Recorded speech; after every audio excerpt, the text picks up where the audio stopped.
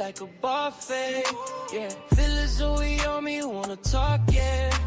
And talking too fast gon' get you sparked, yeah. My team sourced up as long as you know. My hitters hit your hitters if they pseudo. They ask how everyone know what my name is. Cause I stay hunted on the same shit. Yeah, history and logic going so hard. I built this from the bottom, made my own start. Yeah, wake the neighbors up, we be going so hard. I love this game, I gave it my whole heart. Yeah, V12 in it, it got horses. My phone ring, they want sources. Unload the clip on, turn them to corpses. Heard I'm trying to copy my recipe, that is hopeless. Yeah, hood luck, think that hating gon' work, tell them good luck. Titan gang or don't bang, throw your hood up. Gang, we got the knowledge on tap, could get you hooked up. They like A1, look at all this wisdom we done cooked up for the community. Coliseum of arguments. You know, I know I'ma take my Titans with me where I go. So don't forget about me, don't forget about me. Y'all playing games, this ain't an arcade. Late night debates, hit like a bar face. So don't forget about me, don't forget about me. I know. Debate or die, we flexing for sure. I'ma take my Titans with me where I go. Don't forget about me.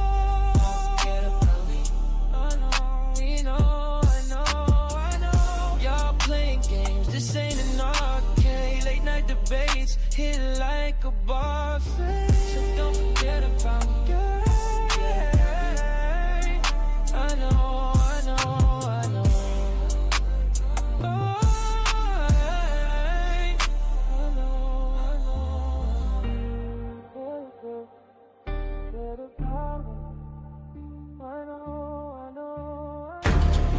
Are you tired of the same old echo chambers? Ready to stretch your mind to places it's never been before?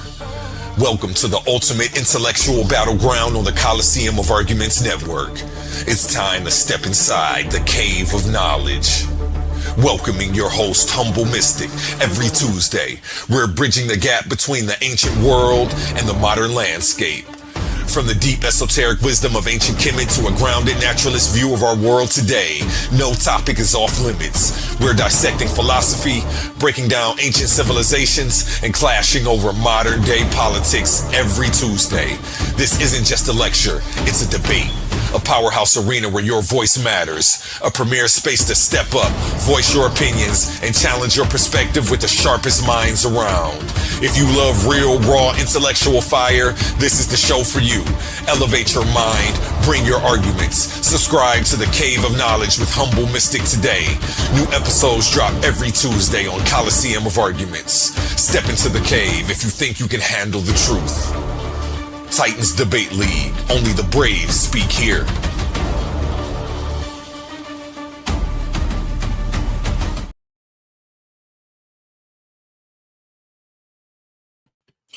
What up, family? Y'all know what it is. It's your brother Humble Mystic in the building. I'm here with my brother Quantum. Y'all already know. In the day, we exposing the origin of the Hebrews, right? I had to do something. This is not a response out of anger. You know, I love my brother Omar. Hopefully my brother Omar can come up here.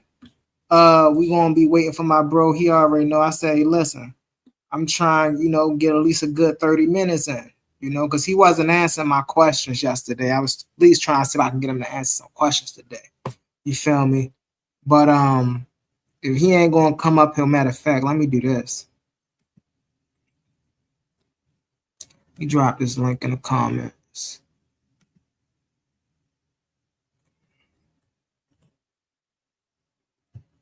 And before I go any further, I'm gonna wait until Omar get in here. I'm gonna wait till Omar get in here if he ever come in here. But so yeah, family. Today we going over the origin of the Hebrew Israelites, right?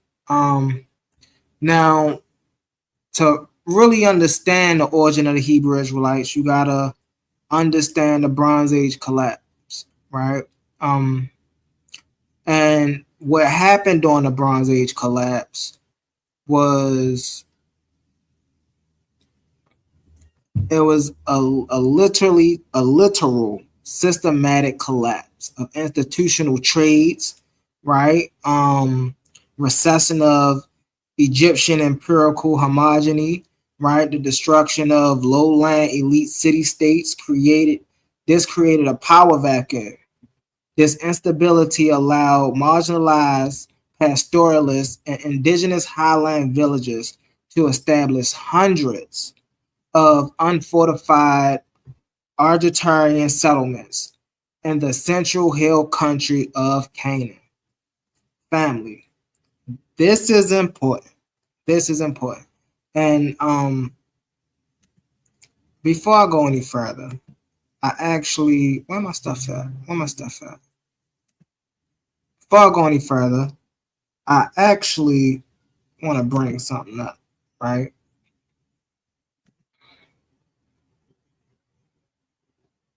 I want to bring it up from somewhere else just because I don't got time to be hearing people mouth, oh, you using this. So let me get this real quick.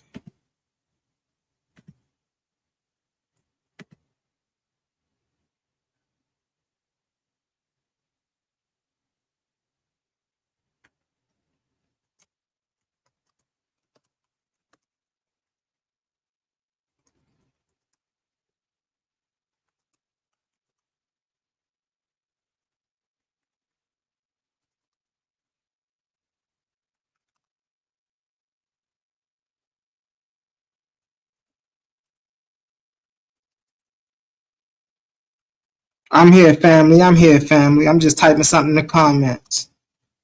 I mean, not the comments. I'm sorry. I'm here, though. I'm sitting here trying to type.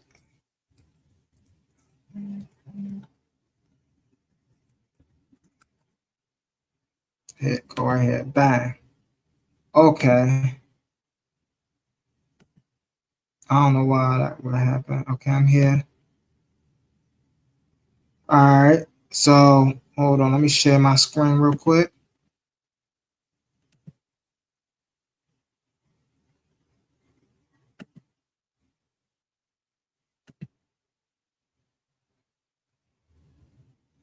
Right.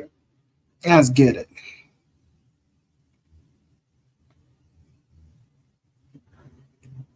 I wish I could hide that, but that guy. All right. So it says historically, the people later called Hebrew Israelites and Jews emerged in the South Levant, roughly present day Israel, Palestine, and parts of Jordan, in the late second millennium BCE. The late second millennium. The dominant archaeological view that early Israelites were largely an indigenous Canaanite-derived population. This is what the family, this is what Omar tried to run from. This is what Kassad tries to run from. You know, namely all the Hebrew Israelites that claim to be Hebrew Israelite, they try to run from this. That their origins start in the Levant, not in Mesopotamia. Sure, the Bible say Abraham was from Mesopotamia, right? But when we go into history, we can see their culture started in the Levant region. The Highland villages whose identity, social organization, and distinctive worship of Yahweh gradually differentiated them from the neighboring Canaanite city-states and peoples. The British Museum likewise described Israelites' origin as indigenous to the Levant and emphasized continuity with Canaanite culture. What source is this? Hold on, let me pull this up right here. The British Museum. Let me share this right here. All right, I'm sharing this. The ancient, get this up, my stuff. Where is this? Come on now. All right, on this page. The ancient Levant corresponds to the modern states of Syria, west parts of the Lebanon, Israel, Palestine, and Jordan. Romans 57:59 present the material culture of the region from the Neolithic farmers of the 8th millennium BCE to the fall of the Neo-Babylonian Empire 539 BC. Within the context of major historical events, objects on display illustrate the continuity of the Canaanite culture of the southern Levant throughout this period. They highlight the indigenous origins of both the Israelites and the Phoenicians. The Israelites. Listen to this, family. Right here, the Canaanite culture of the southern Levant throughout this period. They highlight the indigenous origins of both the Israelites and the Phoenicians. They got some highlights right here. Statue of Endrami, right? Accessibility. No, I'm not interested in this. What's this right here? I want to see this highlight. Can I click on the statue? I can't even click on the statue. That's crazy. All right, but so that's where we at with it. Let's get back here with it real quick.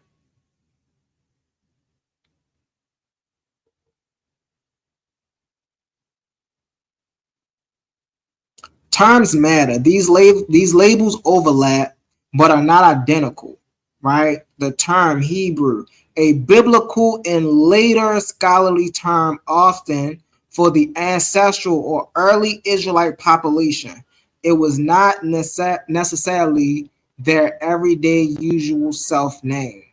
The Israelites, the people of the kingdom of Israel and Judah in the Iron Age, especially after 1200 BCE. This is who they're talking about when they say they're Israelites. The Judeans and Jews, originally the people of Judah, Jews, became the principal identity after the Babylonian exile and the Persian and Second Temple period. Thus, Hebrew people is best understood not as a separate modern biological race, but as an ancient Northwest Semitic-speaking population. Semitic speaking is very important, family, because the Hebrew people believes that anybody that is Semitic speaking is Israelites or is Hebrews, and that's simply not true. That develop into the Israelites, and especially through the southern kingdom of Judah and Jewish people. Hebrew itself belonged to the Canaanite branch, Northwest Semitic language, closely related to Phoenician and Moabite. This comes right straight from the Britannica. But this is what's interesting we're about to get into. Right? The Hebrew Bible presents an ancestral narrative. Abraham comes from Mesopotamia to Canaan.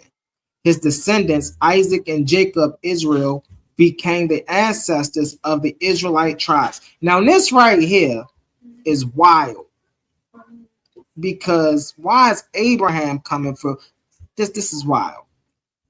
Israelites migrate to Egypt, experience oppression, leave the Exodus. Now, y'all know my view on the Exodus. The Exodus never happened. I can't wait for Omar to come up here. I'm gonna punch on him with that one. This tradition was foundational to Israelite and Jewish self-understanding. It preserved memories of kingship, migration, libation, covenant, and settlement. But historians do not treat every element as straightforward, independently verified chronicle. The patriarchal stories, Exodus, wilderness narratives, and conquest accounts must be distinguished from the archaeological reconstruction of how populations actually formed.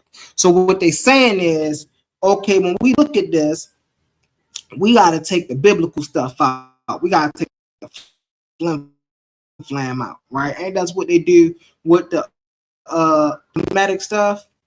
They take them flam out, right? And they like, all right, well, look, we're going to look at the kingdom, the nation of Kemet. We got to look at it from an archaeological point of view. Right. Speaking about that, I want to say something. I want to show something real quick. Hold on one second. I want to show something else. I want to correct myself. Yesterday, I took a screenshot of something that was blurry, and I want to correct myself, right? And we could touch on it a little bit. Where I'm at with it, where I'm at with it, where I'm at with it, where is it?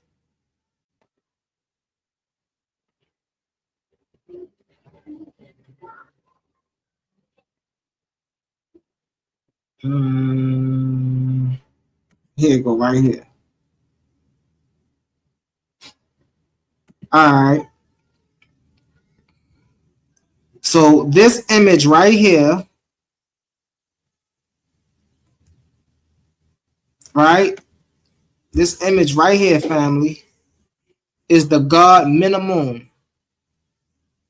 Is an image of the god Minimum. Is an ancient Egyptian depicted the god Men, an ancient deity of fertility, reproduction, and male sexual potency.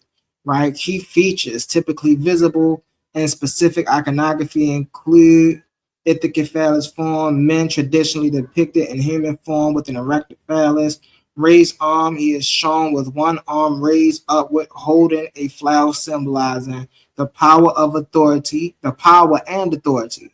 The headdress he wears is distinctive, right? Plum, right? Feathered headdress. Offering, sense is the type of offering. It's accompanied by shrines, pillars, or beings presented with offerings, such as Roman letters, with Egyptians associated with him due to his supposed, right, aphrodisiac qualities. What is this a symbol of? The relief depicts the ancient Egyptian god Men, who serve as a powerful symbol of the male fertility, sexual potency, agricultural harvest, and regeneration. Right? Specific elements of this iconography includes, right, form, we went over that, the raised arm, the plummet headdress. So that was a Kemet statue. I had to come up and let me share this. Where I'm at with it now. I got all these dang tabs open. That's crazy.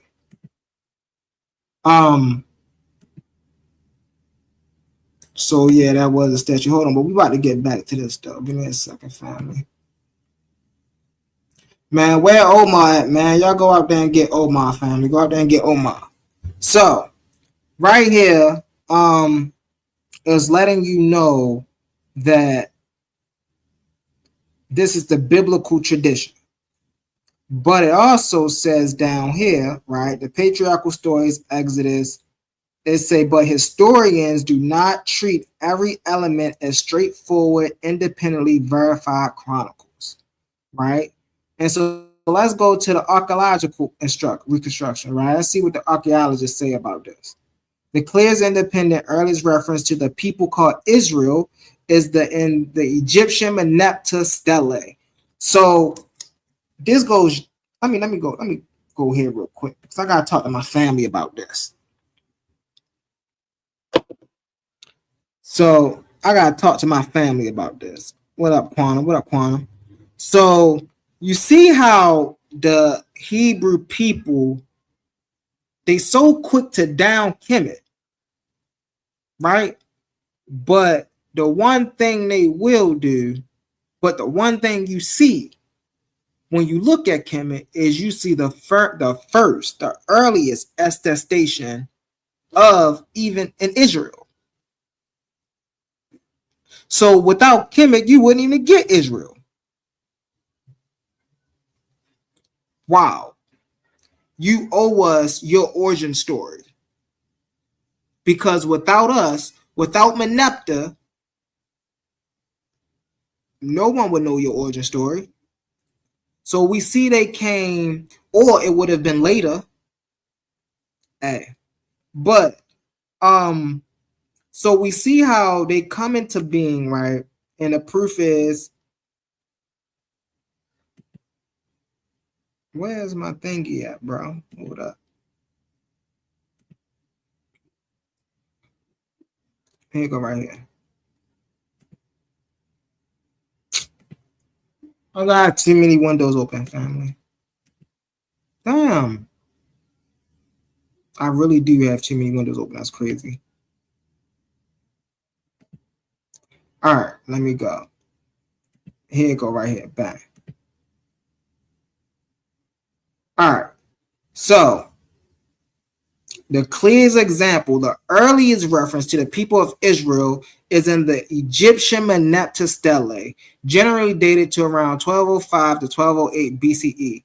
It names Israel among groups defeated in Canaan, right? In Canaan, not in Mesopotamia, not in Egypt. All of these people were defeated, or all of these groups of people were defeated in Canaan.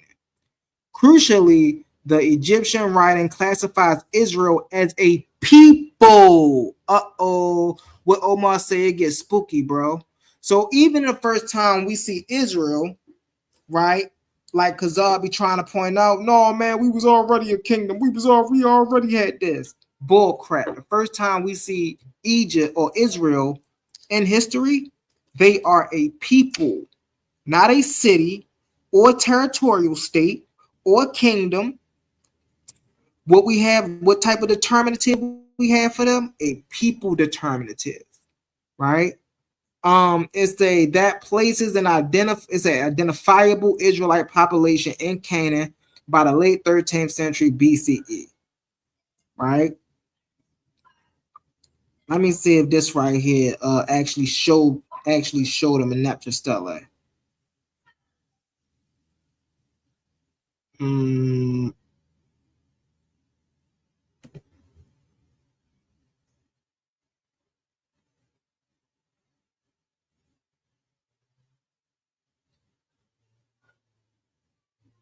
Here it is, right here.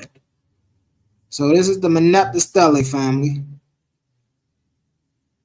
And this stele right here is the first stele. This is how we can find out who the Israelites are. Me and Quantum was talking earlier. And that's the question that we kept getting around to. Okay, we got to find out who these people are. Right? And where should we start when trying to look for who these people are? Right here. And did they start off as a kingdom? No. Right? They started off as a people group. Now, why is that so important, Brother Humble? That's so important because when you go back to that Bible, you'll hear a story about a man by the name of Abraham, right? And before you get to Abraham, you have Eber, right? You got Joseph. You got these people in the story, and specifically the story about Abraham don't line up with what this says. And if we want to be even more clear with it, the story of Jacob doesn't line up with what this is talking about. This is in 1208, 05 to 08, right? Y'all say Abraham was dated back to 1800, 2000 BCE. You feel me? So I don't know, man. Y'all gotta get it together on that one. So let's keep going. Right? Archaeological surveys show a major growth of small villages in the central highlands of Canaan around the transition from the late Bronze Age to the Iron Age. And this is where Khazad keep falling short in his surveys, right? Because he believes that the Israelites, and I'm pretty sure Omar and Smash do as well, they believe the Israelites can be found earlier than this. And my question to them is always, you got to show me. And I don't want to see it in the Bible. I don't want to see it in anybody's belief system. And no, I want to see archaeological evidence that the Israelites were a people, a kingdom, a people on this planet that was identified. 14th century, 15th century, 16th century BCE. You ain't going to find it. Let's get into it. It says many early Israelites had roots among local Canaanite royal population. The collapse of the late Bronze Age city-state systems created new opportunities for village communities and pastoral groups, right? So what we see here is what I've been saying the whole time, right? During the Bronze Age collapse, oh snaps, let me charge my thing up. During the Bronze Age collapse, we see groups of people coming together, right? Two of the main groups of people we see is the Shashu of Yahweh, right? And the inland Canaanites, right? It says some external or nomadic groups may have also joined the development population. A shared Israelite identity merged gradually through this kingship, claimed settlement patterns, political organization, and especially devotion to who? Yahweh. So the most defensible formulation is Israel emerged from within Canaan world while also absorbing and preserving memories and possibly some populations connected with the movement from outside of it, right? Where Yahweh's fit. Early Israelites were culturally close to other Canaanites. Their language, pottery, tradition, agriculture, and agricultural life and many social institutions show continuity, right? Their major religious distinctions was the growing centrality of Yahweh. The precise origins of Yahweh worship remains debated. Some scholars connected to the earliest Yahweh tradition to regions south or southeast of Canaan, Edom, Midian. Hey, they don't want to be connected with Canaan, man, but they can't go nowhere from it. They can't run from it. Say, yeah.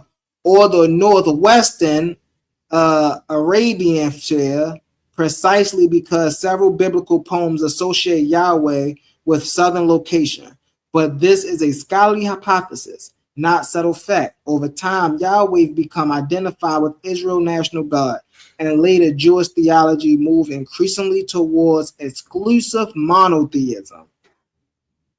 The word Hebrew in terms Ivrit, plural, Ivrim, exact origin is uncertain, right? Literally, it just means to cross over, right? So this is the earliest origin of these people. Now, one of the things we got into was El and Yahweh, right? And I want to show y'all something real quick. Hold on, I think it's over here. Where is it? All right.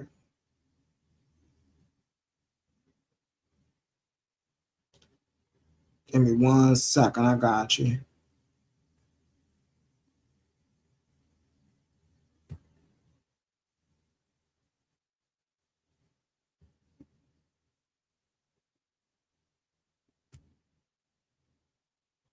All right. So we got El, the influential historical, cultural, and agricultural model. It's a disguise the original identities of El and Yahweh as two separate deities who later merged into the single deity of God of Israel. Scholars such as Mark S. Smith, the early historian of God, the early history of God, and Frank Moore Cross argue that El was originally the head of the Canaanite pantheon, worshipped in the northern highlands and Ugarit as a created deity, the father of years, while Yahweh merged separately as a storm and warrior deity rooted in the southern desert, such as Edom, Seir, and Midian. Over centuries of cultural and religious synchronism following the settlement in Canaan, the characteristics of these two distinct regional figures were conflated, ultimately unifying them, the northern El worship and the southern Yahweh worship, into single nation regions, right? Two different gods, two different regions, two different identities. Yahweh, where Yahweh come from, family? This academic instruction relies heavily on both epigraphic and biblical primary evidence. This preserved the seams of the merge of primary textual artifacts such as the early archaizing poems in the Hebrew Bible, including Deuteronomy 32:2 and Judges 5:4, consistently describing Yahweh marching northward out of the southern wilderness from Seir and from Edom. pointing to a non-Canaanite geographic origin. Furthermore, extra-biblical Egyptian inscriptions from late Bronze Age and Iron Age, such as the topographical listings of Solabs mentioned in Shashu nomads, see, I told y'all they was the Shashu Yahweh, right? Collaborate the existence of southern nomadic groups associated with the divine name prior to its prominence in the Central Highlands, right? Let me stop, Sean. Okay, let's get into this, family. So, Brother Omar yesterday was talking about being, so, Ayo, Smash is funny. So, yesterday, Brother Omar was talking about being truthful. He was talking about coming with solidarity, right? I think that's a bunch of bull crap. Come on up here, Smash. You see the link in the comments. Come on up here. I'm waiting for one of y'all to come up here. But I think that's a bunch of bull crap when your Bible don't even line up with actual history. You feel me?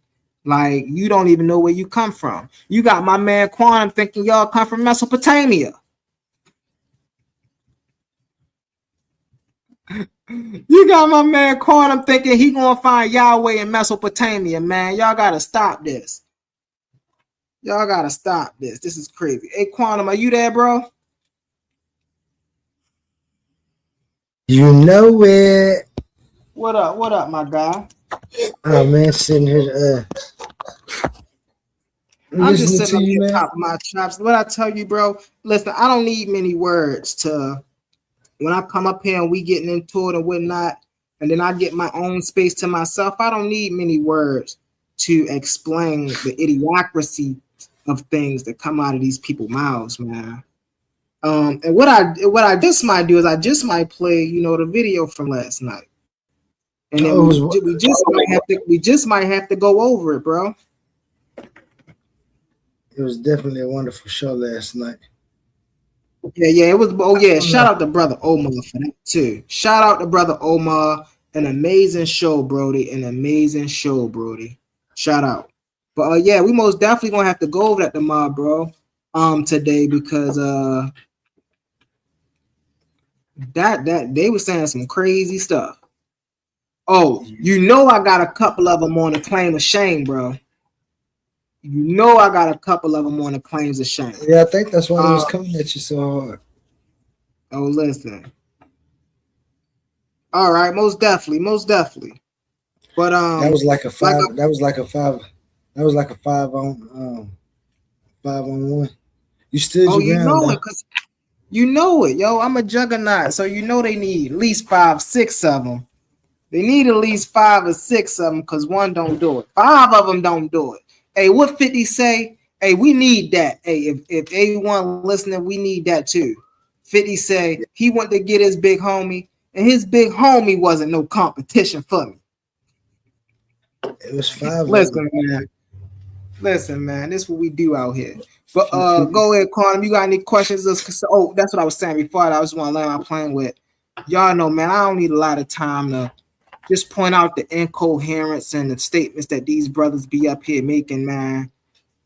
They be out here wild with it. You know what I'm saying? They up here worshiping Yahweh. They don't know that El and Yahweh was assimilated with one another.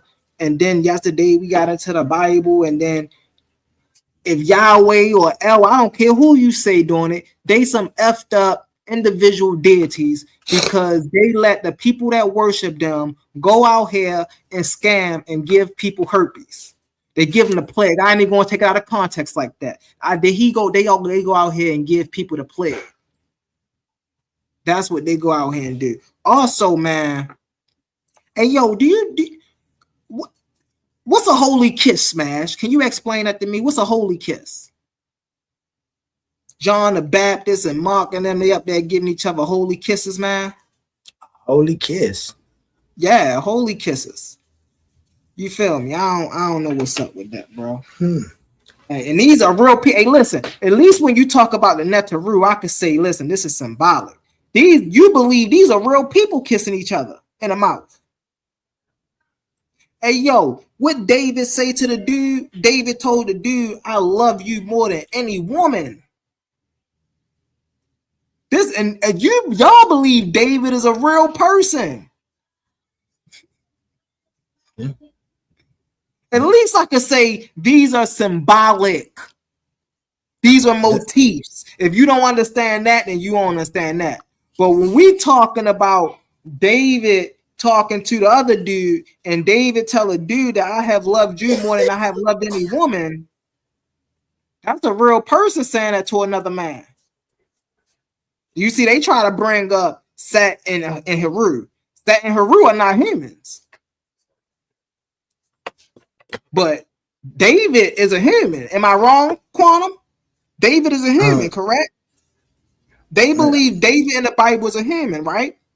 That they also lived, yeah. Mm-hmm.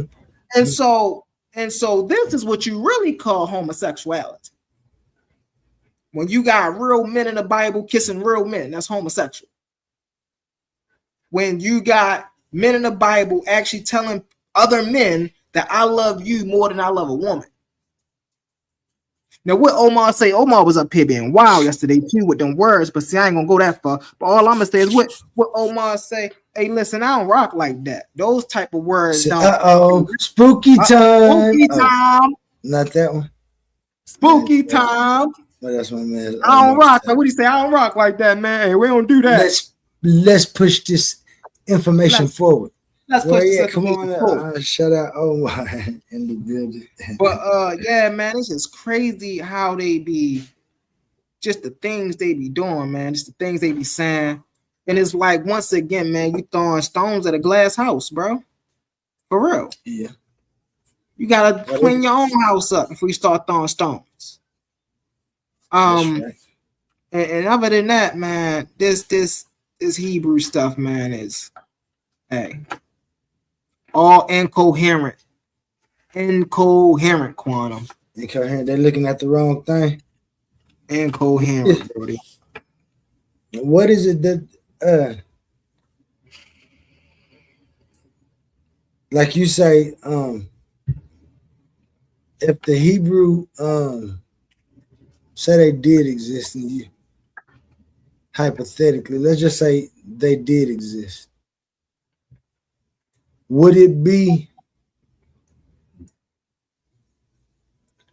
in an area that they could identify today?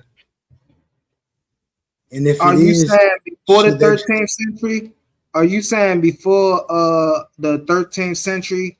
Or well, I know you're gonna say I don't want to be anachronistic with it when I say it. We was talking earlier about what I believe about that word. And how if you can identify a place that was named something previous, and you can identify your bloodline all the way back. When I say I'm that, is that anachronistic? Or I can actually identify as that people because I do have blood that I can actually trace back to that area. So it will go back to, for an example, of the Chaldea is anachronistic because by the time the Chaldeans became a people group, right, under the Babylonians, was already gone. So there was no such thing as of the Chaldea. Is a place that existed thousands of years before before the Chaldeans even became a people group. So that's why that's anachronistic. They're smashed. They're putting together two terms that you can't find in history. So if you said, for example, if you said you were from Florida, right, in the city of Philadelphia,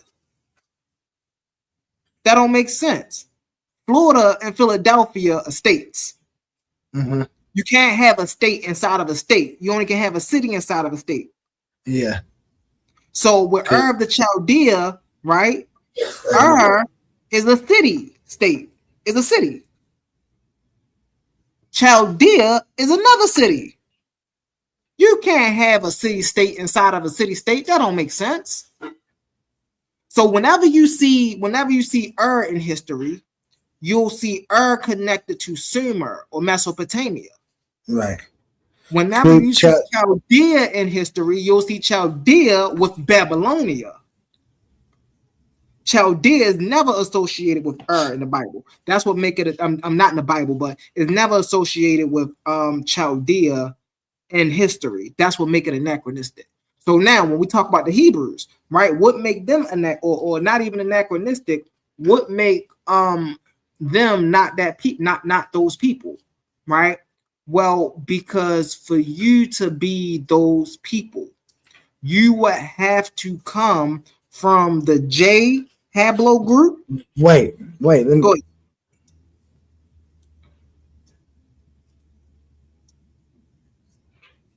I'm from but I live among the Chaldees. I can trace my bloodline back to but I know I'm from the Chaldee. Could I trace Chaldea in that way?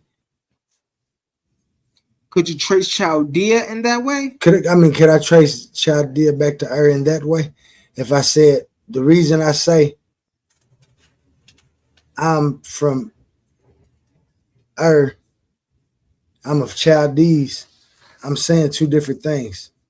No, he's saying I'm from of the child. That's like saying I'm from Baltimore.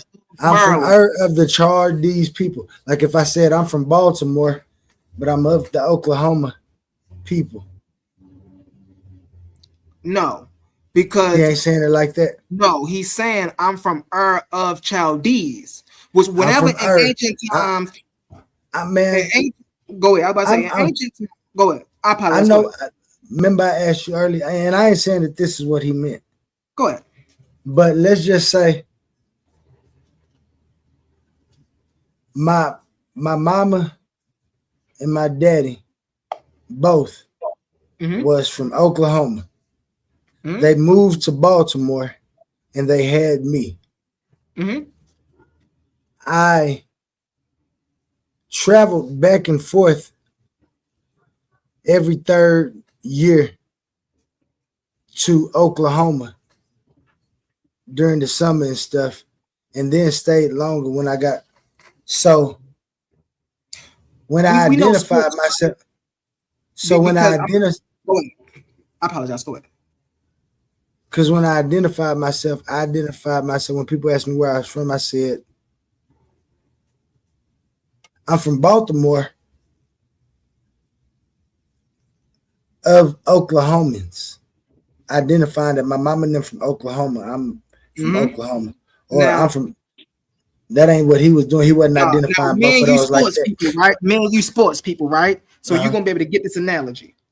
The reason why the Chaldea, and I'm bring Toe in a second, Brody. We see you down there. We appreciate you for hitting the panel, Brody. The reason the Chaldea is anachronism is the same reason why the Bobcats winning the 2026 championship, NBA championships, would be anachronistic. If I said what now? If you said the Bobcats won the 2026 NBA championship, that would be anachronistic. You know what the Bobcats? Like when the Thunder won it. If I said Seattle, the Seattle Supersonics. Yeah, because they're not the Seattle Supersonics. They're the Thunder. So there you go. So that's why that's the next. So now the very fact that didn't exist during the time of Chaldees, you can't equate those two people, or you can't equate those two lands. So why do well, never mind. I can't talk about that because that's a video game, and I'm just reasoning through it. So hey, listen. So it wouldn't be safe for. It'd only be safe for Shea Gildress Alexander to wear a throwback Seattle Seahawks jersey in public, but he's a Thunder championship, A and Gary supersonic. Payton. Yeah, supersonic. And Gary Payton can't say that he's a Thunder Yeah, player he's not. because It's just like if I can explain. So in how Baltimore, so you know, so wait, will right now if we look at records, Mhm. when we look up, let's say Gary Payton, Mhm. he ain't on the Thunder all-time greatest list, is he? No, no, no. He's on the Seattle Seahawks. Because Seattle those are two Supersonics. different teams. I'm gonna Yeah, give you another one, right? So back in the day, you know, the 80s, the 70s, and the 80s, Baltimore had a football team called the Baltimore Colts. uh-huh. Right? Now the Baltimore, this was like the not the NFL, it was the AFL joints like that. Now the Baltimore Colts moved to Indianapolis, and they became the Indianapolis Colts, right? Right. And they won championships. Can Baltimore then take credit for those championships that the Indianapolis Colts won? Wait, run that analogy by me again. I think I might have missed something. So in the 70s and 80s, the Colts used to be Baltimore's team, the Baltimore Colts. Baltimore Colts. The Baltimore Colts picked up and moved and went to Indianapolis. And then they won 4 championships. You know, we got the Ravens. They in Indianapolis, right? They won 4 championships. Right. And we then, the Baltimore Colts, then take credit for the 4 championships the Indianapolis Colts won. The Baltimore Colts wouldn't be there no more, though, would they? That's the point right there. There you go. But could you still be a Baltimore? I mean, could you still be an Indianapolis Colts fan because they was once the Baltimore Colts? You can, but the Baltimore Colts is no longer a team. You now are the Colts don't matter now. You're talking about the labeling. Yes. I got you. Because the Indianapolis Colts, it doesn't matter how many more championships the Indianapolis Colts win, right? We'll never say the Baltimore Colts won another team. Colts won it. Exactly. So that's where the anachronism comes in at. What's up? What's up, Toe? We had Toe up here first, and then we got brother OTK. What it do, Toe? Oh man, everything good, everything good, man, everything straight, man. So like you say, huh? So I mean, what's your guys on the topic now? On Urds of the Urds of the Chaldees. What was you guys on saying that on that? Of the Chaldees is an anachronism. Oh, okay. And that means what? What does that mean? An anachronism is 2 things that don't go together, right? So when you have an anachronism, then it's when you put something in a timeline where it don't go at. Basically, you're smashing together history, right? So you putting together 2 things that don't fit in history. Okay. And like how do you come to this? Like Chaldeans? Like what was the Well, was an older city state in Mesopotamia, way before, right? That came around 35, 36, 100 BCE, right? By the time the Chaldeans came around, that was 8th, 7th century BCE. So those 2 timelines don't. By the time the Chaldeans came around, was already gone and abandoned. There was no So it would be impossible for somebody to come and say, okay, well, I'm from of the Chaldea, if didn't exist during the time of the Chaldeans. Oh, okay.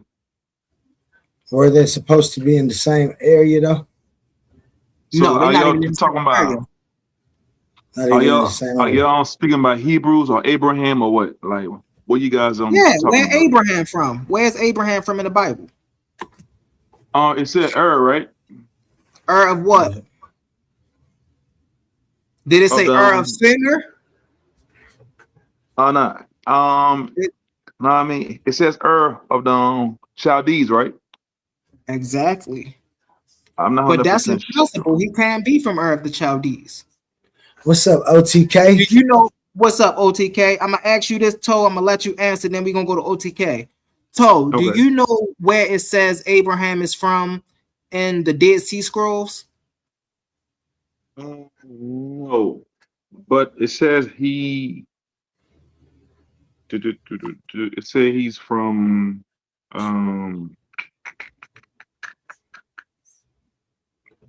into the land of Canaan. So he came from, I'm not sure where he's from, but it said he moved to the Canaanites like area. Which means that's like now I mean Canaanites is like northeast Africa. It's like northeast Africa. That's where he moved to.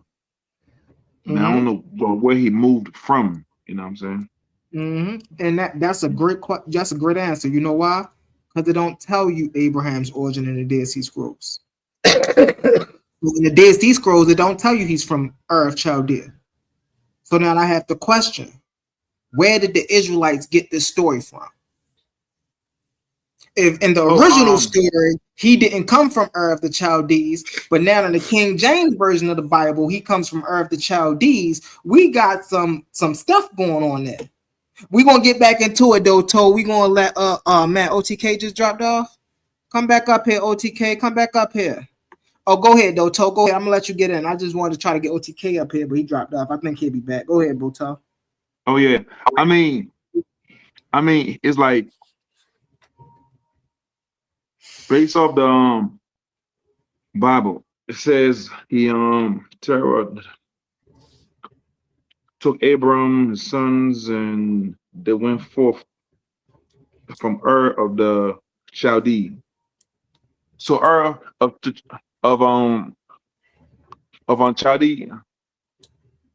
but was is a it that in place. the Dead Sea Scrolls as well?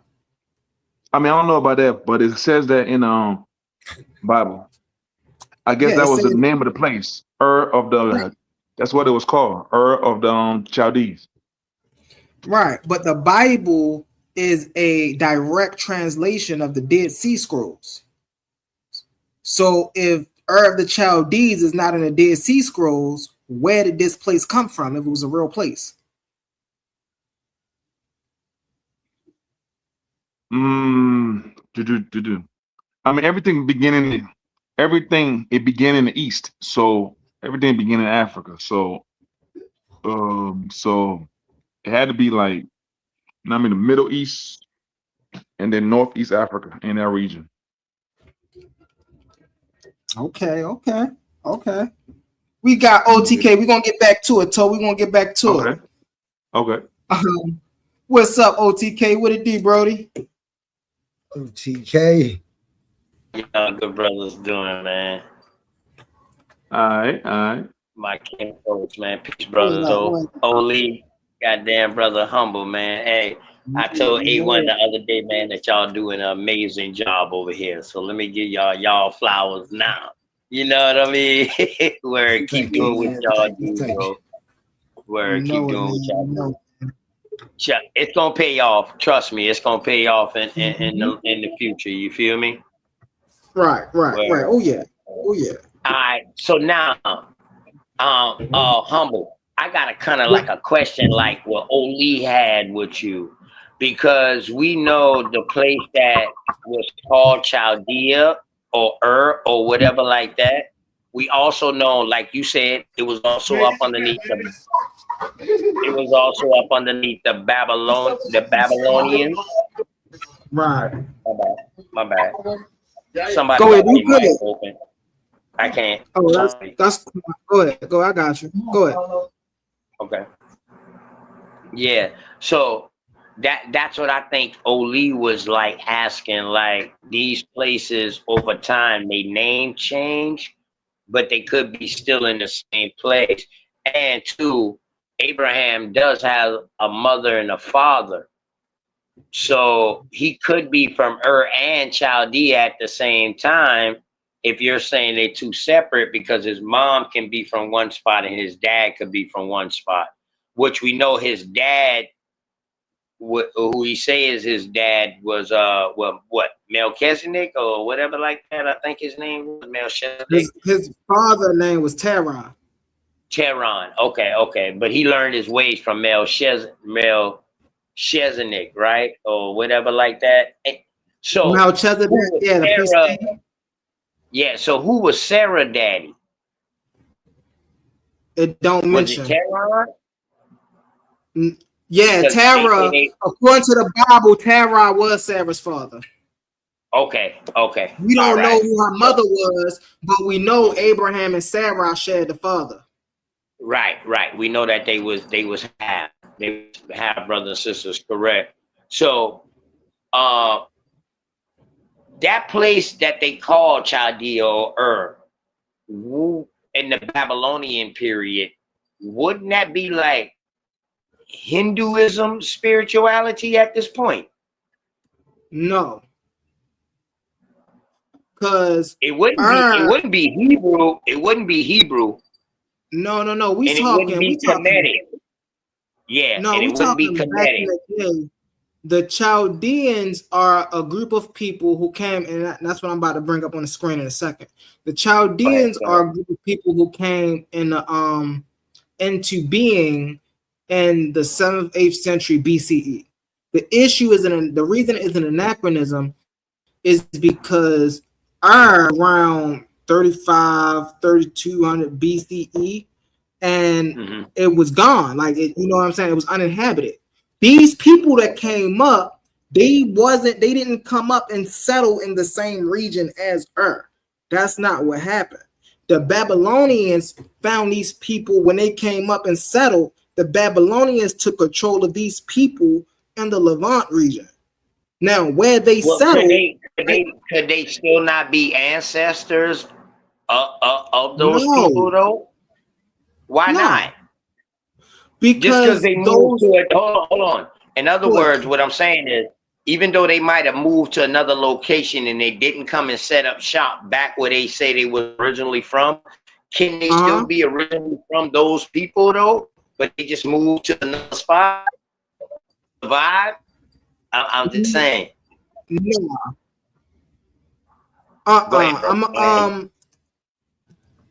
That's the same question I asked. I wanted to know. Yeah, right. That's what I came to reiterate. Like, that's why I told them. Like, I kind of got the same question you got, because it's no different like the Seminoles, bro, or the Yamasee. The Yamasee ain't originally from South Carolina or from Florida.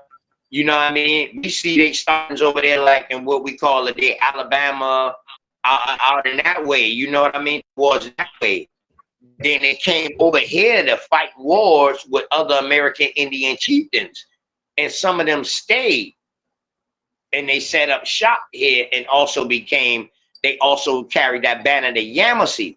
So now that you see the Yamasee in South Carolina, are they not the same Yamasee that's in Oklahoma that you no longer know about today because they name change? Not Oklahoma, and Alabama, Mississippi, going out that way. Are they not the same Yamasees? Oh yeah. On that, Go ahead. On that, okay, at this point right now, at this point, everybody on earth is black. So everybody on earth at this point is all like, everybody's black. But there's a royal bloodline. And that bloodline is Adam, Seth, Noah, Shem, and then Abraham. So it's like a bloodline. And it says Abraham moved from child of the Chaldeans to Canaan. And part about that is Canaan is where Israel at. And the Canaan is where the Garden of Eden is. So we moved out of there and we move on somewhere else. And then where's Chaldea at? Ain't Chaldea in modern day old day Persia or Babylon? or Hittite. Now, All of those are say, the same people. The Babylonians, the Hittites, the Persians, all of these are the same people. Their name just changed throughout history. Oh yeah. Now all of them were black, but all of them were not the same. Not all black people on earth are the same people. I don't know you understand that, but there's like two kinds of black people on earth. You come from Shem or you come from Ham. You see what I'm saying? All right, really fast, family, really fast. Let me read this really fast, Brody. Okay. So what's an anachronism? An anachronism, from the Greek ana meanings backwards, chronos meaning time, is something such as a word, object, custom, or idea that is placed in a time period where it does not belong historically. I'm gonna read that again. It is a such word, object, custom, or idea that is placed in a time period where it does not belong. Right? So now, watch this. Why is of the Chaldees an anachronism? The phrase of the Chaldees, found in the biblical book of Genesis, is considered an anachronism because of a mismatch in timelines. This is all I'm saying, family. Right. Spanning roughly 1,000 years. The time of Abraham, according to biblical chronology and scholarly estimates, the patriarch Abraham is traditionally placed around 2000 BCE, the early Bronze Age. Right?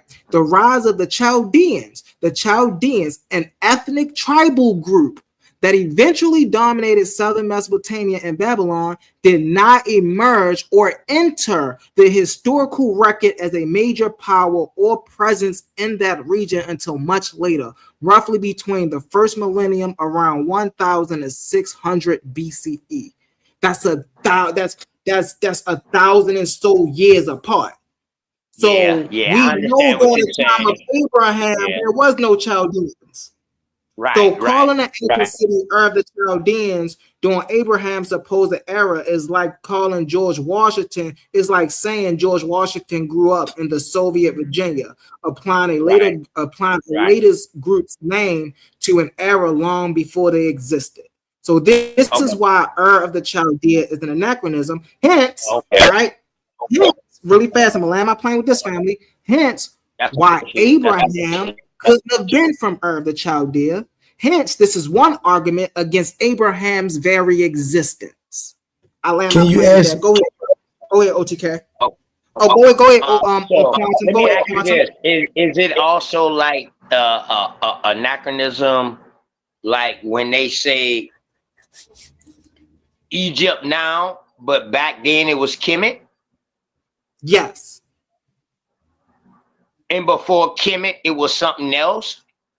Yes, that's not an anachronism because if like today, if we say, I was just talking to Quantum about this. Yeah. If a person lived today, right, and they was born, right, and let's say they were born in Karnak, right? So to say that they were born, say they was born at Karnak in a new town. So to say they was born in Tasseti would be an anachronism because Tasseti doesn't exist today. Nubia exists today, but not Tasseti. But they're the same place? Yes, but the people are not the same. That's the difference. So what if the bloodline? What if the bloodlines are still? Go ahead, Quantum. What if the bloodlines are still there? But so that's what I'm saying. How is the bloodline? How is the Chaldean bloodline in Abraham's time if the blood of the Chaldeans wasn't even there yet? They didn't pop up in history until 1650 BCE. Which means is when which only means is this is when somebody started identifying as these people, right? And what people? The Chaldees. When it say that they popped up, we know that they didn't just pop up. These were some people who decided to start identifying as the Chaldees, right? As Chaldees, yeah. Okay. Now, these people who say they're the Chaldees, they're in a place, right? Mm-hmm. That place was they migrated to a place from the southern region. They migrated to a place. Yes. Yeah, I ain't talking about the place they migrated to. We talking about so the place that it was at, it wasn't nowhere near in Mesopotamia. The area that's listen to me, Humble. I'm listening. Go ahead. Yeah. If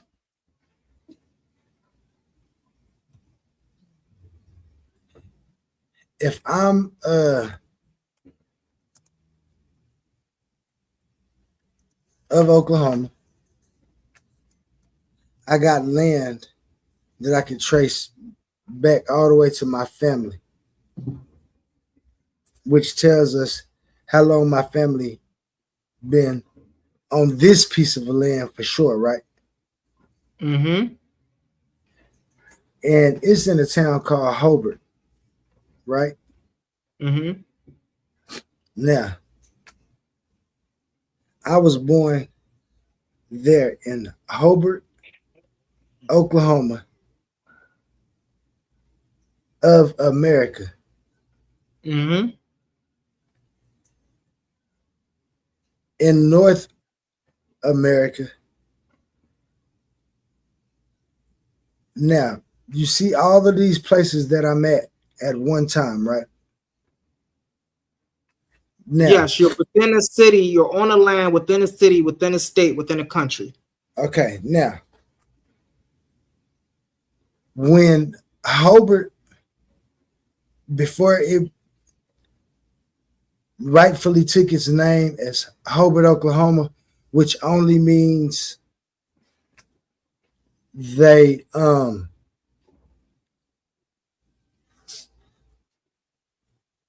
identified it as a city in America, in Oklahoma. This part right here is Hobart, right? Mm-hmm. Now, Hobart didn't just spring up.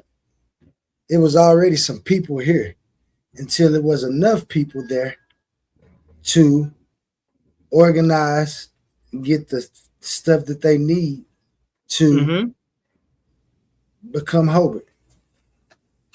So, if at one time, let's just say they called this Dodge City, and I can identify that my family was of Dodge City, the same place that became Hobart.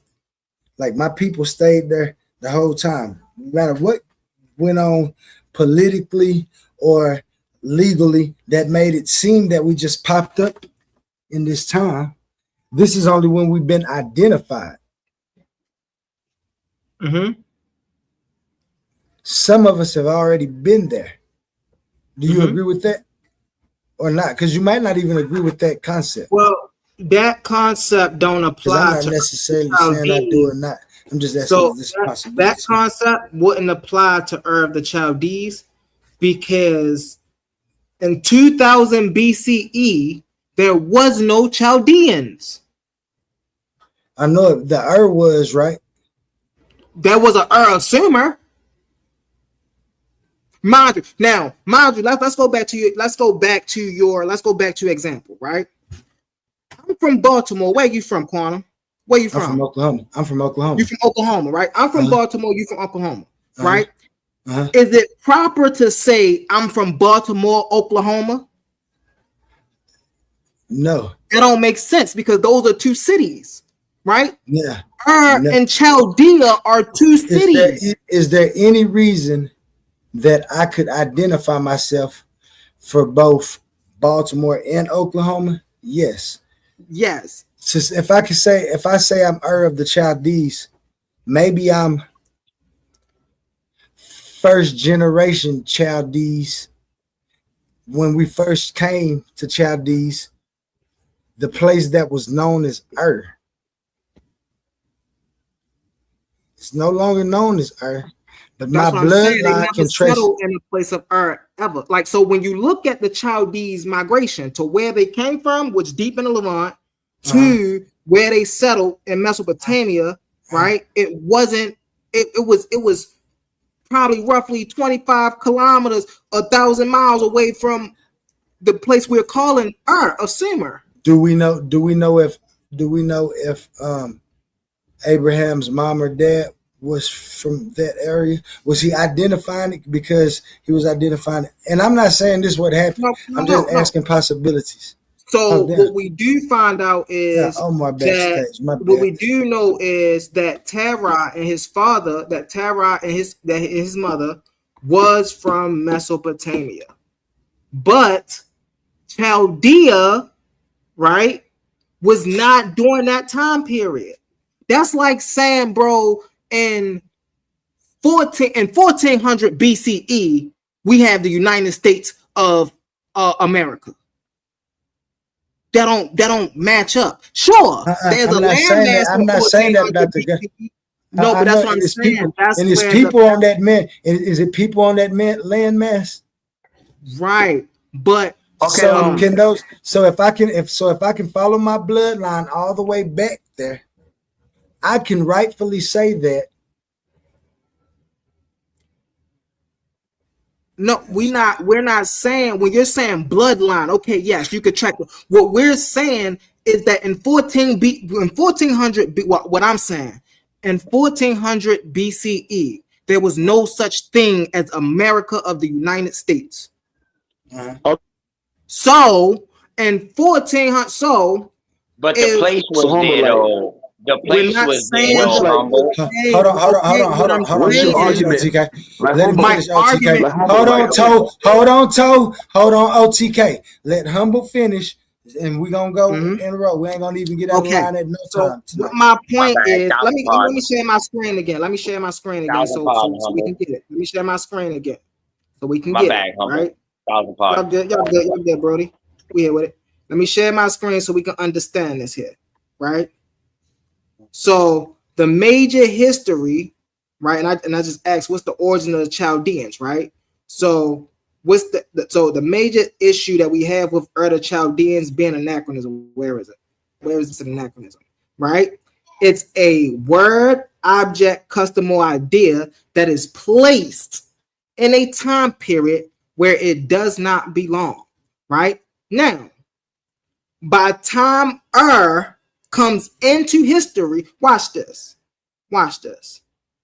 Because it said right here, why is the Chaldees an anachronism? The phrase the Chaldees found in the biblical Genesis is considered an anachronism because of the mismatch in timeline, spanning roughly 1,000 years. The time of Abraham, according to biblical chronology, according to estimate times, right, is 2000 BCE. Right, it's 2000 BCE. Right, the rise of the Chaldeans. The Chaldeans, an ethnic tribal group that eventually dominated Mesopotamia and Babylon, did not emerge or enter the historical record as a major power or presence in that region until much later, roughly between 1 millennia BCE 1000 to 600 BCE, which means during the time of Abraham, there would be no Chaldeans entered the planet. They wouldn't have been there.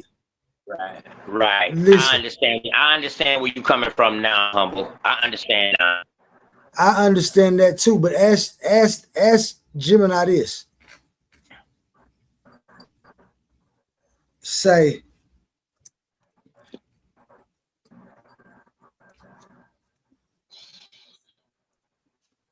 oh shit, do this. Go ahead, Quantum. I got you. I'm typing in. I'm trying to fix my little joint so when I type it in, it won't do nothing. Go ahead. Okay, Humble.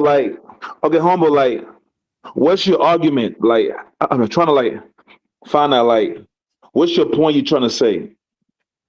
The point I'm saying is because we don't know where Abraham is from. Yeah. That's one point against Abraham's existence. So you're saying Abraham It's not real. And that's No, why Abraham does not exist. And they're trying to use this Ur of Chaldea to validate okay, now I understand where you're coming from, Humble. I understand where you're coming from. Now I understand your point. They used Ur of Chaldea because it was a real place. They try to say that that's how you can prove that Abraham existed because he came from this place. But yet the Bible timeline. Now I understand that. 1,000 years, they're putting it all together like it happened at the same period. I understand what you're saying now, Humble. Exactly. I got it. But it's happening with the same. But since it's happening with the same people who can identify when this name transformed, if them people are, because people don't move like we move today. Listen, watch this, Quantum, watch this. What is the origins of the Chaldeans, right? The word historically identified the Chaldees referring to referring to Chaldea and the Chaldeans, traced back to the ancient Near East, evolving through several lineage steps, right? Historical origin and people and region. The tribe, the Chaldeans, known in ancient Akkadian as Kadu or Kazdu, were a West Semitic. What I tell you, Quantum, they always try to make people that is Semitic speaking Hebrew. Okay, they always do that, right? Semitic speaking tribal. Hold on, let me finish. They migrated into the marshy lowland plains of southeastern Mesopotamia, right near the head of the Persian Gulf. It don't say they settled in Ur. It say they settled in southeastern Mesopotamia near the head of the Persian Gulf around the late 10th or early 9th century BCE. Rise to power. Through initial outsiders, they gradually integrated into Babylonian politics, right? Let me get it to you. In the 7th century BCE, 626 BCE, a Chaldean leader named Nabolia seized the throne of Babylon. He and his famous son Nebuchadnezzar II, Nebuchadnezzar II established the Neo-Babylonian Empire, often called the Chaldean dynasty. Right? This was in the 7th century BCE. So if the Chaldean dynasty was established in the 7th century BCE, right? How could it then be in 2000 BCE? Now watch this. Let's keep on. Which conquered Jerusalem. This is why we see Ur of Chaldea, because the Chaldeans conquered Jerusalem and brought the kingdom of Judah into exile because they ruled the empire at its peak.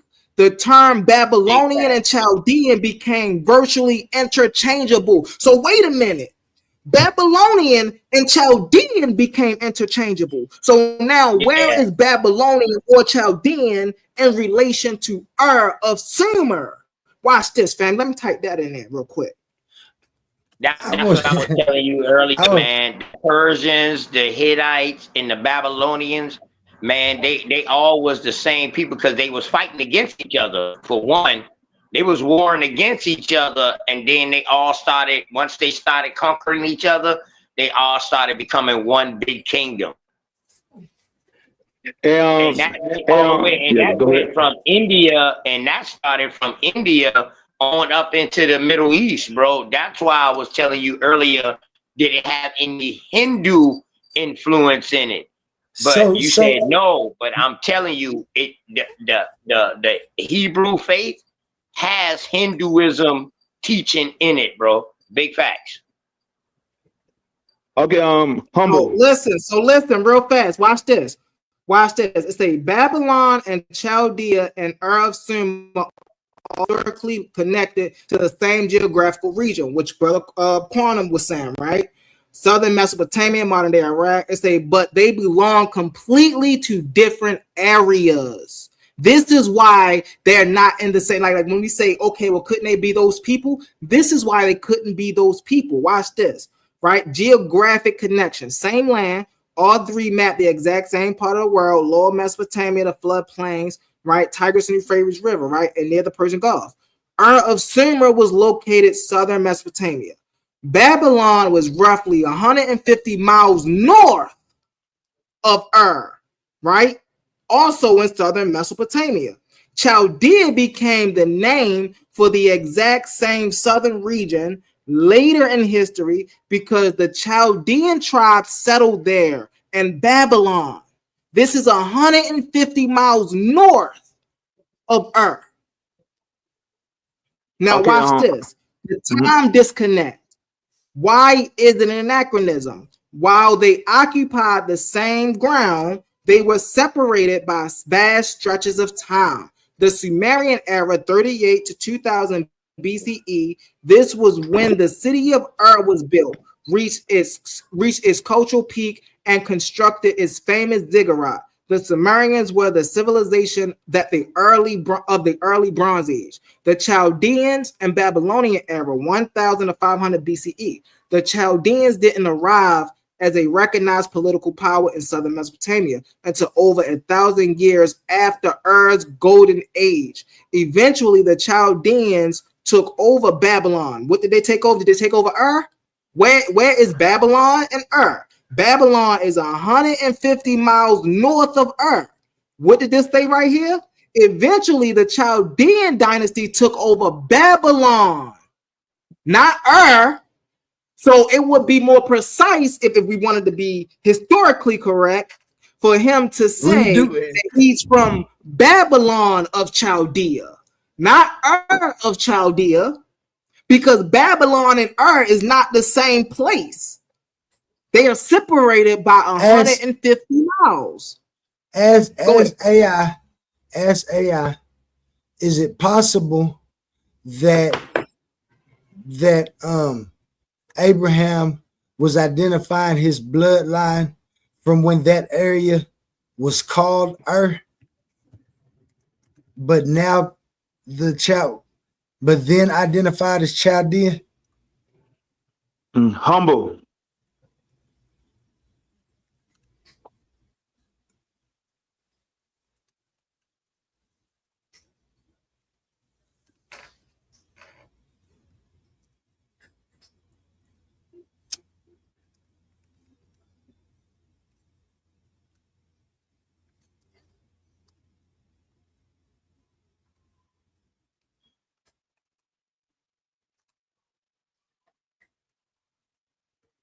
This is an answer right here, Humble. This is an answer my question for me.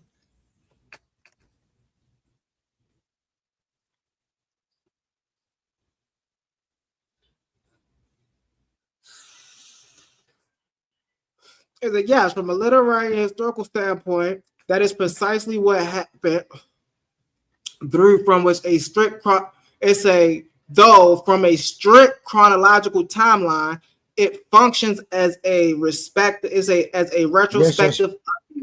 When looking at it now, looking at how ancient texts were written and edited, scholars view the phrase through two different lenses: modern historical view and anachronism. Strictly speaking, the problem known as the Ur of the Chaldees did not exist during the early Bronze Age when the city of Ur was at its peak. Therefore, calling it Ur of the Chaldees during Abraham's actual lifetime is linguistic mismatch. It happens because whoever wrote or compiled the text centuries later used a geographical name they and their contemporary audience recognized for the reason of Chaldea, Babylon. So they recognized Ur, right? They recognized that Ur and Babylon was on the same thing. So instead of them saying Chaldea, Babylon, they said Chaldea, Ur, which is still wrong because Chaldea is in Babylon, not Ur. Read number two. Now read number two. I got you. The traditional editorial view. If you look at it from the perspective of how ancient geography was recorded, writers often update archaic names to readers so readers wouldn't get lost. If a scribe in the 6th century BCE, he wanted to write about the ancient city called Ur, just saying Ur might have been confusing because cities, regions, and landmarks shift over thousands of years. By adding of the Chaldees, the writers were essentially telling their readers, we mean that ancient city of Ur, located down south in the land that is now. Abraham himself wouldn't have identified his bloodline or homeland using the term Chaldees, because the Chaldean hadn't arrived yet. Later biblical writers used that identifier to anchor its origin to a specific well-known southern region of Mesopotamia. Now watch this. Where is just another view? Where do it say Abraham? But it's it's another view. And it's so while Abraham, so this view, the issue with this view is Abraham himself wouldn't have even called himself a Chaldean. Okay, because the Chaldees hadn't arrived. Okay, humble. Okay, for one, Abraham 100% existed. That's one. And two, Abraham what's your argument for that? Abraham is your full father. Like wait, hold on, Toe. I like that question. The sperm you have. Hold on, Toe. I like that. I like that what you just said. Let's let Humble finish this, and then I want to ask you a question because I'm trying to get to the bottom of it. I know it might seem like I'm grilling Humble. I'm not, because I'm about to ask you some questions too. Watch this. And the Dead Sea Scrolls, specifically within Genesis Apocryphon, one of the original scrolls found in Cave 1, which tells and expands upon the story from the book of Genesis, Abraham's origins remain consistent with the standard Bible text. Survival portions of the scrolls that deal with Abraham begins further along his narrative, focusing heavily on his journey in Egypt, his dream, with Pharaoh meaning, however, because the scroll is an exception and retelling of the book of Genesis rather than a replacement of it. The background text assumes matches the traditional account Abraham, so is not there. So that's it's crazy. So it's just when you go to the original. I'm gonna let my play with this, and I gotta close out some of these apps, some of these windows. This should make my laptop move slow. But when you go into the original text, right? It's his place of origin is not there. So that begs the you said that begs the question that you told, because you said that Abraham was a historical person. Can you tell me where Abraham is from? Yeah, it says. And how did you know? Yes, it says. What it says. They went in the east. So, okay, for one, Abraham 100% existed. That's a fact. What's your argument for that? Because he's the father of nations. For example, his first son Ishmael are the Arabs. If you ask any Arab, they know that they come from Abraham. Like, that's a well-known, like, it's like they know, hey, our father Abraham. So Abraham will give birth to the Arabs.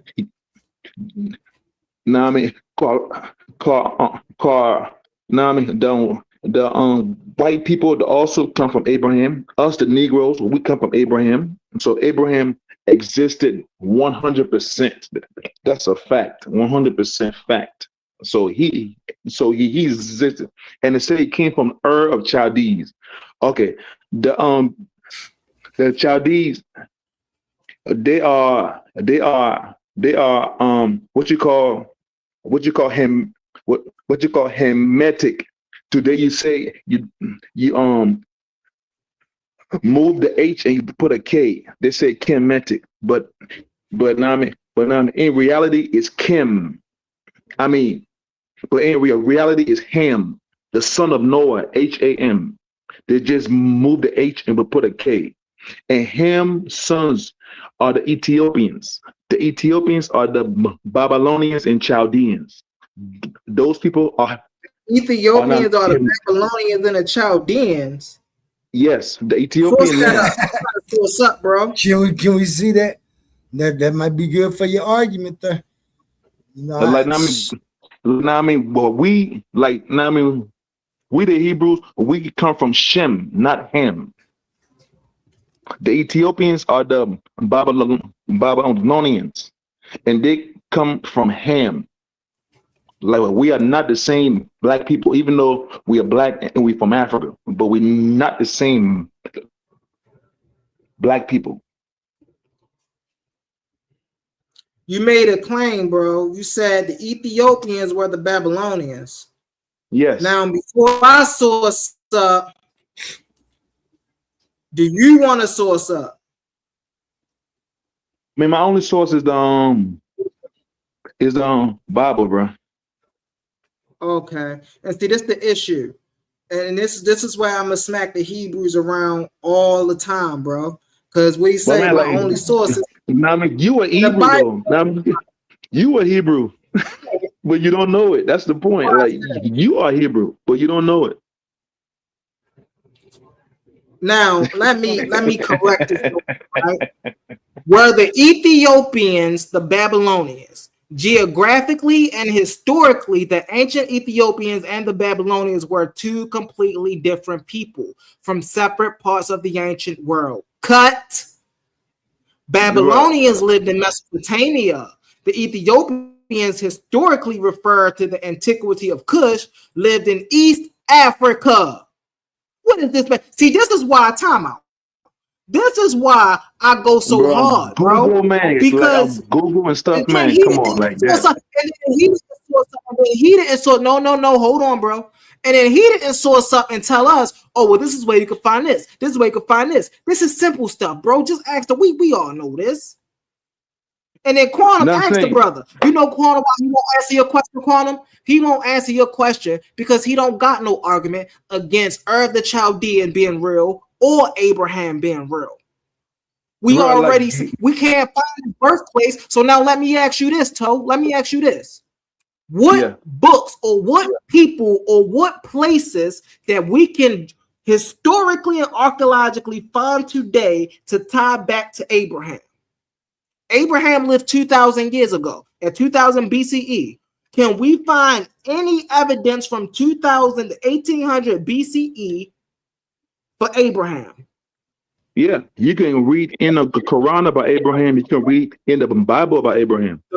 Abraham is in both.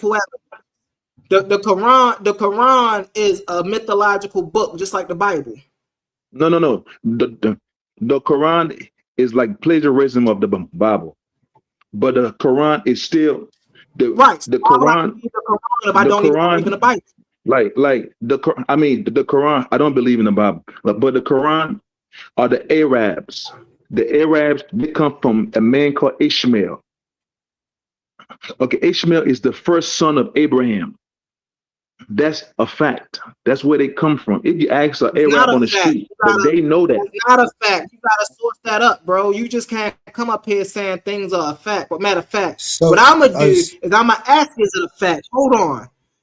Did the Arabs hold. Let me say it in the way you said it. Is it a fact that the Arabs come from Ishmael? I believe so. Maybe not all Arabs. That is not no fact. We're about to see.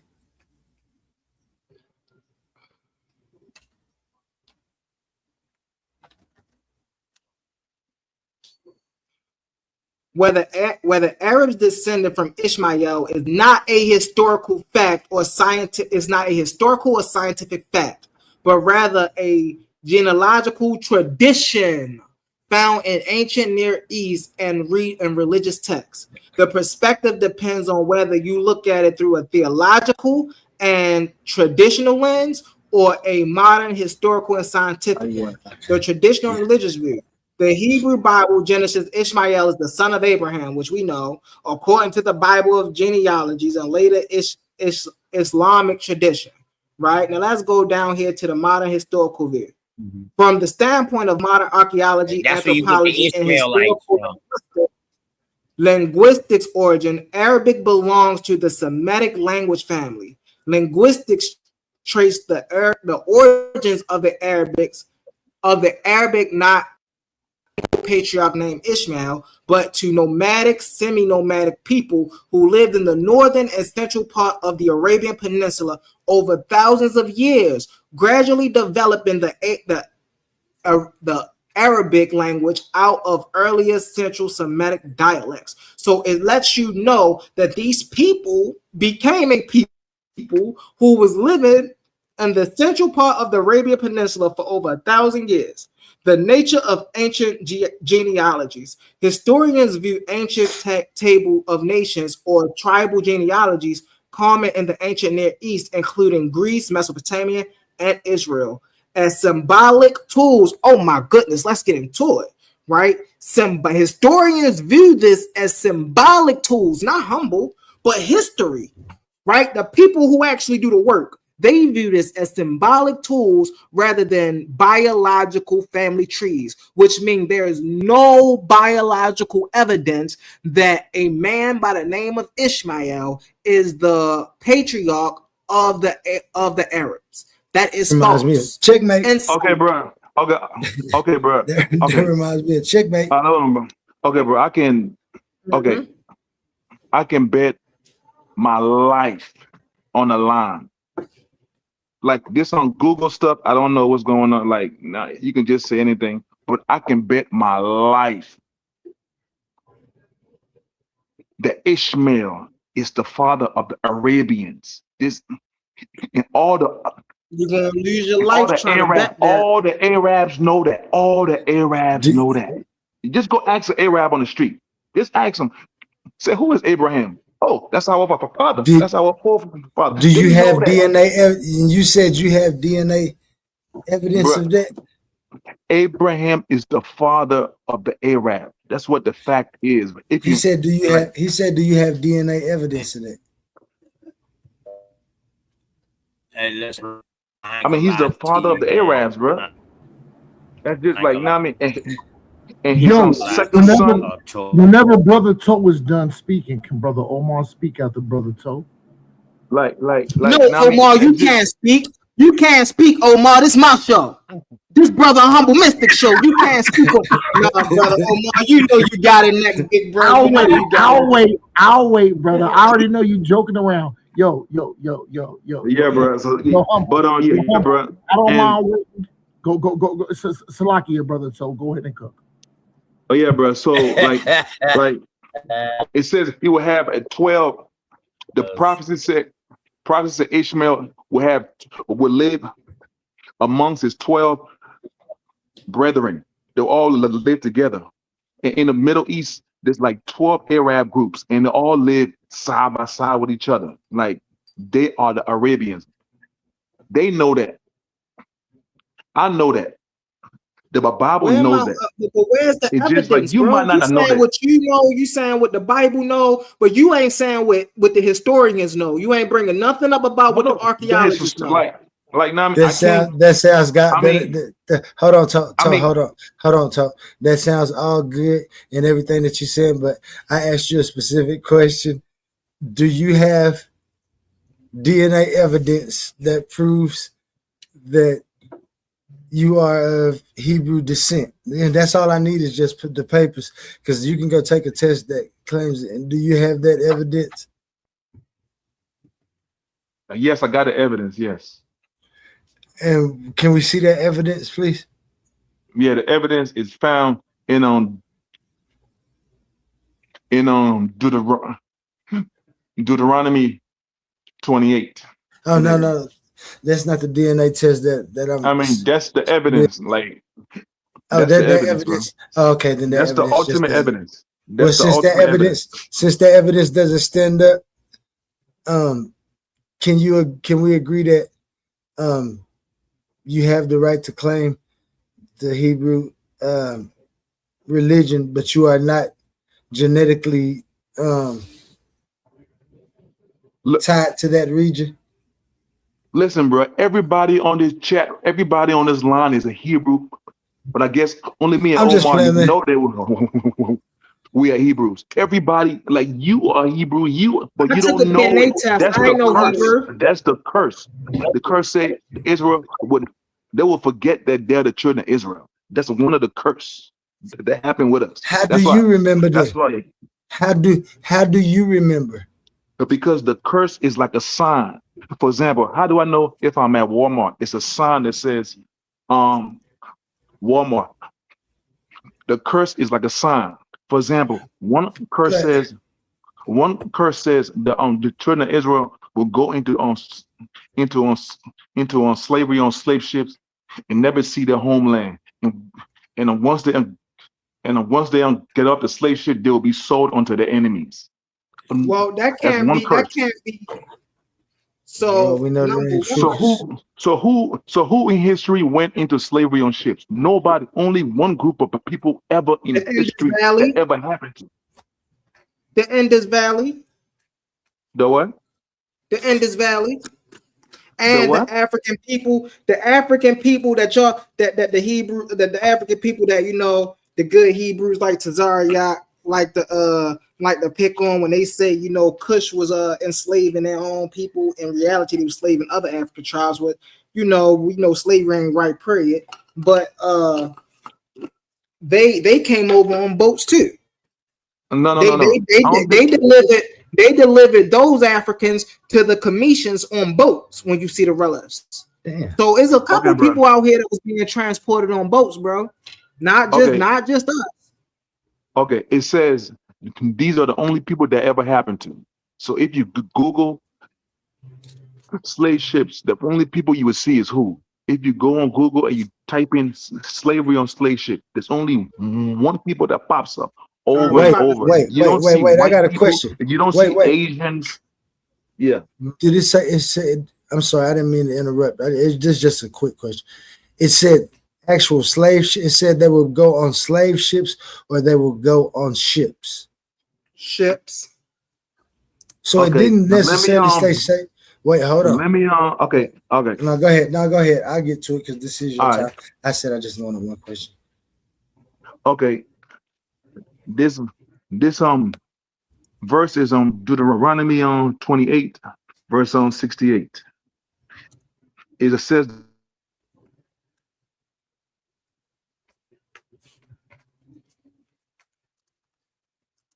I don't know what happened. Did he cut out for everybody? Or is that just me? No, it cut out for me too. It's like as soon as he the brother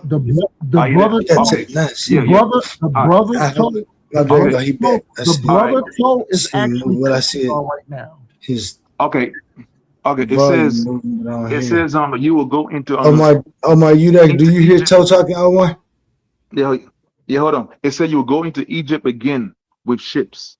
Now, if you know the Bible and the Hebrews, like Israel and Egypt are like next door to each other.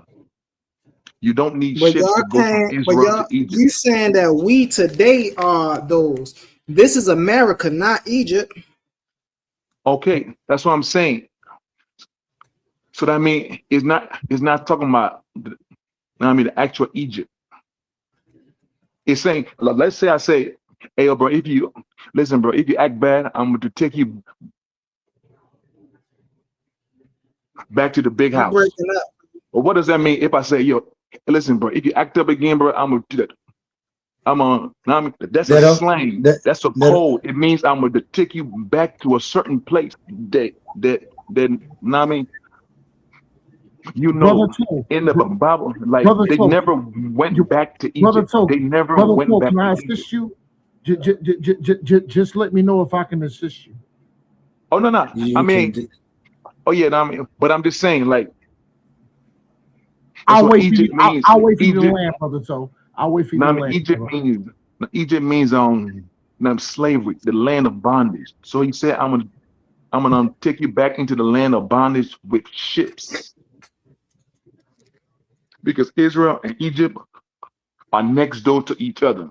You can't, hop on a ship to go to Egypt from Israel. They border each other, and the children of Israel never went back into Egypt, and they never went back into Egypt. So that's a sign. And the other sign is this: the other curse. That's how you know that's who we are. That's how you know that we are these people, by the curse. The other curse is, "Curse shall you be in this city." If you go to every town in America, where do you find Black people? If you go to every city not just in the USA, but in the whole world. But from right now, let's just say in the USA, if you go to every town in the US, which part of the town do you find Black people at? Is it East the side rich of the area? tracks. Is it the rich area? Huh? East side of the tracks. Okay, that is a curse. That's a sign. That's a sign. You're telling you. I just made that up. No, that's on verse on 16. That's verse on 6. That's verse on 16, bro. Let's get brother Toe. Let's get brother Omar here, Toe. Go ahead, brother Omar, get it in. I'm gonna share my screen after you done, Omar. Say no more. And you always know, Humble, ain't nothing but love and respect, but I do have to put BTA. Good looking out, Oli. Hey, let me tell y'all something, man. I already know that the brother Toe is an Israelite brother. He has a certain sentiment that's different from my sentiment. But this is why I agree with the brother Toe. And it goes back to truth and solidarity. Let's push this information forward. Yo, the brother Toe is absolutely correct. Show my screen. Hold on. Let brother Omar back his brother Toe up, because Toe absolutely kicked the information.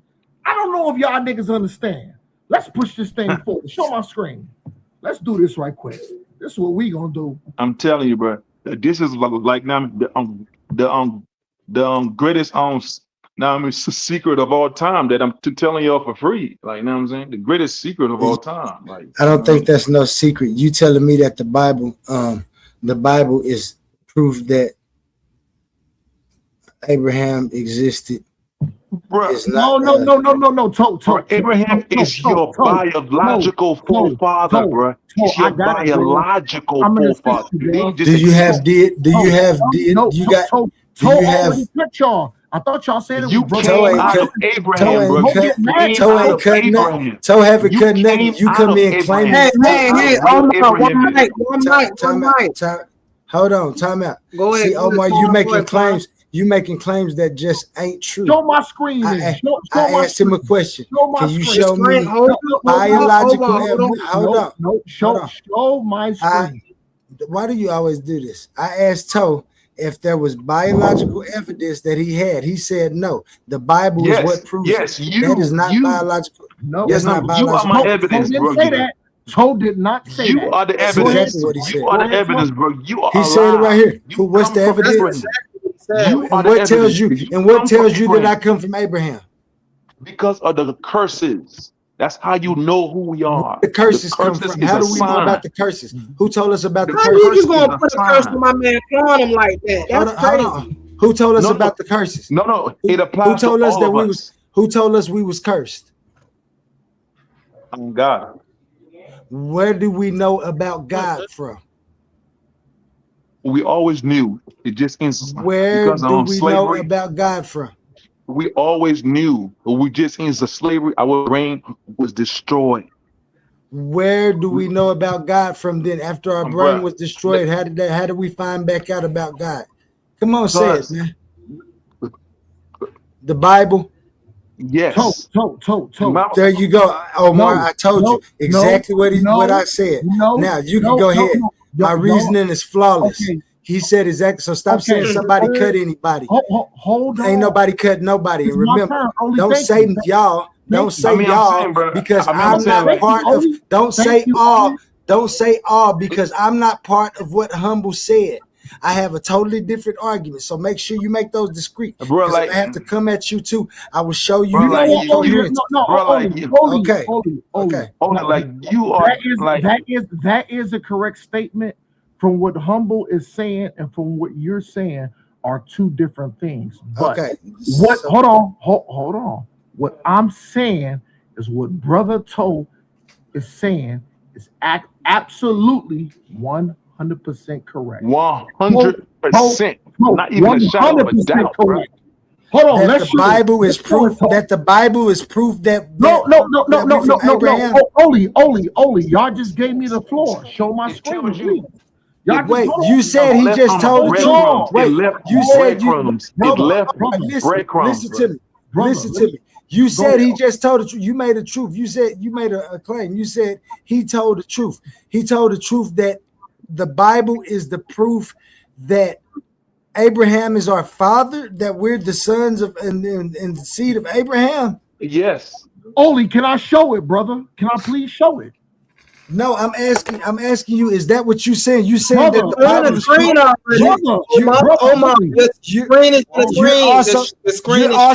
you're also claiming that the Bible is proof. Yes. Omar, you're also claiming that the Bible is proof. Absolutely 100%. And I also hold on. Go ahead. And I agree 100% with the brother Toe. Now, can I show my information? Please? Yeah, it's on the screen already. It is spooky time. That brother Omar is surgical. But I learned it from somebody because I had to learn to sit under the foot of other men to be taught. But no. It's my turn. Show my screen. Show it. Your screen is sharing, Omar. Well, hold on. I'm trying to hold on. The screen been up. Okay. I'll read it for you. In the Bible. No, stop. In the Bible. Stop, brother, I had to fast. Oh, it is spooky up in here. In the biblical existence represented bondage of sin, worldly and what? Worldly system oppression in God. However, the dynastic opposition and meaning acting at various time and place of temporary physical refuge. Hold on. It is still my time to cook. Hold on. Now, we gonna let the scripture talk. Is it spooky time? I think so. Let's show this now. Is it sharing? Let me know y'all if it's sharing now, or I might have to stop what I'm showing now. Hold on, let's do this. Let's stop this, and now let's show this because we always got to source up. This is going to be damaging right here. Hey, everybody, I want y'all to witness this. Hold on. I want everybody to witness this. It's spooky time. Let's get it. Share that goddamn screen now, man. Show that damn screen now, man. No, I ain't sharing no screen when you cursing like that, and you supposed to be a follower of God. I said God. I didn't say God. DAM. Yeah, you did. Nope. Did. I said God. I said this is what I say about y'all people that's supposed to be believing. You got so close to it, you know what you meant. If you was really a follower of God, you wouldn't even got closer than that. No, what happened? I dropped off. What happened? I just fuck with you, Omar. I just fuck with you, Omar. Go ahead, brother. You ain't proved nothing. I know you are. I know you are effing with me, Oli. What did the brother? Hold on. What did the brother Toe say? How do you recognize somebody is an Israelite? What did the brother Toe say? Brother Omar go up. Oh, let's go. Ooh. This is deadly. This is deadly. Because this only validates what the brother Toe said. But the thing is, the brother Toe just didn't bring out the scripture. No. Can y'all please close the mouth up and let Brother Omar cook? Please? Yeah, let's push this information forward. Close them. Oh, come on, man. Put the scripture back up, Oli. Put it back up, man, because I know it hurts. That wasn't only. Hold on. That's not only. That's Hold on. Hold on. Oh, wait a minute. Hold on, man. Brother, can y'all please put the scripture back? Brother, I'm literally this nigga Omar. I need you to be hold on, bro. I need to give a public service announcement. My laptop is over here making a mess. And so I'm trying to fix things. I got you, Omar. I'm gonna put it back up, Brody. I got you. Good looking out, humble. I appreciate that, brother. My bad. Can y'all hear me? My now? laptop just over here. Yeah. My laptop over here just acting wacky. I got you, Omar. Go ahead. Dog, all our shit acting fucked up. That's why I done dropped down like 8 times and came back, bro. For real. See? So brothers like OTK can use profanity. Other brothers can use profanity, but when Brother Omar use profanity, it's an injustice. Guess what? I don't have to use profanity. Stop it, Omar. Don't compare yourself to me, bro. OTK. OTK. Yeah, don't do that, bro. I would never compare myself. Come on, man. Come on, Omar. I'm trying to stay between two, bro. Don't do that, Omar. Don't do that, Omar. But Omar, don't do that, though. Don't do that, though, Omar. You bigger than that. Khan Adawan. Let's push this shit forward. Yeah, Shalom. Let's hop into the scripture. No, we don't say Shalom over here. We say Shalom over here. Let's push this information forward. No, stop it. No, brother. You are gonna get your turn. So just close the mouth up and let Brother Omar cook. Let's get in the spooky time. Roll. Hold on. Let's go to Romans. Let's go to Romans. Romans 8:16. Oh my God. I back everything up as I say. So let's hop into this. So there was a potion. There was a question that was being posed. How do you define yourself as being an Israelite? And then they said, "Oh, is it DNA? Does it have to deal with DNA?" Let's read this.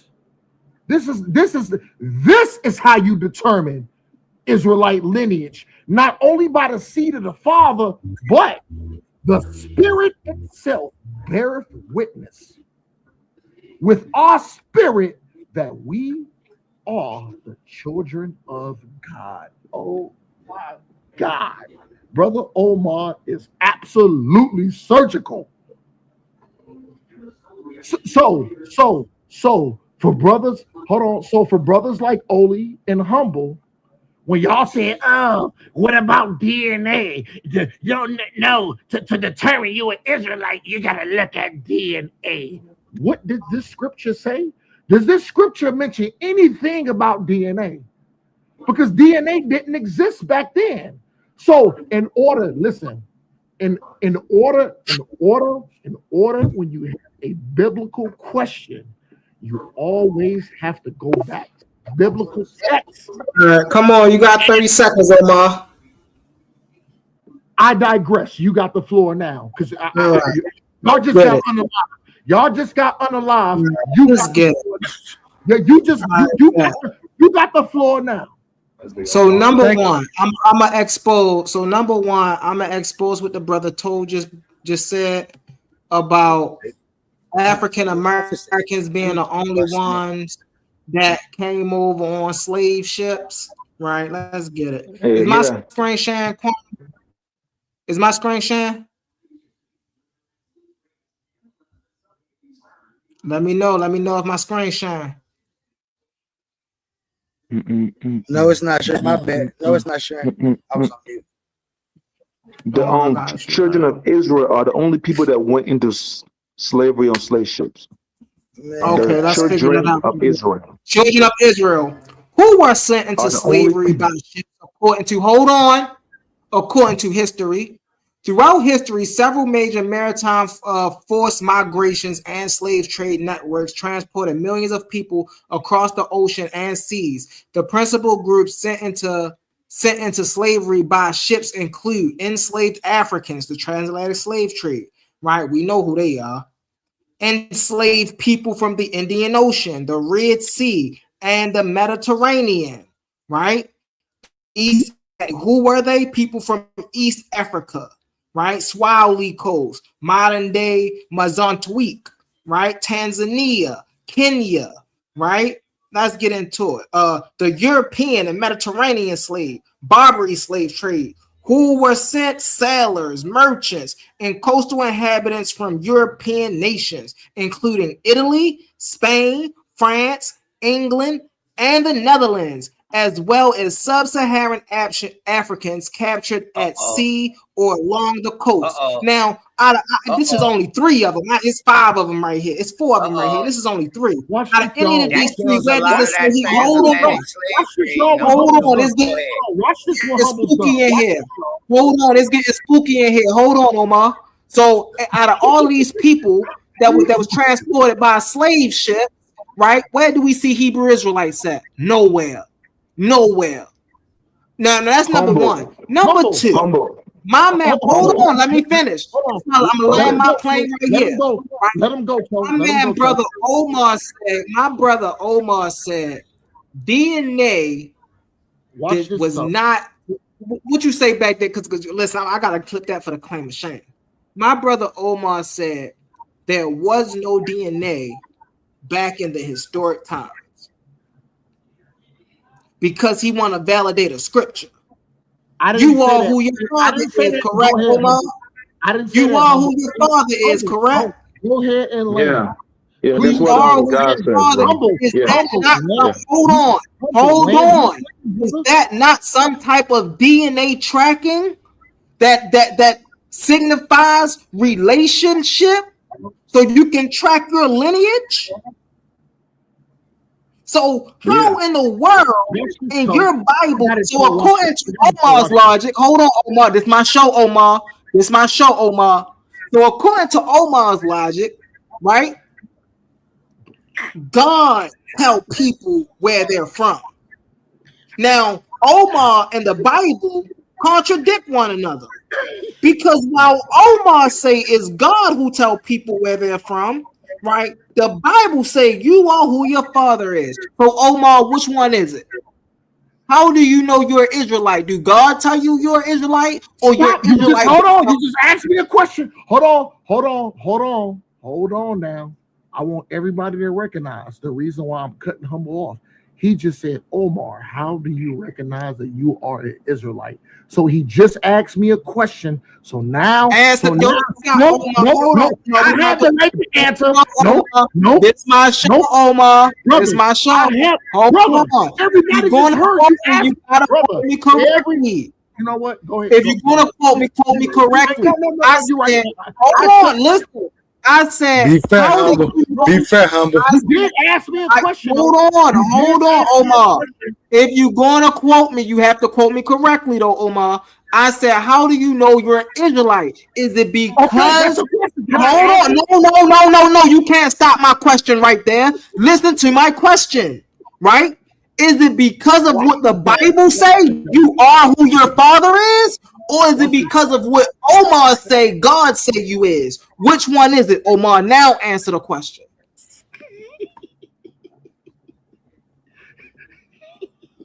Hey y'all. Like bro, like I can answer that, man. That's plain. Peep this out. I got it, so peep this out right quick. Peep this out.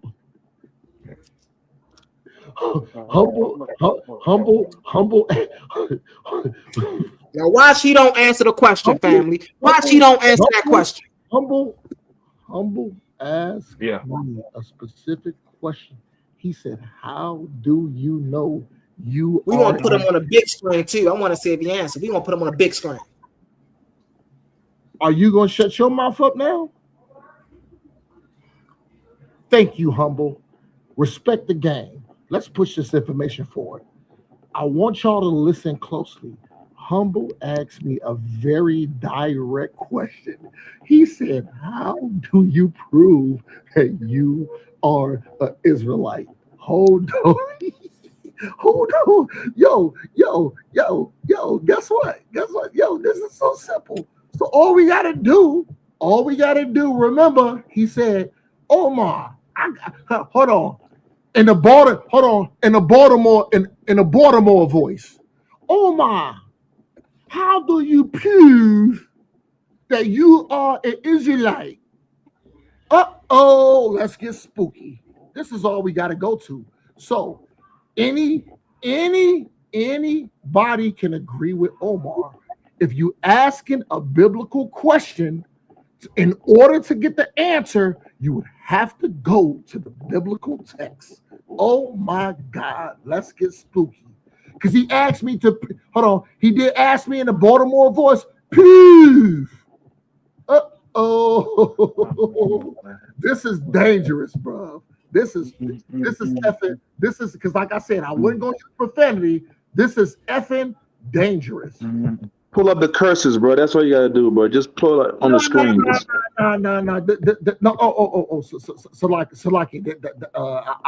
I hear you, So I am going to go to the curses, but I want to lay this foundation down first. And actually, Baba Kashash, you've been doing an excellent job, and I think you stand on business. You know what I'm saying? And I will say, I know that even though you're an Israelite, I'm an Israelite. We have certain sentiments. We have certain. Everybody on this line is an Israelite, man. Hey, man, y'all, that ain't what you. Mr. Madison, what you just said is one of the most insanely idiotic things I have ever heard. At no point in your rambling, incoherent response were you even close to anything that could be considered a rational thought. You keep talking, man, and you shut the fuck up, huh? Yeah, man, they asked me a question. Because you keep talking, man. Hold on, we gotta play it again. You keep talking, man, and you shut the fuck up, huh? Oh, Humble, you specifically asked me. Humble, you specifically asked me. Man. You talking about a bunch of nothing. I know it. Brother. Watch this. Watch this, Quan. Let me cam up. This my show, Omar. I will be. You gotta answer the question the way I want you to answer the question, Omar. I don't want you to play us. I don't want you to fluff us. I want you to answer the question the way the question was asked. Listen, this is my show. You gotta answer the question. Listen, Omar, you answer the question. You can't be talking to Toe about something that you hold on. You got to answer the question. All I'm asking you is answer the question so we don't be wasting time and you trying to give Toe his flowers and stuff. That ain't what this is. Man, answer you know what? Hold on. I apologize. Hold on, Omar, real fast. Hold on, 1 minute. OTK, hold on, Omar. Hold on.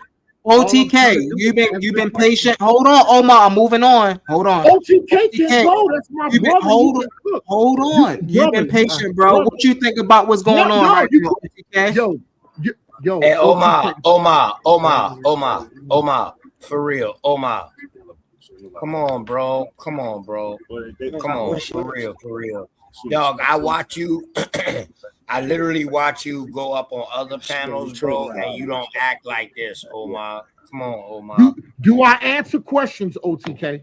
Hold up. Yeah, bro, but damn, at least let somebody else get a chance you through cutting them off though, Omar. Just so everybody in the audience can hear, bro. Brother. Good, Humble, brother OTK. Humble just asked me a question. Can I please answer the question? It's only going to take me 15 seconds. All right, well, answer the question, man. Nah, I ain't no fucking super. No, I'm OTK. I ain't no super from Smoke Signal channel. No, I'm open to knowledge. I got my own goddamn channel. Nah, nigga, come on, let's stay on track. I know you open to knowledge, and that's why you my brother, and that's why I know you open. Degree, and you know every fucking thing. All I want to do is answer Humble's question. Answer the question, Omar. You ain't got to talk to Toe. You ain't got to talk to OTK. I tried to give OTK the floor. You said you wanted to answer the question so we can move on to OTK. The question, man. I'm waiting on the damn answer spooky too. Time. Romans, the book of Romans 8:16. The Spirit itself beareth witness with our spirit that we are the children of God. Okay, now Mr. Madison, what you just said is one of the most insanely idiotic things I have ever heard. At no point in your rambling, incoherent response were you even close to anything that could be considered a rational thought. Everyone in this room is now dumber for having listened to it. Hold on. Okay, Humble. Hold on real quick. We going to OTK. Can I land my plane? Hold on. Can I land my plane? Can I please land my plane? Go ahead. Can I land my plane? All right, you got 3 more seconds, Omar. Go ahead. No, I just want to land my plane and I'll be quick. Hold on, man. Hold on, I just want to land my plane. So, man, my G, you did take like an hour and shit. This is my point. This is my point. If we have a Kemetic question, we should go to the Kemetic scriptures in the Metanetta, in the Book of the Dead, and all of that to get the answers we're looking for. So when it comes to questions about the biblical text, should we not go to the biblical text to get the answer? And my answer was, hold on, the brother said, how do you know that you are an Israelite? And I went to the scripture, which is, hold on. I went to the scripture of Romans 8:16 that says verbatim, the Spirit itself beareth witness with our spirit that we are the children of God.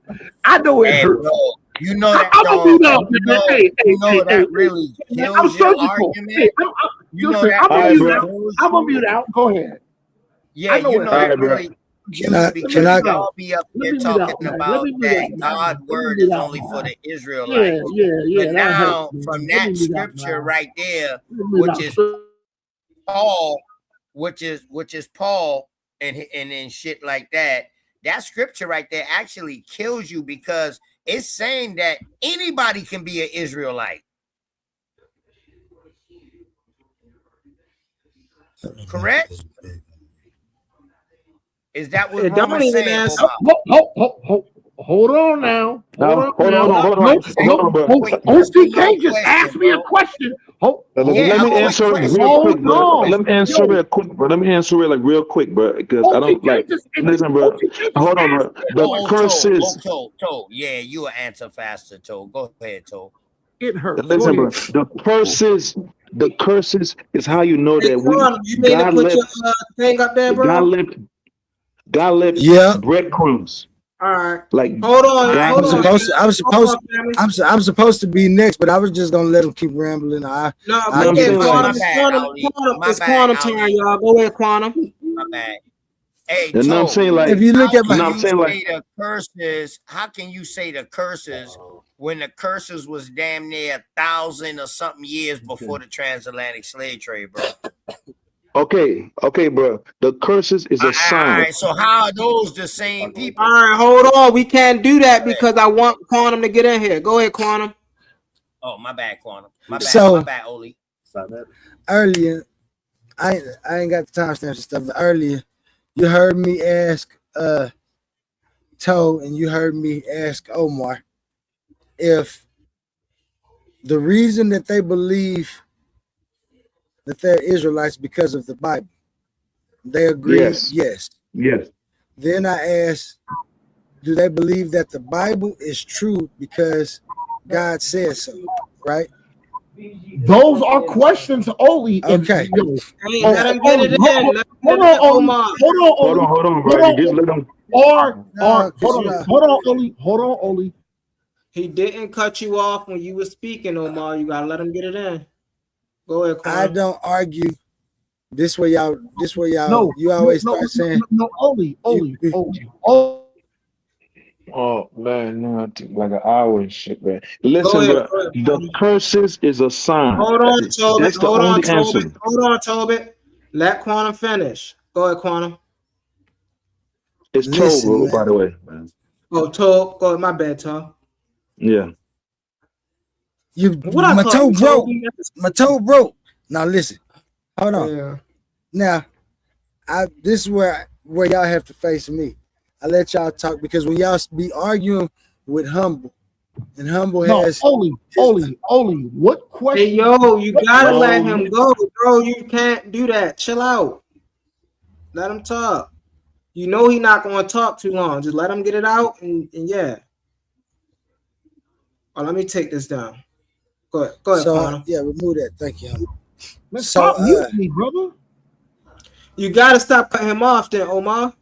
Then, when I'm reasoning, man, I will stop. But I want only to answer my question. I'm reasoning with logic, right? So I say,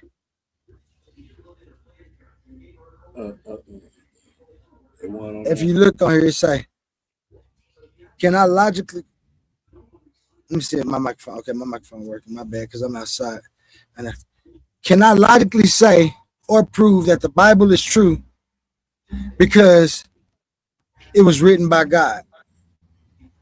Now, in formal logic and epistemology, no.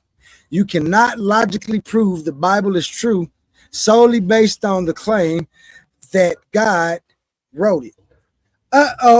Bro, it's get smart. Are you time. actually going off this stuff, man? Are you actually going off this, man? Here's why this argument fails logically. Can you finish? Yes, I'm going off of this because this is how I reason. I don't reason like y'all and special plead and do circular reason. It's get smart time.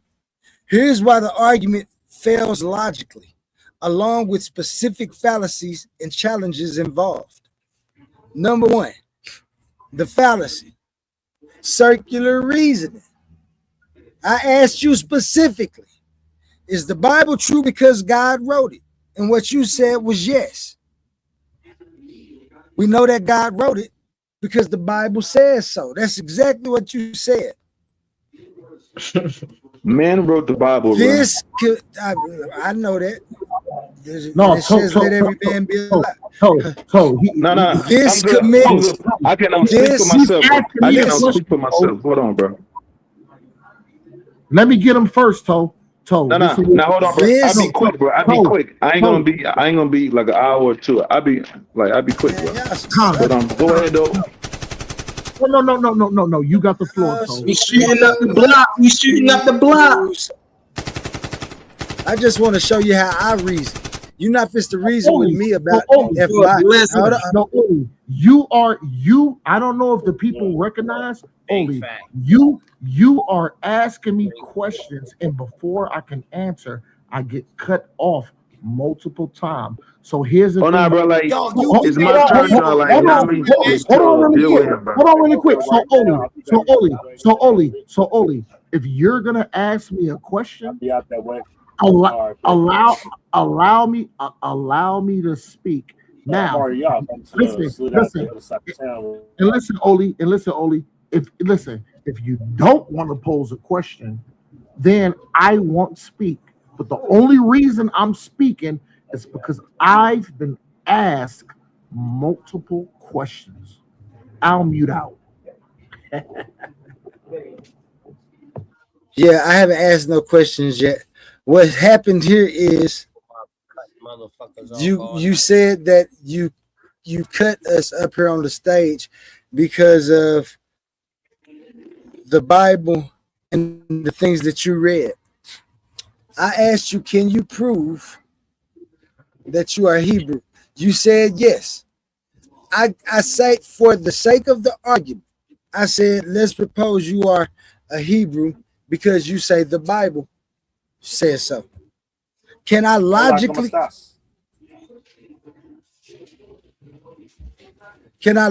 say and prove that the Bible is true because it was written by God? Because this is how I reason. I reason with logic. I don't reason with whose stories and mythologies hit the best. I don't reason with who can say they somebody that they say they just aren't due to a couple of paragraphs that might point to the same event that happened. It's only a few things that can happen on the world. And then you're just repeating the same things. You know that logic. But anyway, I work in philosophy and formal logic because this is the only way you can get the truth without special pleading and saying that you're a special person or a special people or that you deserve this because God or the Bible said so. Because if I'm not one of these people and I believe that I'm greater than somebody that's cursed and won't put that on me, or I believe that I'm better than somebody who might have believed that God was in a boat floating and pushing the sun, I might just realize that I can logically answer these questions. And so I do, because then there's no special pleading. It's only you logically reasoning with yourself, not what somebody else told you, but what you actually see within existence when you reason these things out, not especially the Bible says so. Well, how I know the Bible true? Because God wrote it. How I know God true? Because the Bible said so. This is called circular reasoning. This commits a logical fallacy of begging the question. Premise A, this is y'all first premise. God is truthful and wrote the Bible. Premise B, the Bible says God is real, truthfully, and the author of the text. Conclusion, therefore, the Bible is true. In my logical mind and in the logical minds of anybody who can see through the first incoherence, you cannot use a premise to prove itself. If someone does not already believe that God exists via me and author the text, the argument has zero explanatory power. It don't explain nothing. You begging the question. Established hidden power premise. It's Smarty time. I'm going to show you the exact reasoning you should have and why these views become incoherent and only lead us to arguing amongst each other in a push to try to be the dominant person who was once in power, but ourselves did something, whether it was letting the foreign powers into the community and them taking over. That was quite dumb. Or whether we believe that we was cursed by God, that's quite dumb. We shouldn't have that reasoning. We should understand we here because our ancestors actually made the wrong choices when doing what they was doing and put us in this position. The other people was worried about where their descendants was going and what land they was going to run and stuff. Oh, our descendants didn't do that. Oh, no, we wasn't thinking like that at that time. Oh, no, get out of here. Oh, no, we cursed. We went against God. What you go against God for? Now you want to harm everybody and drop bombs on everything in order to rule the world. What's the leader of chaos? You want to be the ruler of man. It's absurd from the jump. This is the reasoning that y'all have that Roy Chess gets so frustrated with. That for me, it's amusing that in 2026, anybody can still reason with any of these things and think that they're gonna bring us any type of progress. Nobody. I'm not done. I'm not done. Let them know, Quantum. Let them know, Quantum. To construct a valid. If the reason that they believe, you know what? Listen. Hold on. He said they not done. He said he not done, bro. Listen, y'all. No, God, you gotta let him finish. You can't say, listen, hold on, bro. He not finished. Go ahead, Quantum. Listen. Omar, you can't do that. Quantum is in the middle of a build right now. When he finished, then you can do that. Hold on. Watch this. Watch Now, this, y'all. Hold on. Watch this, y'all. No. Hold on. Oh man, my bad, y'all. My laptop acting a little slow. Now, Omar, if I kick you off this panel, if I put you in the back, I would be wrong. No. Just listen. So chill out. Hold on, Quantum. No, just listen, y'all. Yeah. No, it's nobody's. No, we can listen. Listen, Omar. We can listen after Quantum is done. I just told. Go ahead, Quantum. Finish. I'm not about to keep doing it. I bring you back up when Quantum is finished. Go ahead, Quantum. Quantum, can you hear me? Man. You can't hear nothing? See, man.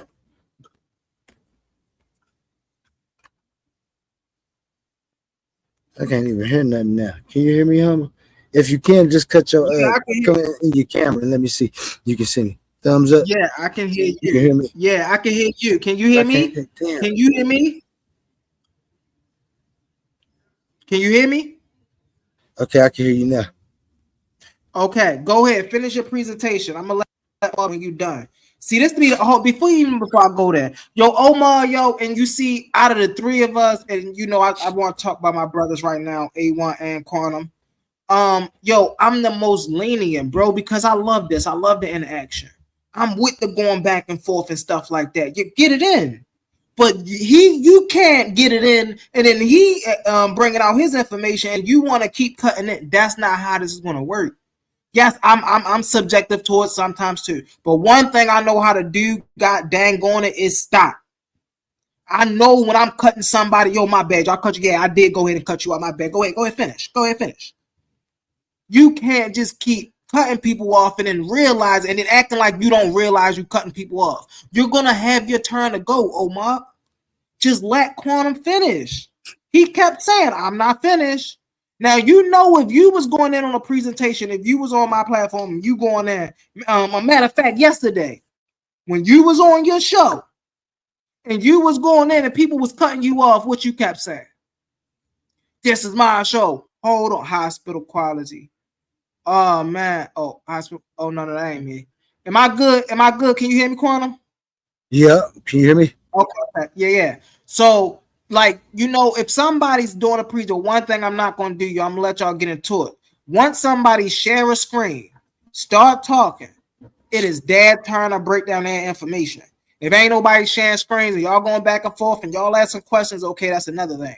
But the moment the screen gets shared and you're breaking down what's on your screen, nobody else should be talking no more. Now I'm going to let Quantum finish and I'm going to bring you back up on stage. Go ahead, brother Quantum. Man, like I said, I'm sitting back. You see my background. Let me make myself big real quick. Go ahead. You got it. Exposing the origin of the Hebrews. I'm a different type of animal. Now we on Humble Show. Now I got me a whole different view where I'm gonna try to find out exactly who y'all are, so y'all can either argue for it in good graces or not, because it seems that you only gonna use special pleading to prove your point. So So when you come talk to me and start claiming that I'm doing stuff, like you chopping my head off or something for claims that I'm not claiming, I'm gonna show you. Just don't even put me in this. I'm up here for questioning only. I don't refute none of yours. I don't agree with none of Humble's. I don't refute none of Humble's. I don't agree with none of yours. When I ask questions, it might seem that way. But if you cause me to come in here and tell you what my reasoning is, all I'm going to really do is prove to you why you shouldn't reason the way you do, unless you just reasoning in good faith and in honor. And then I'm going to show you how you reasoning with that leads to what we call the paradox of the Satan complex, where you ultimately become the Satan of what you're doing because you want to be so right. And if you are right, then you don't agree with nothing that the Bible say. You've changed everything. So don't go to start reading me. You better keep it to who you're talking to.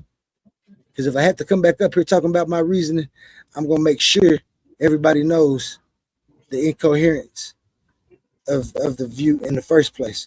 I'd rather keep showing the incoherence. We already talked about the incoherence of the view. The incoherence of the view is the fact that in history, in archaeology, we know. Can you hear me, Quantum? Can you hear me? Want to? Hey, Quantum, can you hear me? Can you hear me, Quantum? Can you hear me, Quantum? I want you to know that. Quantum. I'm outside, man. Go ahead. Mic check 1, 2, 1, 2. Make myself small, man. Can you hear me, Quantum? Mic check 1, 2, 1, 2. Hold on. Can you hear me, Quantum? I could hear my headphones. That's what I'm saying. Can you hear me? Can you hear me now? Mic check. You got to drop down, bro. Okay, there you go. Can you hear me now? Yeah. Okay. So we already talked about the incoherence of, like I said, I'm gonna let him back up when you finish your joint. All right. I'm gonna let him back up when I finish. No, I'm gonna finish. I just wanted to show him where we start with the incoherence, and if he want to answer to that, to this though, not circular reasoning, we'll go to the next fallacy and see. Right, but watch this. We already pointed out the fallacy will be the special plead fallacy, but I just want to see. He don't even have to answer that. He just better leave me alone when it comes to saying. So watch this, Quantum. We already pointed out. Can you hear me, Quantum? Can you hear me, bro? Are much harsher. Yup. Can you hear me? Oh, he can't even hear me. I'm gonna drop you down.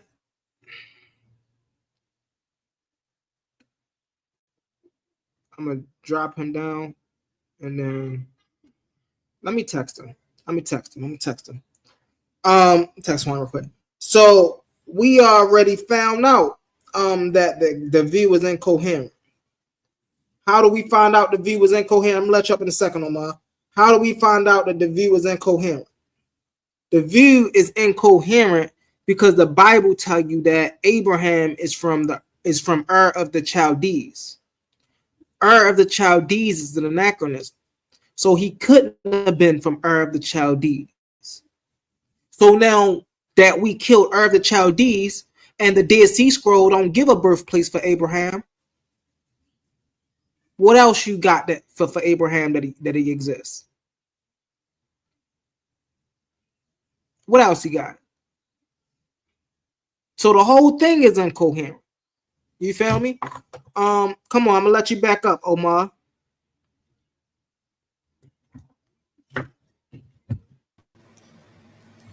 I just want to know if I can just kick some knowledge right quick. Without being cut off. Are you sure, Humble?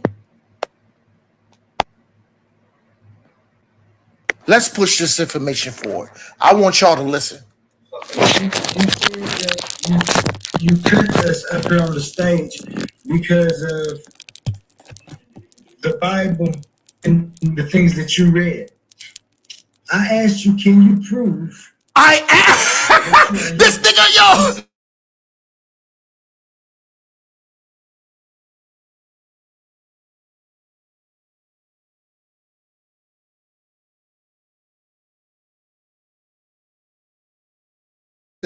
Listen, straight up, man. Hey.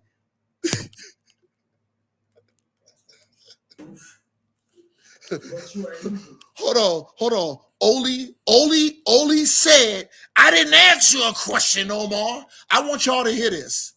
Listen to this. What happened here is you said that you cut us up here on the stage because of the Bible and the things that you read. Listen. I asked you, can you prove? I asked you, can you prove?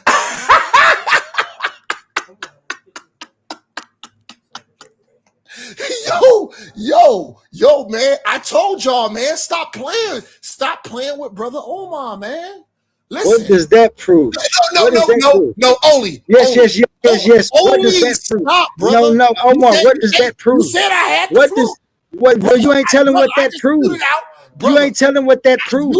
You just said I had the floor, brother. No, I'm asking you now. I asked you, what does that prove? What you just played? What does that prove that you just played? What?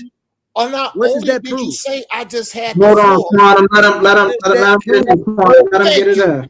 Yeah, thank you. So not only did you just say I had the floor, you say you lying, Omar. I did not ask you a question. Nigga, I just played the words out of your mouth. I never said I didn't ask you no question.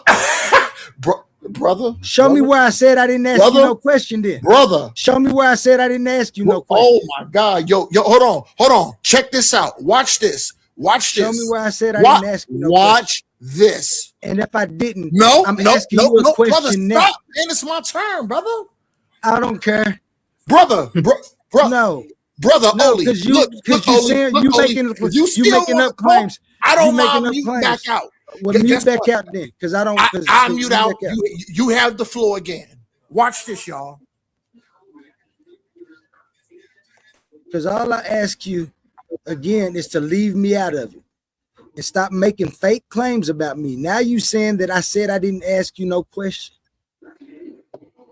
When I was talking at the beginning, I never asked you a question. You came in and said that.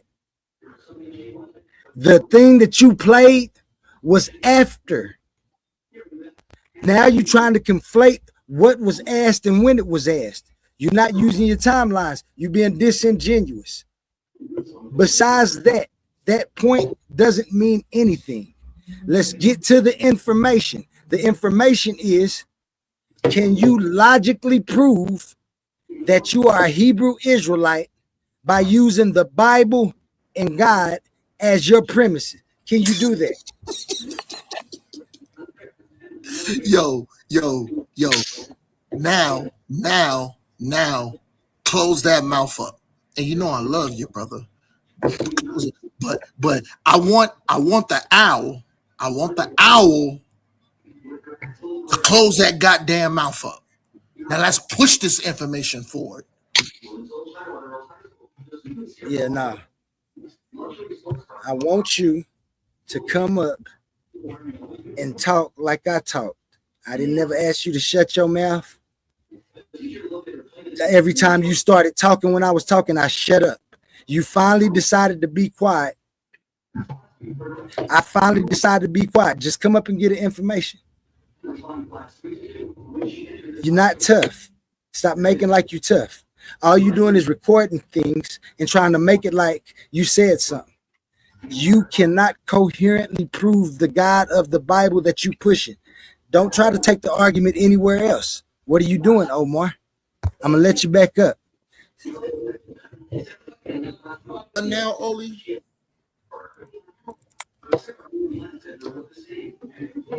Oli, are you done?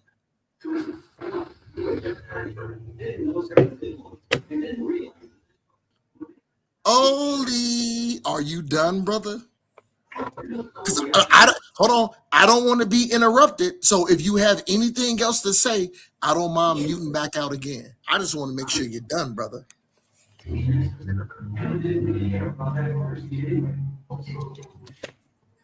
close that goddamn mouth up and let's put this information forward.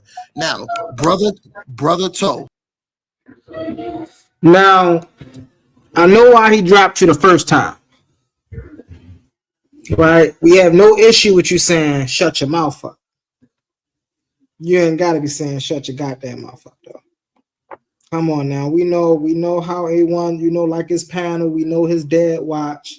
We can't be, yeah, bro, we grown. We don't mind you saying one here, there, okay. But you can't, we know you doing this deliberately, bro. You can't be doing that deliberately. Just because you cuss when you say something, it doesn't make you sound more intelligent. It doesn't make you sound more, it doesn't do what you think it do because you say a curse word in the middle of you saying something. That's how in the intellectual world, we know who intellects are, right? When you can convey your message without having using curse words. When you have to cuss, that means you can't convey your message the way you need to convey your message. That means you're not conveying your message properly. So then maybe you need to work on communication.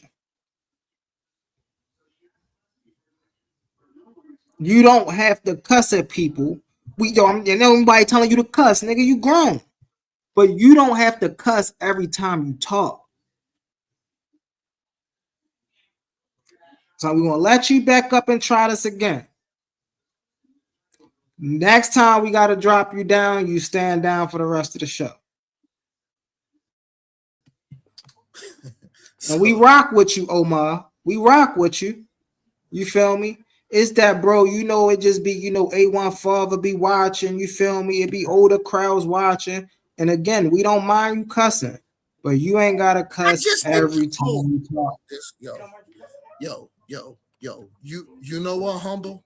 To be respectful to the panel, because not only did I just hear and my wife just hear and multiple people just heard, there was other brothers that used profanity on How many this times before I drop? Hold on. Okay. You're not about to do that. You're not about to do that. How many times did I let you sit up here and tell people shut their goddamn mouth up before we actually started dropping you? That's why I just said you using profanity isn't an issue. We grown. We just want to slip sometimes. You don't have to say it every time. Humble. If I tell somebody to shut they, hold on, because I already know y'all pushing the narrative, and I don't want to be blocked out. No, we're not pushing the narrative. We just go ahead. Listen. Go. Just let me know when I can speak. I don't want you to say we out here pushing no narratives or nothing like that. You feel me? You can speak. I just don't want you to think we push no narratives. You feel me? Yo, we know how we get into it with the ring and things of that nature, bro. The only thing that Quantum dropped you down, I'm sure Quantum dropped you down for. And the only thing I just dropped you down for was the you saying it every time. Y'all just let you use it like 100 times. I guarantee I'm gonna go back and watch this clip, and I promise you're going to say that in this clip about 50 times. Okay. So humble. If you go back into the clip and watch it, there was loads of other brothers that used profanity before me. I get it. Yo, if you want to continue to interrupt me, go ahead, brother. I just want to know when I can be. I'm not interrupting. I'm allowing you to speak. Go ahead. You good? Go ahead. I'm not allowing you to speak. I just want to say that he doing it again. He's saying that there's a lot of brothers up here. It ain't even been nobody up here but us three in total. Ain't been a lot of brothers. OTK used profanity. Hold on. Do you OTK used profanity multiple times? Do you want me to replay the video back? Hold on. Let's stand on. You use in this very same video. Humble. Hold on. No. Because I'm not about to let you do that to OTK. In this very same video, right? I guarantee you use way more profanity than OTK. This is my question. Did OTK use profanity? Yes or no? That's not the point. Did OTK use profanity? The nigga cussed 3 times. Yeah, he cussed 3 times. We're not up here arguing. How many times did you cuss? Okay, we was talking about something totally different. Now you get mad because you can't deal with the logic, and you trying to talk about OTK and argue about all these other different points. Omar, that's why I told you not to involve me in it, because now you can't even stay on the point because it's getting so incoherent. For you to get out of the situation, you have to bring OTK and different things in. When I asked you to stop using my name, you continued to use my name again. Then you came in with a clip that was proving nothing that we was up here talking about. I asked you about the circular reasoning. Can you talk to us about that? Don't nobody want to hear. Ain't nobody cussing right now. You not cussing. I'm not cussing. Humble not cussing. When you come on and start cussing, it can continue to be like that. I'm going to shut my mouth. I'm not going to say like you be saying, because it's despicable. Even though I don't believe in the God that you believe in, I understand that word. And you can say you change it up and that you use it like that. It's still despicable to even get that close. And when you're talking about respect for the God that you're supposed to be with, but y'all don't see it like that. That's why I don't even play with those things and like to listen to the incoherence. Because at the same time you playing, you so passionate about how much you playing with it.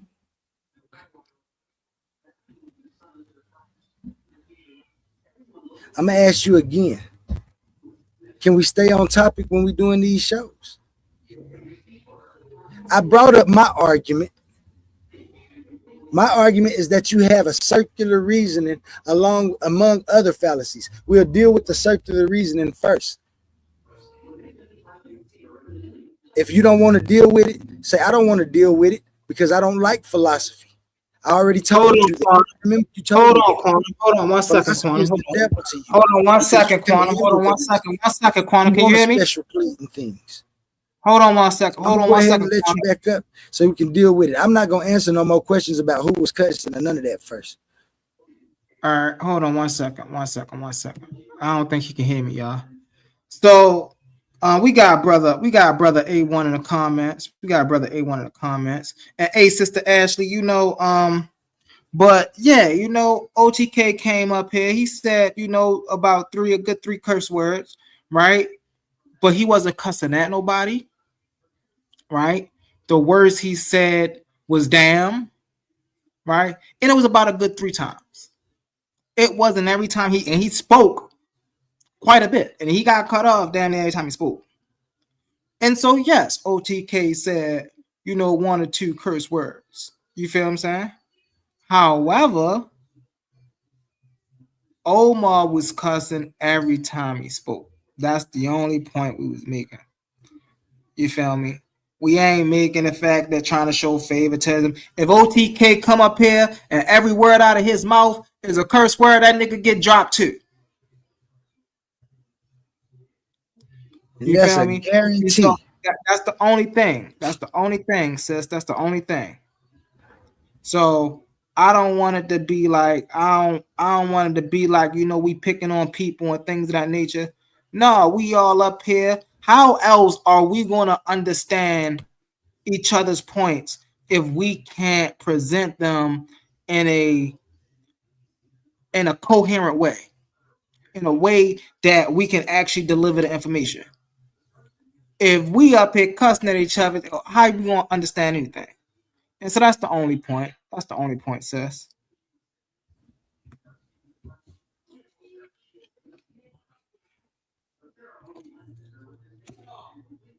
Did you understand that, Omar?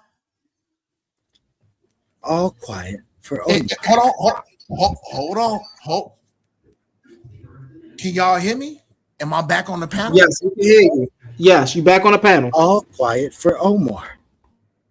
I can't. Y'all get up on there. Sorry. Go ahead, bro. So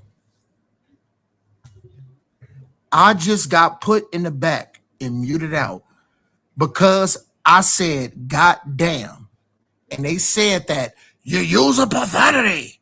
I said "God damn." We use profanity, and And I'm not mad on what OTK said. OTK used harsh profanity. Now, when he did it, did y'all mute him out and put him in the back?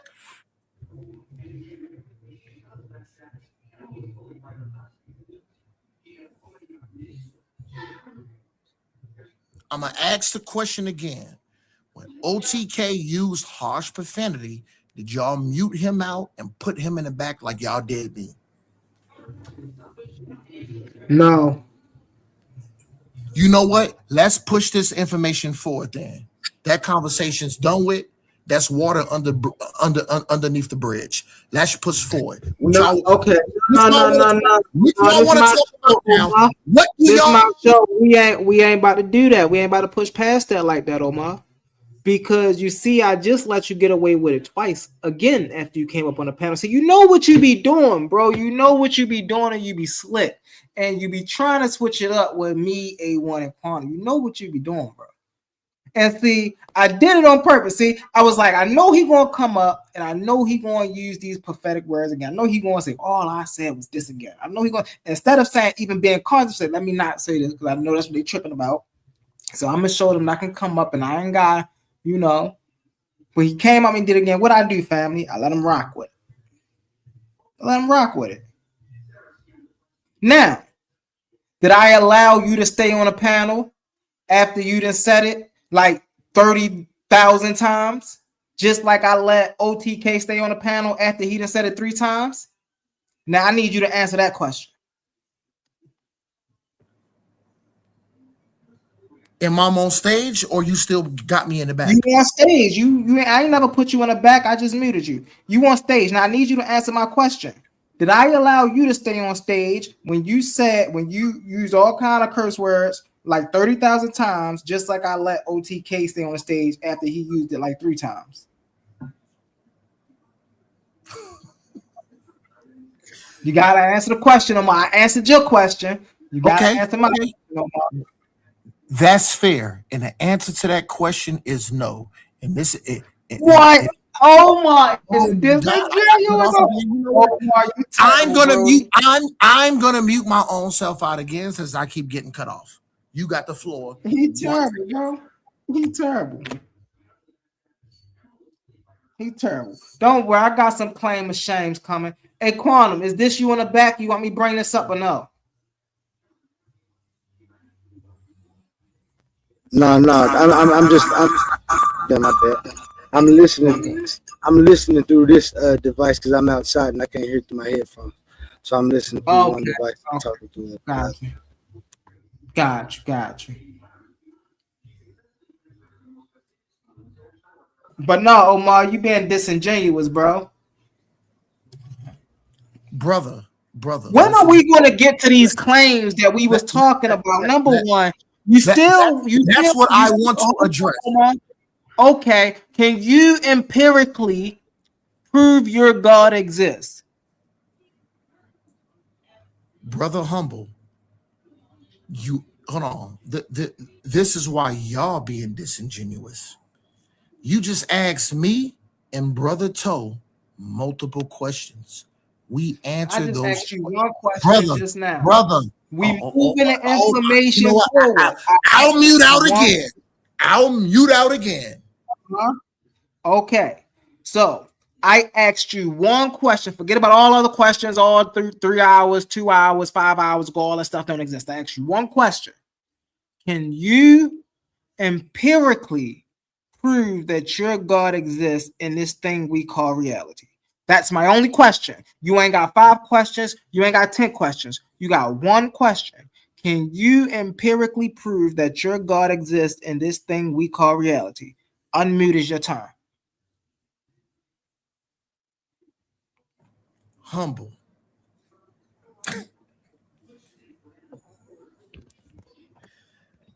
When you asked me that question, not only did I go to the scriptures and the text of the underwater sea streams and flows of the subterranean waters, I prove that. Number 2, when it talked about the city of Jericho and Nineveh, that I never said archaeologists. I just said a lot of people debate that to this day, that those cities never existed, and what the Bible was talking about was myth. And then I pulled the sources to show when it comes to Jericho and Nineveh, when it was talking about, a lot of people said that they didn't exist. When they did the excavations and they dug up the grounds and found it, it validated the Bible's point. So here's my point. The Bible is the word of God. Let's say that again. If the Bible is the word of God, my point of bringing up to prove if my God exists was underwater streams and river flows, the city of Nineveh and Jericho.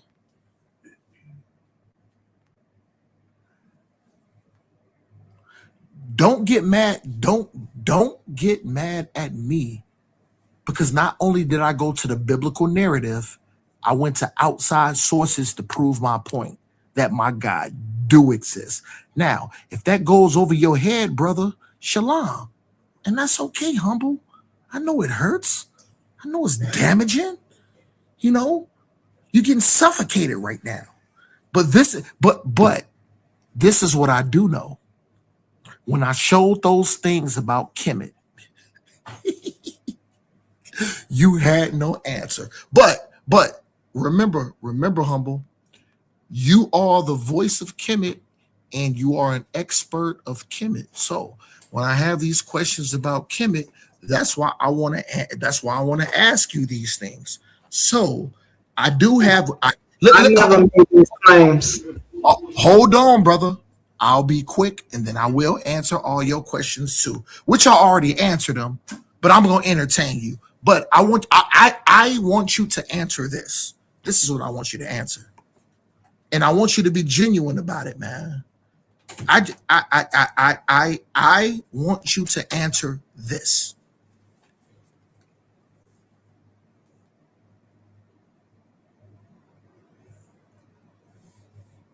Can you please show my screen, Oli, A1? Can somebody show the screen? Because like I said, look, I have genuine questions. So this is something out of Kemet. So because Humble, you are an expert of Kemet, I just want your breakdown of this. This is minimum. This comes from the 20th dynasty, right? The New Kingdom, which was heavily influenced by the Greek, the Ptolemaic area, things of that nature. And so this right here is an evolution on how they carved out a minimum. But we know a minimum or men, because they fuse men and Amun to one. This is a minimum. But men is a fertility god, right? And so fertility, bringing forth fertile life on the ground, as in grass, trees, babies. And so it would be, this is the Greeks' rendition of, a statue. What does this article say this is? Hold on, Humble. What does this article say this is? Humble, relax, brother. No, bro. Time out. This is my show, bro. I'm just asking you a question, Omar. Can we get to the article that's under this picture? Humble, yes, we can get to brother. Okay, let's get it. Brother, can I land? I respect your answer, and that was very eloquent. But this is my next question. Did the Kemetic people write this, or did the Israelite people write this? This came from the New Kingdom. And so I would say probably outsiders made this. They didn't write this. This is not a writing. This is a sculpture. And I would say because it came from the New Kingdom. Is this Hold on, you asked me a question. You asked me a question, bro. You asked me a question.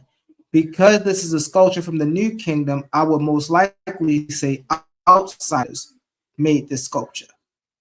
So I'm gonna reframe my question. Is this something Kemetic or is this something Israelite? It's something from the New Kingdom. Is this something Kemetic or is it something Israelite? It's something from the New Kingdom. And because it's from the New Kingdom, what is the New Kingdom? Is the New Kingdom Kemetic? The New Kingdom is the Ptolemaic period. Listen, is this something that the Hebrews is this something that the Hebrews did, or is this something Kemetic or Egypt? This is something from the Ptolemaic period. So, answer this question: did the is this Hebraic? This is something from the Ptolemaic period. Is this Hebraic or Israelite? I don't know why you keep asking me that if I keep telling you where it's from. Brother. Did I say it was Hebraic or Israelite, or did I say it was from the Ptolemaic period? No, I'm asking you a question, and it's simple. And I'm answering your question. Is this something Hebraic or Israelite? This is something from the Ptolemaic period. And during the Ptolemaic, the period. Can we get into this? Can we get into this article? Did this happen in Egypt? This happened during the Ptolemaic period. Did this happen in Egypt? This happened during the Ptolemaic period. Did it happen in Egypt? Where is the Ptolemaic period? The Ptolemaic dynasty ruled which land? Did this happen in Egypt, brother? The Ptolemaic dynasty ruled which land? Okay, so when it comes to the Ptolemaic dynasty, was it in Egypt? Yes. Hey man, you got the floor, brother. I'm gonna mute out. So now this is why I always talk about, and we went about this earlier. See, this is the crazy thing, and I don't even know why he brought this up. I don't, you know, I think, hey man, this man Omar is wild, but this is why you have to break down dynasties. Let me take something. This is why you have to and y'all see he didn't get to, he didn't get to the article of that. Y'all see he didn't want to talk about the article. But don't worry about it. Matter of fact, what I'm gonna do is, because I explained it to y'all already. Let's get into it. Where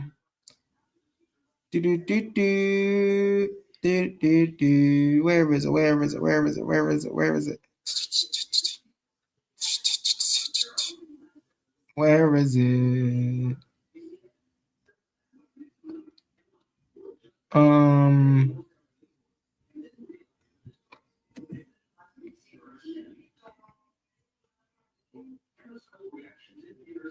Where my stuff at, bro? I can't find it, but I know it's here. It gotta be here somewhere, bro. Where my stuff at?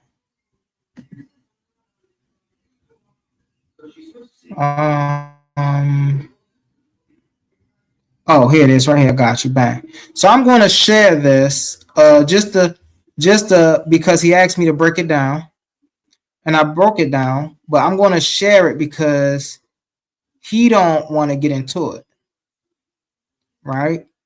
So he showed this art. He showed this yesterday, and I do have to admit, right, when I showed it the first time, right, it was saying that, you know, it was the Mesopotamia, it was the what's we call them relief, right? But so we showed it here. That's the same figurine, right? But this is the god Men, right? Min Amun, right? How do I know it's from the Ptolemaic period? Hold on, wait. Let's get here. What period is this, right? This right here, bang. This is from the New Kingdom, 1550 to 1069 BCE, and continued through the late period and the Greco-Roman period, such as under the Ptolemaic dynasty and the Roman emperors like Claudius.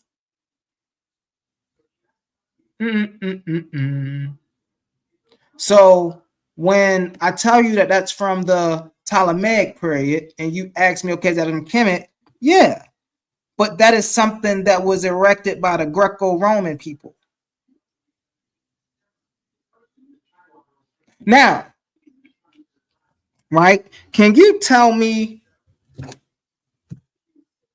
Omar,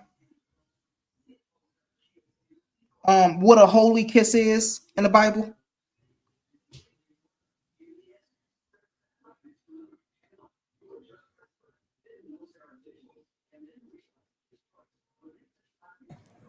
Yes.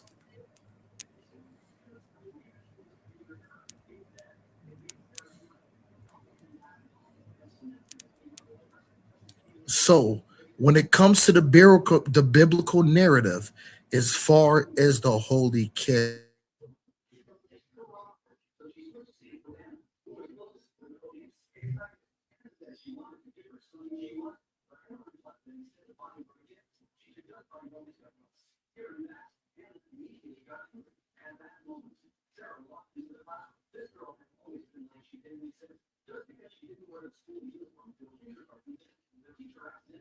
Go ahead, Omar. oh my bad, I was mute. So I can absolutely do that. So when it talks about the holy kiss, when you look at the scripture, it's not talking about another man putting his lips up on another man. All it, but because remember what you said. Oh, you Omar, you wrong. When it comes to the Kemetic text, you got to talk about symbolism. So this is easy. When you read the scripture in the Bible, he never actually puffed out his lips to kiss another man like that. All that is referring to when you look up the Paleo Hebrew, is really just like it's really like a hug or reverence to salute your brother. Oh my God, bro. Oh, hold on. Did brother Omar stutter around like Humble did? No. I just simply broke it down. So now, guess what, Humble? I have a question for you. You mind if I ask you another question? Because I just answered your question. Do you mind if I ask you one now? Yep. So remember what you said? Do. What did you say? You just said do.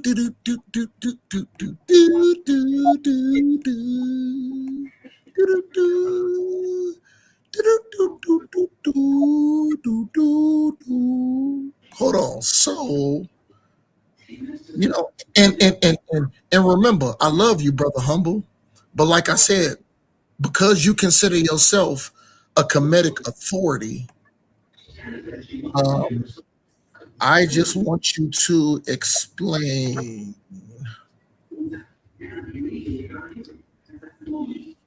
Because remember, you're the Kemetic authority.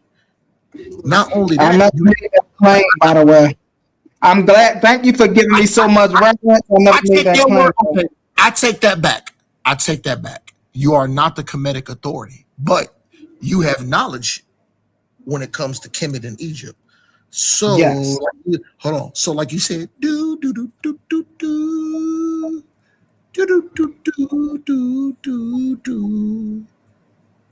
let's go to Exhibit B.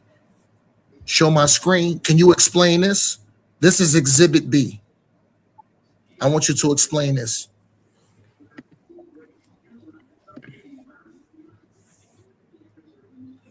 I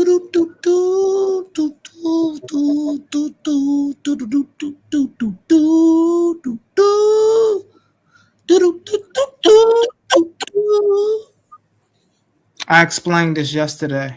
Well, so I just want you to break it down again. You got the floor, brother. Okay, so this is nut, right? Over top, right? This is Gab underneath.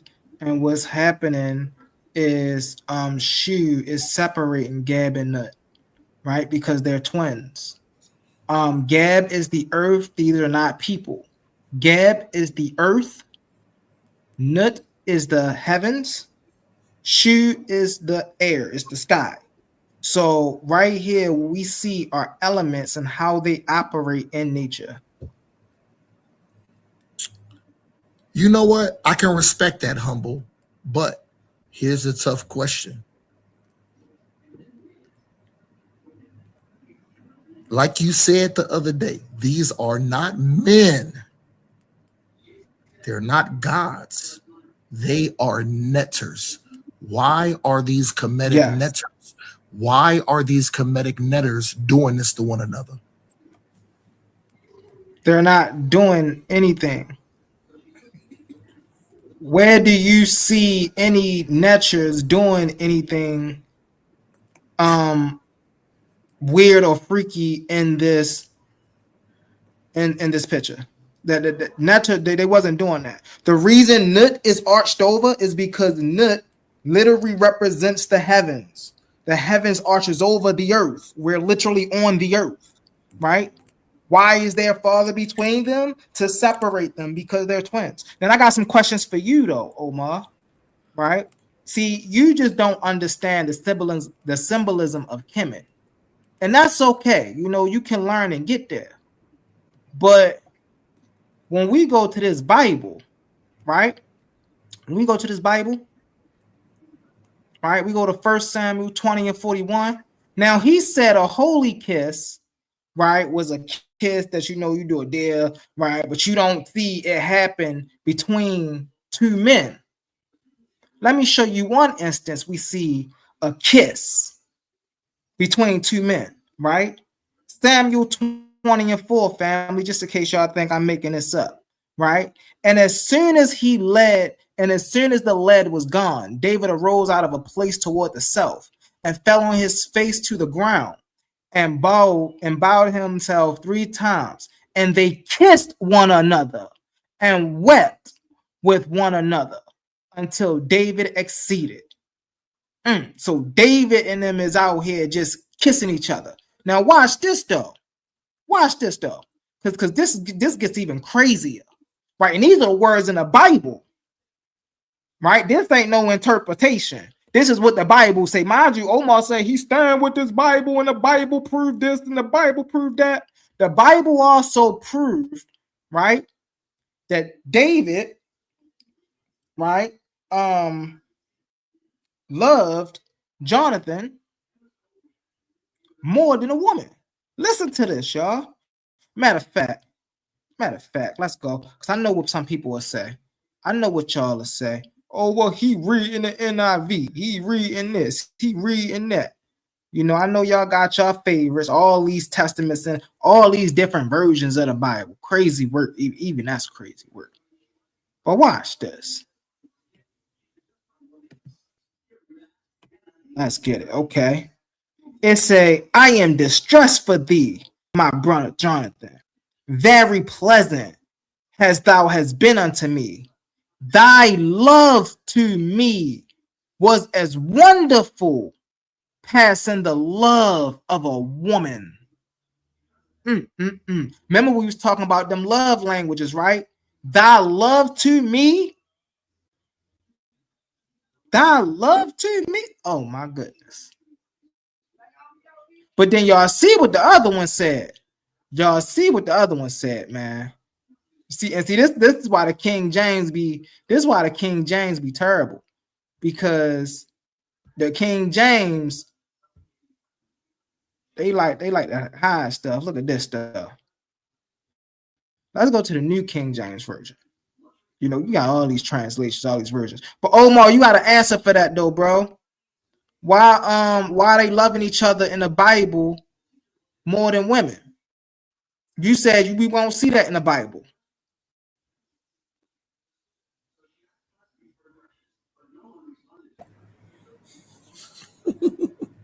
So all we have to do is this. Let's do this. Because I notice how niggas do not love the KJV. Let's just go to the Hebrew. But we went to the KJV. And I said, let's just go to the Hebrew. And the new KJV, it says the past in the love. Brother, all I just said was let's go to the Hebrew. Don't be mad at me. Why you mad at me? But why y'all always want to go to all these passages, bro? Why let's go to the Hebrew? Why are you say the same thing? Humble, man. Calm down, man. Humble. You keep hold on. The thing is, I'm answering your question. Why Jonathan? Why is David loved to Jonathan? Brother, Omar, this is my show. This is my show. This is my show. Answer my question. Why is David love to Jonathan is more than that of a woman? So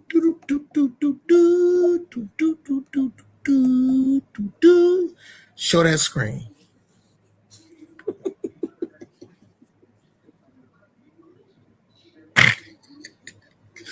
Can you please show my screen, brother? All I got to do is just go to the Hebrew. Hold on. Can you show it, Humble, please, brother? Yeah, I got you. It's Sean. Sean. Baba Kashash, can you show it? No, that's not what it is. What I'm exposing is people. Hold on, Omar. Hold on 1 second, Omar. I'm gonna let you get it. Go ahead. Let me get it in. What I'm exposing is Omar is throwing stones in a glass house, right? So while Omar misappropriates other people's culture, right? Then when we find it in his culture, he like, wait a minute. We wasn't, whoa, hold up. Oh, let's do this. Let's do it. No. Hey, what's up, Sister Fawn? We got Sister Fawn in the building. Pull up if you can, Sister Fawn. Pull up if you can, Sister Fawn. But no, back to brother Omar. So he's throwing stones in a glass house. And now you notice he didn't deal with the first one. And now he ain't going to deal with this one either. He didn't want to deal with proving his God was empirically existent in reality. He didn't want to deal with that. I don't know how you get Jericho existing mean that God exists. He don't know that in the early days of Jericho, they were polytheistic. They didn't even believe in what Omar believed in. They believed in Baal, and now they believed in all of that. Okay, Sister Fawn, I know you be grinding, sis. I know you be grinding. Hey, look, that's my Beagle sis right there. Very intelligent. Catch her on Beagle. Hey, I can't wait till she come up here sometimes, man. She be cooking. You hear me?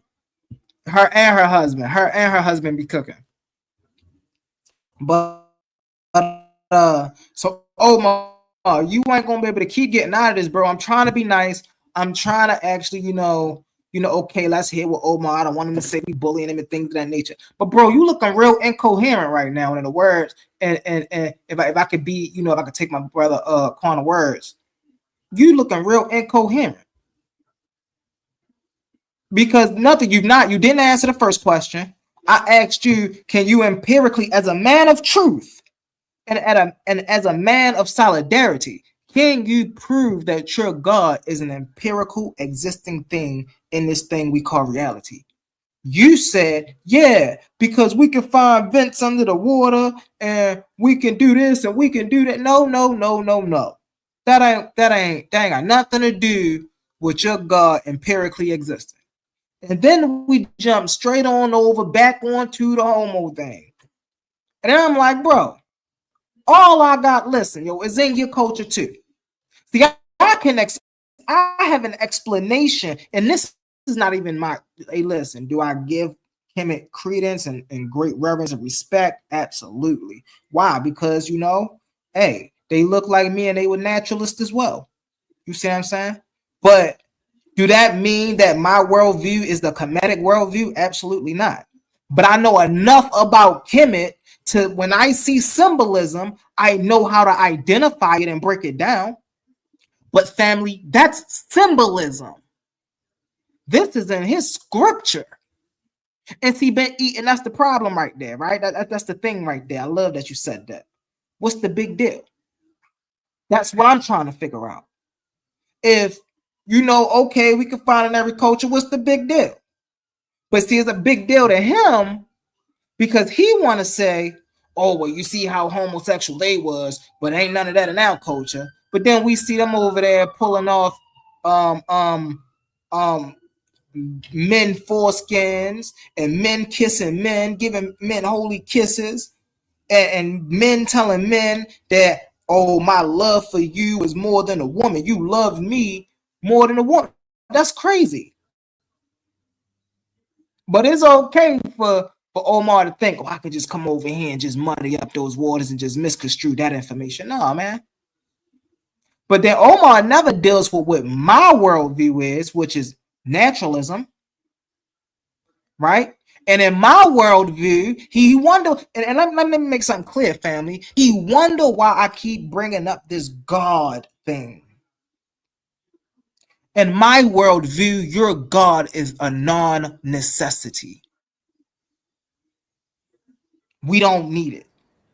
That's just something that people fill in. We understand enough about reality. Hold on, I got you. Okay, we understand enough about reality. We understand enough about reality that now we can rule out the possibility of a God creating a universe, a God making humans. We know enough about evolution now to rule out the possibility that God made humans. We know enough about the cosmos to rule out the possibility that God made the cosmos. We know enough. We just know we know too much, bro. We know enough about these certain areas to know that they didn't come for three men. We know enough about anthropology to know that the Garden of Eden isn't real. What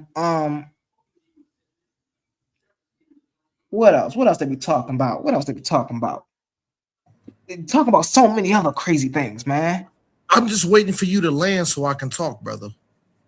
I got you. My bad, y'all. I'm here. I'm on the phone. I'm sorry about that. Got you. And so that's why I keep pushing Omar on his God. That's why I push Cosmon on his creator. And I don't know why Omar and Cosmon best friends like they are, because Cosmon say Omar God doesn't even is powerless because his creator overrides Omar God. And I still don't hear Omar snapping back talking about, no, your creator is just a figment of your imagination.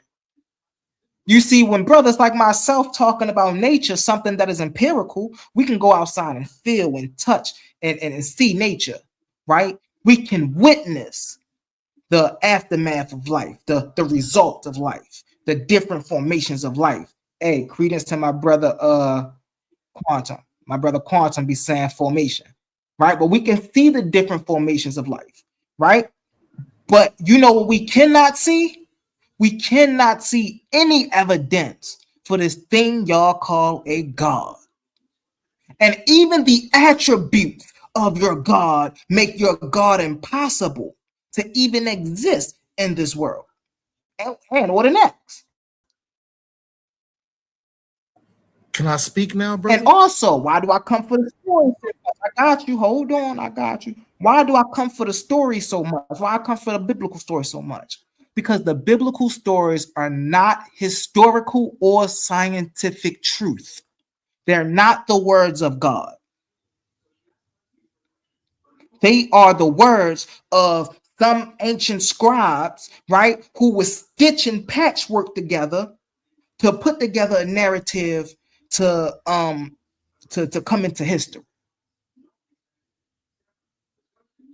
When we looking at the Bible, when we looking at the Hebrew tradition, family, and we examine it, what we have to realize is the Bible is the birth certificate of 12th century, 12th, 13th century people. You see what I'm saying? They high villager Canaanite people. That's who these are. This is an Omar.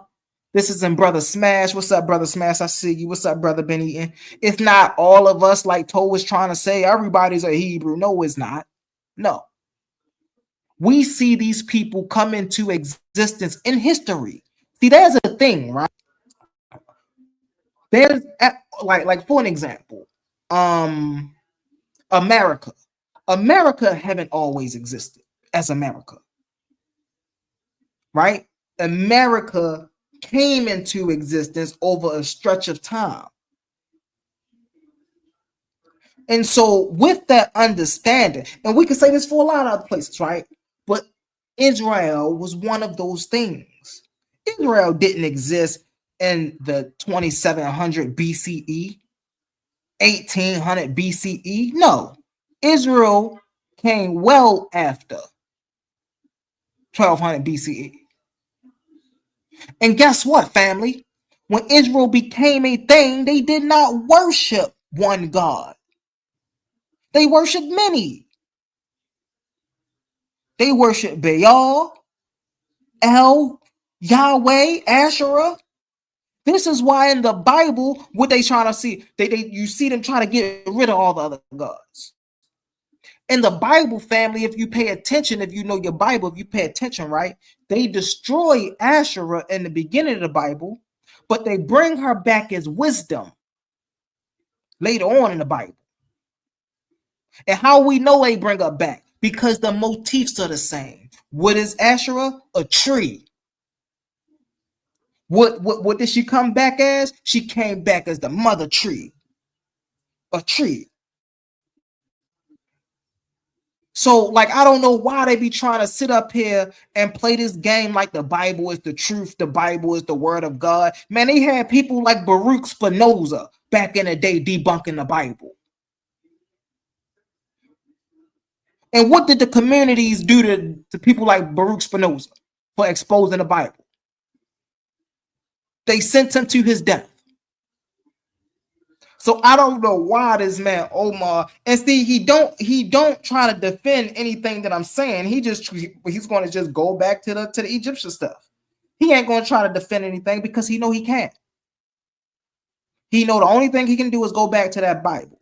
But that Bible don't help him when he's sitting in a ring with Brother Humble. Why not? Because I already know all the flaws in the Bible. Why you think I say Abraham never existed? Well, that's an assertion. You don't know that. No, I got you.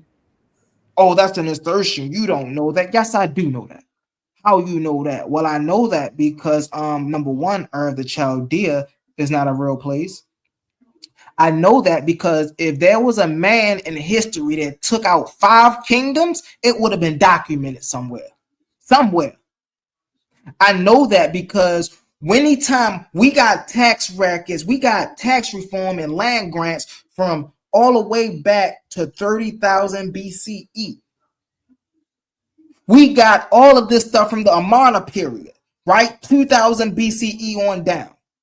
And you telling me Abraham not mentioned nowhere, but yet Abraham lived in 2000 BCE though, right?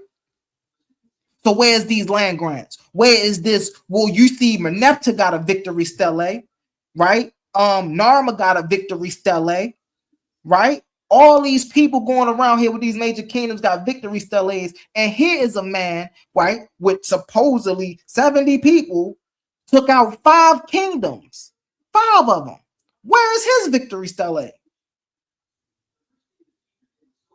We don't see none of that.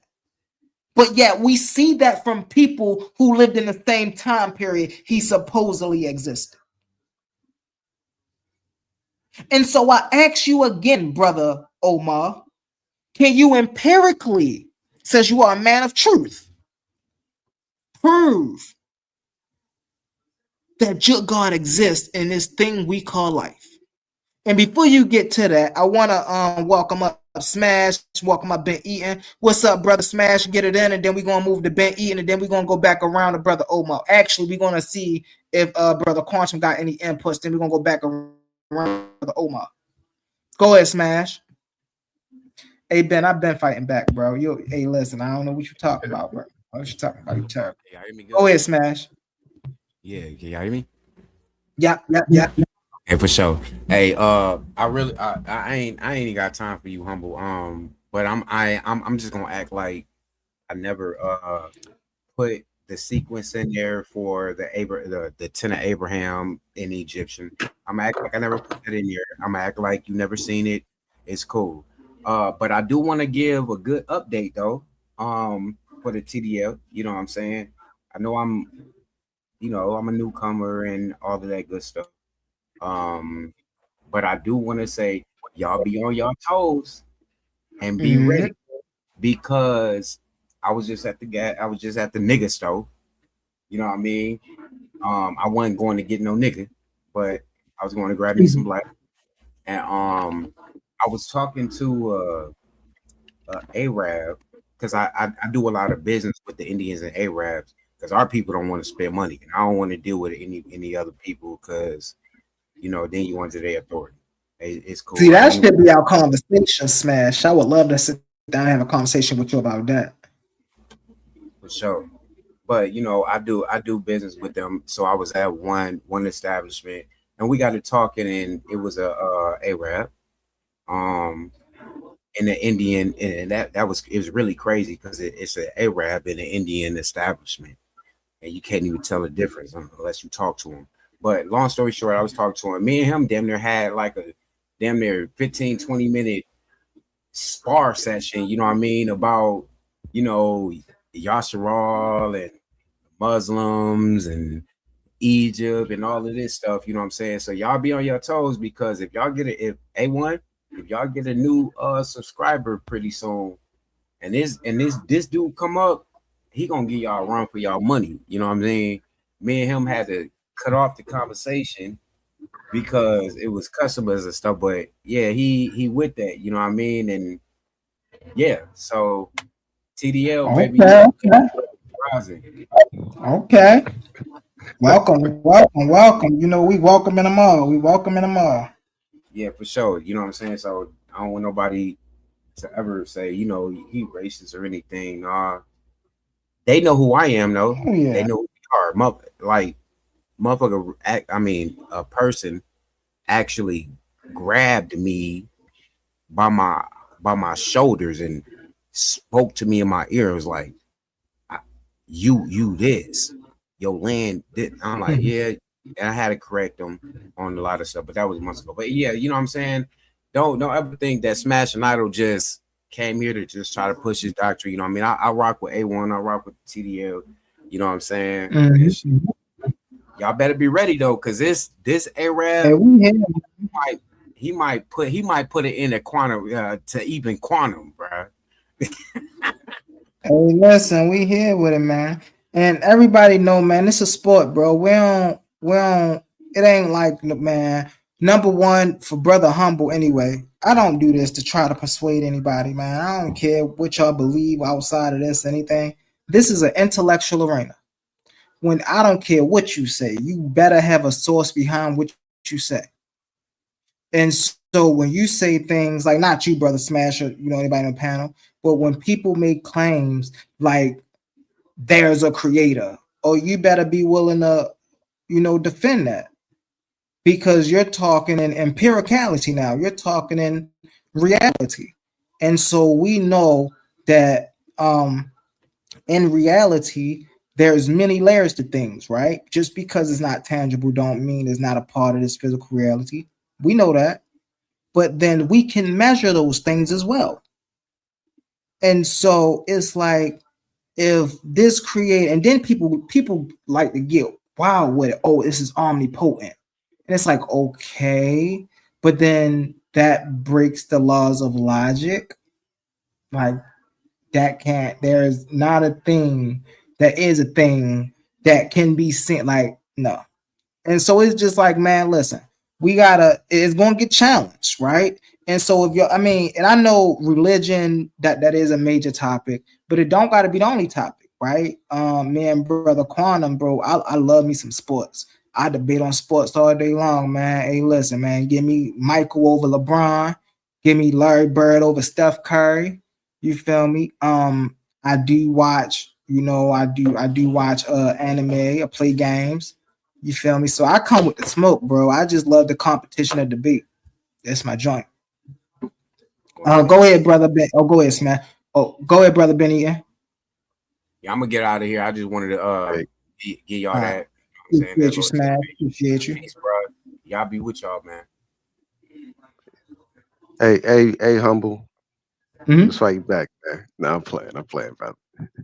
But no, you did a nice little smooth diatribe, and they're not gonna respond to that.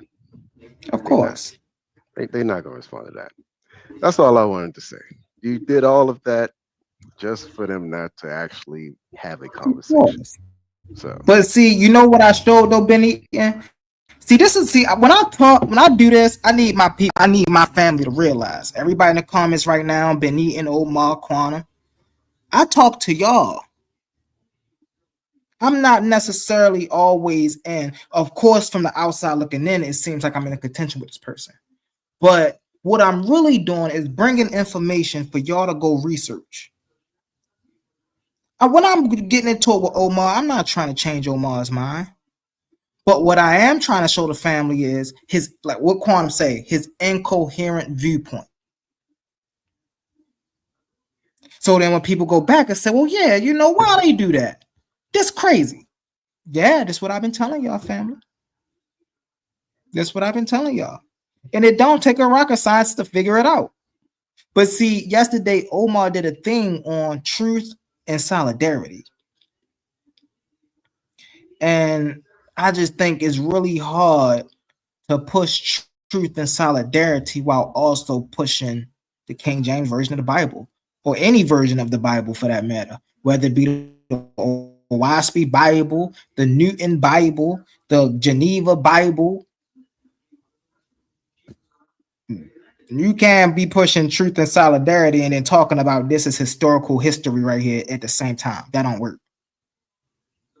You feel me? So I don't know, man. Brother Quantum, you got anything you want to add? I won't even lie to you, man. I've been on an important business call, and I've been in and out. I just want to say that, like Ben said, like you said, you know what I'm saying? When it comes to information and debating, sometimes people just don't want to deal with the arguments that's placed on the table. And I guess that's just disagreement. That's what we got to deal with sometimes. Yeah. But when the debates start jumping, like I don't know if Omar do, but I can see Omar debating some of the points that he be having and stuff. I bet you it'd be great debates. I bet you him and Miss Ashley can probably form an argument in a debate package. Yeah, say he don't got time though. Debate is so much more. So, and see, this is the reason I love debate, right? Because debate is so much more than just getting on camera, going back and forth, things of that nature. It's strategy and stuff like this, right? This is why I tell a lot of people oftentimes that there's levels to this, right? Because oftentimes when I get into these little, sparring matches with people, I see where they stuck at in their level of information. It's not even because they don't agree with me, right? But it's because of how they formulate in their arguments. You see what I'm saying? No real debater, whether you believe in God or not, is going to come and say God is objective. The reason is because we know we could prove God is not objective. This be the issue I be having with the agnostic people, right? Agnostic people say, well, we can't prove God exists or we can't prove God don't exist. Yes, we can prove God don't exist. We have more proof that God does not exist than we do for God to exist. And I just think people just be not being fair when they be putting God, you know, when they analyze God, they don't put him under the same scrutiny as they put the rest of these things. It's easy for a person to scrutinize Kemet. It's easy for a person to scrutinize the Vedas, right? It's easy for you to scrutinize the Native American tradition and stuff like that. But as soon as you go to trying to scrutinize the Abrahamic religion, now it becomes a problem. And so it's like, nah, man, that's crazy. And then when you start to look at it and you start to realize that ain't no way these could be my people. They say, oh, well, man, you know, the curse of Ham God is over here. What? So did the curse of Ham get, the Asians and the Mediterranean people over into France? Was that the curse of Ham too? And, you know, then for real, we only scratching the surface of all this Hebrewism. See, when we going back in history for real, that's actually just like validating who the people in the Bible is. When we want to know who the descendants of Omar, well, not Omar, but who Omar and them descend from, we got to go to more modern times like Frank Cherry, right? William Crowdy. Or matter of fact, let me pull that up right now. You know, sometimes I be talking, man. I just be forgetting. I can just, you know, do a quick screen share. Let me share the screen real quick. Who is SF Cherry? Let's get into it.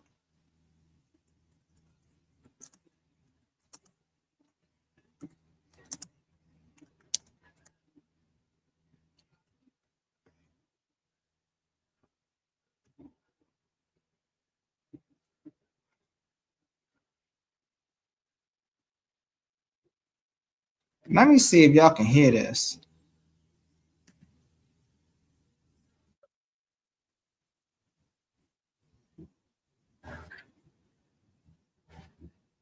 Oh, no. Wait a minute. All right, no. SF. Oh, no, my bad. I said SF Cherry. I meant to say FS Cherry. That's why I did that.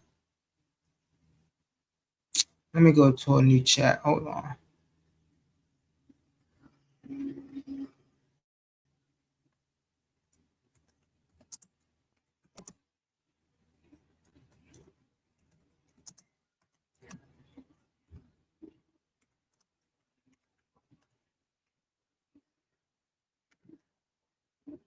Let's figure it out. Let's figure it out, family.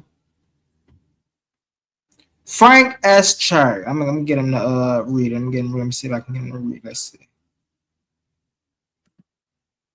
Let's listen.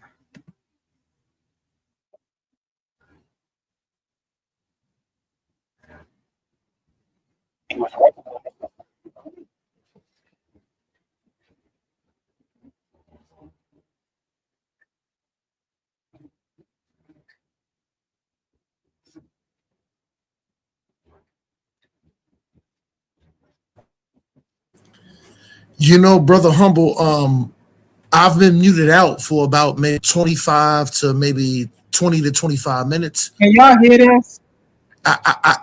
I'll still wait for you to land your plane. Go ahead, bro. Descendants of the ancient biblical Israelites. Okay, we can hear it now. In 1886, he established the Church of the Living God, we can hear it now. pillar ground of truth for all nations in Chattanooga, Tennessee, later relocating and expanding his congregation's presence. All right, hold on. We're going to go back.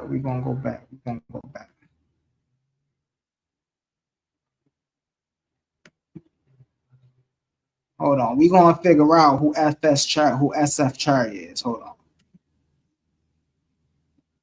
Come on, bro.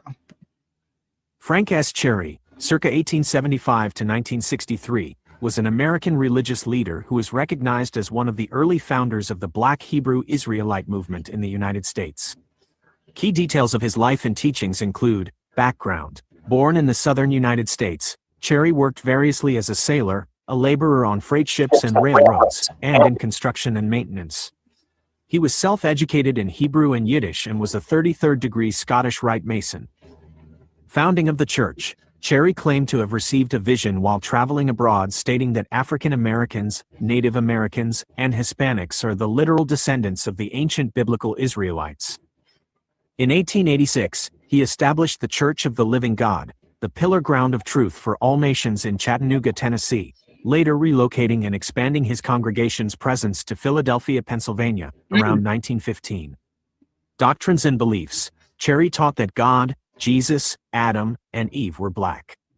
His teachings incorporated black nationalist rhetoric of the era, and he was a supporter of Marcus Garvey. However, his specific faction also integrated controversial dogmas, including the belief that white people were inherently evil, unique cosmological views, such as the Earth being square, and prophecies regarding future racial conflicts. Hey yo, this is their OGs right here, people. This is who Omar and them come from, right? Like, watch this. So let me see if we even talk about what's called number one. Look at this right here. This is crazy. Self-educated in Hebrew, right? My man made churches, right? Here's the thing, though. Yo taught everybody. Yo taught that he taught that the Earth was square. Hey, Omar, you believe the Earth is square? Watch this, though. Watch out. So I hold on. I'm gonna mute back out, Humble, but I just want you to remember, you just asked me a whole nother question right now, but I'm gonna go ahead and let you land. You've been blabbering for about maybe 25, 35 minutes now. But guess what? Humble? So this another one, family. Humble. Go ahead and do your thing. But remember, when it's my time to cook, I don't want to be interrupted. This another one right here, family. This another one right here, right? William Sanders Crowley, 1847 to 908, a soldier, preacher, and early founder within the who? Black Hebrew Israelism. Founder. Let's go back up to Frank Cherry. Hold on. Where my stuff at? Right? F.S. Cherry, religious leader, right? Of what? And founder of what? Black Hebrew Israelite. What do Omar call himself, family? A Black Hebrew Israelite. Right? Crowley established his organization headquarters in Kansas and Virginia, Philadelphia, after claiming to have received an angelic vision. Why are all these people running around here receiving angelic visions, man? Hold on. Because Frank, hold on real fast. Watch this. Because he do too. Frank Cherry. Dude's going to talk about him getting a vision too. He passed down to his son. Little description. That's the better is supported. Right so there. No, go back up. The third one from the top. The third one from the bottom. Founding of the church. Founding the church. Oh, yeah. Thank you, Brother Quantum. Look. Ow! Hey, listen, those owls in the building. Those owls, they all seeing right there. Chai, right? He claimed to have received a vision while traveling abroad, stating that African Americans, Native Americans, and Hispanics are the literal descendants of the ancient biblical Israelites. He started this. This is where we get the 12 tribe chart and all of that from. From a vision. Can you put up a picture of him in a minute after when you finish reading this? I want to see some pictures of some of these guys. That's a good idea. They black. They black. Oh, snaps. I don't want to upload no file. That was my fault. But and you know what's crazy? I see why now Omar and them so close with Cosmo, because all of that people had some type of vision or some type of trance. You hear this spooky 19th century Victorian spiritualism.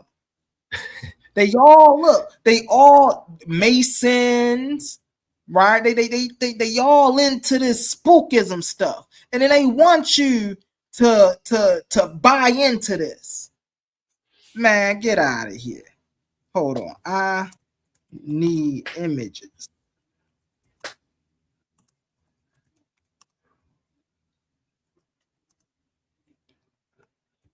Individuals.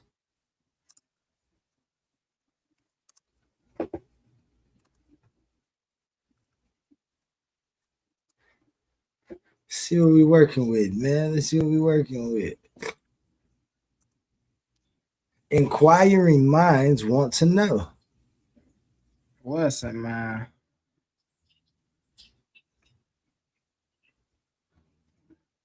So this is FS Chai right here. All right, I need William Sanders Crowley.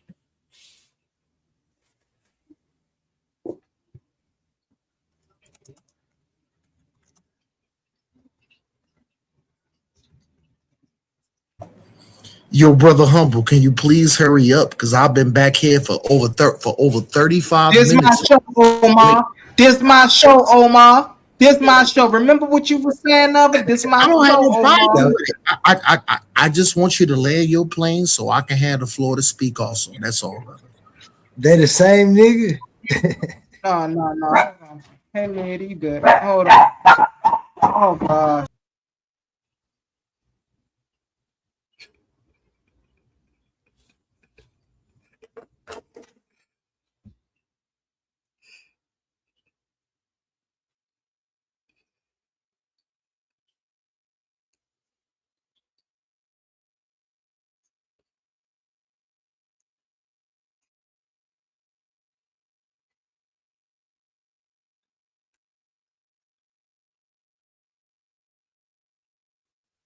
I'm back, Quan. I'm back. Damn, my dust scared the shit out of me. I'm up here.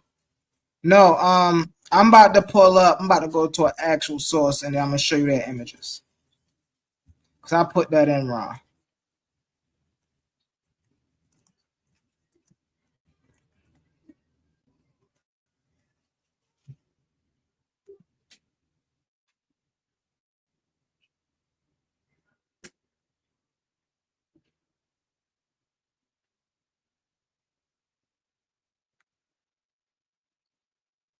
Hold on, let me get my stuff. Let me see if we can find the images of these people.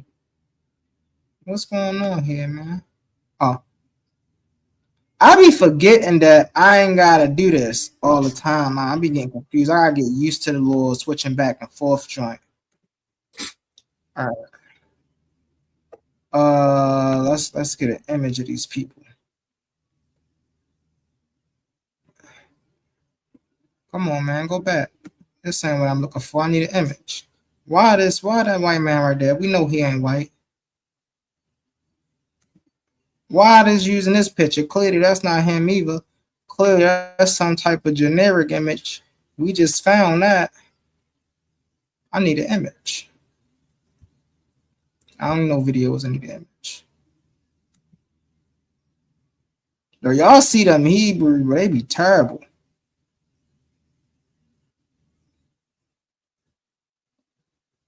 Hey, yo, they dang got, hold up. And ain't no pictures of him? They ain't got no image of Frank. That's crazy. No, they ain't no. Nah. They go to check on That's that video right there. That's y'all found. Yeah.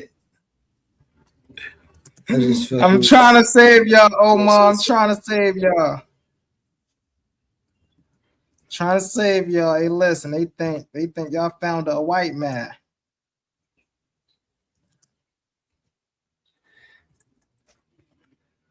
All right. That's it. Yeah, why they keep showing this crazy picture? Oh, because this the picture that everybody keep flaunting around. Maybe this is what he really looked like then. All right, then maybe I'm looking for the wrong image. Maybe I should be looking for. All right, so this is what he looked like. This the image I could find. Hold on, I ain't trying. That's crazy. So this is what he looked like, Quantum. Frank S. Cherry. This what they keep pulling up. I mean, he did live a long ass time, so it probably is hard to get a picture of this man. So that's what he looked like. We're about to see what William Crowdish looked like. Go with Omar. Go with Omar. Look like it said William Crowder on that. Look like it said William on that picture. That is William Crowley, Humble. Oh, that is Frank Cherry doesn't have the image. There's no image. Oh, he don't got an image. Oh, that's crazy work. Hey, look, I learned something new. Go ahead, Omar. Go ahead, Omar.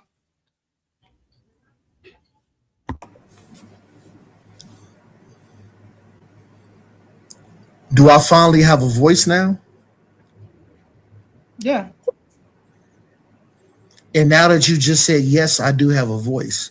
When I speak, can I please not be cut off? Can you stay on topic, Omar?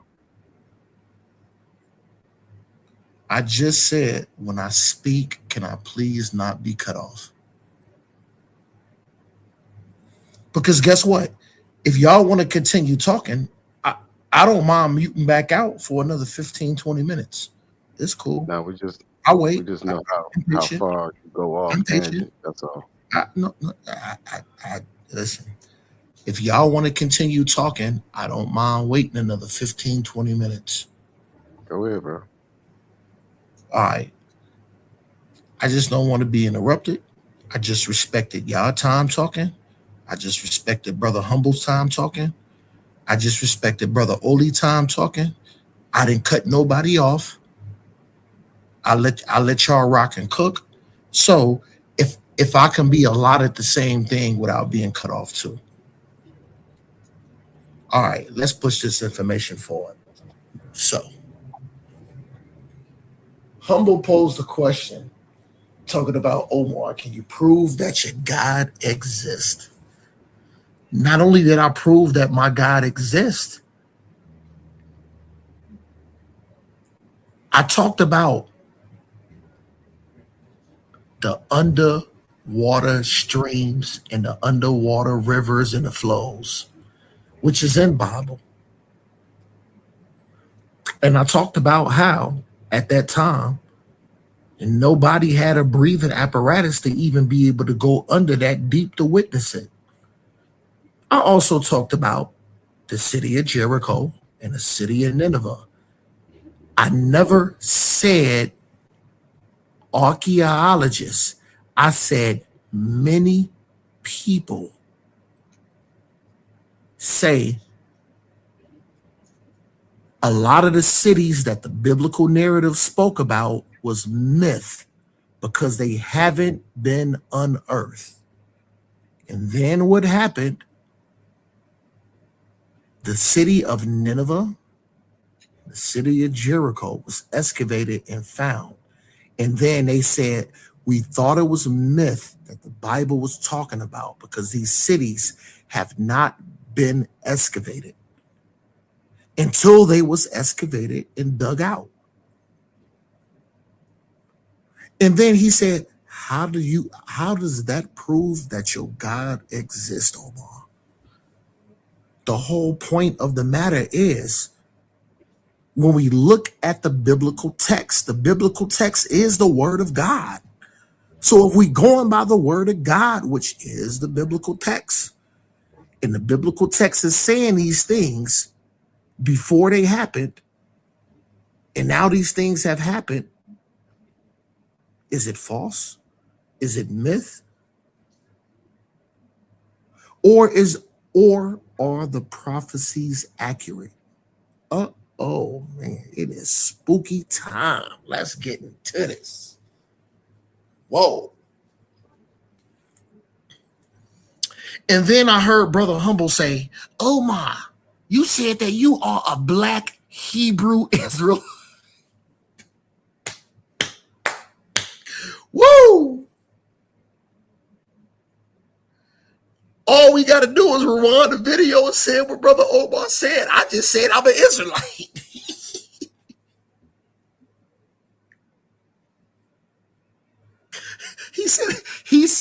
I said that I was a black Hebrew Israelite. because all I'm doing is just bringing up a lot of things Humble was saying because I have my listening ears on. I just waited. I want to say, if I look at my clock, I want to say it was roughly around maybe 31 or 32 minutes. Did Brother Omar interrupt? No. Did Brother Omar have his listening ears on? Yes, absolutely. So those are just some critical errors that Brother Humble also made. And then Oli got on here, was trying to back up the narrative and talking about So what you got to understand, but I do got to say, the brother Oli was respectful to the wife Ashley. He was like, "Oh yeah, Miss Ashley, but you got to understand what Omar bringing out as far as the scripture in the package." So I just want to show my screen. Because if we talk about information, we just got to talk about information. And if we go, hold on, and if we're being fair to what they call judgment, it's gonna get spooky. And then Humble had the nerve to criticize me about my Jones the other day about truth and solidarity. So what Oli said about the package and what Humble said about truth and solidarity. Let's get spooky. Show my screen. Show my screen. Because if we're going to talk about the package, and we're going to talk about truth and solidarity, and hold on, and now we going blow for blow, and we trying to show examples of Israelites and show examples of the Kemetic people. So Oli said something about the package. Humble said a lot of things about the Israelites. So let's go back to Exhibit B. This is why it's good sometimes to shut your mouth up and just listen to the sentiment and what the other brothers is talking about to fight everything. I took the notes down. I addressed everything that these brothers said. So, is this an example of truth and solidarity? Is this the package? I only see one package and I don't agree with it because I like women. But let's push this information forward. Is this standing on business? Is this a righteous act?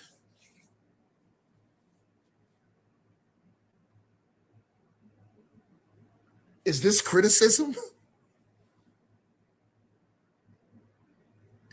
Would you put this picture in your house? Would y'all show y'all kids this? Is this knowledge? Is this some hidden knowledge that supersedes what the Bible talking about? Because Humble tried to make a point about hey, Quantum, hold it down for me, Brody. I didn't cut you. Hold on, Omar. I'm not trying to cut you off, bro. Hey, Quantum, I gotta do something. Hold on, Omar. I got you. Hey, Quantum, I'm about to go make a run real quick, Brody. Can you hold it down for me? All right, my guy. Yeah, man. Yo, Humble, while you making your run, man, make sure you got them track ASICs on, nigga. Yeah, because it's spooky. So I want y'all to notice there's a certain people who made this drawing, who made this pictograph. It wasn't the Hebrews, it wasn't the Israelites.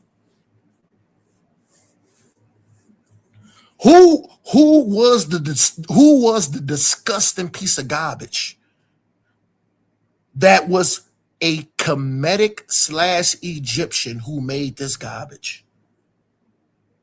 Would you put this picture in your home? Would y'all want to teach y'all kids this? The Israelite scriptures, and when it comes to our archaeological digs, scripture, reverence, things that solidify the Bible, there is nothing in the Israelite culture that has anything to do with this. So why be mad at me? Like I said, because I bring out the truth. Did Brother Omar draw this? Did I draw this? Did the Israelites draw this? We do know the answer to the question, and we all know who drew this. We all know. So Humble just need to stop playing games. I say, oh yeah, man, yo, I need to go make a run. I need to go to the store real quick. Yeah, nigga, go to the store. Go to the store. Go to the store. Because I know it hurts. Humble.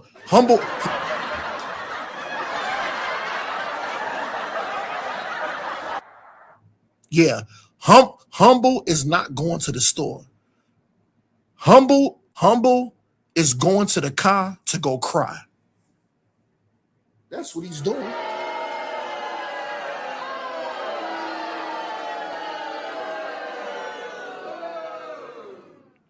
Hey Omar, you did exactly what Humble said you was going to. Brother. Just saying. I'm just saying, brother. Sorry. I didn't ask you to speak. And hold on. Y'all say that I don't have discipline. I just shut my mouth for 33 minutes straight. But I know it hurts. Because now, since you want to run your mouth, let's address that. But still close that goddamn mouth up, man. You shut up. You shut your mouth.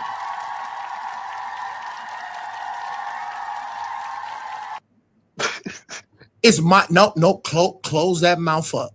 It's my turn to talk.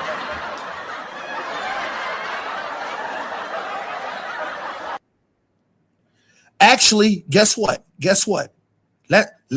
Let's put you on a hot seat since you want to run your mouth. Since you just open up your mouth and cut me off. Hey Omar. Nope. Hey Omar, I respect you as my brother. Nope. But I don't take you serious. Hold on. Who is this talking? It's Ben, bro. Ben? You know who it is, bro. Ben. So Ben. And you know you don't want them problems. Don't even go there. Ben, since you want to run your mouth, and I didn't cut y'all brothers off, but you want to cut me off. When you look at this bottom pic of this netter and a Boston crab. This is what I want you to do since you want to run your mouth, Ben. I want you to explain this netter and a Boston crab with the phallus to the mouth. You got the floor. Hey Omar. I'm not entertaining you. No. I don't care about. Then shut up. Then shut up. All I'm saying is you did exactly what Humble said you was going to do. Brother. Divert to this. Brother. Listen, I will give you the floor since you want to run your mouth. You already gave me the floor. Man, shut up and listen, man. Why you ask me the question? Listen, the netter and the Boston crab. Go ahead, brother. The netter and the Boston crab with the phallus to the mouth. Since you want to run your mouth, you explain that then. Go ahead and run your mouth, man. Explain this then. Since you want to run your mouth. So like I just told you before you cut me off, I'm not entertaining this. Brother, you know what? Anything about this? Just shut up, man. Somebody mute him out. I asked him a question. Since he wanted to run his mouth and cut me off while I just sat here for 33 Omar, minutes. that's why I don't While take I you just serious. sat here for 33 minutes without cutting y'all off. So here's the thing here, Ben. If you want to run your mouth, I don't mind. But if you want to run your mouth, answer the question. Now, if you don't want to, like you said, if you don't want to entertain the question, shut the hell up. Mute your set off, man. You have discipline. Omar, Listen. You mute out for 33 minutes. No. You mute out for 33 minutes like I did if you don't want to explain. Omar, but what are you talking about? Brother, man, shut the mouth up, man.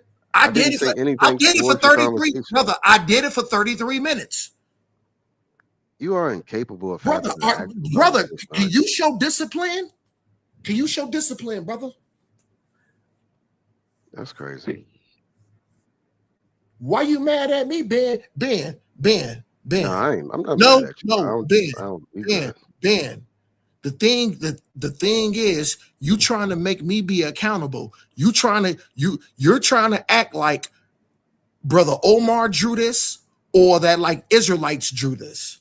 So if I ask you a question and you don't want to answer about the Boston crab with the phallus to the mouth, I understand, Ben, because it hurts, man. Omar, you don't even let people talk, so I'm not even entertaining you. There we go again. I'm back, family. What's going on? Yo, humble. Omar being himself as you.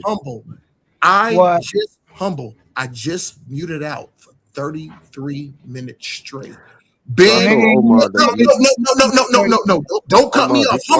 Humble, listen. Ben has been interrupting me since you left. And then, hold on. Not only did he interrupt me, Humble, I said, listen, if you want to, I said, Ben, if you want to interrupt me, and since you want to run your mouth and talk, can you listen? I asked Ben, I said, can you explain this netter in the Boston crab with the phallus to the mouth? He said, Omar, I don't want to entertain that, but he kept running his mouth. So my point is, if I ask you, listen, it's the same thing. You won't entertain it. You're not gonna entertain it. Yo, you won't even let nobody explain. Humble, respectfully, brother, because I just shut my mouth for 33 minutes straight.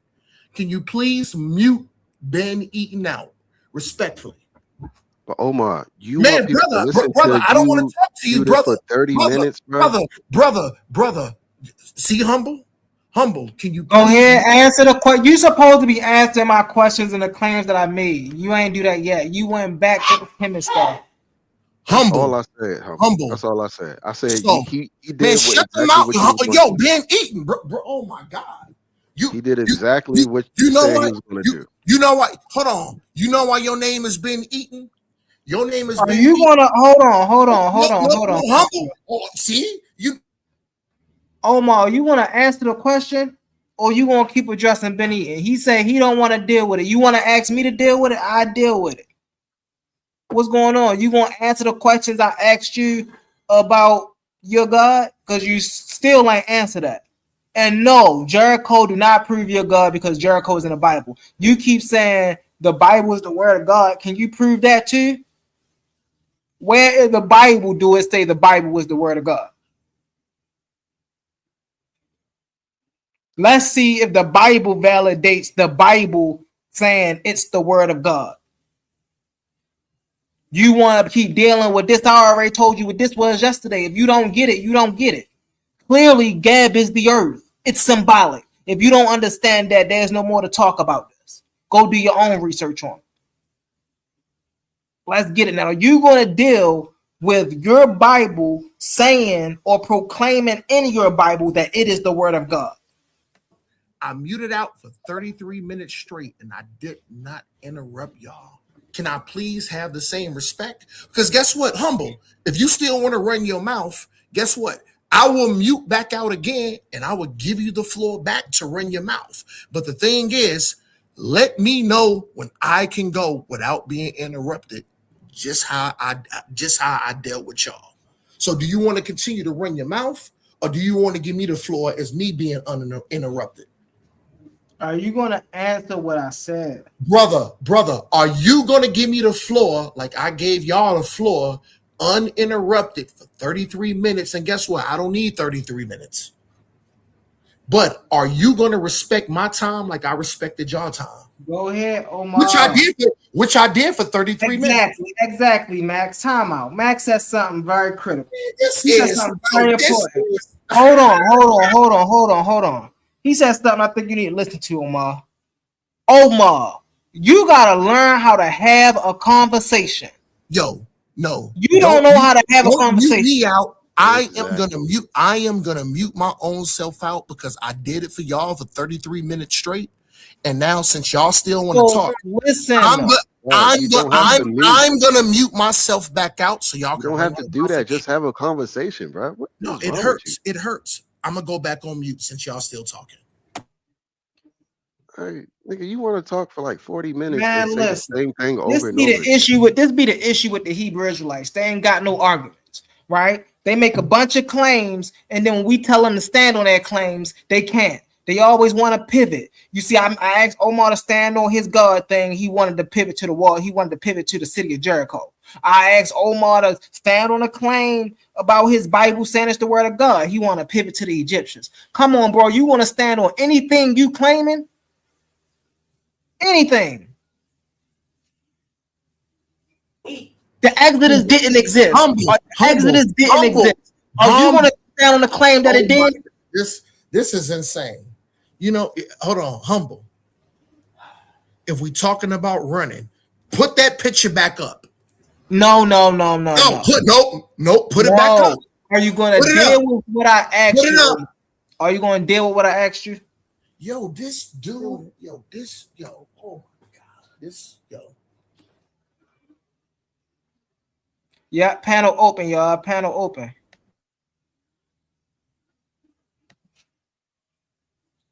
So y'all hear the crickets, right? Oli. Y'all hear the crickets, right? Yo, brother Oli, respectfully. Y'all, hold on. Humble said, he said, Omar, this is my show. Shut your mouth up and I'll let you know when you can talk. I muted out the whole time. And then Humble said, go ahead, brother Omar. You got the floor. So this is what I noticed. I've been interrupted multiple times. I don't mind waiting again. But if somebody's gonna say, brother Omar, it's your turn, go ahead and talk. As soon as I start to talk, just because somebody disagree with the information I'm bringing out and they getting cut, I get interrupted. So listen, Humble, you said, go ahead, brother Omar, you got the floor now. Do you adhere to that?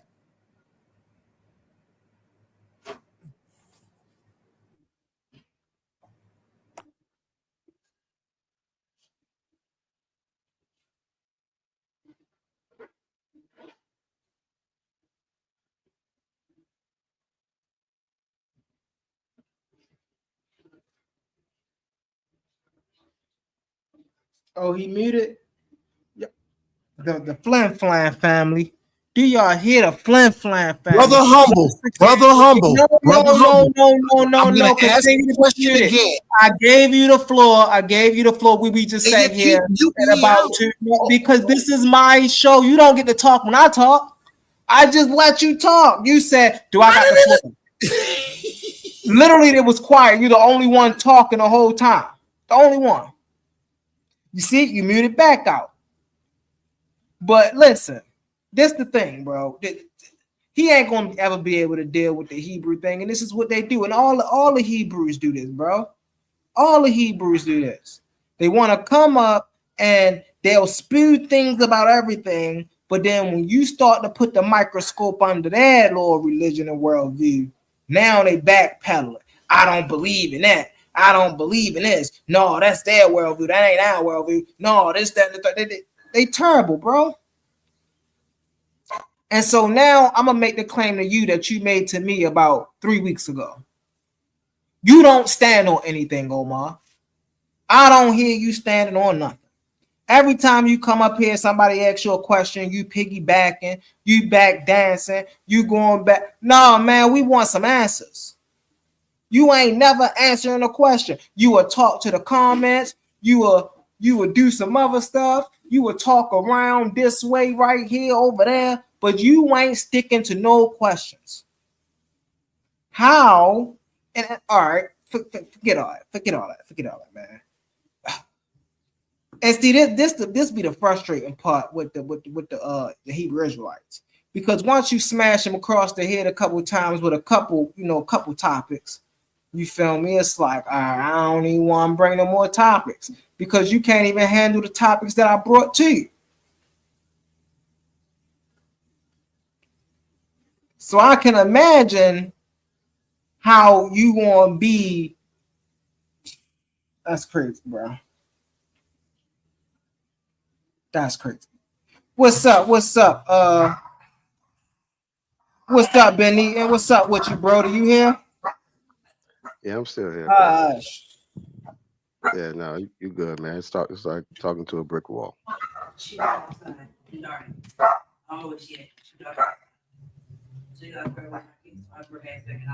Yeah, it is. It is.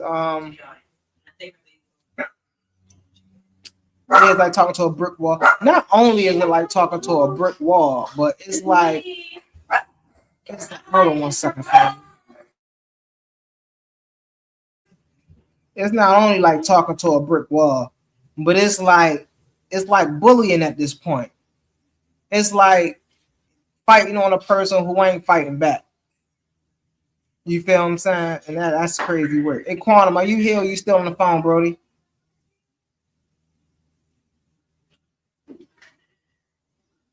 Hey, I pulled that up and it showed me a car smash. So I don't know, maybe you gotta come up and pull up what you talking about. But I pulled that up and it showed me a car. It's on the I'm here. It's on the I'm still on the phone. I'm almost. Okay. What's smash talking about, Benny? It's on the Egyptian topographical list. I think it's Shishak. It's an old art, but I'm not concerned with that. I think he's trying to equate the term that's on there with Abraham, with Abram or Abraham. But that's been a long conversation since like the 60s. So I got a whole article on it. Yeah, that's not him. It's that's based on him. it's based on the translation. Yeah, that's not him. That's not him. Hold on 1 second, y'all. 1 second, y'all.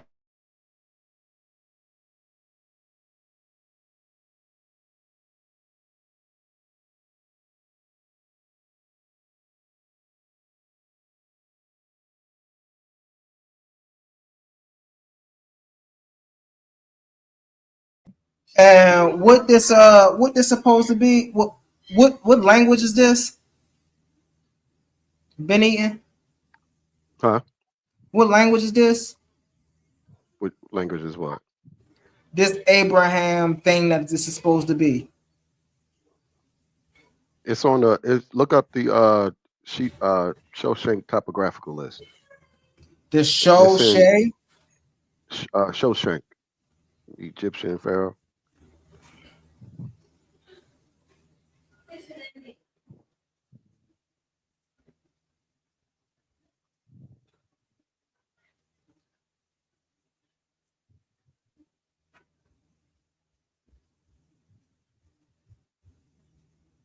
Let me see.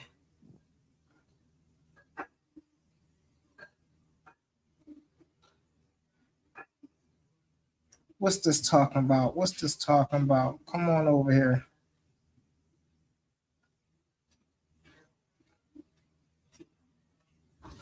Yeah, if you can give me a second, I'm gonna find my article on this. Because I don't see nothing on what these words is right here. All right, do me. I don't think you can put it in a private chat. I about to say, if you put it in a private chat, I could copy and paste it. Okay. Mm-hmm.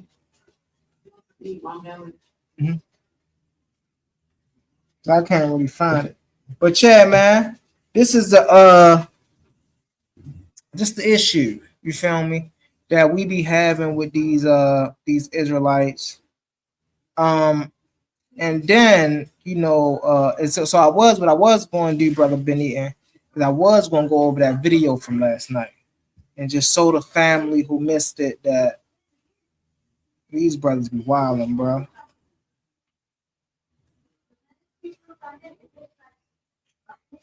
Make sure my dogs good. They be barking and stuff. But 12:55. Let's get it. Let's get it. You getting that thing, Benny? Yeah, I'm about to put in the back. All right. While we waiting for that, we're gonna go to a word from our sponsors. Let's get it, family. Ladies and gentlemen, the arena is open. This is not a classroom. This is not a lecture. This is not a friendly conversation. This is intellectual warfare. 16 minds enter the arena. 16 debaters step into the battlefield. But when the smoke clears, only one will stand as champion. Welcome to Clash of the Titans 1.1, presented by Coliseum of Arguments, hosted by Titans Debate League. And this time, there's $1,000 on the line. 16 competitors, one tournament, one champion.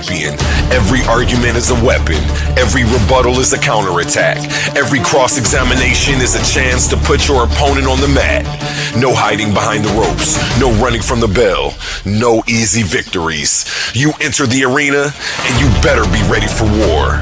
This is where knowledge meets strategy, where confidence meets competition, where debaters don't just argue, they fight for the right to be called the best.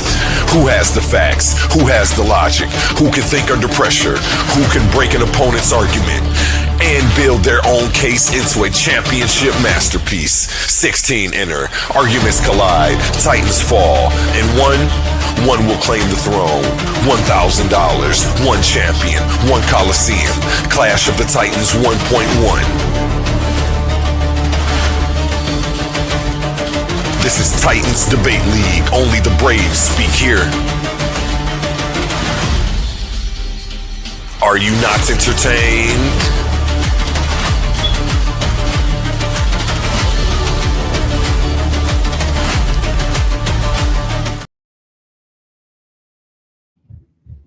Most definitely. Go ahead, Brody. Hey, how do I put this in the back chat? It's I think you gotta go to private chat, and then you just pop it right in the private chat. I can't wait for that face off for Cosmo, man. Hey, I'm gonna do Cosmo just how I've been doing Omar for these past couple of days. I'm gonna do him a little worse too, though, family. I'm on Cosmo head all the way up into the face off. All the way up into the face off. Just as incoherent as Omar's God is, Cosmo's creator is just as incoherent, right? Well, I just pulled up FS Cherry, Frank Cherry, right? I just pulled up William Crowdy Sanders. And both of them men said they had visions. John Bailey Newborough from Owaspie, he said he was in a trance, automatic writing. Every time you get around these people, family, there's always some spookism going on, right? There's always some stuff that they can't prove. So you telling me that these are some of the only people in the world that have these type of divisions and automatic writings and things of that nature? Let me click this. Let me see what this is about. Hold on, family.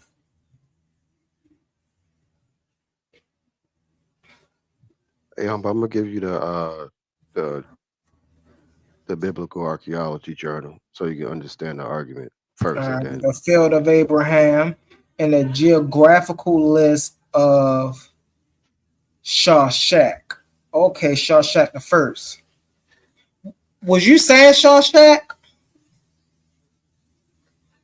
Yeah, I said like Shishonk or something like that. Shishonk. Okay, that's why I was like, Shawshak, Giants. Okay.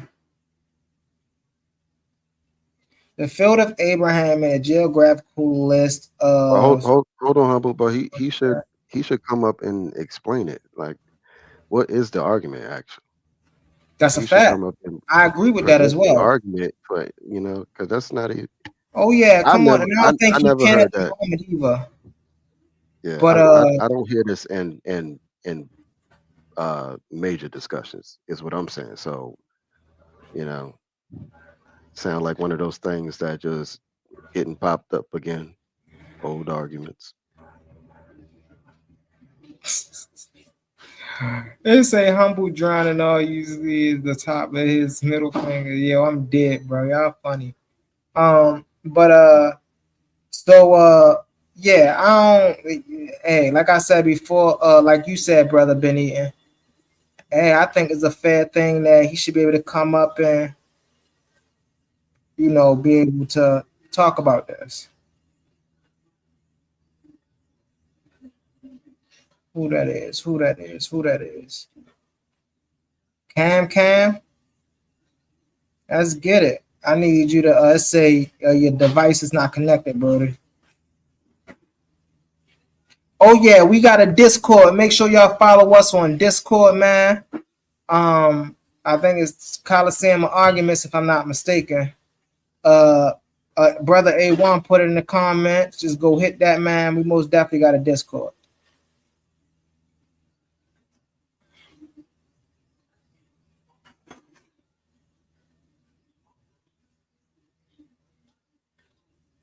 All right, many names in description are destroyed, and so absolutely education. All of the names is that.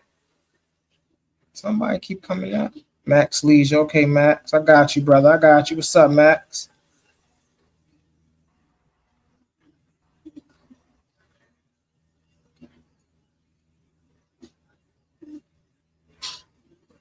Yo.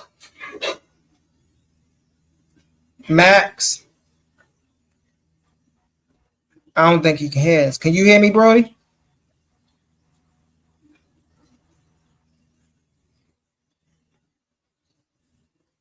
I'm unmute your mind. Come back. I'm gonna drop you down because I don't know if you're talking or not. We can't hear you. Oh, you mute? Oh wait, did I mute your mic or did you mute your own mic?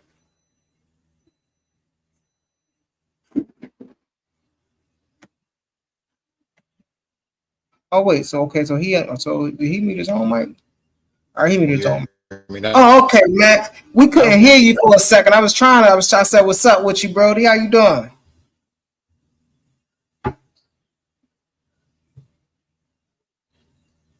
Ha, crickets ain't no joke. I know, bro. Omar can't handle it, man. Omar can't handle it. All right, can you hear me though? I can hear you right now, Max. I can hear you right now. I don't know yet. Maybe you gotta drop down and come back up, Max. Cause your little joint going in and out.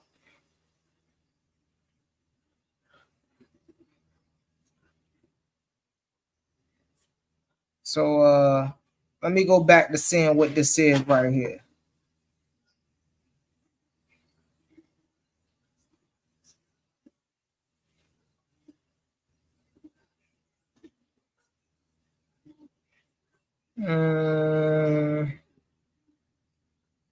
Matter of fact, what am I doing, bro? What's going on here?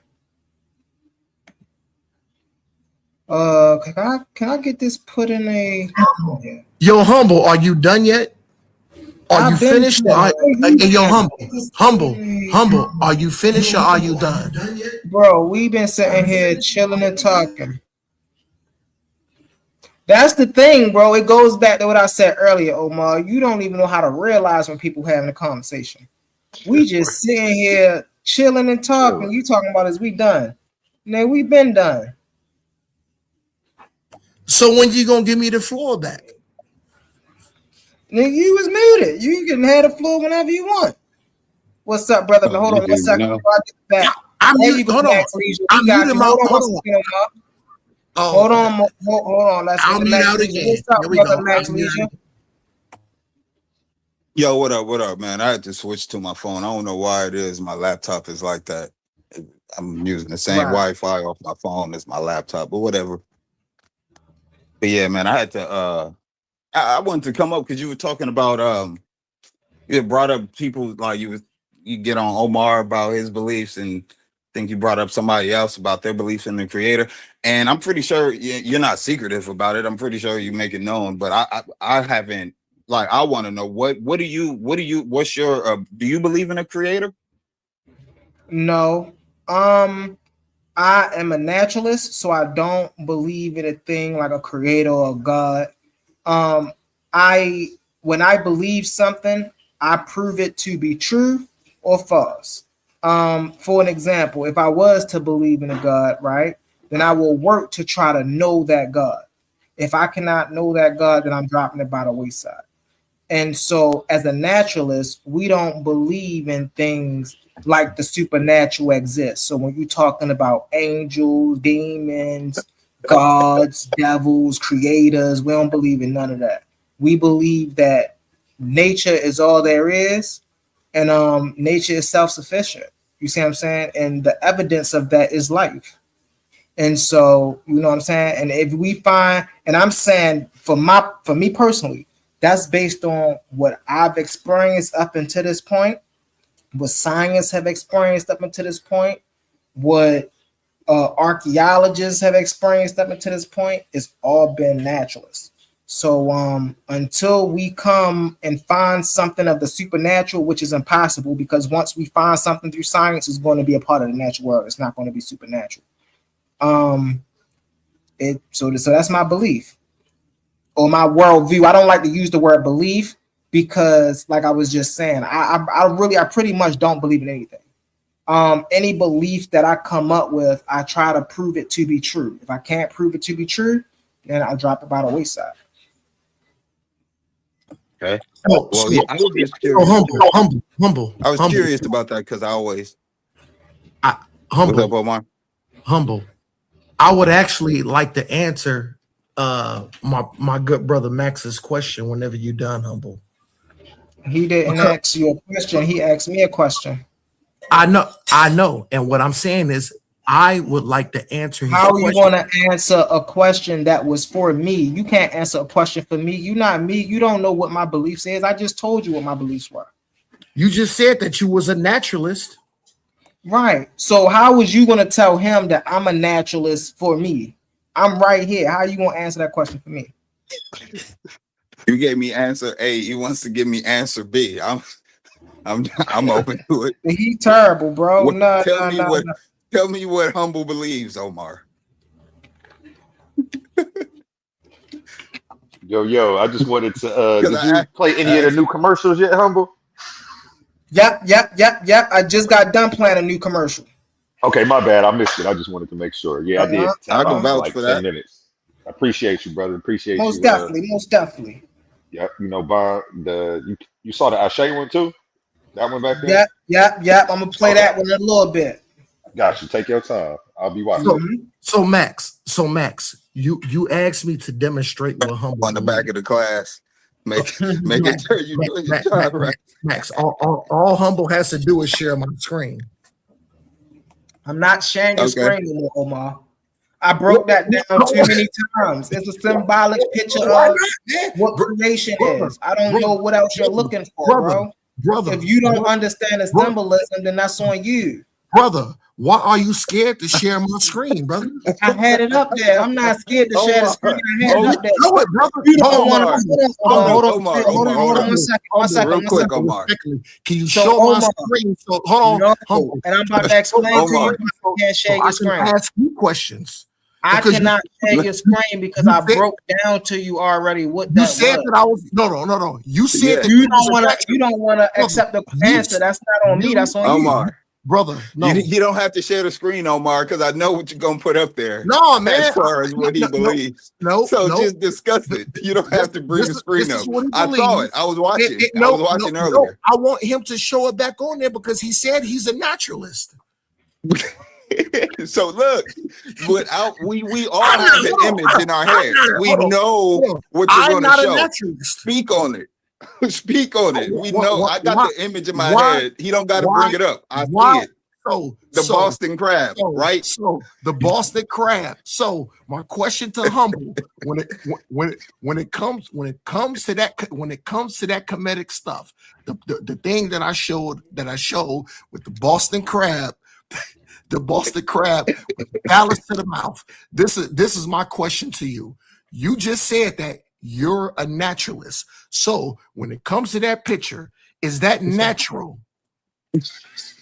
Is that eloquent?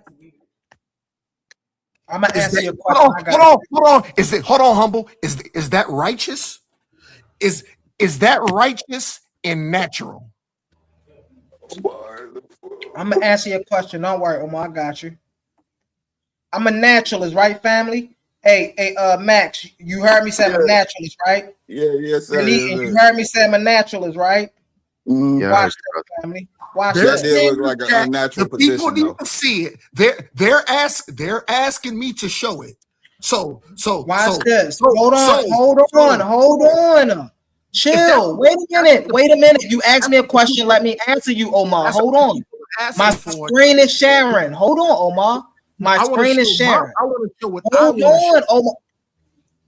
See, this is why I be muting you, bro. I don't be wanting to mute you. You asked me a question.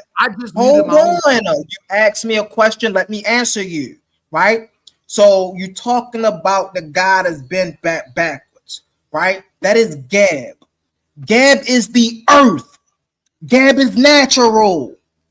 You're seeing a man. That's a symbolic representation of the earth. If you don't understand that, I don't know. Matter of fact, let me read it for you. Maybe you think I'm lying or something, right? What is Gab? Gab in the ancient Egyptian gods is the earth. The member of the Ennead of Heliopolis. His role, he was viewed as the physical body of the earth. When you're seeing what you're seeing the earth.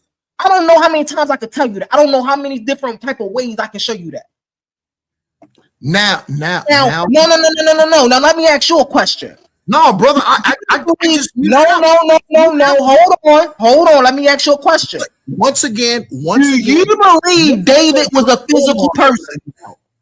Do you believe David was a physical person? Brother, the people are asking a question. They said, no, Omar needs to show it. Can you please show my screen?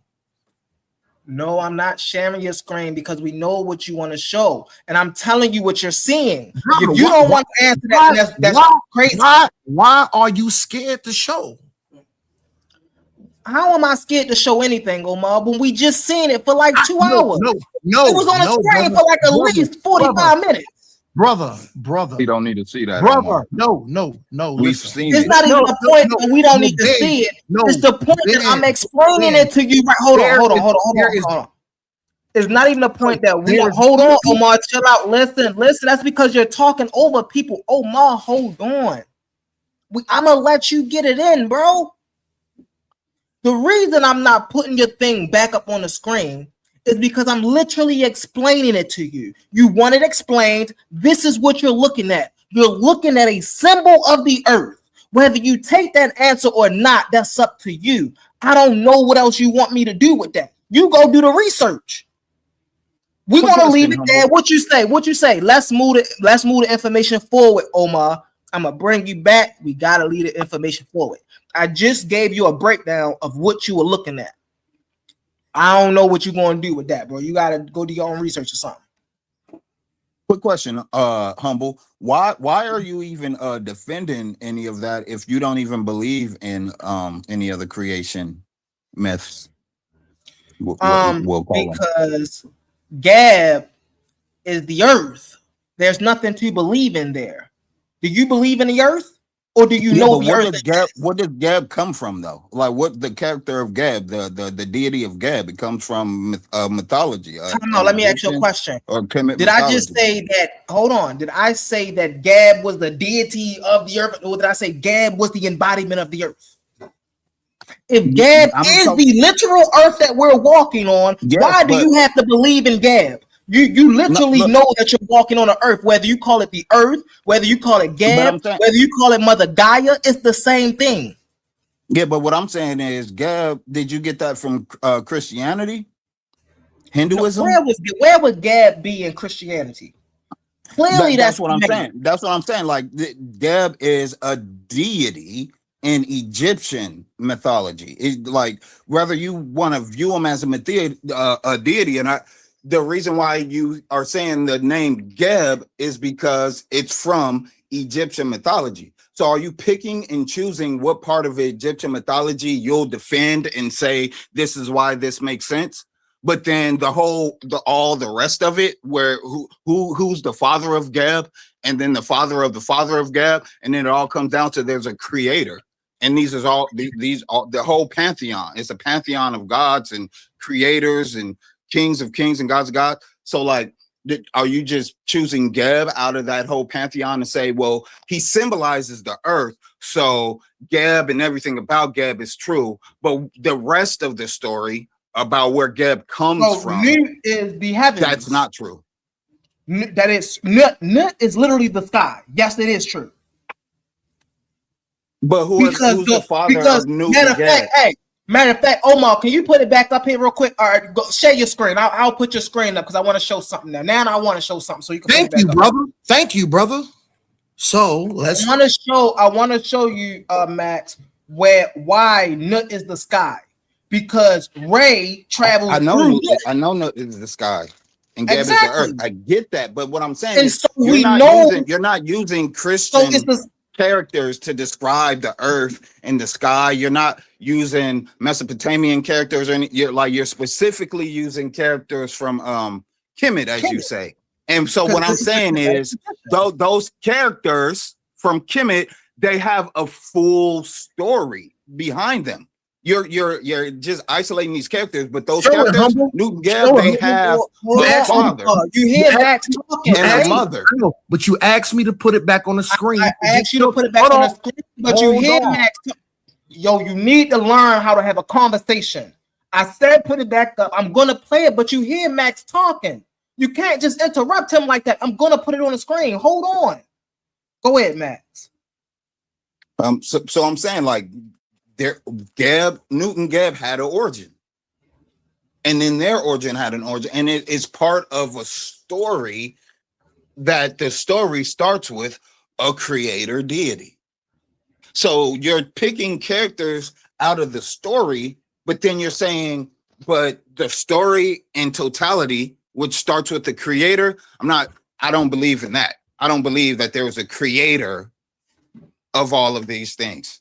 But what that character that I don't believe in created, Nut and Geb, I'll defend that because I believe in that.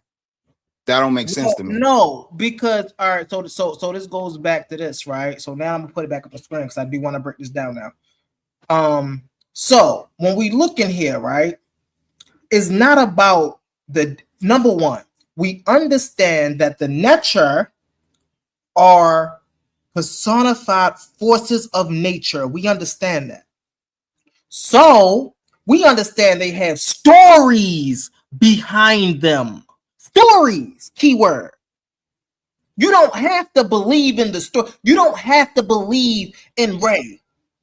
Ray is an empirical thing. You can measure it. It literally gives you life. You don't need to believe in Hapi. Hapi is literally the flooding of the Nile. It's empirical. You don't have to believe in Geb. Geb is literally the earth. You don't have to believe in Nut. Nut is literally the sky. How do you say, well, okay, I'm not going to believe in Nut, but I'm going to believe in the sky? You believe in the same thing. That's easy. You can say that very easy. How? Nut is the By sky. saying I believe in the sky, and I've never even heard of it. What is the Kemetic word? Do you know the Kemetic word for sky?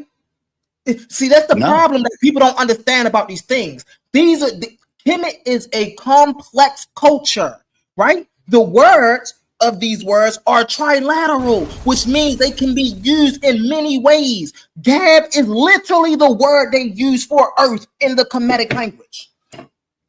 So when I'm talking about Gab, I'm not talking about always this deity thing that you're talking about Gab. I'm not talking about Gab in that way.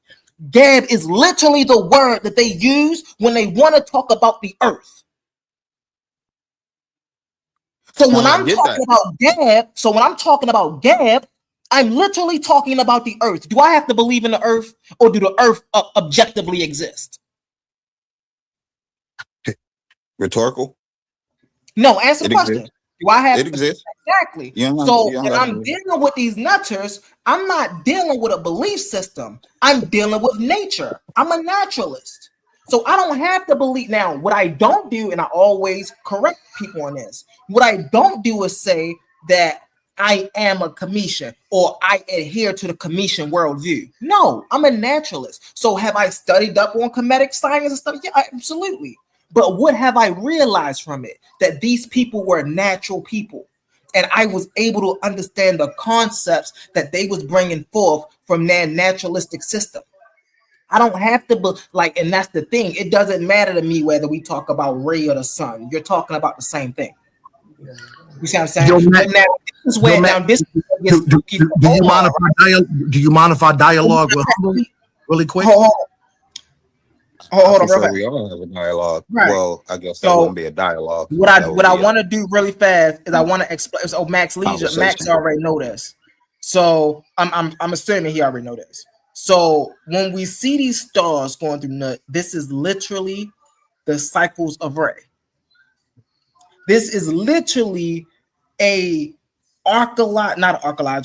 astrological scene. This is talking about the way life interacts from an objective view. Why they put in this scene is funny because you see Gab here depicted 3 or 4 different ways. This is only part of a scene. On this side, this is Gab as well. The god is laying under Nut, right? And this is Nut again, right? So they're showing the same scene twice. What's so funny? Gab is depicted 2 different ways in this same scene. See, Omar won't tell you that because he don't know that.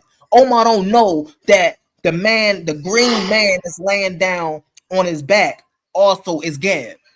He's so focused on this Gab that he don't even know that this is Gab over here as well. What is this showing? Symbolism. Omar, I don't know.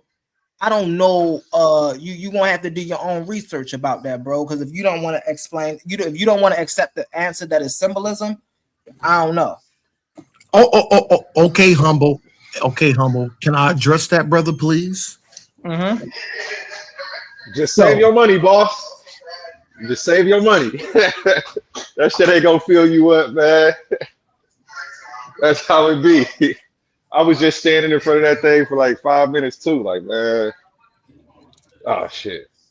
A1, I'll get it for you. You need to go on mute. A1, we can hear your conversation. A1, we can hear your conversation, brother. So Humble. Mm-hmm.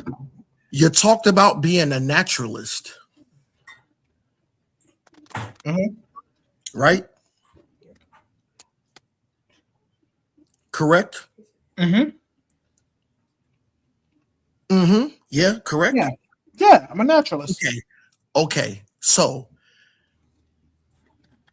put that back up on the screen, brother. Don't run. Put it back up. Put it. Can you please put it back up? Thank you, Humble. So when it comes to being a naturalist, is this natural? Yes.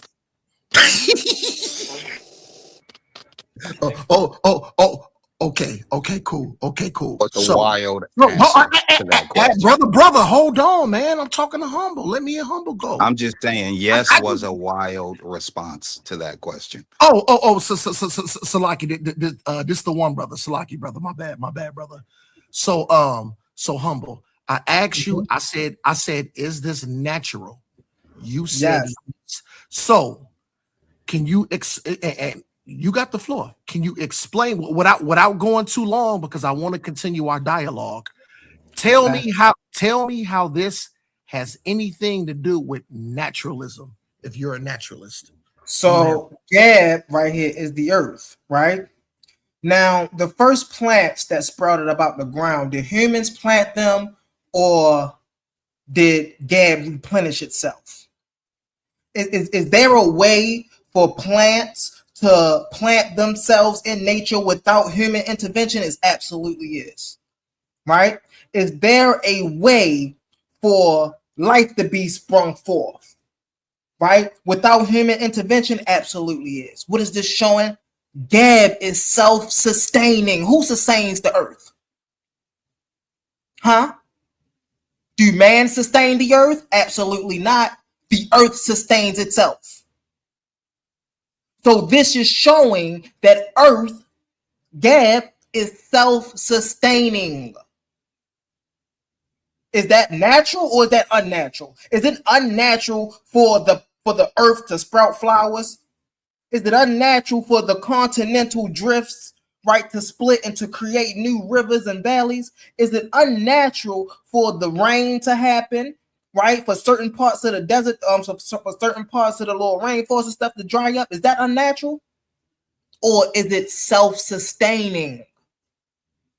So, is it unnatural or natural to put the penis or the phallus inside your own mouth? Oh my gosh, bro. Let me ask you, is this symbolic or literal? Is it natural to put symbolic or literal? Is it natural? Listen, is it natural? Is this symbolic or literal? Brother, is it natural to put one's own penis or phallus inside his own mouth? Is that natural? Is this seen? No, is it natural? No. You see how you're trying to run from my question? Is this seen symbolic or literal, Omar? Brother, you see, I answer your questions, but no. This is my show, Omar. I ask the questions, Omar. I ask the questions. Is this seen symbolic or literal? Answer the question. If an 8-year-old kid were to walk in and just look at that without That's any why knowledge this of is in the anything, king's he'd probably chamber. take it literal. That's why this is in the. Hold on. Literal. Hold on, Max. Really spooky. Hold on, Max. Hold on, Max. This is why this is in a king's chamber. This is not meant to be seen by a little kid. But I'm speaking on the perception of it. Like I'm just trying to. Right. What is it? This was not meant to be perceived by everybody's I'm just trying to eyes. get past this. Like, look, if you look at it, you could take it literal. Everything is subjective, right? So you could look at it and take it literal. And in context of this conversation, you could say it's symbolic, but that's a subjective thing. I don't like what you're gonna pull up. No, Max Lee. It's very subjective. It's very subjective. Because if you have no context and you just walked up and you looked at it, hold on, Max. If you had no context, bro, like it's very subjective. And that's what I'm saying. This is why this is not for. Okay, let me slow down. Let me repeat myself. This scene that we're looking at in ancient times would not have been a scene that everybody would have seen. This is why it's in a special place, right? Only the elite, only a select few get to see stuff like this. You have to graduate initiations. You go through a process. Everybody wouldn't have seen this. Now, have they seen other forms or motifs and stuff like that? Maybe. Of course, we got many versions of the Bible, right? We got many churches, right? So, of course, we'd have seen other ways of symbolizing this is clearly not an everyday use of how this is being seen. Clearly, it's on a king's chamber for a reason. Everybody don't go in the king's chamber. So humble. Hold on, Max. Real quick. Hold on. Got it. I was being rude. You could. No. You actually had a great question, and I really like that question. That was a genuine question. But here's also another question. If we're talking about something called naturalism, and we're talking about something that something that is being called symbolic. If it's natural and symbolic, humble, would you put this picture in your house? Exactly. But he said the king chambers thing. He would put it Absolutely, in I his would. king's chamber. Absolutely, I would put this picture in my house. He would put it wouldn't be in his living room, Omar. It'd be in his king's chamber. It surely Man, would. Even if I would put it in my house, it would most definitely be on my living room. I got a better question for you. Hold on real quick. I got a question for you, Omar. Omar, if you seen that in Humble's living room, would you stay at his house? Would you sleep over? Man, hell no. I'll walk the hell up out the goddamn door. But that's because Omar is ignorant. But if he's seen a picture, hold on, watch this though. If he's seen a cross with Caesar Borgia in it, he'll call me his closest brother.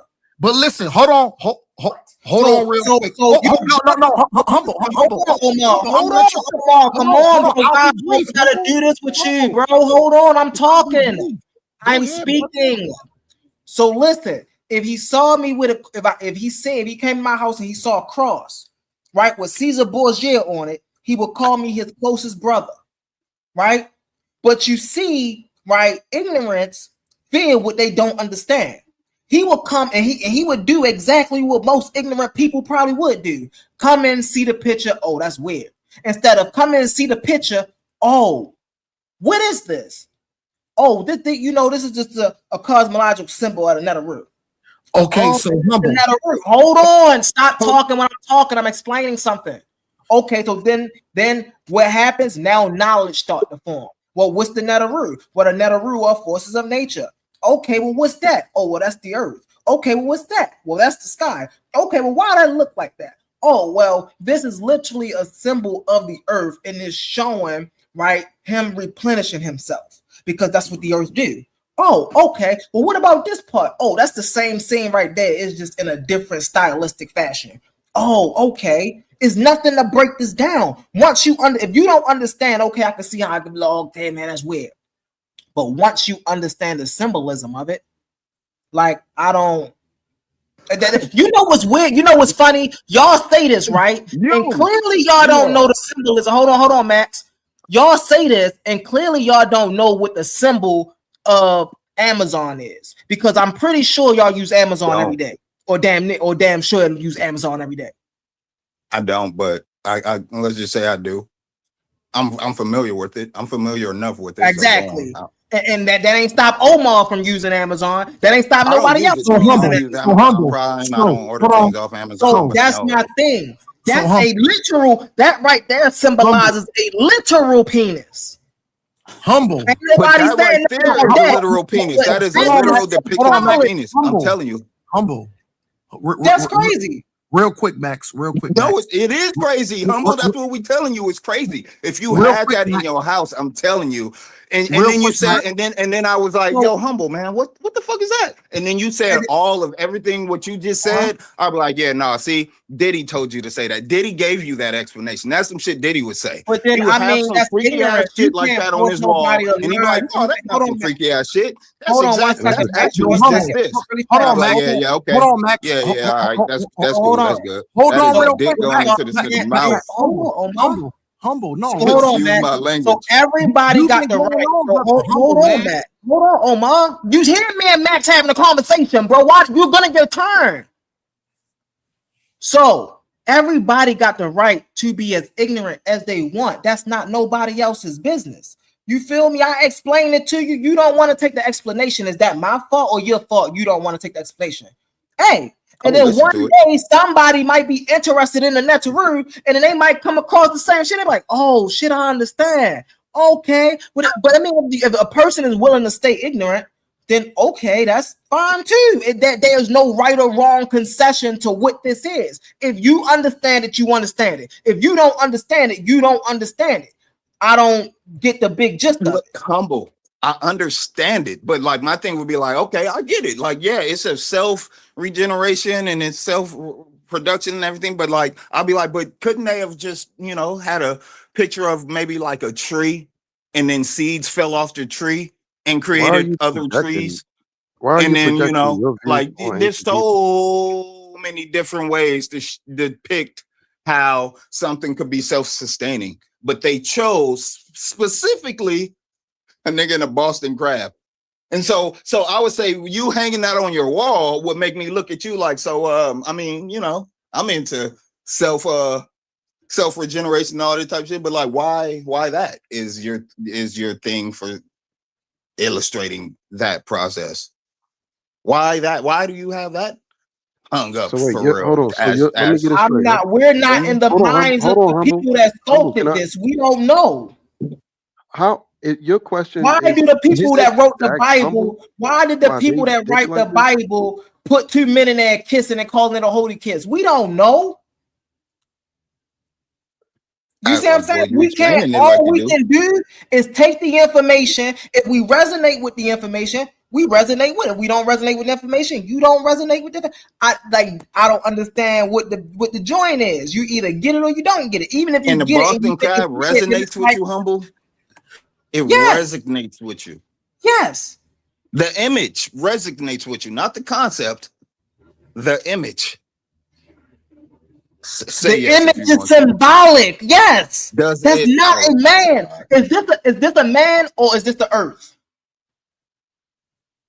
the image is of Is a this man, a man because or the is this earth a earth? has plants and animals and wildlife, but that image has a nigga with a head and a torso and thighs and a And Johnson who is this? coming And from it. who is this?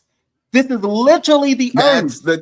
If you don't understand it, I don't know what else to say. Dude, you're saying he's the earth. Like, he could literally have earth tattooed all over his body.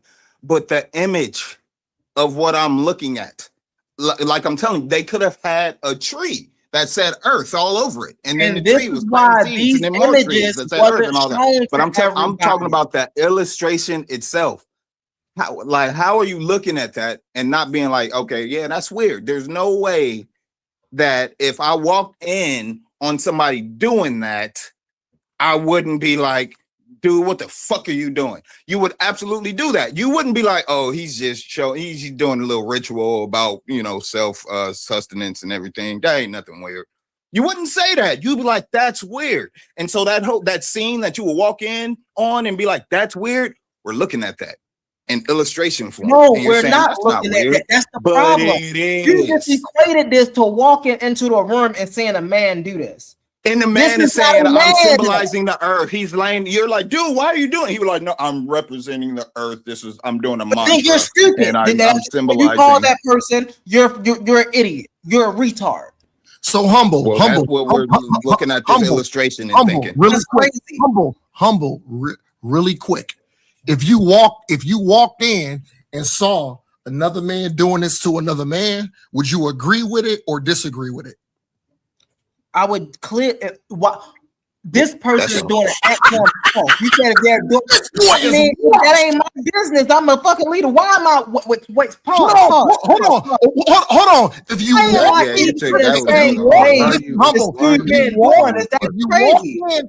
walked in on another man doing this to another man, humble, would you stay or would you leave? That's a different thing, though, Omar.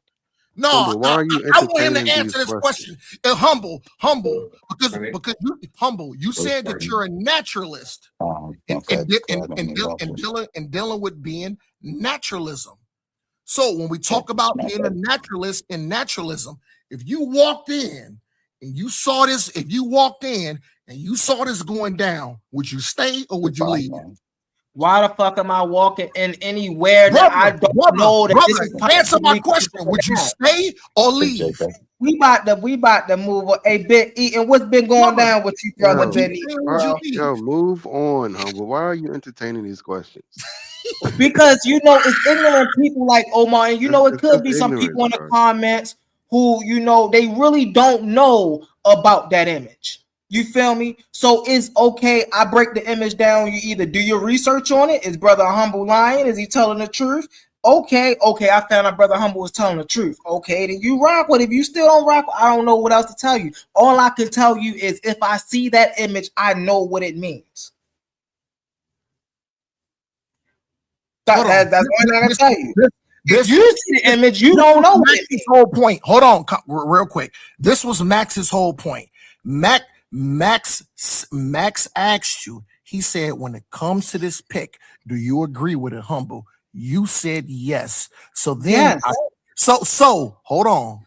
So because you agree with it, my question was, if you walked in on this and you seen this happen, would you stay or would you leave? And you said your question is incoherent. Answer it one more time for the people. If you question is incoherent. Because you're a naturalist. Because you're a naturalist. And Max asked you the question. I piggybacked off of Max and I asked you. I said, hold on. It don't matter if you walked in on this or if this was happening, would you stay or would you leave? Your question is incoherent, man, brother. If you witness something like this going down, would you stay? Why are you witnessing something like that going down in real life? Brother. Why are you even in a place like that? Would you be in a place like that? Simple questions. Would you be in a place like that? Or would you leave? Would you be in a place like that, brother? Omar? Would you stay? And matter of fact, that's subjective because some people like BDSM. Would you stay or leave? Some people like BDSM, brother. Would you? Would you stay or would you leave, brother? Can you please just answer it? And guess what? Your question is incoherent. Hold on. Your question is incoherent. Humble. Would you stay or would you leave? And if you answer my question, if you answer my question, no. We got to go to Ben. Hey, Ben Eaton, can you explain why Omar's answer my question? I'll mute out for 30 minutes. Listen, can you explain? If you answer my question, I'll mute. Listen. Can you explain why Omar's question is incoherent? It's incoherent to me because I don't think that's a necessary question for the conversation. I think y'all guys went on a completely different tangent about the conversation. I don't have no dog in the fight. I don't really care. But let me make this clear, right? You're talking about ancient peoples. You're talking about ancient peoples who have their own ideas, their own social lives, who conceive their reality completely different from you in 2026, whose influences are molded by your modern society and your modern eyes. To project your ideas onto ancient people who don't see particular ideas the same and concepts the same, whose society is completely organized differently, the same way, it's just not an appropriate method to studying history and ancient cultures. That's anthropology. Yes, people in the ancient world have creative ways of their mythology. It's creative artwork. Like, you guys are so childish that you're projecting your modern views onto ancient people. They don't see it the same way as we do because we're molded by our modern social concepts of, what's going on today. And you're projecting that onto ancient peoples, and that's just not an appropriate way to study history. Thank you so much, Ben Eaton. You cleared it up. I don't know how many times, Ben Eaton, I set up here and said this was symbolic, Ben Eaton. Yeah, no, that's why I say it's a ridiculous point. Like, to keep harping on this is just ridiculous. And then it does a disservice to the people. Like, just appreciate it. Just appreciate it as a study, brother. Like, y'all trying to conflate it with all these moral, like your modern moral, ethical, existential points, and that's just not fair to the conversation. Mm-hmm. I agree. We got before I let Omar up, we about to go over here to Studio Live. What's up, Studio Live? What's up? This Hey Rue the Guru. That's my business. What's up here, Rue the Guru? What's up here, Rue the Guru? Yeah, chilling. I seen y'all had that little picture up. Y'all was talking about that little. Yeah, I had a bill on there a while back on how the Germans, when they translated their little Kemet books and stuff, they inserted that gay stuff, that transgenderism. And I point out the actual where they cite where they get certain text from, the coffin or the wall, and then where they put they little gay shit is, they don't cite where they get that shit from. I'll be pointing out a few points on that. And then I point another little doctrine they got in this bill where you show these Muslims as a part of this transgenderism and this notion of the Superman and the Overman. And I said, oh, this is interesting. So this is where this gay transgenderism, man and machine, Superman, all this shit come from now. It led me down a little path. But yeah, it was infected by the Germans, that gay. And then that picture you showed, man, that's not the original picture of the wall. That's somebody's look like rendered or rendition art of it. But I digress. Yeah, that's why I said it wasn't the full. It wasn't because that the issue that Omar don't know is that scene stretches long, and you literally see that same image depicted in 3 or 4 different ways. He's just focused on one way. That's why I said people say, "Oh, well, if I walk into your house and I see, bro, do know this is a whole scene, right?" So why would let's say if I wanted to make it friendly, it's 4 more other ways on this stele that I can literally depict and then put on my wall. You know what I'm laughing at? When I looked at that picture, I said, if they don't see these old cartoon ass nuts this person drew, where they make it look like he's sucking his own thing, I said you can look at that shit and tell that shit was somebody drew that shit in. It looked like some stick man, some little perverted child drew. Saw some porn. Drew some old weird shit he saw.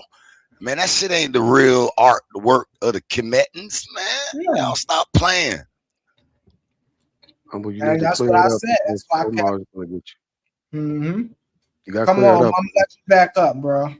Hurry up and clear it up before he comes. Look, up. Humble, I told you though. I said you don't got to bring it back up. The picture we all could talk. But you brought it back up, so that's what I had to just be like. Well, since you brought it up, you can't tell me that it's not weird. Like you're whoever drew the art is weird. Yeah, but there's the no Germans way. are weird, brother. Did you understand that they rendered the artwork, and that's not the same artwork when you go and look at that shit for yourself? Nigga, do you see these look, that would be the case. That would be the case about that. Did that? That's why I said I was speaking on the illustration that he was showing just now. That do look weird. It does, and that's all I was speaking to. That's why I was saying I understand the what it's supposed to represent. But I was speaking to just the illustration itself. Let's be real. Let's just be real. If you've seen that hanging up in someone's wall and you had no idea about Kemet, your first thought would be, what is that? Explain that immediately. You could walk into someone's house and they have all type of other religious stuff and everything, and you'll look at it like, oh, I've never seen that before. I've never seen that before. I've never seen that before. But if you've seen that, you would immediately be like, explain that. Because it's weird. Just said you wouldn't accept the explanation, though. No, there is no. You wouldn't. I'm accepting the explanation. You said that. I'm just saying, acknowledge. Quit dismissing the fact that if you just seen that and you had no knowledge of what the fuck it was talking about, you would say it's weird. If you seen a picture of Shiva like standing with like 8 arms and doing a little dance or whatever. You would be like, oh, damn, that's an interesting looking thing or whatever. But like, you wouldn't be like, oh, that needs to be explained to me. What the fuck that means? But you would say that about that. Like, no. Here is the example. Here is the example. Funny about that, Max Legion. Real quick. Hold on. You got to write after me. I ain't gonna be on. So what's interesting about that, what you said about the Vedas, is Shakti. There's an image that of Shakti standing over Shiva with a dead person's head in one hand and a knife in the other hand, and she's standing in a pose laughing while Shiva is on the ground under her with his eyes closed smiling. Right now, somebody was to see that, it's weird as far, but what is that showing? Like, it's literally just showing it's like showing the basically duality, right, in its purest form. How duality could coexist, right? Light and dark, up and down, masculine and feminine, right?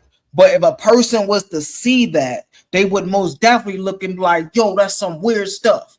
But of course, you would have to then get the explanation because you're not familiar with the culture. So if a person is not familiar with the culture, we understand a person will have questions from this time period because there's all types of stuff. But in ancient days, they did not have those concepts.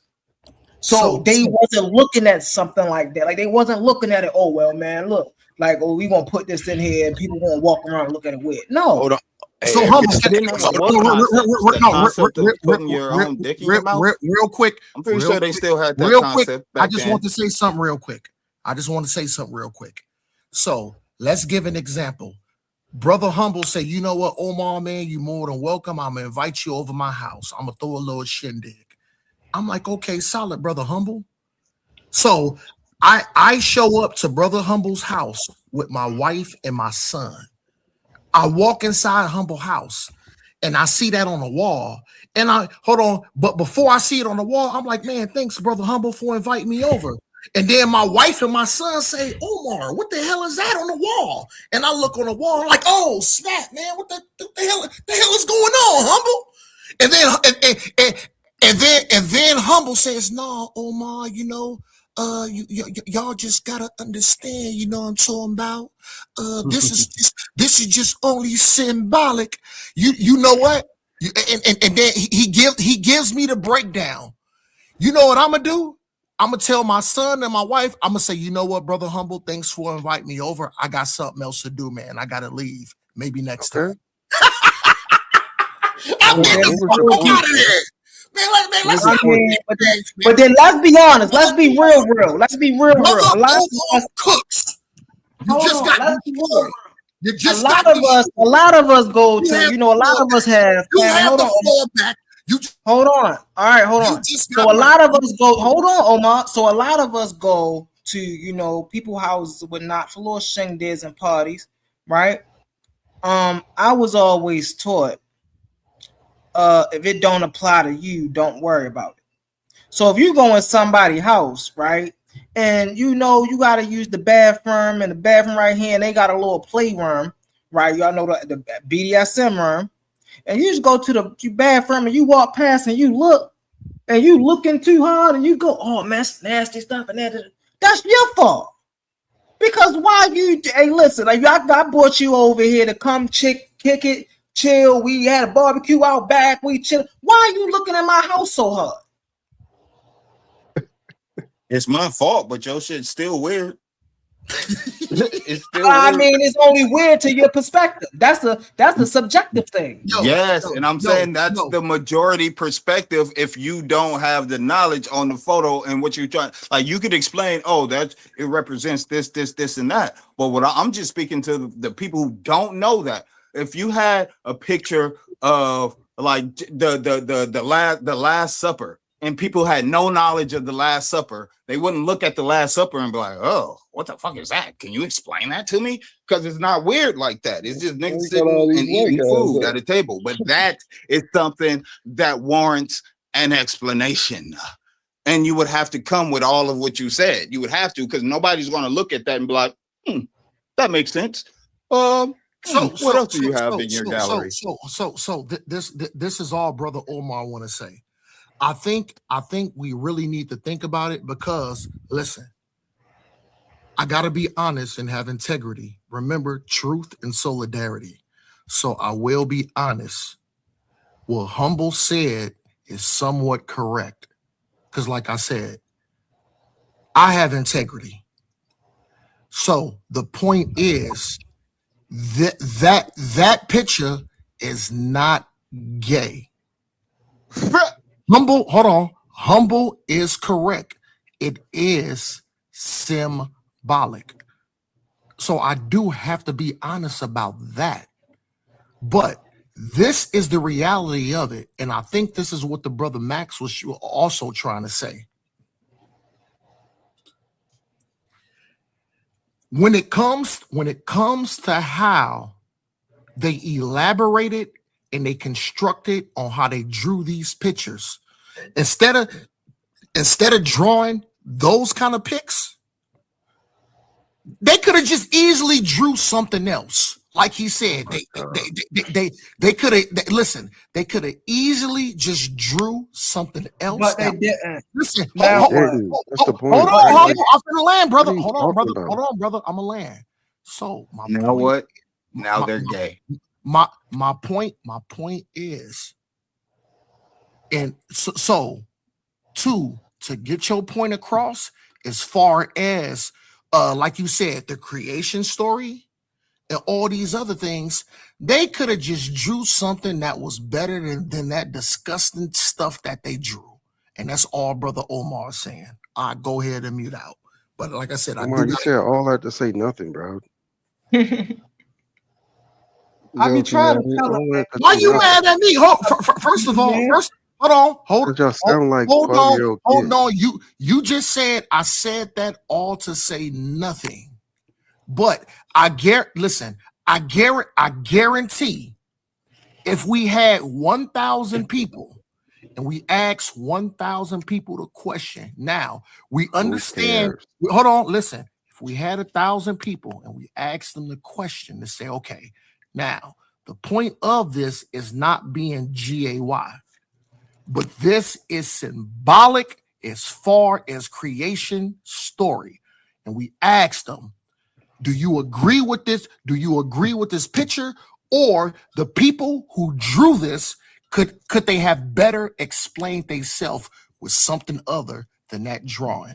I guarantee, incoherent. Brother. That is incoherent.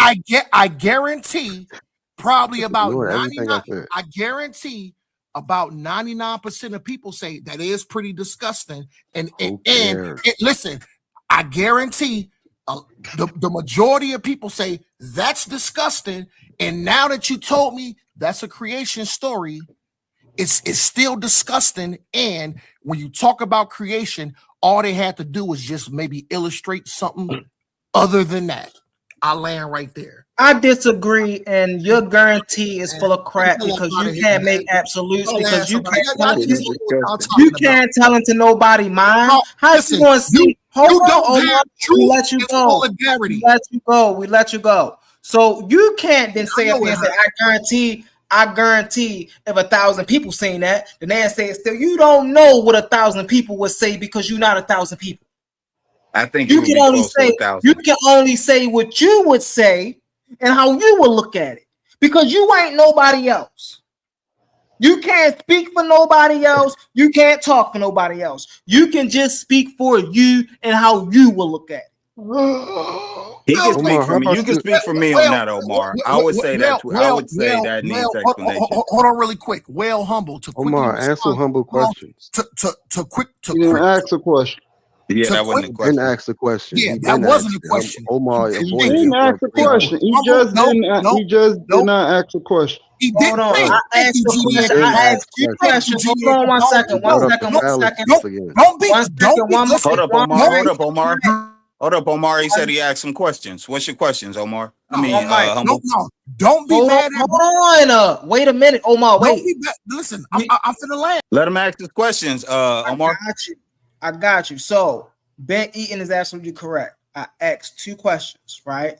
The first question I asked, right, was can you because Omar said he's a man of truth. Can you empirically prove that your God exists in this thing we call reality? That's my first question. Yes. My second question is how does the city of Jericho existing equate to your God existing? So I'm gonna let Omar back up on the court panel. Let's see if he answers my questions, family. Can I answer the first? Ask me that first one after Omar. I want to answer the first one. I'll go after everybody. Everybody can take a shot at it. Everybody can take a shot at it. I'm interested. I'll wait. Just make sure you come back around to me. All right, go ahead, Omar. Joe, whoever want to go first. That's Omar. Omar gotta go first. So when we go back to yesterday's conversation, which the majority of people actually agree with me on how I broke it down, I specifically said the answer to your question, prove that your God exists. And hold on, before I answered that question, I remember I asked you a very important question. I said, Brother Humble, I said, that's an excellent question. I said, but before I answer, can I ask you something? You said, yeah, Brother Umar, go ahead. So I said, would you consider the Bible the word of God? And you said yes. Get out of here. Yo, he is. Hey, brother. No. What? Why you keep mute? Yo, brother, I know it hurts. How you gonna sit up here and flam like that? Oh, you know I ain't never agree with you on the Bible. Humble. I asked you a question. He terrible. Brother, I asked you a question. I said, would you consider the Bible the word of God? You was like, yeah. And I said, okay. And this was my validation. I said, if Brother Omar has a Kemetic question, should we not go to the Kemetic script to get the answer? You said yes. And then I asked you one last other question. I said, when it comes to any question about the biblical narrative, in order to get the answer, should we not go to the Bible? And you said yes. No, this nigga got jammed up, man. Hey, don't let this guy run. This nigga be lying, dude. So no, it don't matter what you think, because these are a few questions that I asked Humble the other night. I asked him, I asked Humble those specific questions for a reason. And the reason I asked the brother Humble the questions is because all I had to do was go to the biblical narrative. So Humble agreed that when it comes to biblical questions to get the answer, we should go to the biblical text to get the answer. Humble's question was, Omar, prove that your God exists. So when it comes to the scriptures and talk about the streams and the rivers and the underwater rivers and flows,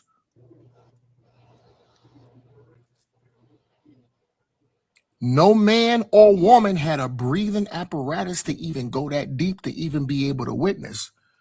But did the Bible speak about it? That's an easy question. Yes. And then I brought up, when it comes to the city of Nineveh and Jericho, I didn't say archaeologists because he put that word in my mouth. I said there's a big discussion going around that was going around back in the day. And I said there was a lot of people that said that the Bible was myth, because a lot of the cities that the Bible explained and talked about, there was no archaeological proof of these cities. But guess what? When they excavated and they discovered Nineveh and Jericho exactly the way that the Bible depicted it, oh my God, this is nasty work. So remember, going back and guess what? Humble has the floor, and I won't cut him off because he hasn't cut me off so far. I appreciate that, Humble. But let's push this information forward. So the critical question was, Omar, prove that your God exists. And when I asked him, according to your question, when it comes to any biblical question, should we not resort back to the biblical text on what the text said? He said yes. And I asked him, so when it comes to the biblical text, is the biblical text not so-called the word of God? He said yes. Those was my questions to jam him up. So all I had to do was talk about the underwater rivers and the flow. And all I had to do was talk about Nineveh and Jericho. This conversation is easy, man. Let's stop playing games. Brother Omar always answer all the goddamn questions. Go ahead, Humble. Family, put a 1 in the chat. I don't give a damn. The question. Put a 2 in the chat if Omar didn't answer the question. Go ahead, Ben Eaton. I think he answered it. Hey, Humble, did you say that? Yeah, go ahead, Ben Eaton. No, I'm saying, did you say what he said? You said? No, I ain't say no crazy stuff like that, man. Y'all know I ain't say no Then Yes, you did. stuff Yes, like you that, did. man. That's wow. That's crazy. I'm gonna pull the video back up, but go. Y'all Pull the got to video, Omar. Get the video. I'm gonna pull Get it the back video, up. all right? Please get the video. Get the video. Because what did I just sit up? See, now Ben Eaton, you've been on this panel. You've been on this panel for about 2 hours now, right? Mm-hmm. What have I been saying for the last 2 hours? I've been begging and pleading and asking and asking. I even had to kick him off because he won't answer, right? If you are a man of truth, hold on 1 second. If you are a man of truth, can you empirically, you see how he left that word out, Ben Eaton? Because I just asked it before I even let him go on his rant. Empirically prove that your God exists in this thing we call reality. And he went on that rant that he just told you about, and he went on. And then I asked him again, and you see he don't touch on the second thing I asked him. I asked him, how does the cities of Nineveh and Jericho and underwater vents prove that your God exists? He said, oh, because they're in the Bible. But the Bible is not You didn't say Nineveh, true. you said Jericho. He did. He said Nineveh and Jericho. No, he said Nineveh and Jericho. You just asked, and you said you was going to ask this to the whole panel. You said Jericho. And what did Omar say? Omar just threw in Nineveh. You said prove that your God exists empirically, and me and Max said yeah. Then you said, and how does Jericho existing prove your God existence? Those was the two questions. You been watching the whole time? I've been on the panel when he just said it. He just restated. You've been watching the whole time? Because he been asked this question. I'm saying he just restated the question for everybody to hear it though. Oh, he said Thank you, Jericho GD. and Nineveh. Hold on. So he just ain't stopped the whole panel so everybody can hear the question. Max, what question you? Hey, Max, what question you? Don't be mad at GDN is saying. because he got his listening ears on. It's exactly what GDN is saying. Do not be mad at GDN. GDN Let him because he has his listening ears on.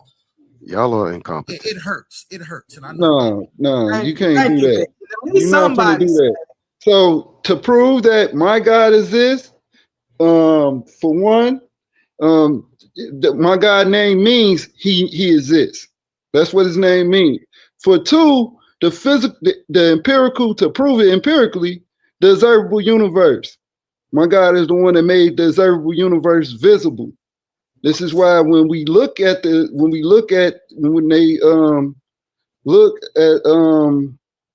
far back to the CMB, you can't see past that because it's oblique, right? Because what's inside, what's before that is what's visible, is what's transparent.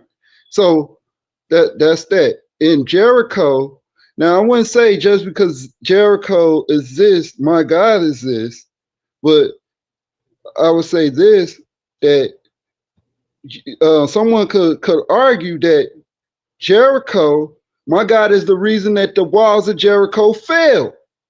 So right there, so that's like partial. I'll give you that partial, because it don't mean that just because Jericho exists that my God exists. But like I said, my God is the reason that the walls that the city of Jericho was destroyed. Now let's go further, right? Let's go to the what I came up here for. I know y'all not saying that the Egyptians did not draw what they drew and somebody else tampered with their depictions.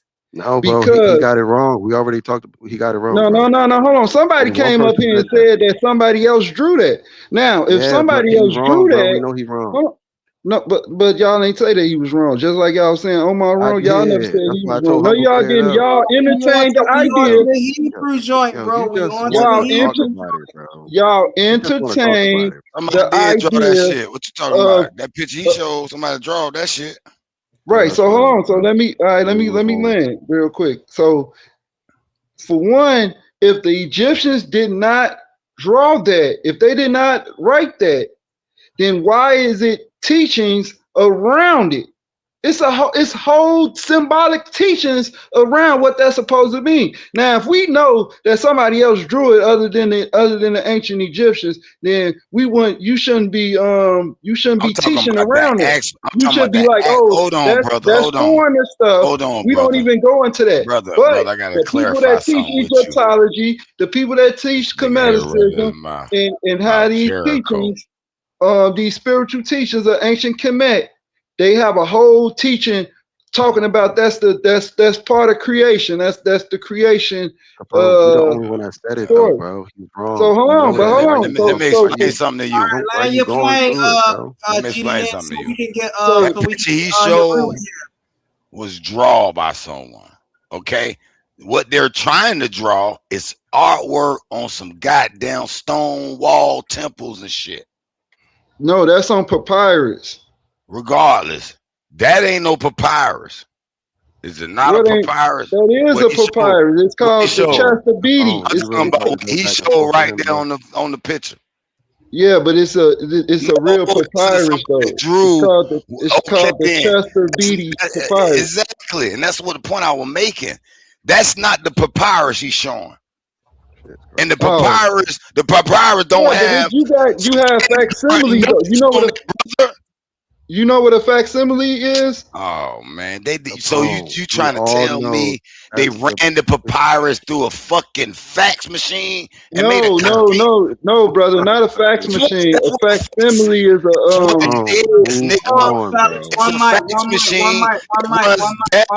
through a phone line that can make copies, can send it through the phone line or whatever.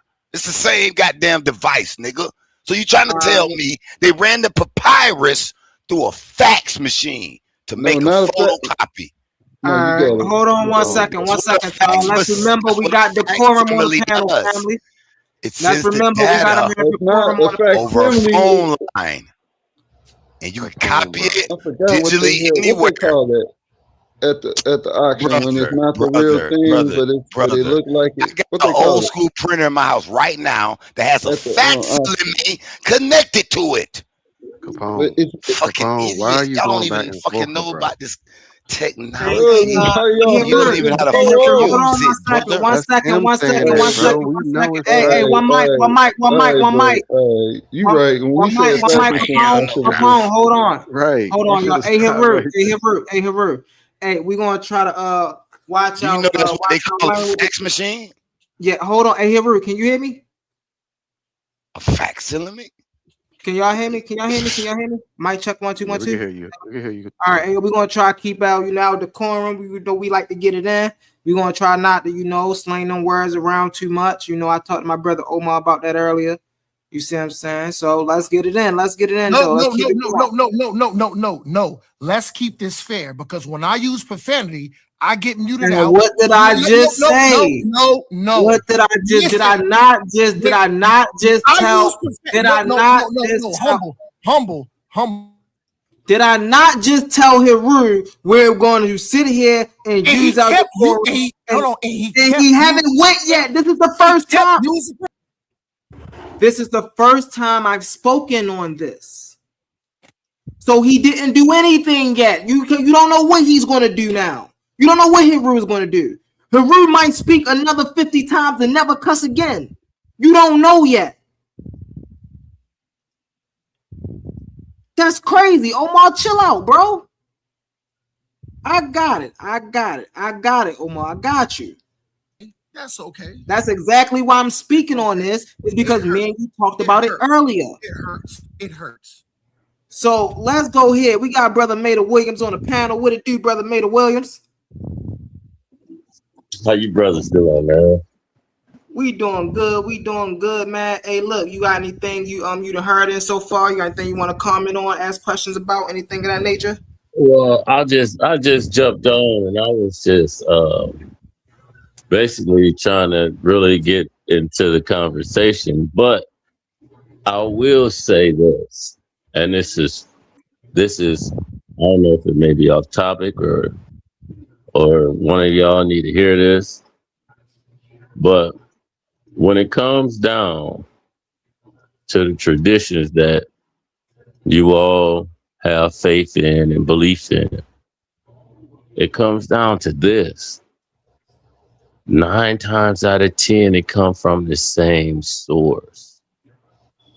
And once y'all know that, you will understand it'll open up to you the whole concept of everything, what God really is. We always gonna find ourselves in arguments about scriptures and this deity is real or literal, or it really comes down to you have all these faiths. These you got Abrahamic traditions, all of them beefing. Then you have the Comedics, and then you have others, Buddhists. You could go down the line, but they all speaking on one source. One source. So I'm talking about I'm dead ass serious. It's speaking on one source. And then the first of it all is from Kemet. And then you have all these different other traditions come follow behind that. Which I wouldn't, if however a person believes in whichever faith they go up under, that's fine. Long as you follow and you a better person, that's cool. But what's the argument still about? Of what? We're gonna argue. That's just why nations is going to war behind this. You know how many people died in the honor of Christ, of Muhammad? You know what I mean? So I land my plane, man. I'm gonna keep listening. I'm gonna take notes, and I'm gonna tap you in when it's time. That's facts. That's facts, Maida Williams. And I just want to say that I love the sport of debate. You see what I'm saying? Getting into this intellectual arena, it give you an adrenaline rush, man. It's like being in a game. If you're a football player, basketball player, you hit the game on a shot, it give you that adrenaline rush. A lot of times now, my claim, as y'all heard me earlier say, I'm a naturalist, right? So my worldview, I don't adhere to anything supernatural. So I don't adhere to gods, I don't adhere to creators, I don't adhere to angels, I don't adhere to any of that. Hence, this is why I'm able to speak about the Neteru. This is why I'm able to speak about the Nisitapi. This is why I'm able to speak about, the Yoruba tradition and the Voodoo tradition, because I understand the naturalistic nature of the ancestors. When I say ancestors, I mean, hey, whether you say you come over in a slave ship or if you was here or whatever you want to say your story is, I understand the real tradition of those people. Now, I bang on Bible a lot because that's not our tradition. I don't care what tradition you follow, right? But my message to my people, if you want to follow anything, at least follow something that look like you. Right. I don't care what you follow, but at least make it look like you, right? What makes you think that it don't look like us? I'm speaking. So with this Abrahamic tradition, you can see all up and down that it's not for us. In fact, when we look through history, we see it was a tool to actually enslave us. We see that when they stripped our native people away, when they stripped our people away from their native tongue, native culture, their native thought, what did they give them in return? They gave them the Bible. Yeah. And for the slave Bible. So was guns and science.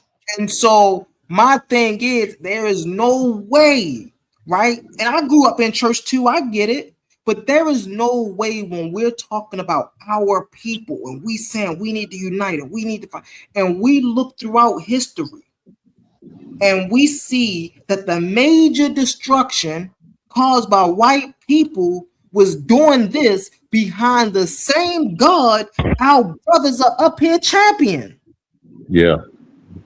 Yeah. You telling me the Ku Klux Klan can say God told us to go blow up this black church and on nothing happened to them, but the black people that came over here in chains are cursed for just nothing? This is a biased God. This God ain't honest and true. You telling me every time? To me, it seems like God always got the back of the people that's doing bad. The people that's innocent always got the worst problems. If God was so just, why he don't never give us a break? Why he ain't never give the other people that was enslaved? Like, come on now. Ain't no way you can really look at real life.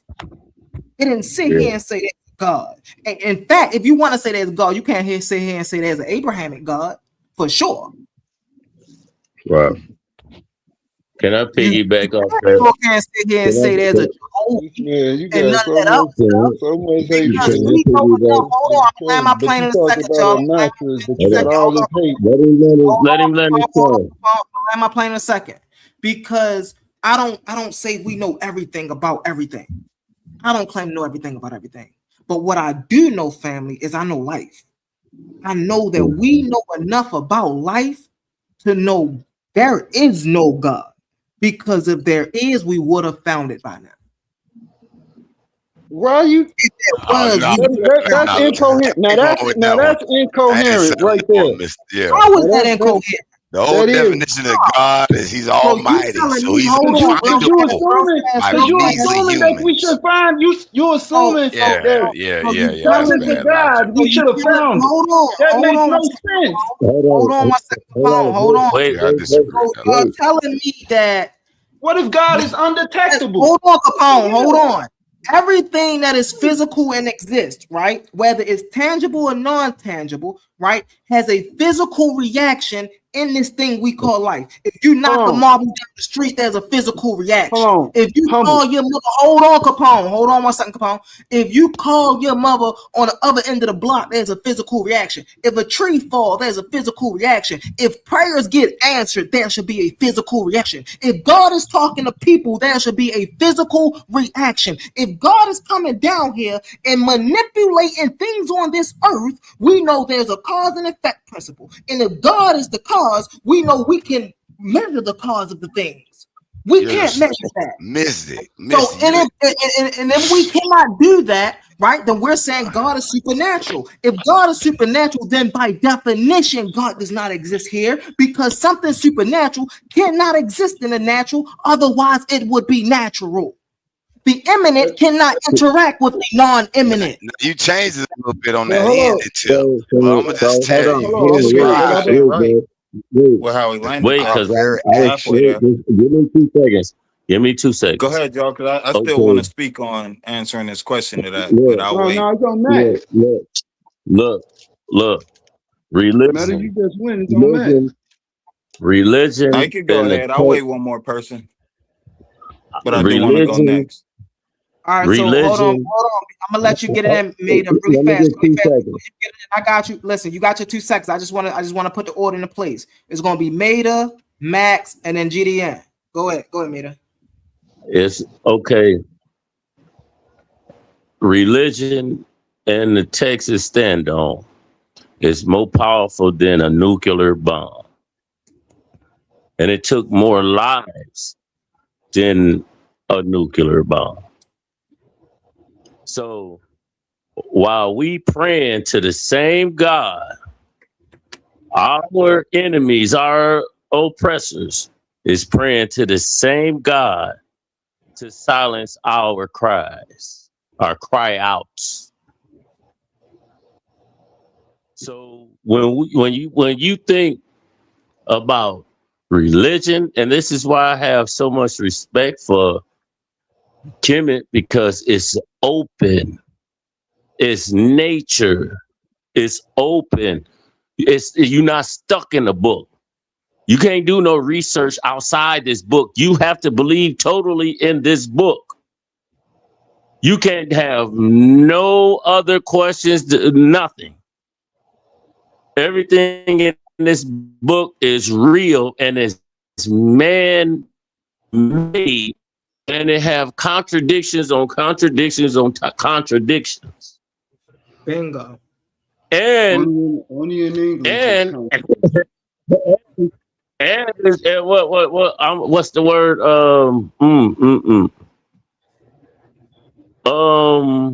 The bottom of Matthews in the red letters is the continuance.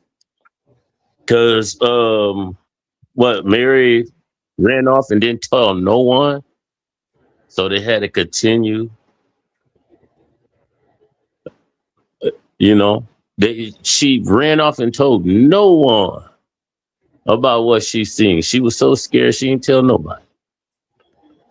So come on, man. Shout out to Now, down in the comments. I see you, bro. At least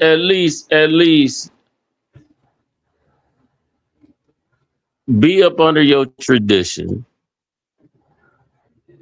And for us all to come together, do your due diligence with inside your culture. That's cool.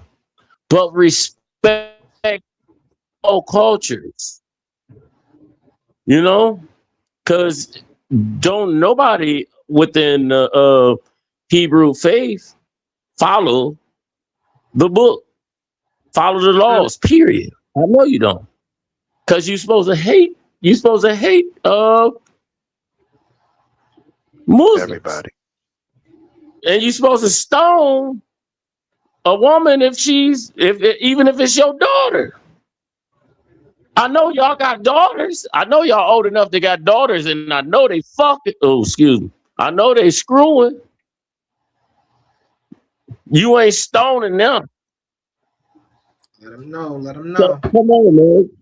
I'll land my plane. Come on, man. I just want to put the real facts into just what's going on, man.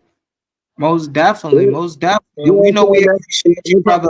Hold on, Capone. You know we appreciate you, brother Maida, man. Hey, listen, kicking that in the words of my brother Ashe, kicking that realismism. You feel me? Yeah, man, because you can't. Come on, man. Y'all not following the traditions the way y'all supposed to. And then if so, why is the Caucasians is benefiting more off of Judaism than you? That's all I'm asking, man. That's all I'm asking. That's the question right there. If this is supposed to be, I apologize. You making the way longer, I'm about to pull an Omar, yo. This is my show, yo. Hold up. We here with. I'm gonna let y'all cook. I just want my man Maida just made a great point. Because that's my point. That's all I be saying, Maida. If this is supposed to be some omniscient, powerful being, right, that's supposed to be just and fair, then why do we see it only working on the side of the white people? Why every time we in the story, we getting cursed or we doing something bad or we evil? Why are we the bad person in the story? When we gonna get a story that uplift us? Why is the niggas supposed to hate niggas in Africa? There you go. All right. I appreciate you, brother Maida. Let's get into Max Leisure. Go ahead, You don't see them white folks saying, "Oh, coming out bluntly, just being blunt about, man, I hate niggas in Africa." All right, look. So humble. Max, you don't see them white folks saying they hate. Hold on, Maida. It's on Max. It's on Max. You don't see them white folks saying they hate hunky or hate niggas. They don't say they hate niggas, but the niggas say they hate niggas. But the white folks ain't gonna take no blood test. I don't think he can. All right, Maida. It's on Max. Maida. It's on Max. Go ahead, Max.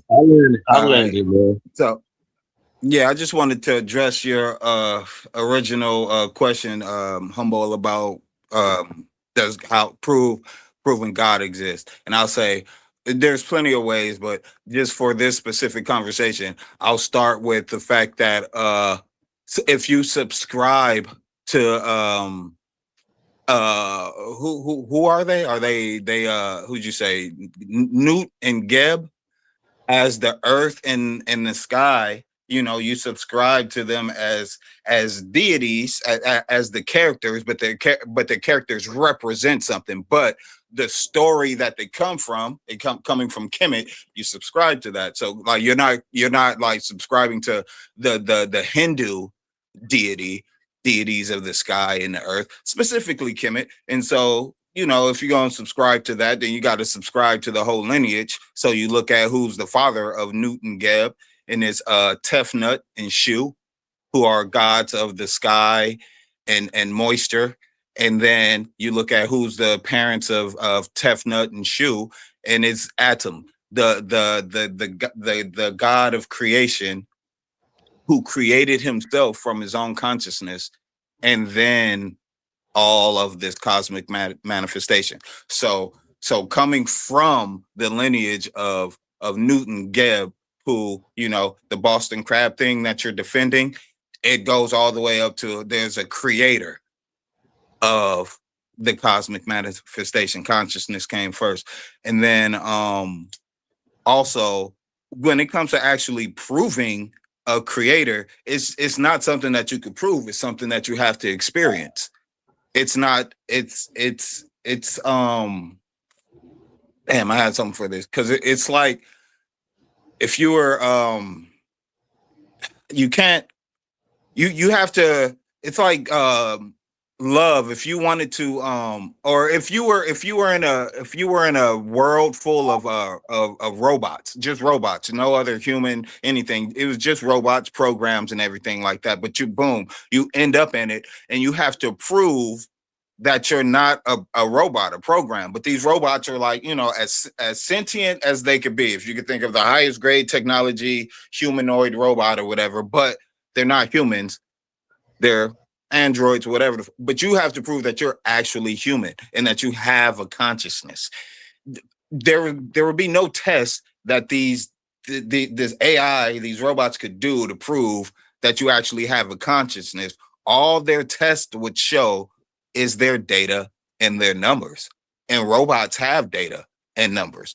In order for them to actually know that you're a human having an experience, they would have to be you, the human, having an experience, or be another human having an experience that could relate and be like, no, that I'm the same as him. We're both human. But you can't make yourself known to anything outside of yourself and things that are like you. And so God can't be proven, because there's nothing like God here. It's just representations and expressions of it. So there, you just have to experience it. It's like trying to describe the color yellow to a blind man, someone who's never, who was born blind, and you're trying to describe the color yellow to this blind man. You can't. There's no descriptions that would compute to this person. So that's how it would be with God. He would just have to experience color and know. And that's the nature of God. And then to answer your bonus question, because you just asked the question, what was the last question you asked? It made sense. Like, prove this yellow. Yeah, but you wouldn't be able to prove it to a blind man. The blind man has to just, and you wouldn't be able to prove it or describe it. It has to be experienced, and that's what knowing God exists is. You have to experience it. It's a spiritual thing. But he had asked another question that I had an answer for. It was right before he stopped talking. Humble, do you remember what you asked? You asked, how can or why would about the robots though? He said, why does they benefit? Now, it has something to do with that God or the nature of God or his existence or something. But I'll think of it in a minute. I'll bring it up later. But so I'll land with that. Yeah. All right. So a lot was said, and I'm gonna try to go through it with the best of my recognition, right? So one thing is that nobody stoned their daughters in the Bible. You can't find that nowhere, right?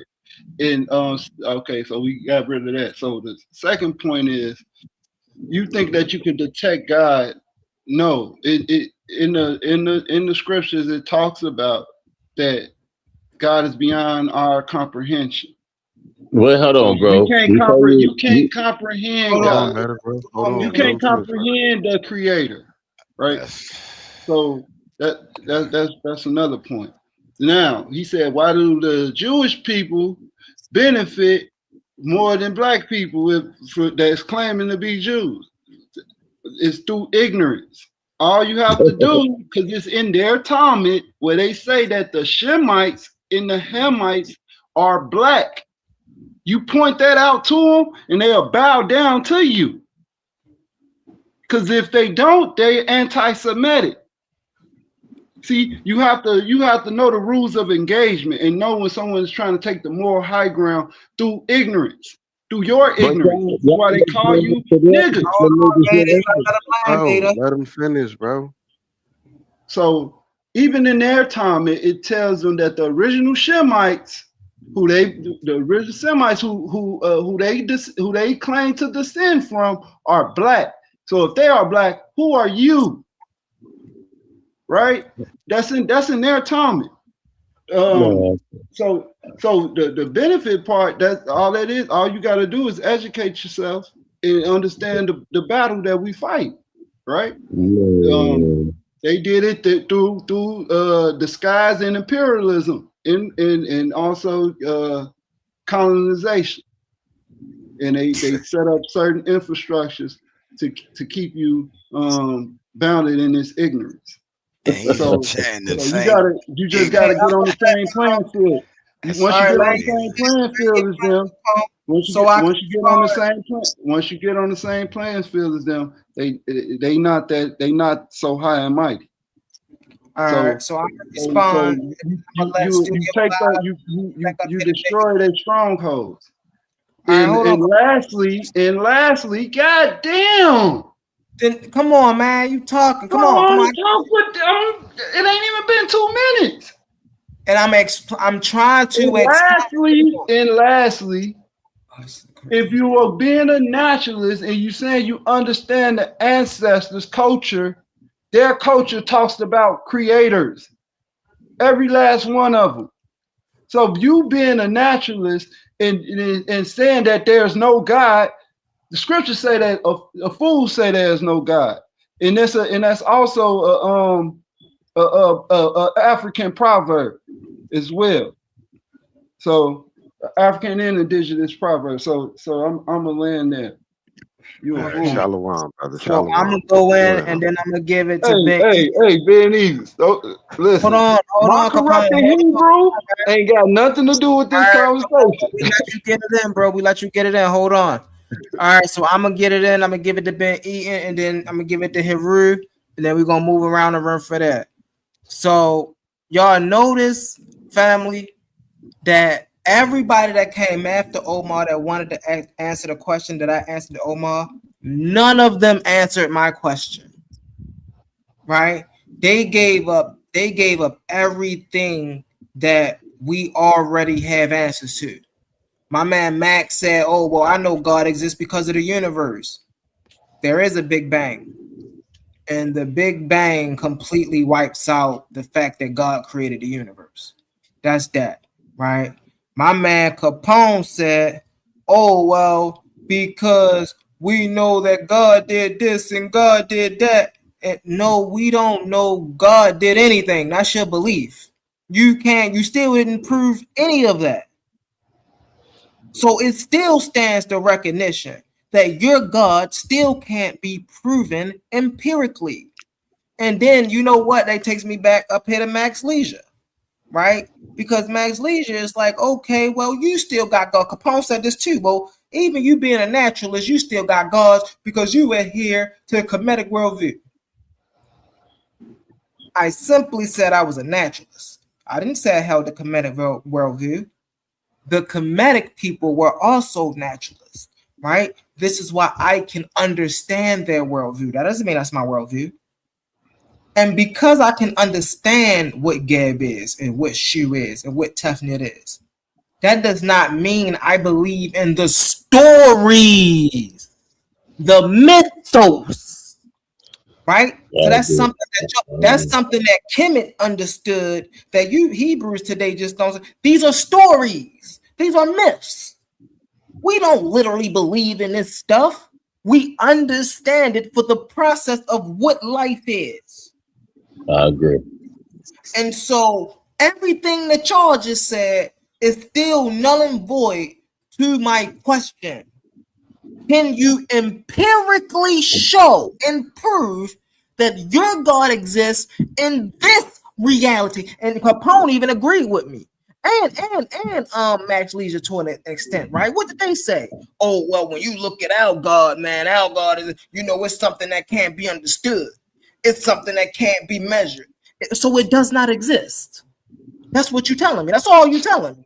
Oh, it's omnipotent. Well, it does not exist. Oh, well, it's everything. It does not exist. Oh, well, it's outside of this universe. Yeah, exactly, because it does not exist. You ain't showed me yet where your God exists. I ain't even tell you, show me where he created anything. I said, can you just prove to me that he exists? I'ma land my plane with that, family. And go ahead, brother Benny. You misrepresented me. I'm cool. I'm cool. Hey, real quick, Capone, where does it say that Shem and Ham were black in the Talmud? In the Talmud, yeah, where does it say I think that? it's Sanhedrin B. That's when they say that they went to Africa. I get I'm finna pull up the mirror. I'm finna pull it up for you. I get it. It's gonna say black in there. Yeah, Shakar. I got you. And it's gonna say it for both Ham and Shem. Yep. And it say Japhet is run this ad real fast, family. I'm about to run this ad real fast. Hey man, let's give it up to my brother Ashe and Suave Boss. They got a debate coming up. Let's get it. Ladies and gentlemen, the Coliseum of Arguments is back, hosted by Titans Debate League, where ideas collide, minds clash, and only the strongest argument survives. Sunday, August 28th, step into the arena for a battle of philosophy, history, religion, and reason. Bomb Squad Ashe versus Suave Boss. The question, is the black woman God? Why or why not? Suave Boss is taking the affirmative. Two debaters, two positions, one explosive question. This isn't a conversation. This is intellectual warfare. No punches, no weapons, just facts, logic, history, philosophy, and argument. And now, the entire tournament is members only. Want full access to all the debates? Become a channel member for only $3.99. That's right, $3.99 gets you full access to the whole tournament. Sign up now. Don't wait. Don't miss the battles. Don't miss the arguments. Don't miss the moments that everyone will be talking about. Bomb Squad Ashe versus Suave Boss. Sunday, August 28th. Coliseum of Arguments, where ideas enter the arena and only the strongest argument survives. Are you not entertained?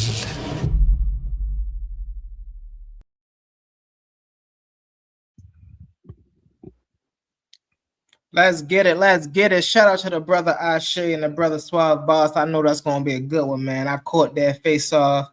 That face off was amazing, man. Look, they was getting it in. They brought that energy, and they most definitely was standing on that square. You feel me? So hey, get $3.99, man. $3.99, and y'all most definitely see last debate tournament.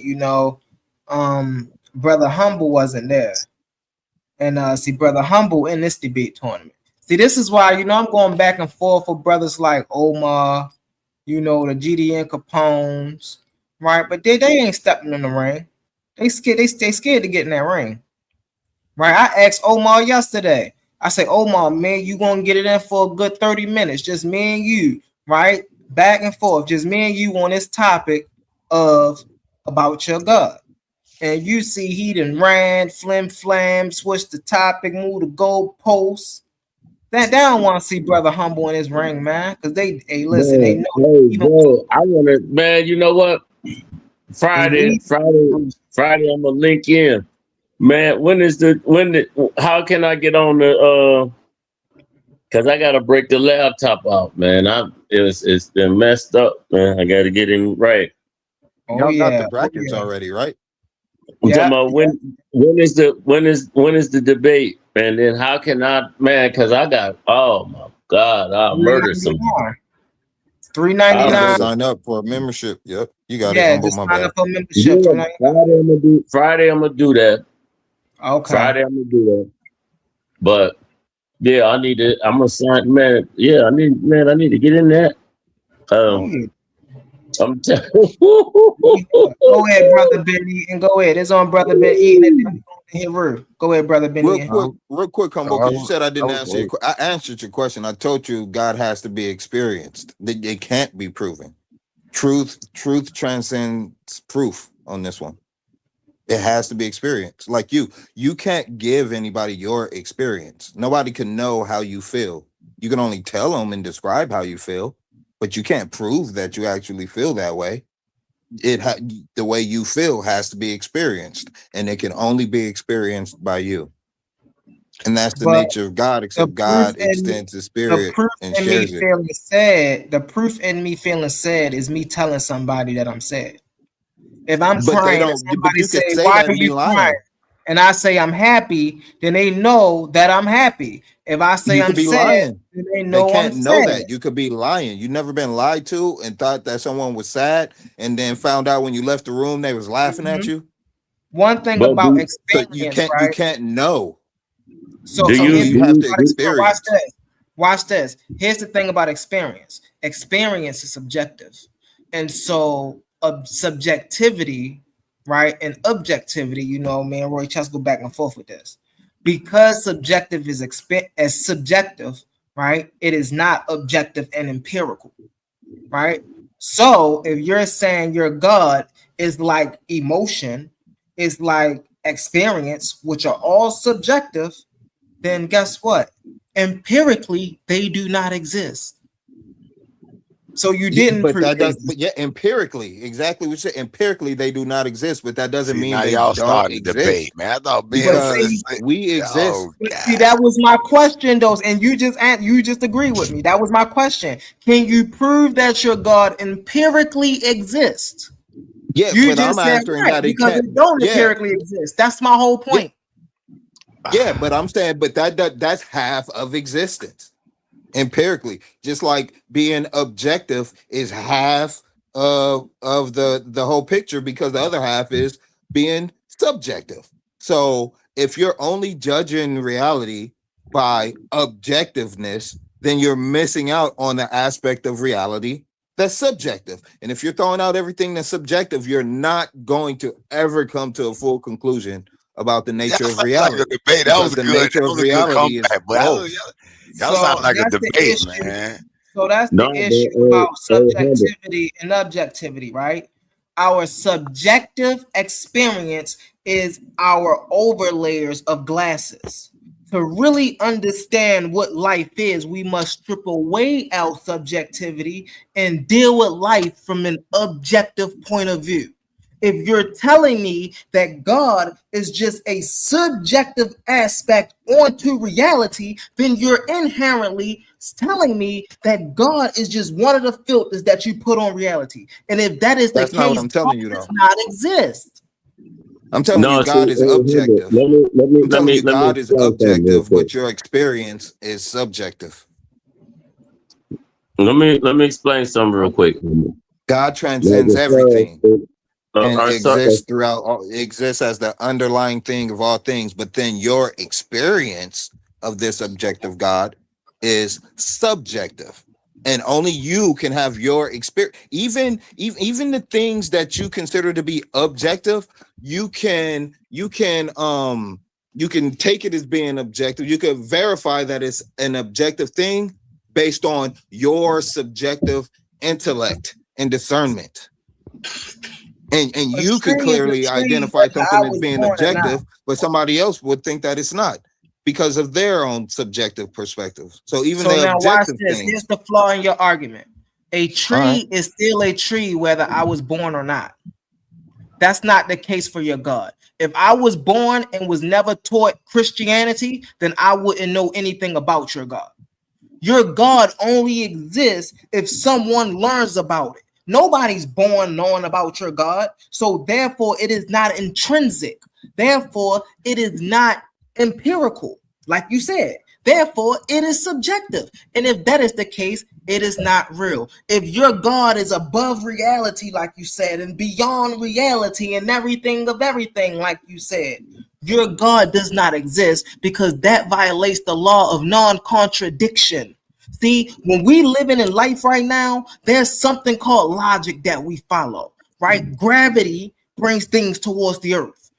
And if you don't believe that, then go jump off a building and watch what happens, right? Now, it's not gravity, we but know, you would since still we know splatter all over that the is to floor. be, since we know that is to be a case, and we know gravity, It's not the right? case. Not hold on Gravity 1 second. don't exist. Hold on, and we know I'm a gravity. Go jump off a building if you don't believe gravity exists. I believe in buoyancy. Density. Yeah, that which is a Well, let's get the property of big eating. buoyancy. Yo, that's my fault. Yo, listen, I love this, man. Keep bringing this energy, man. This is what I love, bro. Max. Hey, man, my man, bro. Max is a warrior, bro. I give it to my bro, Max. Hey, Ben Eaton, let's get it, bro. Let's get it. And then we gotta go to Heru. Yeah, no, I'm cool. I was just waiting on Capone. Oh, Capone. Oh, Heru, you got something you want to add, bro? Can I address with you all of what you said? Yeah. I got something to say. I got you. We're gonna come back around to you, Max. We're gonna come back around, bro, because I don't want to, Fair enough, fair enough. people. Omar got something he want to say. Yeah, I want to defend the Kemet argument. I put a few little reference pictures back there. Y'all can compare these pictures. Man, there ain't no papyrus that got some nuts with a nigga look like he's sucking his own thing in Egypt ever. Anybody want to debate me on it and pull up their little imagery? I'll prove it's fraudulent. Okay, so anybody want to challenge that? All that shit floating around is an attempt to discredit Kemet. It's been there. And I got a question for your boy Capone who just dropped off. He is saying something we can't comprehend God. So how could Matthew, Mark, Luke, all those guys comprehend them? And then he say Jericho. God is the reason it was destroyed. How could you comprehend that? You said we can't comprehend. Even if you did, do you sure that's God or it wasn't a group of people who claims they had the right to destroy the city and not God himself? Show me somebody sucking a dick on them, man. Oh, excuse my French. A wee. You good. Yes. So this is the scene that Omar tried. This is the correct scene. Thank you. You know what? Yo, I appreciate you. I put this in my archives. You must have already had this, haven't you? I got a few of them that's deep in. I got 15 I know that because this is a hard picture to come by. This is why I wasn't trying to put up, and this is why I explained it instead of trying to put up another picture, because this picture here is a hard picture to come by. This is the actual picture of Newt and Gab and Kemet. Yeah. This is literally the actual picture. I'll see somebody touching on some nibbles to me. Pissing on some nibbles. No, this is nuts. I get you. I see the nibbles this though. This is symbolic, right? This is Gad down here on the earth. This is Gad down here on the earth. I mean, not on the earth, but this is Gad land flat. He's symbolizing, right, the landmass of Kemet. You see, you got lower Kemet down here, right? And then you got upper Kemet up there. So, like, come on, man. Let's read this, though. In Egyptian myth, before creation of the world took place, the universe existed as a boundless day. Is this talking about what's column? It's the Book of the Dead, and it's a frame circa 950 to 930 BCE. It's even older than that. That's crazy. It said, watch this. World took place. The universe so it's telling you what's going on in the frame. So let's see if Brother Humble was right. An Egyptian myth, before creation of the world took place, right? Mind you, hold on, let me say this one more time so Omar can hear me. An Egyptian myth, Omar, before creation took place, right? Of the world took place, the universe existed as a boundless sea of dark inherent waters, known as Noon. What was Noon, family? Water. And that's what the language of space so when you see Noon, family, and when you see Noon, right, you know that it's talking about water. From this primordial chaos across the first God, and that's the thing, bro. I don't really like when they be using the word God, bro, because this word right here, this does not translate into Netta. Netta translates into life existing. It does not translate into God. came out of that black. tomb, self-created and eternal, who emerged atop the sacred mound, which came to be the symbol of the first land to rise from the deep. And his solitude, a tomb brought forth the first divine pair, Shu, the god of the air. What did I say Shu was before I read y'all? The god. I said she was the air. So Shu is the air. Shu is not the god of the air. Shu is the air. See, this is what yeah,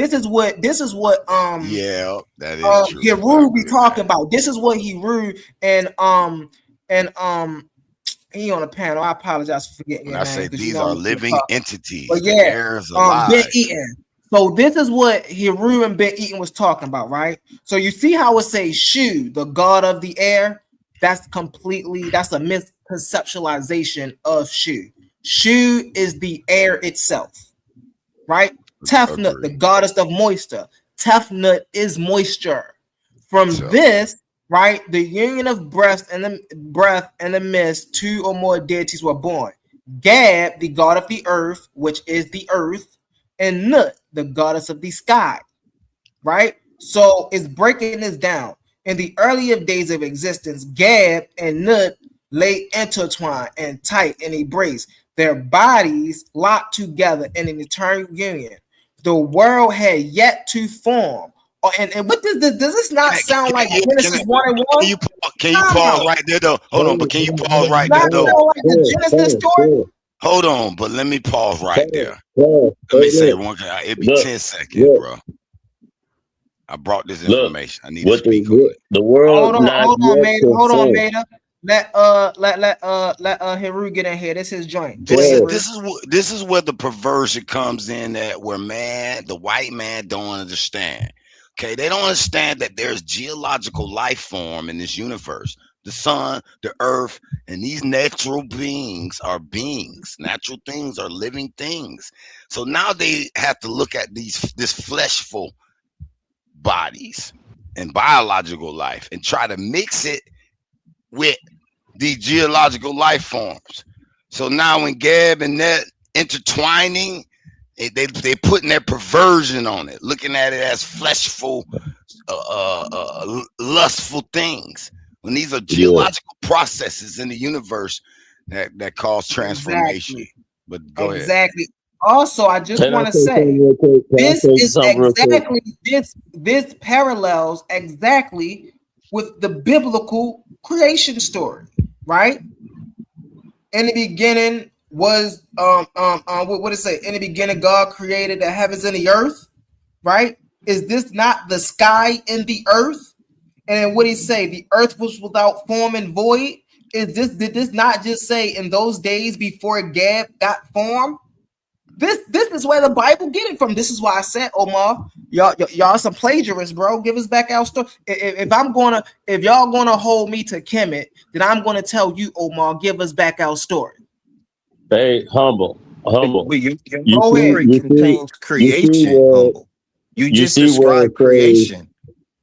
The world. You have Newt and Gab, but then from you above them is Tefnut and Shu, and above Tefnut and Shu is Adam, a self-created God. But then above Adam is Noon, and so like, and creation didn't come, matter didn't come until after Gab and Noon. So I mean Gab and was it Noon? But then you go all the way back up to the top. I mean, it's consciousness that existed that created all things. That it's describing creation.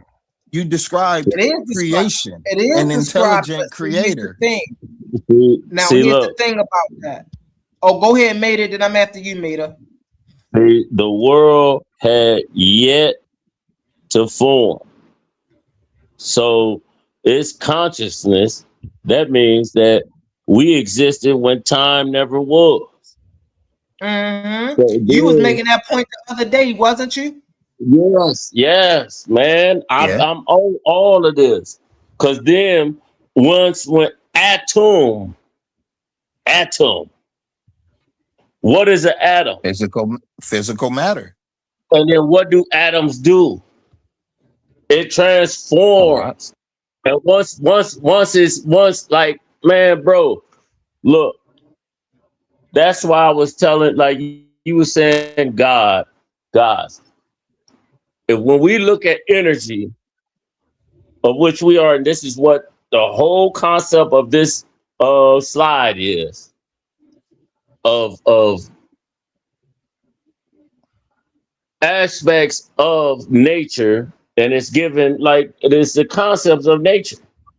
This is what we call certain things: sun, earth, wind, moisture, everything. So, but then when you go into atom, when you go into atom, that's where the particle wave come from. Right. We still see when they breaking this down, this is not physical form yet. But what did the particle wave come from? The particle wave come from conditions. Hey, I got you. Conditions. Consciousness. Particle Free wave. will No. Particle wave do not come from consciousness. Particle waves come from certain forms and conditions set within space-time. But no, What my are man the certain Quantum, conditions? if I can give some shouts out to Quantum real fast, my man Quantum will call that time and nature. I call it space. Time, But it's before time and nature. This is atom. This is before time and nature. Listen. Our ancestors, you know, because you have certain deities before Ra. Yeah. Right. You know what I'm saying? You got the primordial waters. You got the primordial waters, and you have the primordial waters going inside itself, and then coming out with certain deities that they specifically name, and then on the line they got Adam, which is a whole, which is solid. Mm-hmm. The vibration slowed down, bro. To where the physical form is physical form. The physical form is starting. So when we observe the wave particle, it's in a physical form. But then something have to observe the wave particle for it to be a physical form. Exactly. And what is that? What does that? I'm talking about atom. The consciousness of atom. It has to be a conscious entity that is able to manipulate the wave in the first place. like because before there's an observation, there is no breakdown of the what is it called, the interference pattern, the wave. There's no breakdown of it, but as soon as you observe it, the quantum state breaks down. There's no longer a wave, and it chooses a particular state to be. So there has to be an observer. There has to be a consciousness that changes it from a wave to going from this frequency of a wave to that frequency of a wave, so that we can have this type of matter and that type of matter. And then you have this type of matter interact with that type of matter. There has to be a consciousness in control of that. And like you said, the primordial waters describes the matter, which is like the empty chalkboard with empty potential. But the consciousness is what picks up that empty matter and says, let there be light. Move this fast, create these things. Like there's a consciousness that sparks Hold movement. on, Mater. So really fast, let me get in here really fast. That right there is not true, right? Because we know energy, number one, who know anything about thermodynamics? Energy can never be created nor destroyed. It can only be transmuted from state to state. Meaning never a time that energy was not. That's number one. Number two, right? Everything vibrates, nothing rests. Everything moves. Everything is Yeah, in constant movement. There's no yeah, such thing as a first I movement. agree. You know why there's no such thing as a first movement? Because there's no such time that energy came into being. Energy was always into being, which means things was always vibrating. Was things always vibrating on the scale and frequency that we experience now? Absolutely not. However, we know because energy always was, right? And vibration always was and always is and always will be, right? Then we know these conditions was always possibilities. And they was No, always no. I'm so saying what I'm we don't saying need because the that's exactly conscious. correct, Hold on one Humble. second. Yeah, We that's don't so You're need. correct. We don't describing need. Yeah. Hold chaos. on one second. I'm gonna land my plane with this, and then we gonna go to Heru. We don't Hold on. need conscious right first because energy and vibration are Always happening. there.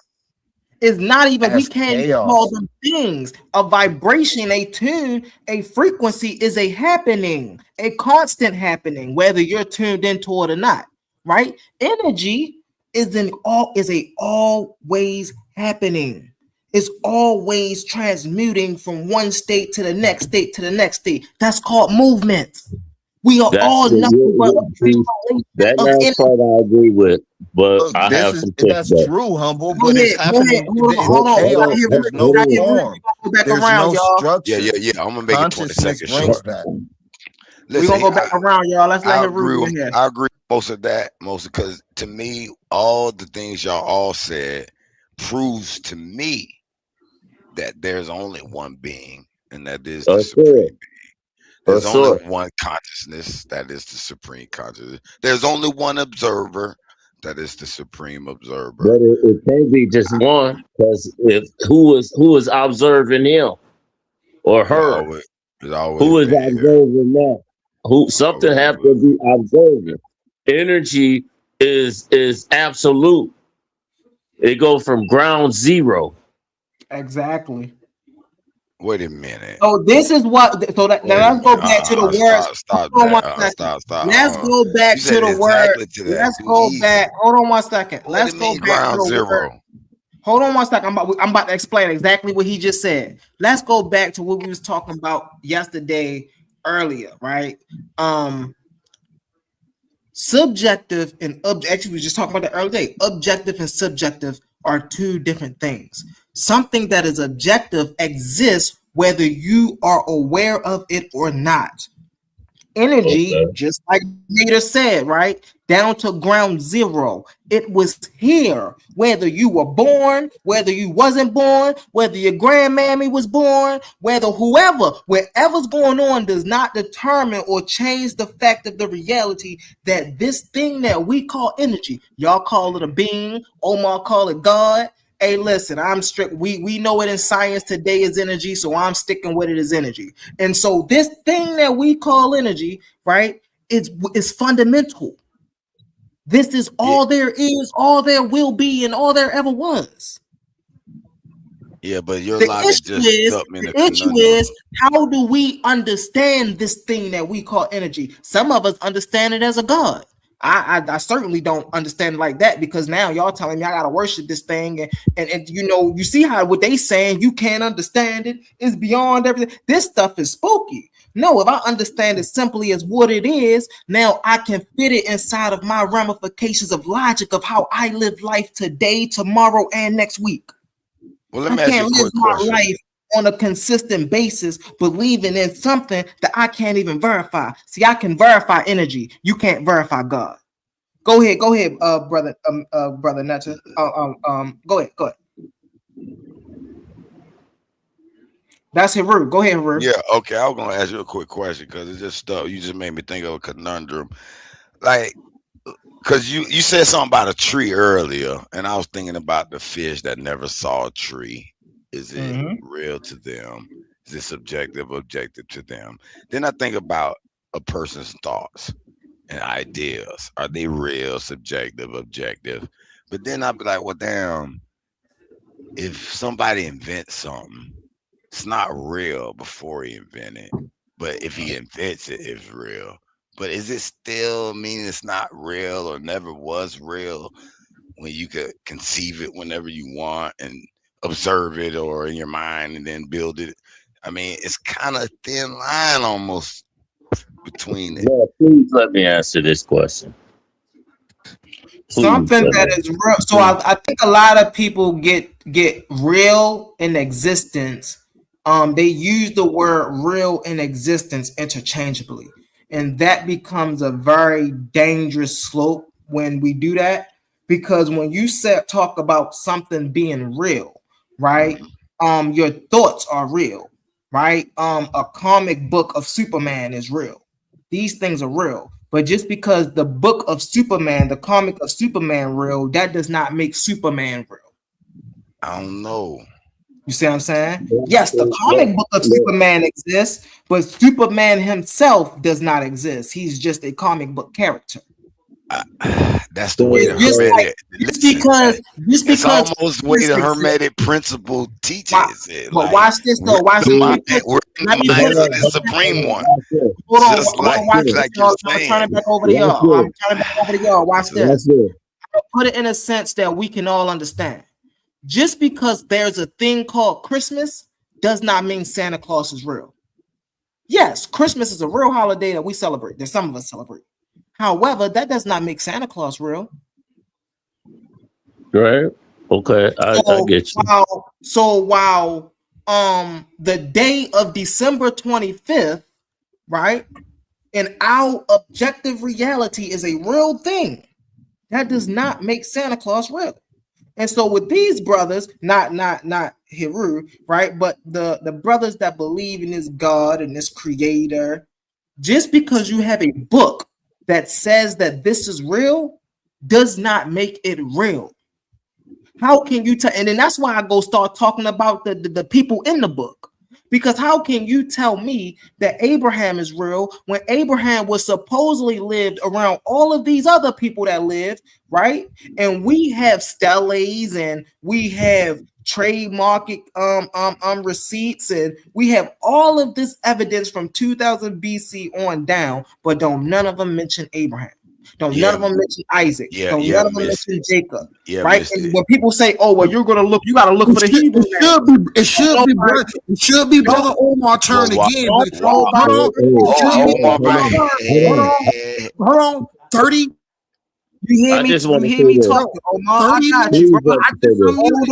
Hold on. You hear me talking? How do you just cut it? We don't done. Hold on.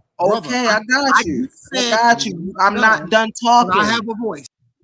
Okay, I'm not done talking. Just please let me say this real quick, and you can go off this real quick, Humble. Okay. I just want to land my plane. I ain't gonna be long. So the whole point I'm making is these people come up here with their supernatural beliefs, and then they think that they can verify their supernatural beliefs with a book written by men. That's like me sitting up here telling y'all family that Hogwarts is a real place and that Harry Potter is a real person just because I read the book of Harry Potter. That don't mean a nickel worth a dime of a nothing. You still didn't prove that your God empirically exists. Go ahead, Brother Mater, and then we got here. Okay. This is gonna be very quick because it was going off of what was said earlier. As far as water,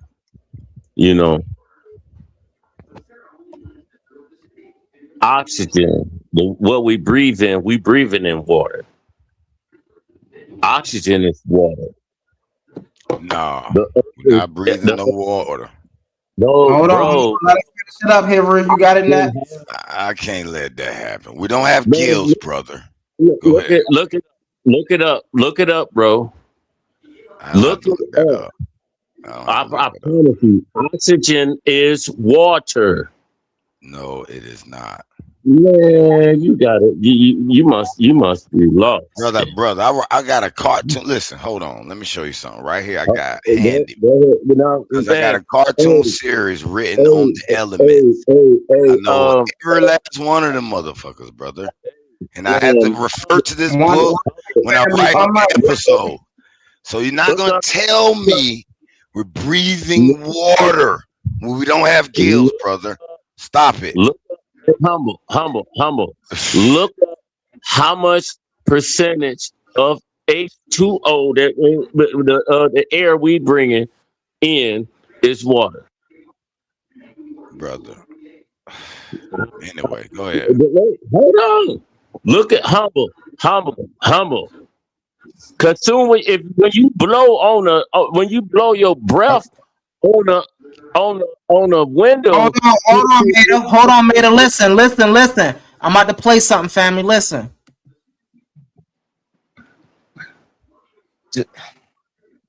No, oxygen is not water. They are chemically distinct substances with different compositions and properties. Key differences. Chemical composition. Oxygen is a chemical element, symbol O. In the air we breathe, it typically exists as a diatomic molecule, O_2, meaning it is made of 2 oxygen atoms bonded together. Water is a chemical compound, formula H_2O. It is made of 2 hydrogen atoms bonded to 1 oxygen atom. State at room temperature. Oxygen is a gas at standard temperature and pressure. Water is a liquid at standard temperature and pressure. Properties. Pure oxygen supports combustion and is required for cellular respiration in most living organisms. Water is a universal solvent that plays a vital role as a liquid medium for metabolic processes, though dissolved oxygen, O_2, in water is what aquatic animals use to breathe. Summary. While oxygen is an essential component of water, oxygen gas itself is entirely different from the liquid water we drink. What made you curious about the relationship between oxygen and water? Oh, water. Dissolved oxygen, O2, and water is what aquatic animals use to breathe. That's why. Wow. It's in water, it's in air. And so is nitrogen, so is argon, and so is other gases, brother. So is other gases. This is what I'm going to say. Water is in oxygen. Water. Oxygen is in water. No, brothers and sisters. They're not in each other. They're bonded together to make a whole another different thing. Okay, it doesn't matter. It doesn't matter. We agree that. And you need 2 of them. 2 of them. Yeah. We agree. This is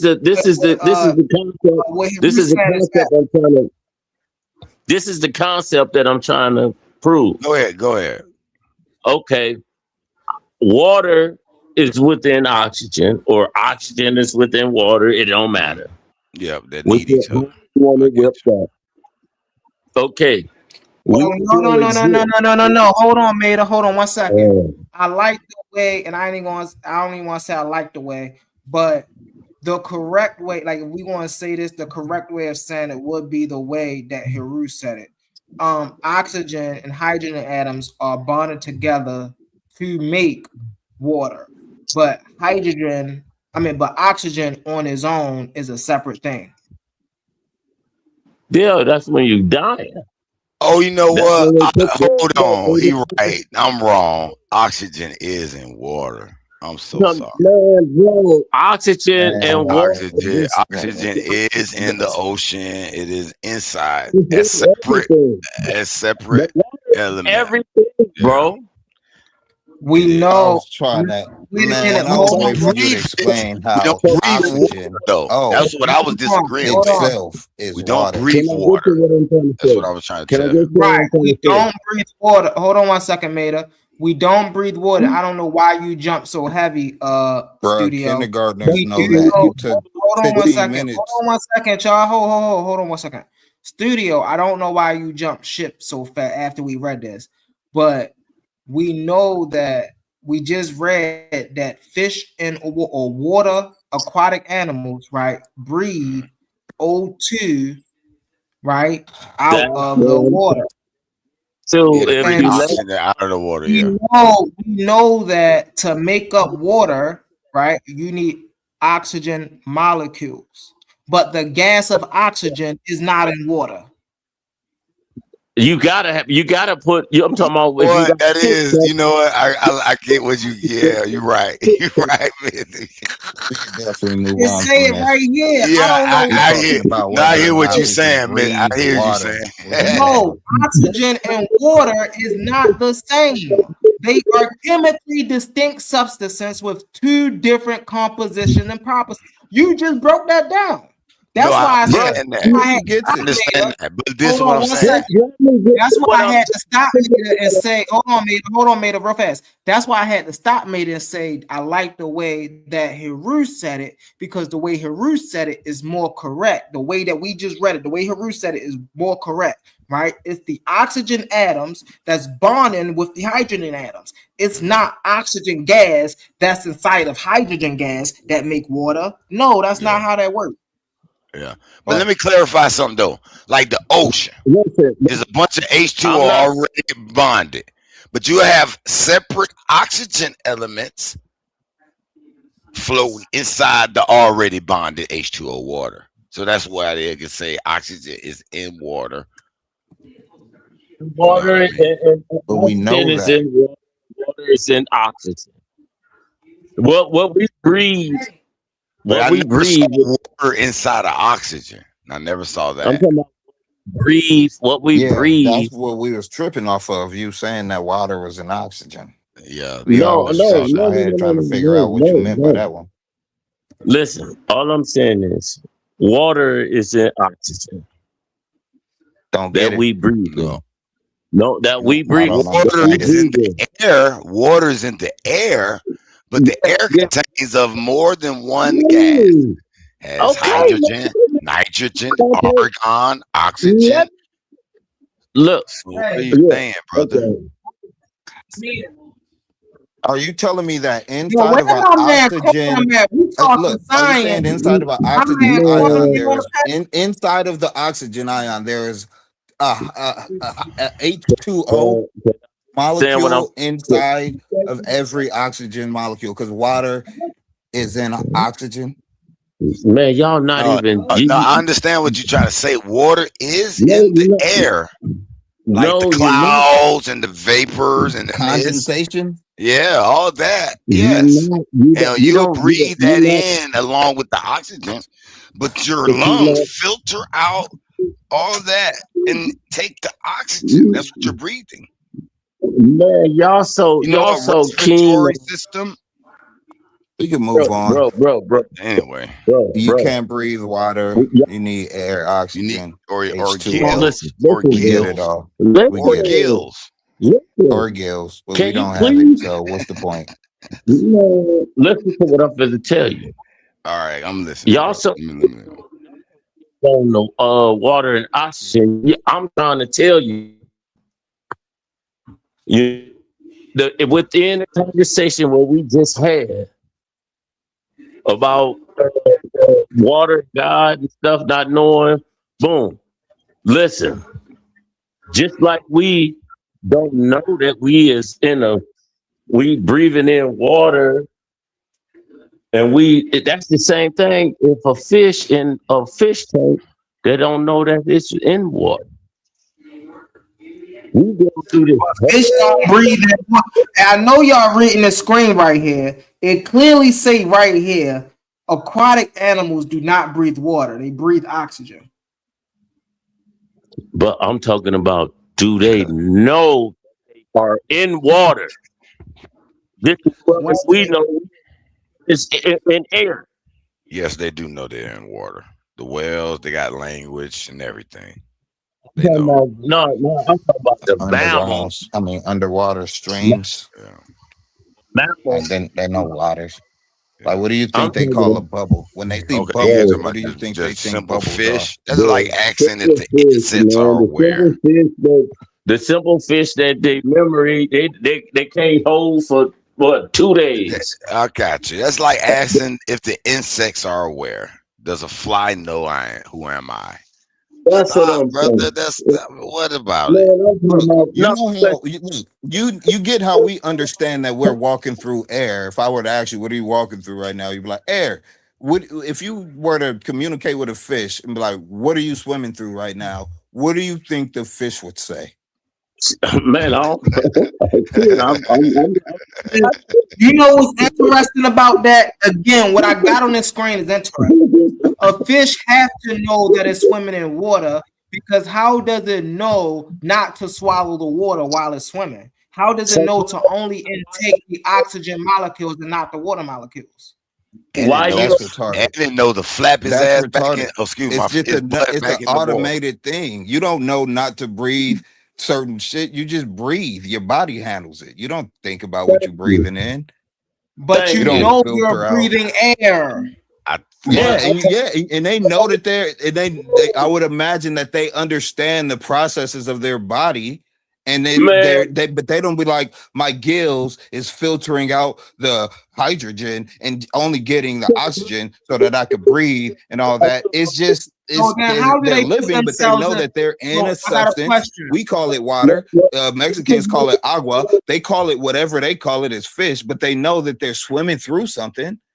They see bubbles in the water and they say, okay, there's air in that bubble. Like the difference between what's in the bubble and what's outside of the bubble, there's different. It's a different medium. Hold on, time out. So you telling me that dolphins are aware enough to play with bubble rings in the water and get high off of blowfish, but they're not aware enough to know that they're in water? I'm saying they do know they're in water. I'm just saying whatever they would refer to it as. If we say that we all had a universal language, so what we call water, they would call water. Yes, they would be like, yeah, we swimming through water right now. They would know. No. And then when they jump out of the water, they'd be like, now we're not in water. And we need to get back in the water. Fish even know to get back toward the water. They even got walking fish. Hold on. They even got the walking fish who know how to walk across certain shore to get into better, deeper waters. So they know they're not in their environment, and they need to hurry up and get out of this environment and get back to their natural environment. So they know. Yo, that's asking. Do you know birds fly in? Like, do you think that birds know they fly in the sky? Like, of course, birds know they fly in the sky. Why you think they're not? Bro, look how we walking on earth, like walking and breathing, but we not knowing that we breathing in water. We in the fish bowl, they swimming. Do you think they like, man, they like us? Yeah. You know what? I'm gonna be honest. You sounding biblical because the biblical believer. When a fish gets snatched out the water by an eagle, do you think the fish is thinking, man, it sure is hard to breathe, and like I didn't leave anything, I didn't leave water, and now I'm in air. It's just harder to breathe for some reason. Or do you think it knows I'm not in the water anymore? I need to get back in the water. No, I think it knows I know that I'm not in water. I need to get back. No, I think its first reaction will be, I need to get out these claws. Something clawing me and about to take me away. Absolutely, out the water. I don't think it'd be as panicked if those claws was in the water. It'd just be like, I'll swim away. But if it's not in water, it's like, I need to get back in water to try to figure out what to do. Because from up here, I'll die no matter what I do. I can't stand on land and try to fight this bird. I gotta get back to the water, get my bearings, because I know what water is. I know water is my medium. I thrive in water. I'm in the air right now. I know the difference. Just the way we walk through this, through our everyday life, they flapping and going through their everyday life. We in a fishbowl ourselves. Yeah, like they, you know, they know they're fucked when they get caught and they on a fisherman's boat. They know that they're fucked because they're no longer in the water. Let's let real fast. One mic. Omar been in the back. Let's let Omar off of mute. Let's see if he can come up and conduct himself. Let's see if he's been listening. What's up, Omar? Can you contribute anything to the conversation, Brody? Well, I mean, y'all didn't have me in the back for like 45 minutes, but you know what? Hope you was watching Little Nemo so you could contribute to the convo.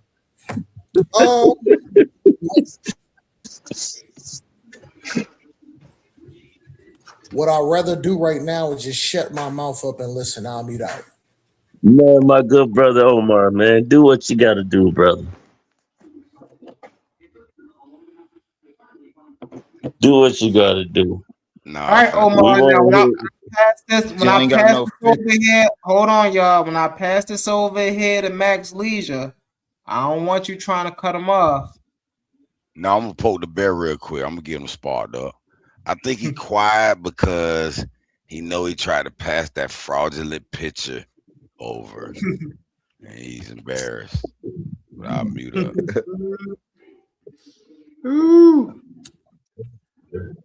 Hey. Yeah, Omar. What you think about that picture, Omar? Hold up. What you gotta say now about that picture, Omar?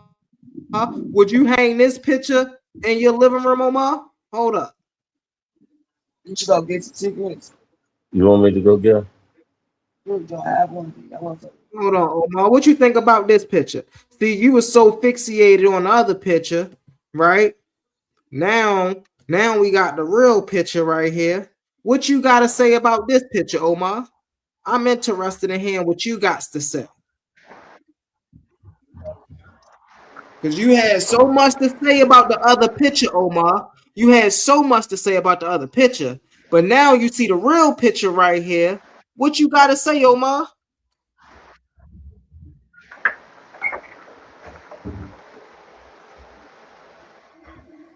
Do you mind if I talk without being cut off? Yes, sir. Go ahead. I'm gonna hold you to that. So basically, what I said, and I agree with you on a certain sentiment. Is this not showing a reproduction in a fertility thing happening in a reproduction process? My whole point is saying that if these people were so smart and so eloquent, why would they make disgusting pictures like this? That was the whole point. Is it spooky time? Don't cut me off. I want y'all to look at I want y'all to look at that bottom picture right there. The bottom one. Look at the one all the way at the bottom. Is that friendly? Is that love? Is that spiritual? Oh, Salaki, my bad. Does this has anything to do with being a naturalist? Can you answer that question, Humble? Does this has anything with doing a naturalist? Look at that picture at the bottom still. This is still a disgusting pic regardless. This is disgusting. It's disgusting. So just like I said, Humble, if you invited me over your crib and I walked in with my wife and my son, and you had, and you had this on your wall, I'd be like, hey, Humble man, thanks for Hey, if y'all want me to mute out for another 30 seconds, Salaki, if y'all want me to mute out for another 30 minutes, I'll do it. Somebody dropped down. That was your echo from somebody dropping down. Man, look, man. I understand, but like y'all just said, if y'all want to have a dialogue and a conversation, you can't cut me off or interrupt me. I have actually muted out over 30. I've muted out for over 35 minutes twice. And I didn't cut or interrupt y'all brothers off. So you know what? If y'all want to just keep doing it, that's cool. But let's push this information forward and get back to this disgusting pic, because this is disgusting also. Look at that.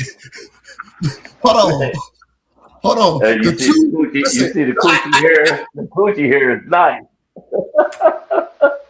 Yeah, but put that picture he showed. Hold on. Guess what? No, nigga, stop crying about the nigga ain't said nothing for the whole time, but you cry about a nigga interrupting, and the nigga ain't even interrupt you. That's the goofy shit. Hold on. Now, if I put up his picture alongside this picture, listen, and look at the. You already know who this is talking. This is Studio Live. If you want to listen, humble. If he wants to be disrespectful to me, and once I start, I wasn't disrespectful. Once I start calling him nigga and all these words, I don't want to put. Hold on here, Rick. Let him finish it, Rick. Let him land his point here, Rick. Go ahead, Omar. You're being unfair now. All right, come on, Omar. Go ahead, bro. I got you. I just told him chill. So get to the information and stop crying. Yo, humble, can you please tell? I just told him to chill. Omar, go ahead. Get to the information. Humble. If he interrupts me one more time on like how you did, brother, will you put him in the back?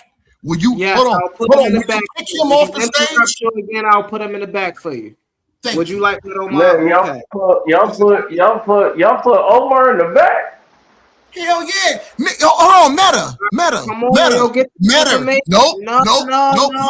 Humble. I'm not. Now you want to talk to Meta, man? When you said you was getting to this information, I'll just mute out for another 30 minutes. It's cool. I'll mute out. I shut my mouth. I can't talk. Yeah, how y'all put Omar in the back? Like, hey man, I'm finna go, man. This nigga acting like a hoe for real, bro. He did it again. Yo, humble. I'm gone. Look at it. You just said you were finished. You said you were finna mute up. You said you were finna mute up. Hold on, real fast, y'all. Hold on. You literally just said you about to mute up. He did not cut you. You literally just said you about to mute up. Humble. You just hold on. I'm talking and you doing it again. Hold on. You said you about to mute up, and then he said something. Brother.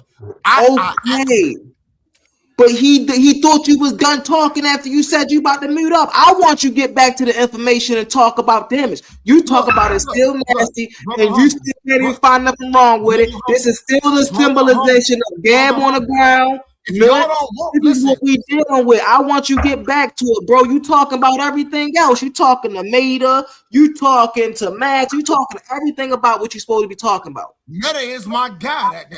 I get Meta's your guy, but let's stick on this though. Me and you, we sticking on this. Man, listen. Let me tell you something, man. If y'all gonna continue to cut me off, I don't have to be here. All I gotta do is drop up off the stage, and I can just go have sex with my wife again. Bro, don't do that. You out of here, nigga. I know it hurts. It's A1, you gone. Man, y'all, that's A1. right, I had to drop you because you're the only person being self-destructive, and I don't understand why. You don't get to crash out no matter what happens, Omar. If somebody cuts you off, you don't get to just go all out. But you keep using every to explode. That's why you the fuck out of here. You think you can where is patience? When are you going to exert patience? You're not exerting patience when you're trying to cuss people out for cutting you off. How about you explain what's happening in a relaxed tone? You are self-destructing before our very eyes. And it's scary.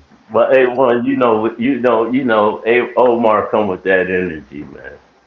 This nigga needs therapy, bro. That's no excuse. Hey, listen, hold on one second. There's no excuse. I don't care who cut Omar off. He don't get to crash out and do all this yelling and shit.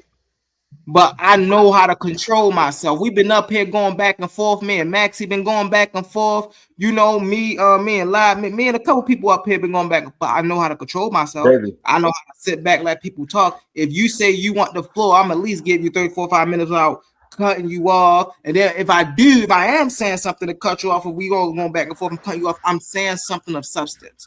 I'm not saying something that don't even matter to the conversation. He straight lied. Because nobody cut him off. It was an echo. Then he went to whining about somebody cut him off when nobody did. Then he's like, all right, I'll mute up. because I was patiently waiting on him, and then I said something, and he kick him off. Man, I ain't never seen him cry like this, man. I'm embarrassed of you, Omar.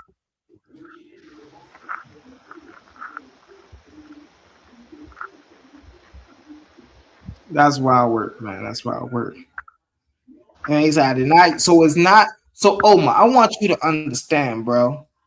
Nobody, even A1, do not absolutely use no cuss words. Yes, did Meta cuss, did Maxi cuss, you know, did Hiru cuss? Absolutely. But they're not up here cussing every time they talk. Not every time they talk. I let you sit up here and I let you slide, I let you talk the way you talk. But you know what you be doing, Omar, bro. It's either two things, bro. You literally don't know what you be doing. And then if that's the case, we sit down and we talk to you about, all right, bro, this is what you're doing, this is not cool. Or you know what you be doing, bro, and you do that to see how far you gonna get. Can I explain the difference between his cursing? His cursing always be angry, contentious at someone.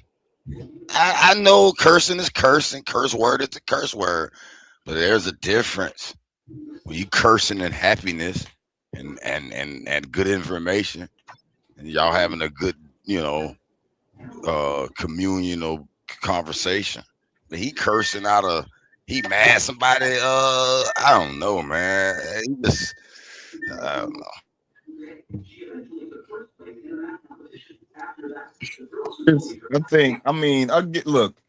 I think he is kind of overreacting. Well, definitely overreacting, but it seems like, because I've been paying attention to the conversation, who's speaking and who's not speaking, all that type of stuff. And with Omar, what it is when Omar isn't, when any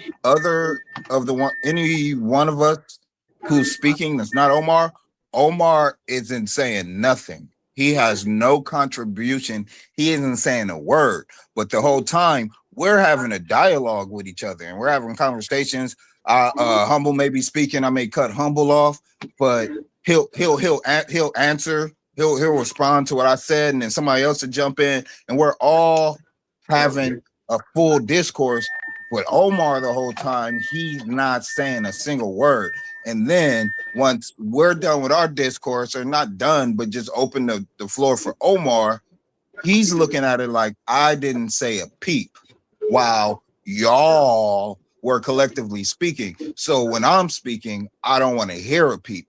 But the thing is, nobody else is doing that. Nobody else is doing the whole I don't want to hear a peep while I'm speaking thing. We're all having a discussion with each other. I think Omar is getting in where we fit in. Exempt from that process. Hey man, I'm sorry. It's called getting in where you fit in. That was so beautiful to explain. I gotta say that. Most definitely. Get in where you fit in.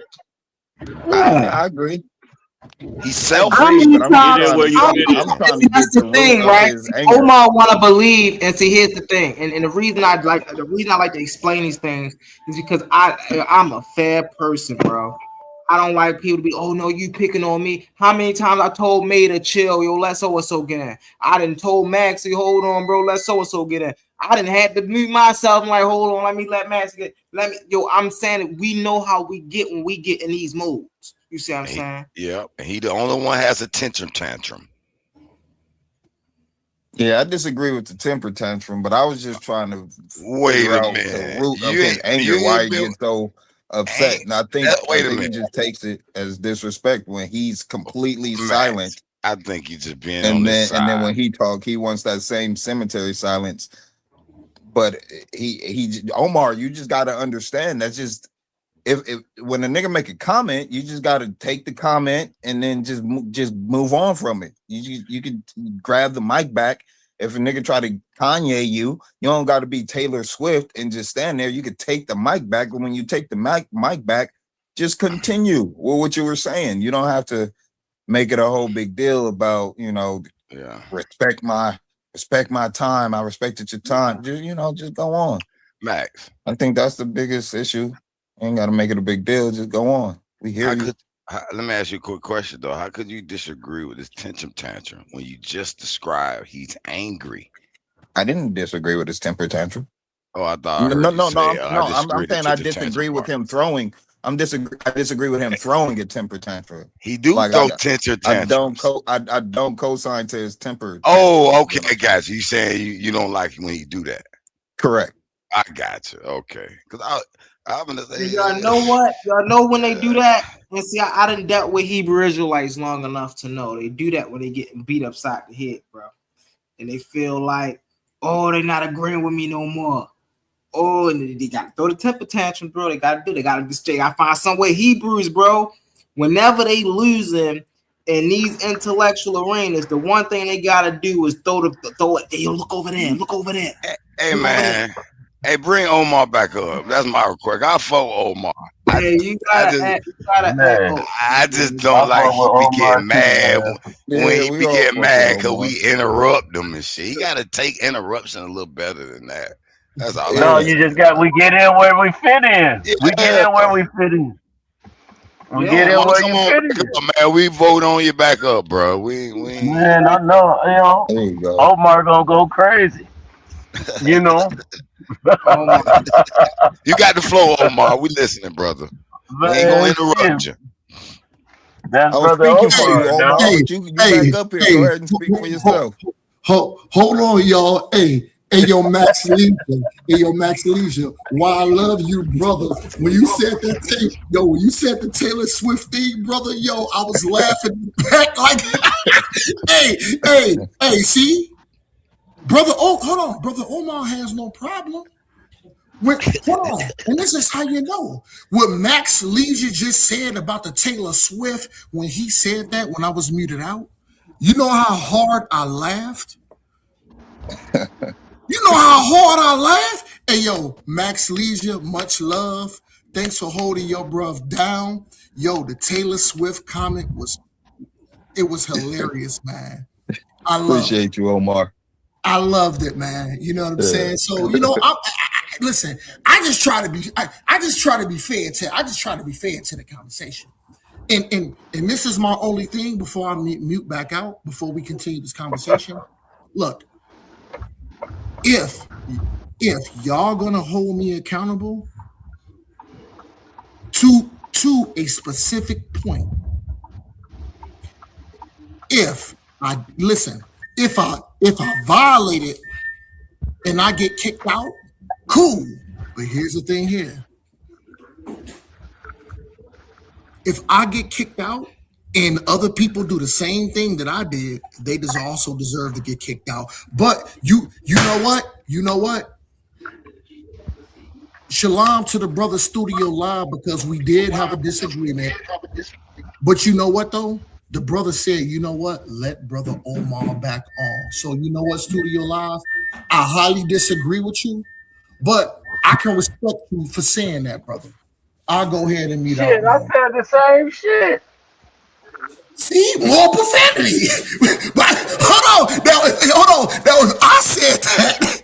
That's my hold on. Yo. Ooh, I was glad I was muted because I cursed too. Hold on. No. But for the person said that's the same shit I just said. Now, I'm sorry, but listen. Hold on. I'm gonna mute out. I am gonna mute out. Now, if brother Omar would have said, "Oh yeah, shit," and actually said the cuss word, I would have got muted out and put in the back. That's all I'm saying. But I'm not disagreeing with the brother. That's cool. I'm gonna go ahead and mute out. We can push the information forward. And guess what? I'm always here to answer questions, but I should also be allowed to ask questions also. I'll mute out. Hey man, listen, I'm glad I was muted because I accidentally cursed too. But I'm gonna just say this, Omar. I think you're a habitual offender.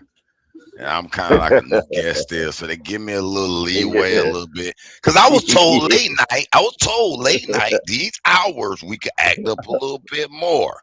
than the daytime. Yeah. Remember, Omar, man, you was in that same predicament one morning when you woke up late. You thought it was still in the late hours. I was there that day, and we both thought we could curse during these hours. So it's water under the bridge. Let's get back to the information, if you don't mind. Hey man, you can't use my word, brother. Hold on, you can't use my word. That is my word. It's spooky time, and let's push this information forward. And hold on, and you know what, Iceberg? I am absolutely a rascal. I don't think that's necessarily a bad thing, but I also have love for my people. So I don't Omar, have no problem with that. you know I Iceberg. think so funny. You know what I think that all you ISUBK brothers, y'all be shut your mouth. Hey, No. y'all be shut Yo, Meta, your mouth. this is the thing, Meta. This is the thing, Meta. Oh, shit. Like I have told everybody before, I am not an official member of the UPK, but I do pay my tithes to the UPK. Hold on. I am in school. I am in school, and I check in with the UPK, and I love all those brothers. But I am not an official member, so I'm still working on myself. Okay. I hope Like you I said, hope you become a member. no, but remember, truth and solidarity. So guess what? All I can do is be a solid brother. And guess what? The areas, hold on, I'm finna land. The areas where I'll fall short, I don't mind being corrected, and that's okay. And you know what? And gratitude, man. Because when I fall short, and even if I'm wrong, I stand corrected. And that's why I always say, if I don't know something, don't put your foot in my neck. Teach me. Correct me. Okay. Let's get back to this information. Hey, Omar, I got a question for you. That brother Metter, my hat is off to you, brother Metter, because I can honestly say you have demonstrated that. But let's push this information forward. Go ahead, brother. All right. Omar, I got a question for you. Is your God all powerful? Yes. Can your God do anything? Yes. Do your God have a weakness? No. Yeah. All right.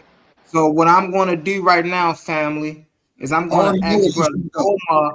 I'm going to ask Brother. Hold on. I'm going to ask you, Brother Omar. Hold on. I'm going to ask you, Brother Omar. Can you explain this verse right here for me, bro? I already know what scripture you finna go to. I've already prepared, but go ahead and try. Which one are you going to? I want y'all to watch this. What's he going to, Omar? Which one? What book? Let brother Humble go ahead and kick some knowledge. All right.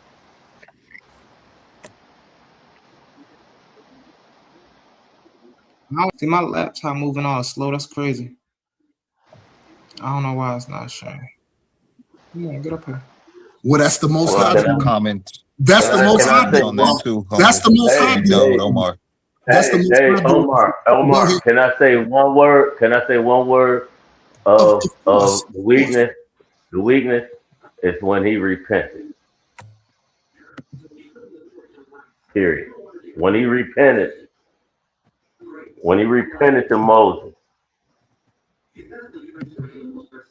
That was the weakness. You said the weakness? I want him to break down. I want him to break down this verse for me. The weakness. That's the weakness. Repentance is a weakness. I want to speak on that when you're done showing what you're showing, Humble. All right, there we go. Can you break this verse down for me, Omar?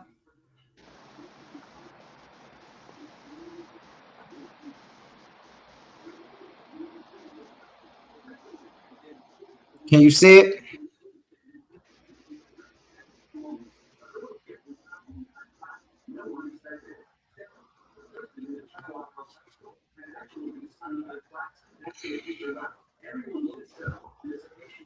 Yo, can y'all hear me? Yeah. I hear you. All right. Omar, can you break that down for us? Oh, what? Omar not on the panel no more?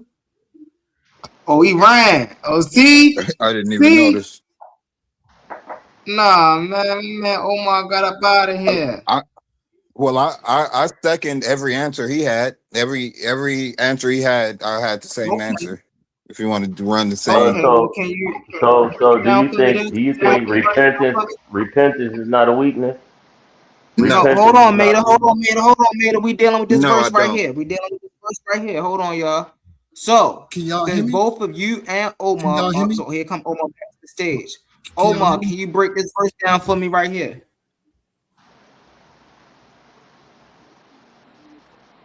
Can y'all see this verse on the screen? No. We see it. I see it. I don't see it. All right. You don't see what it says, and the Lord was with. Yeah, what you mean You they don't don't see see it? Just 119? Yeah. All right, so Omar, can you break this verse down for me? First of all, Brother Humble, I have my listening ears on. He must have paused, you know. The scripture you're trying to pull up, Humble, is the one when it says the Lord repented. I already know what you want to do. You actually in the wrong scripture. Did you see what's on the screen, Omar? Omar, are you reading what's on this screen? I'm asking you to deal with what's on this screen. I ain't talking about God repented or nothing like that. You said your God was all powerful and your God don't have no.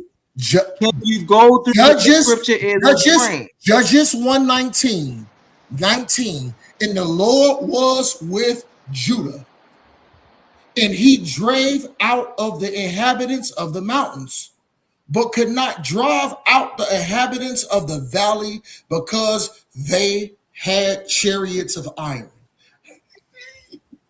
What Omar say? It's smarty time. Can you break that down? What that mean, bro?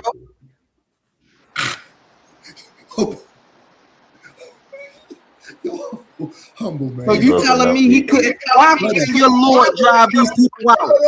Go ahead, because brother. They had chariots of iron. You just lied on your Lord. You just lied on your Lord. You say your Lord didn't have no weakness, but right here it show your Lord could not drive the people out on the valley side because they had chariots of iron. Why you up here telling lies? And then Maxie gonna sit there and second everything you said, as if we can't find in the Bible where iron is the Lord's weakness. Yo, humble, can you do me a favor? Do you see it? Humble, can you do me a favor? Where it says read full chapter, can you please click on that? We ain't dealing with yeah, click at the bottom where it says read full deal with this verse. Brother, can you just please click on why where it do says this verse go against what you say? Brother, can you please click on where it says read full? Can you deal with this verse? Why do this verse say something different than what you just said?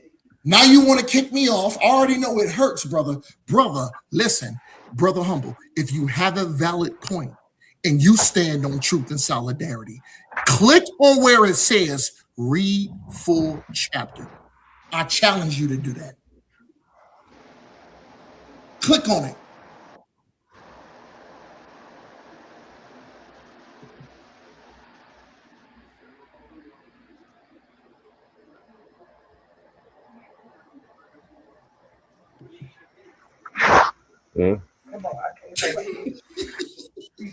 Watch this, y'all. Watch this. All right, so here's the fourth chapter. What you want to see in the fourth chapter? Watch this, y'all. Watch this. Go ahead, click on it. Have.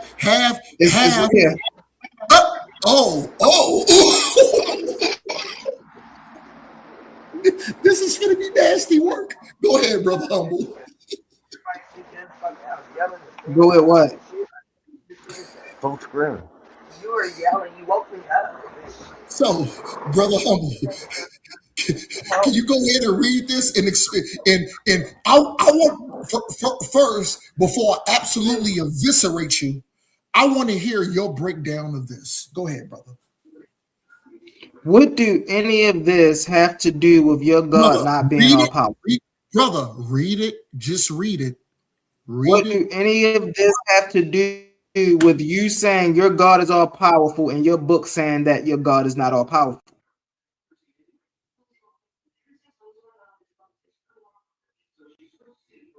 Brother, respectfully, hold on. This is how a conversation works, brother Humble.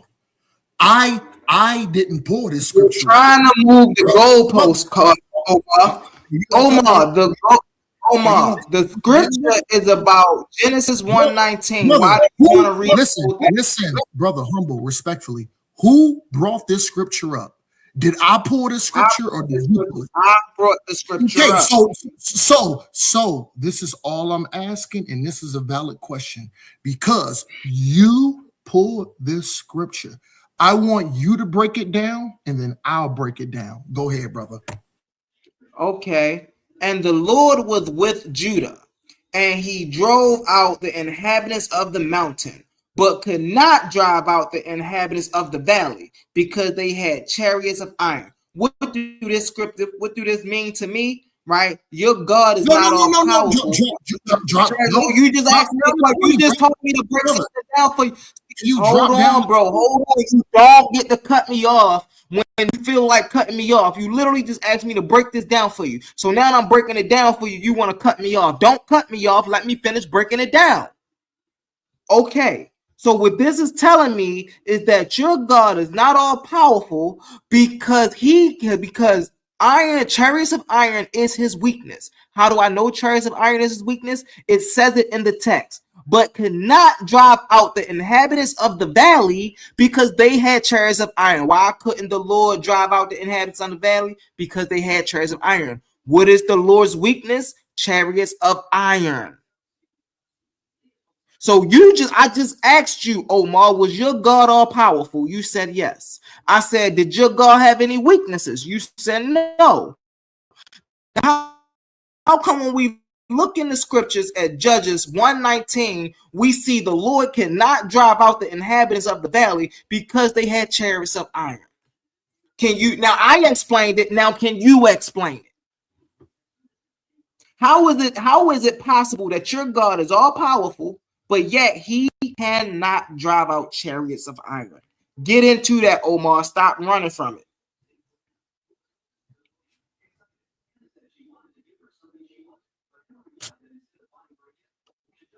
The all-powerful God isn't the God that couldn't drive out chariots.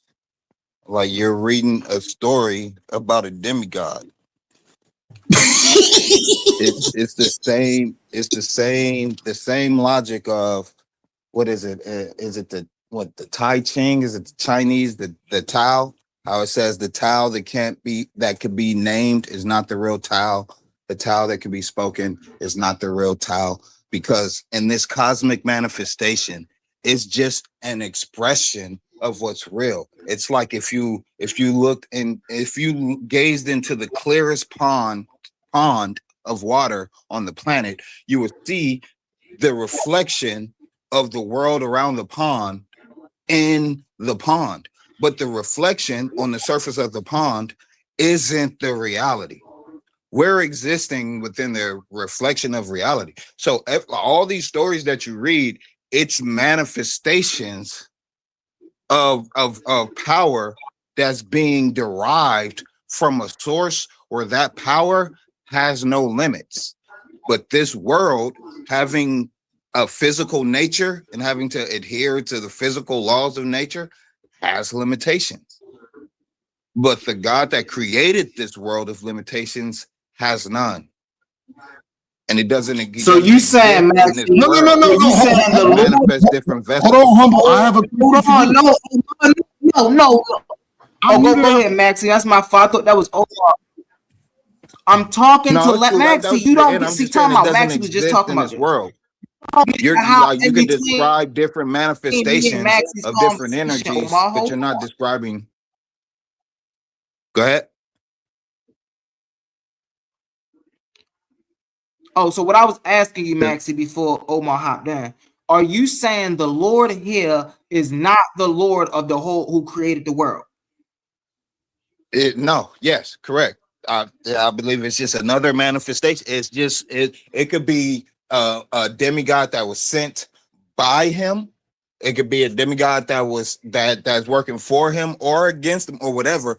But the God that sent Christ doesn't exist in this world, or else it wouldn't have sent Christ. It would have just existed in this world and set everything right.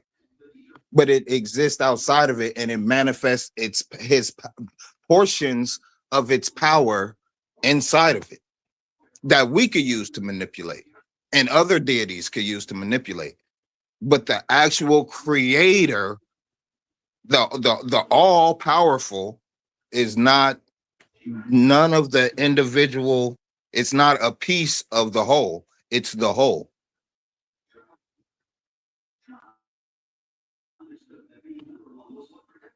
So what's the name of your hold on, because I think you got a different God than Omar. What's the name of your God? The Tao that can be named is not the true Tao. Like, I don't have you following, hold on, you don't know. Watch this, family. Watch this, fam. See, hold on, let me put myself on a big screen. See, Max don't know who he dealing with, so let me introduce myself real fast. See, Max don't know who he dealing with. Hold on, let me put myself on the screen. Right, so Max, I'm not just one of these guys up here, okay? I ain't one of these dudes up here that just fool around. Hold, let me show you something, bro. You see this right here? What this say? Yeah, so yeah. What this say, Max? Tao teaching. Tao teaching. So I know exactly so you know what you're talking about when you say the Tao, but this ain't the God that's in the Bible. This ain't got nothing to do with everything you read. It's the God that's in this everything you read, and Bible, everything bro. is a manifestation This of it. ain't got nothing to do with Bible. I promise you, it don't. I promise you, it says. I guarantee you, there's dozens of quotes from that book that's also in the Bible. If you go to this is older. Proverbs, yeah, I guarantee. Yeah, because this is older. Yeah. Okay. So then don't say that it has nothing to do with the Bible. Yeah. No. Don't say that it has nothing These to do are called wisdom works. And the same words are in the Bible. The same words are in Hindu scriptures. The same words are in the Quran. The same words are in all of the different scriptures because it's from the same spirit. And it says that in the Bible. Right. No. Hold on. This not older than the Bible. This was out. Yeah, no. I don't think this is older than the Bible. Well, let me go check this out real quick because I don't think this text is older than the Bible. But yeah, bro, I know about the Dowdy chain, my guy. I know exactly about the Dowdy chain. And why is my laptop doing this freezing stuff, bro? This stuff making me mad, my guy. Y'all can't see you. So yeah, I had to let you know real quick, Maxie. You ain't dealing with no regular degular, bro. I know about the I wasn't bringing that up. Act like you didn't know. Hold on, Omar. I'm talking to Maxie real quick. We gonna let you get in, Omar. I got you. So Max, right? Now that you know the Tao, right? When you read the Dowdy chain, right? Is that not a naturalistic system to you? Portions of it, like, you know, a lot of it, but I've read several dozens, well, not several dozen, but maybe, you know, maybe a dozen different scriptures. They all say the same thing, and so that's what I'm saying. When you read the Bible, there's a scripture in the Bible where it says, where Paul is talking about all the spirit that works in Christianity is the same spirit that works in all the other religions. It issues different things depending on who needs what and what does what and everything, but it's the same spirit. And so all I'm saying is that spirit, that, like in religions, they refer to it as spirit. You know, common folk will be your consciousness, perhaps your soul if you're a spiritual person. Science doesn't deal with it. They'll refer to whatever they want to deal with it as, but the thing that is the source of that is what I consider to be the creator. It's a conscious source of things that created what we know, because everything that we know, nature as we know it, is intelligent. It's intelligent. It's not just a random assortment of molecules. Like everything is created with perfection, which means there was a conscious entity that set that perfection and set that order. As you said at the beginning, like I said in the primordial waters, it was just chaos. It contained everything that could be, but there was no structure to it. It was without form. And then consciousness gave it form, because you take something like numbers. Numbers can't exist without a consciousness to give meaning to numbers. So you can't have math, you can't have science, you can't have a process of things that would give birth and rise to nature without something to be like 2 + 2 = 4. So if you have 2 of this molecule, if you have 2 of it, if you move at this speed and this speed, and then it structures existence in a way that it makes sense. If there was no consciousness, existence wouldn't be structured in a way that makes sense. Consciousness made it do that. Do you know consciousness is an emergent property for survival, right? No, there is no, you do know that. You think that, you believe that, you theorize that, and I theorize that nature is an emergent property of consciousness. Could you take something like time? Time can't create consciousness. Time, nature, and all of the elements that exist, it can't create consciousness. You can't take a dead body, 2 dead bodies, and experiment on them and create consciousness from these dead bodies. But consciousness, But really what I'm saying is, throughout all the ages, we haven't had. You're saying that consciousness is emergent from something, but there has been nothing in the history of existence that's shown consciousness emerged from something without consciousness. But we see every day how new things emerge from consciousness. We create new things every day based on the properties of our consciousness, creating new things. So we experience that every day. We experience things in our physical nature emerging from consciousness. We've never experienced consciousness emerging from nature. Never. No one ever documented that ever. It's never happened. Can't reproduce it. So why would that be the logical process of things, when the opposite process is the process we experience every day?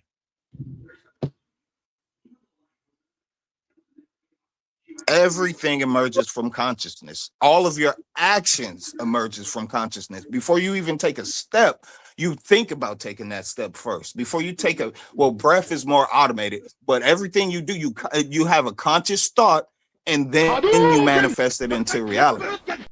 Nothing comes from physical nature and then creates a new thing without a conscious process being there. Doesn't happen, never happen. But you speak on it like you know that consciousness. You do know that consciousness is emergent. No, are you saying that trees are conscious? Stop speaking on it like that. Okay, so watch this. So number one, we know life. Okay, let's talk about life as an intrinsic property. Would you agree that life is an intrinsic property of existence?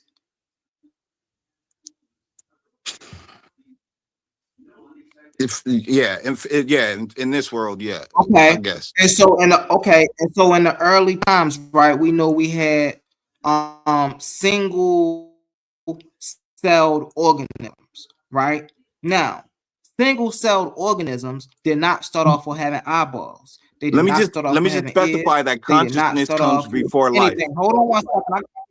I just want to make that clear, because I don't want you to construe me agreeing that life is fundamental for existence, but consciousness comes before all of that, before what we consider existence. So you're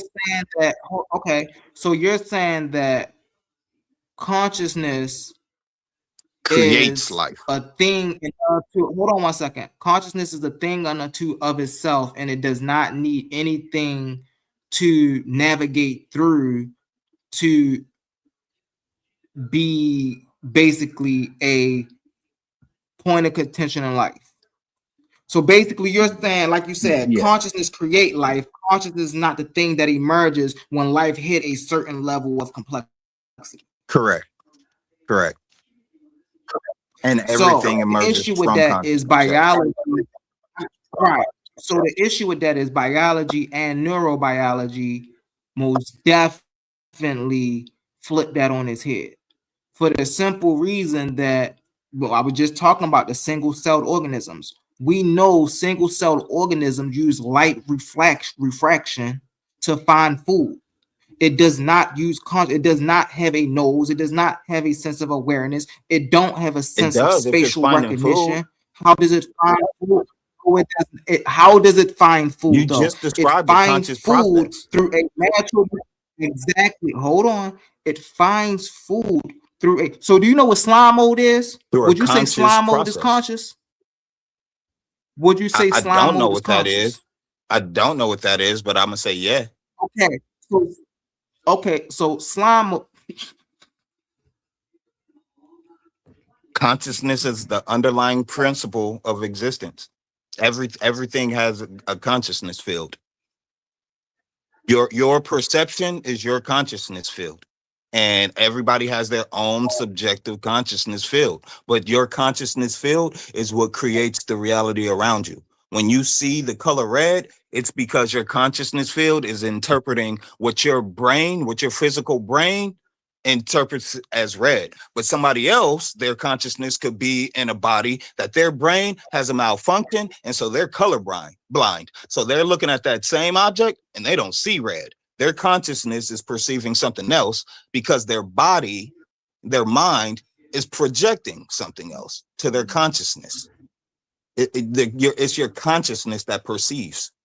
It's your body just interprets what was already there. And what was already there was put there by consciousness. It exists there by consciousness. Consciousness is the substance behind the electrical currents that our brain interprets. We don't know what the actual objects are. We just have our brain interpret in electrical currents and tell us that's an apple. But we don't actually know if it's an apple. We just know our brain is telling us that. But the substance that what we consider that apple to be, the actual true substance of it before it's interpreted by our brains, was put there by consciousness. And you have to tap into consciousness, true consciousness, in order to see the true world beyond what your brain is feeding you based off of electrical waves. Brother Max or Brother Humble, do you mind if I go, or do y'all still want me to sit in the back and wait? I need to catch my breath, so I don't mind. Thank you, Brother Max. Man, yo. So I want y'all to look at the scripture, right? Look at 19. Look at 19. Look at 19. And the Lord was with Judah, and he drove out the inhabitants of the mountain, but could not drive out the inhabitants of the valley because they had chariots of iron.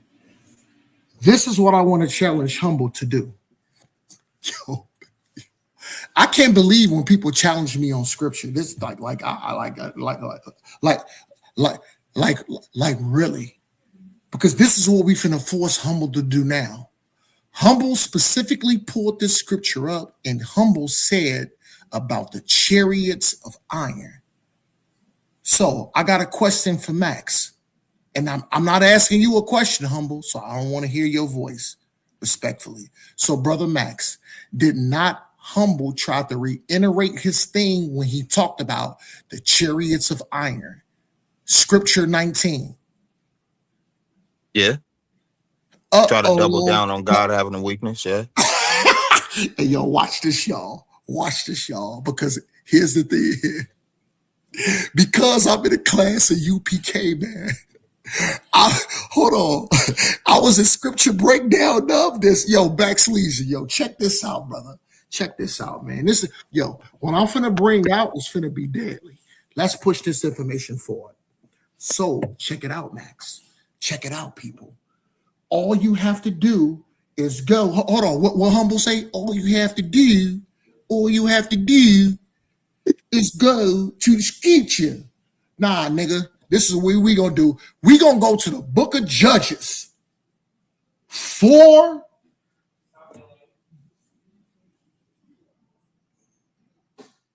The book of Judges, the book of Judges 4, and I think that's 18. 16. My bad. Because I do need glasses. Pull it up. If you have integrity, go to the book of Judges 4:16, where it talks about Barak. And hold on, and what happened after this battle. Because what Humble don't realize, this is a battle. Watch this, y'all. Let me show y'all some nasty work now.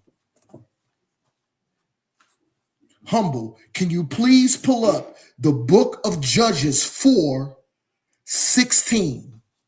Can you please pull that up? Watch this, y'all. Just watch. What do that got to do with Judges 1:19? Oh my brother, Humble. What you don't understand is this is a Why do you never read what's on the screen? You come up here and you talk about everything but what's on the screen, bro. Deal with what's on the screen. Okay, Humble, I will. But after I deal with it, can you deal what I'm talking about? Let's push this information forward. 19, and the Lord was with Judah, and he drove out the inhabitants of the mountain, but could not drive out the inhabitants of the valley because they had chariots of iron. And they gave Hebron unto Caleb, as Moses said, and expelled them in the 3 sons of Anak. This is war. Now, Brother Humble, can you please pull up the precept to this scripture? And the thing is, you don't know Bible. Because you didn't. Wait, whoa. Man, you did not address the fact. Hold on 1 second, Omar. Brother, if I'm wrong, hold on. You did not address the. Go ahead, because I don't want to be kicked off again. You did not address the fact that the Lord was able to drive out the inhabitants of the mountain, but the Lord, but could not. You see the semicolon, which means is a continuation of the first. Is a continuation of the first sentence, but could not drive out the inhabitants of the valley. Who drove out the inhabitants of the mountain? The Lord that was with Judah, right? But however, he could not drive out the inhabitants of the valley because they had chariots of iron.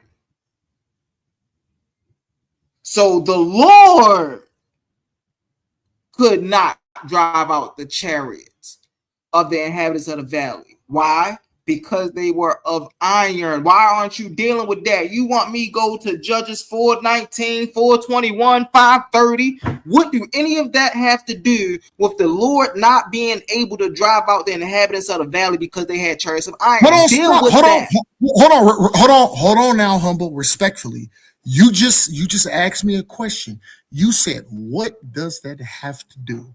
So in order to prove me wrong, all you have to do is go to the book of Judges 4:16, and then we'll find out if you're correct. Why couldn't he drive out the chariots of iron?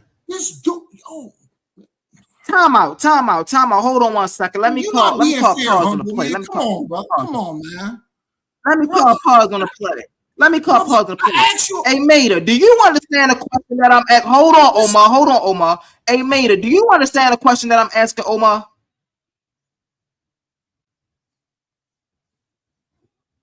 Hey, Hiru, are you here? Yeah, I'm listening, but I didn't quite hear your Do question. you You asked. understand? Do you understand the question I'm asking Omar?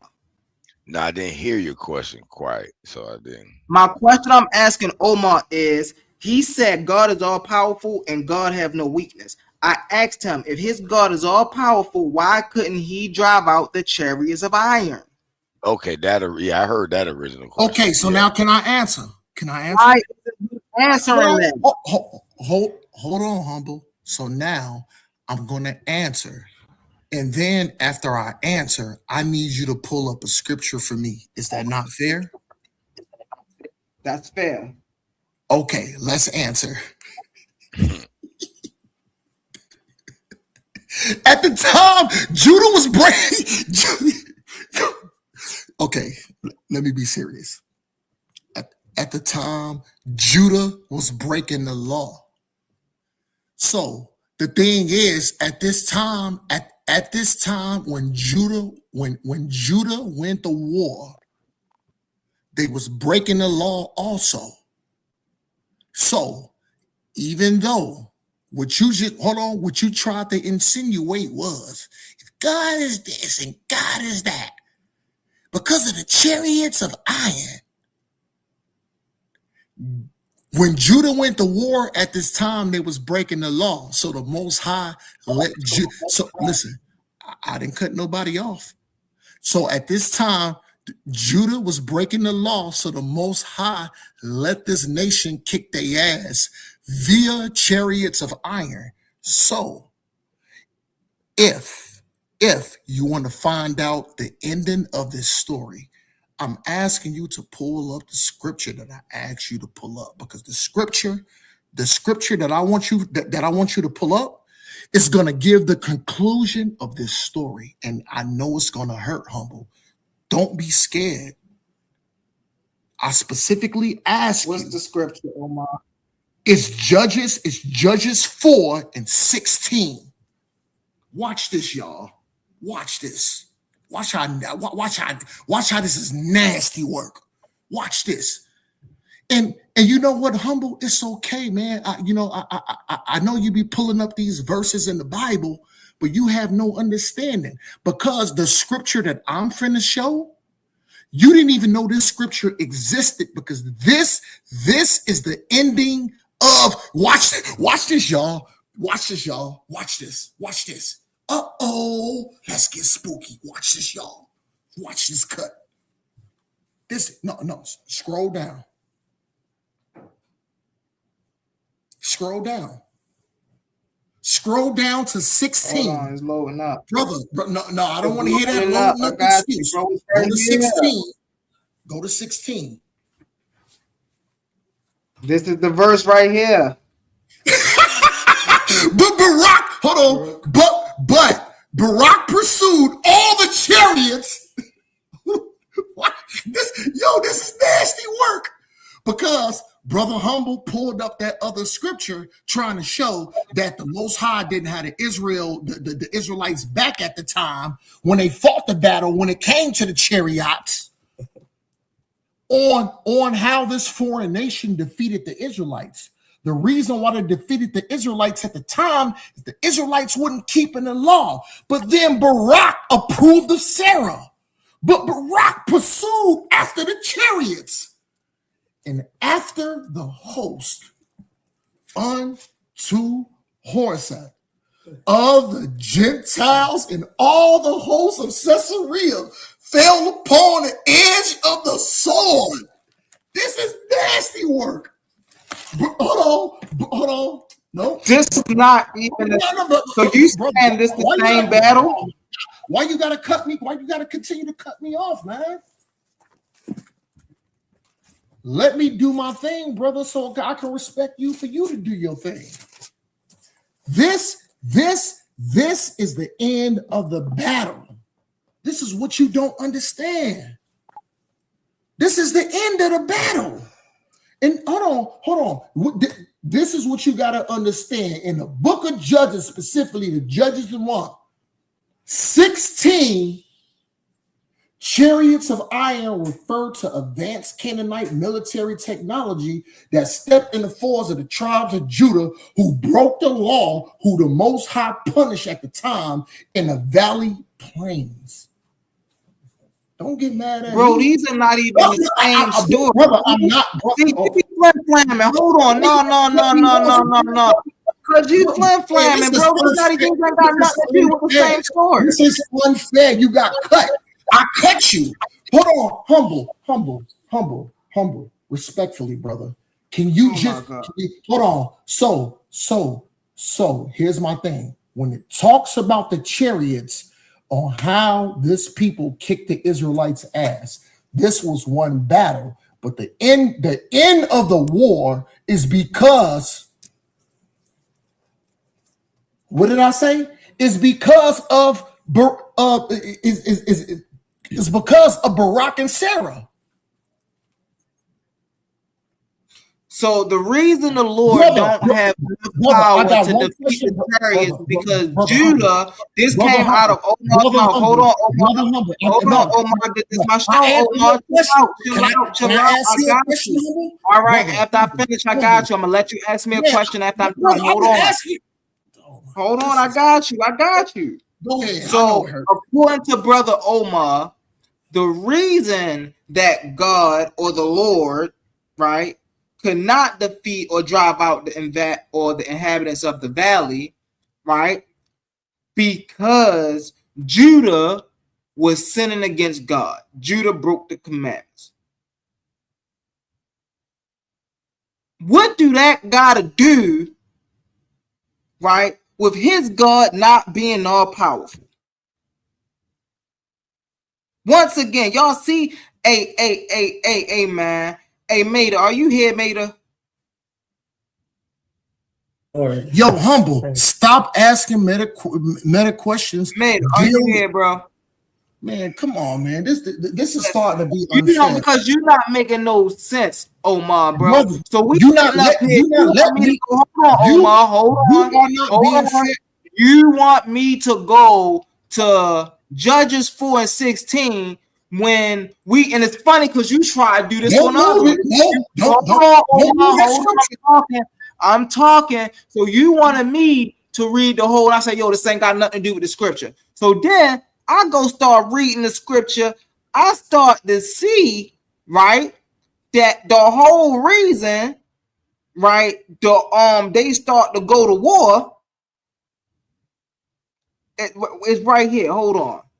It's saying Deborah prophesied that the wife of Liberty, she judged in Israel at the time, and she dwelt under the palm tree of Deborah between Ramiah and Bethel and the mount of Ephraim. And the children of Israel came up to her for judgment, and she sent and called Barak, the son of Abiam. So the reason this woman, right, called out for Barak, it ain't have nothing to do with what was going on in Judges 1:19. This is because she is tied to a tree. We see that she tied to a palm tree, right? And she sent to call Barak, the son of Abimelech, right, out of Casamatapi, right? And said unto him, hath not the Lord God of Israel commanded, saying, go and draw towards Mount Tabor, and take with thee 10,000 men of the children of Naphtali. Now, this is after Genesis 1:19. How is he saying that these are going to war? Mind you, this is going on because this woman is tied to a palm tree. And on the children of Zebulun, mind you, this is 6, I will draw unto thee the river of Kashan, Sarah, the captain of Jabin's army, with his chariots and his multitude. I will deliver him unto thine hand. And Barak said unto her, if thou wilt go with me, then I will go. But if thou wilt not go with me, then I will not go. Okay, so he want this girl to go with him to then kill this man named Jabin. Okay, and he said, now mind you, this don't have nothing to do with Judges 1:19. This is why I say Omar is a flim-flammer. right? And she said, I will surely go with thee, right? Notwithstanding the journey that thou takest, that thou shalt be fine, or the thine honor, for the Lord shall sell Sisera into the hands of a woman. And Deborah arose and went with Barak and to Kadesh. So Deborah agreed to go to Barak to Kadesh, right? Okay, let's get it. And Barak called Zebulun and Naphtali to Kadesh. So Barak also called his people to Kadesh. And he went up with them, 10,000 men at his feet. And Deborah went up with him. Now, Nabor, the Kittite, which was of the children of Hobab, the father-in-law of Moses. So Hobab,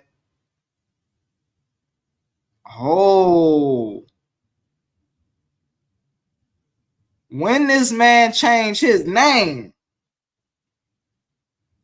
Hobab, I thought the father-in-law of Moses was somebody else, or did he marry again? That was crazy. Anyway, that's wild. Dang, why can't Jethro? I thought the father-in-law of Moses was Jethro. You see, you can't trust this Bible, bro. Here we see Moses and Midian getting married to Jethro's daughter. And now we see here they say Hobab is the father-in-law of Moses. See, these are things that Omar got to deal with that he can't deal with. Who's the father-in-law of Moses, Omar? Is it Hobab or is it Jethro? Had served himself from the Kenites and pitched his tent up to the plains of Zemanim, which is by Kadesh. And this is 12. And they shewed Sarah at Bakadat, the son of Abiram, which gone up to the mount of Tabor. And Sisera gathered together all his chariots, even 900 chariots of iron. Oh, so Sisera had chariots of iron. This is wild. So that Lord, in the beginning of 119, couldn't defeat the people with the chariots of iron. But then we come down here and Sisera had chariots of iron. This is funny. They knew something, family. They knew something. And all the people that was with him, Hazaroth and the Gentiles, went up the river of Kadesh. And Deborah said unto Barak, for this day in which the Lord hath delivered Sisera into thine hand, is not the Lord gone out before thee? So Barak went down from the mount of Tabor, 10,000 men after him. And the Lord discomfited Sisera and all his chariots and all his hosts. Humble, I got one question for you. Who won this war? Hold on. At this, listen, we can talk about battles and we can talk about war.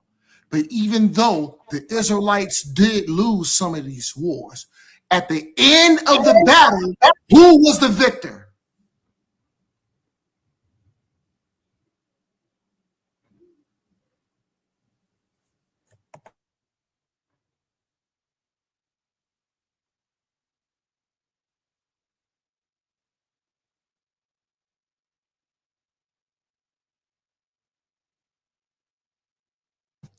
At the end of this war, who was the victor?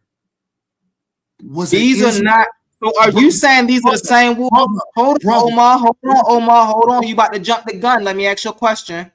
So are you saying the war? Hold on. Are you saying? Hold on, Omar. Are you saying the war in verse 4:16 and the war in 119 are the same war? Humble. You brought certain scriptures out. I brought the precept out. So, like I said, they're not even the same war. Man, this is. Oh, man. I already know. I'm gonna continually be cut off. I'm gonna be continually put in timeout in the back chat. So you know what, humble mystic man, go ahead and do your thing, and then hopefully my next day off, because I do have to go to work tomorrow. My next day off, I can I can have my own floor to actually answer all these questions that you're doing. But I'm not gonna have a fair floor. You cut me off multiple times and I can't speak. You got the floor. I won't interrupt no more times. You got it, brother. This your thing, man. Go ahead and eat, man.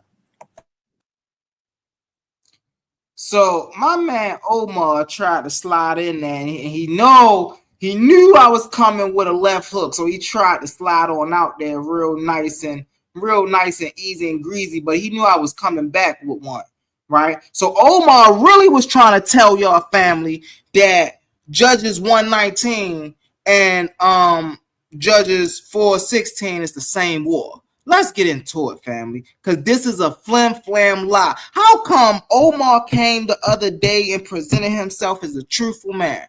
And every time I ask him about a Bible verse, he send me somewhere that ain't got nothing to do with nothing. Let's watch this, family. Watch this. Let me get into this. Is the war in Judges 14 and Judges 4:16 the same war? No, the events described in Judges 14 and Judges 4:16 is not the same war. They occur at different times, involve different leaders, and take place in different geological regions of Israel. So now what are you talking about? Who won the war and who won the fight and who? These are not even the same war. Not even the same war at all. Judges 1:14, Othniel and Ashkenaz, right? In Judges 4:16, Deborah and Barak. Right? Time period. Early conquest, just after Joshua's death. On Judges 4:16, during the era of the judges. Later. These are not the same war, Omar. Not the same war. This is why I say you be doing all that filibustering and all that, and then you don't show nothing. It'd be crazy, right? Key leaders, right? Othniel, the conqueror, right? Caleb and Oshkosh, right? Deborah, right? The prophetess, Barak, the general, and Jael, right? Location, the Negev, southern Judah, Deborah, right? Kittai, Sephar, northern Israel. So this happened in southern Judah. This happened in northern Israel, near Mount Tabor and the Kishon River, right? These are not even the same people. Local Can. So right here in Judges 1:14, they're talking about the local Canaanite inhabitants of Karath Sephar, right? Here they're talking about King Jabin of Hazor and his commander Sisera. They're not even talking about the same war. Yo, Omar, you disingenuous, bro. This is terrible. This is terrible. And then my man run off the panel like he ain't saying nothing. It's crazy, bro. I don't understand this, man. How my man come up here talking about, and all I asked him was, bro, can you deal with verse 119? And then he put himself in a deeper hole. But man, one thing I can say is I got me some claims of shame tonight. Hey, what's up, brother Max Leisure? You still there? Yeah, I'm still here. You still here? Was it me? Was I tripping, or did you hear me ask him deal with 119? Yeah, but y'all both talking past each other, so I ain't. But then my thing, did you hear him say that 119 and 4:16 were the same war? Yeah. Or am I tripping? And so when I bring up that these are separate wars, bro, like this is crazy. And then this is what he tried to use to justify, right? That, his God is all powerful. Right here, God didn't show his power, but over here, God showed his power. I ain't asking you about over here. I'm talking strictly right here. But look, here's my thing. And this is why I don't get into those type of conversations. Because to me, it's at the end of the day, just personally, I see those conversations on ancient past wars and the lineages of gods and everything useless because because I'm a Christian, and when Christ came, he said he just put an end to all of that. But beyond just being a Christian, just having just a, I don't, what would you call it, like a scientific, or even if I would say a naturalistic, because I would consider myself a naturalist, but God is like a creator is included in what's natural, just based And off that's of fine. just That's based off fine. of our own my understanding of my own existence allows me to draw a conclusion of there being a creator, because like I said earlier, the only reason I don't have to explain to you that I actually exist is because you actually exist, and you could look at me and interact with me and be like, we're of the same thing. So you exist, therefore I exist the same way you exist. But if that weren't the case, there's nothing that I could show you that will allow you to measure the fact that I have a soul and a spirit and everything. You would only be able to measure my physical parts. And so I believe all the stuff in the Bible, especially the Old Testament, is just is talking about our physical nature.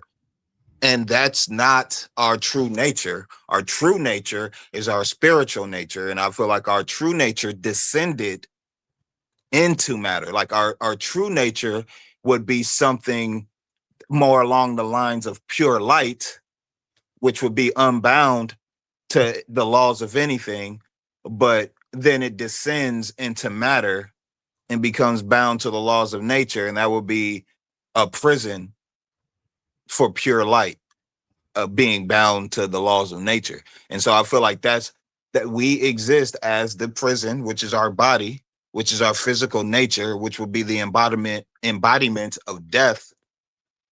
But our true nature is our consciousness, our spirit, our soul, which is the embodiment of life.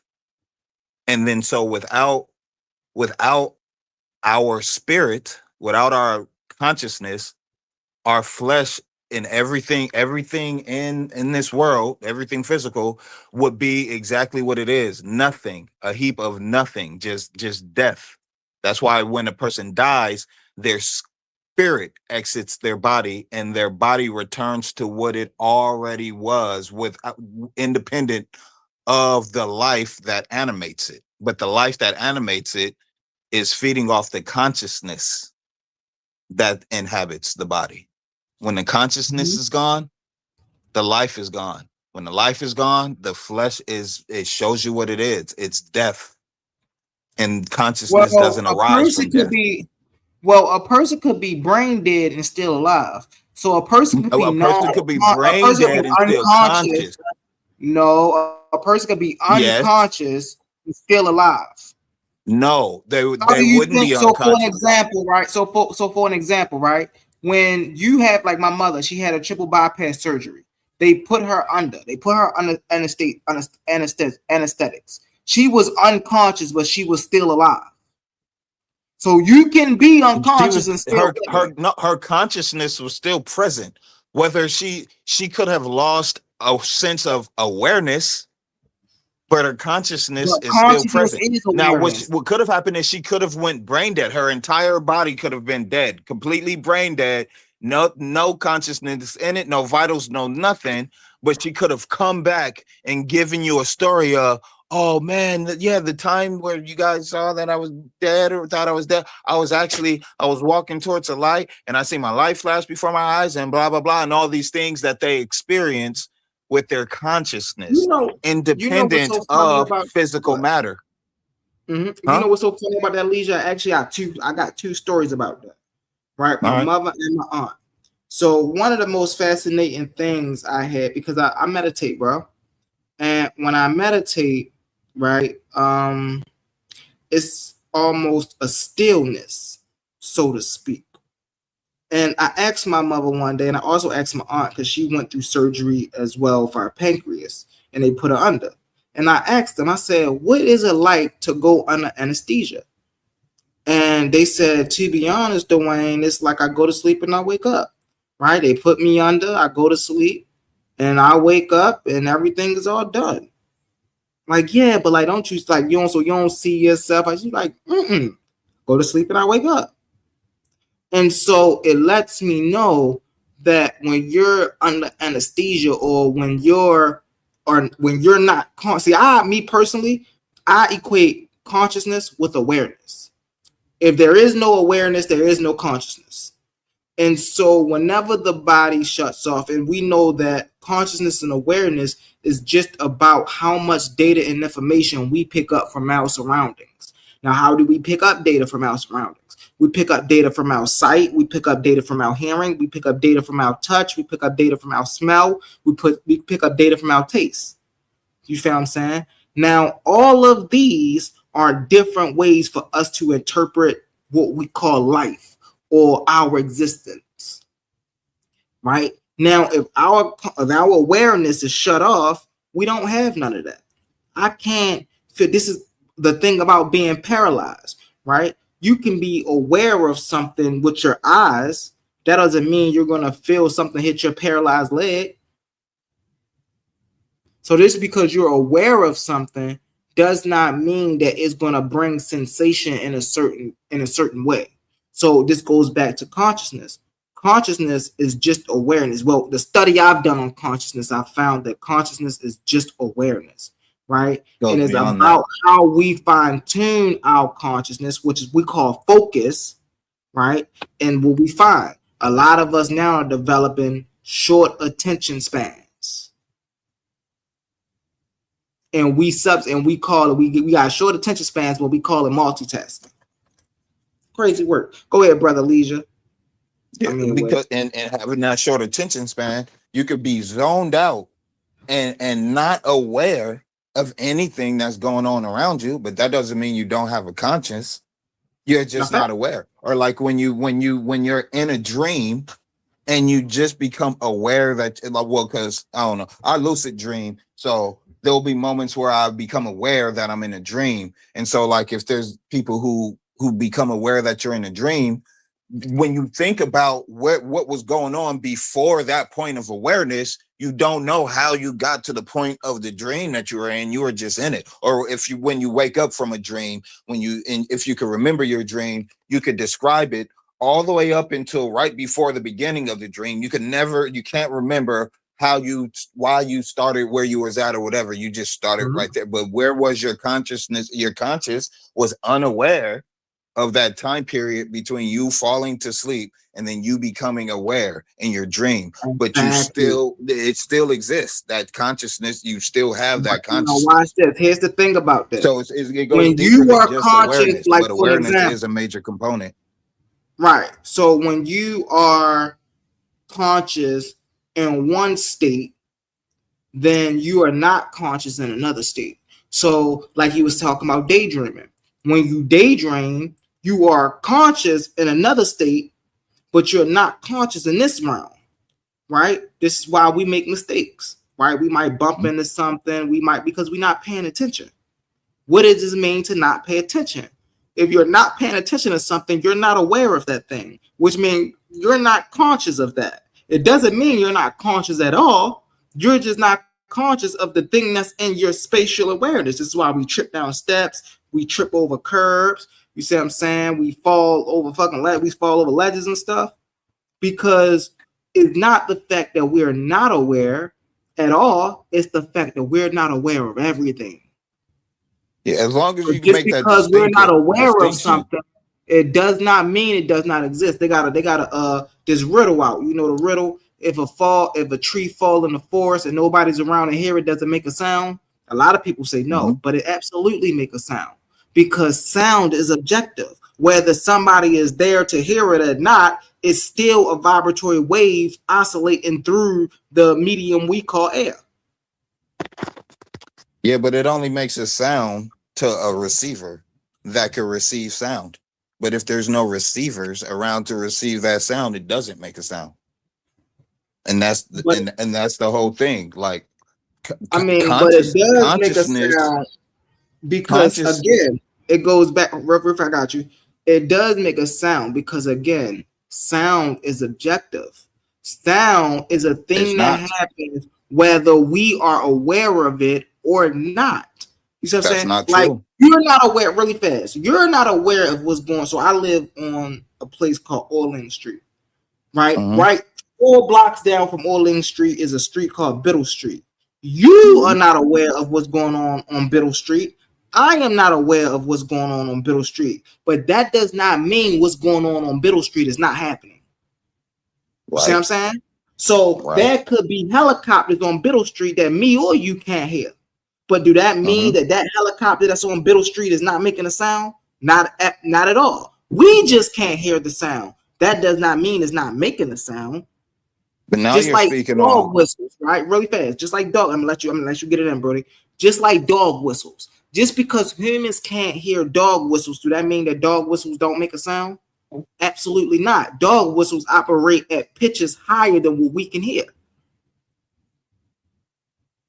You see what I'm saying? Go ahead, brother. Go ahead. Yeah, so, damn, what was I about to say? He threw me off with dog whistle thing. As far as with sound goes, with the things that's going on the block. I'm not there, you're not there. We don't know what's going on, but there's stuff going on. You're getting into superposition to where anything could be going on that block. Literally anything. But it would take for there to be an observer there to be like, this is what's going on over there. But without there being the presence of an observer, anything and nothing could be going on there. So, like you said, if there's a tree that falls, like, and if this planet was uninhabited by anything, and there was just a tree and it fell over, it wouldn't make a sound, because sound is something that it only exists once it's interpreted, once the frequencies, because it's just a frequency being made, once the frequency is interpreted by a receiver, the receiver being your human brain, or it could be an animal brain, or whatever can receive sound, once that takes place, that's when sound exists. But if there's no receiver to receive it, if humans existed on the planet, but all humans were deaf, we didn't have ears, a tree could fall, but it wouldn't make a sound, because there's no concept of sound. The only way it can make a sound is if there's something that exists there for it to make a sound to. So the are vibrations you has to reach a receiver for sound so to are come you into existence. saying because a deaf person can't hear us speak, we're not speaking? What? That's Who did you hear that from?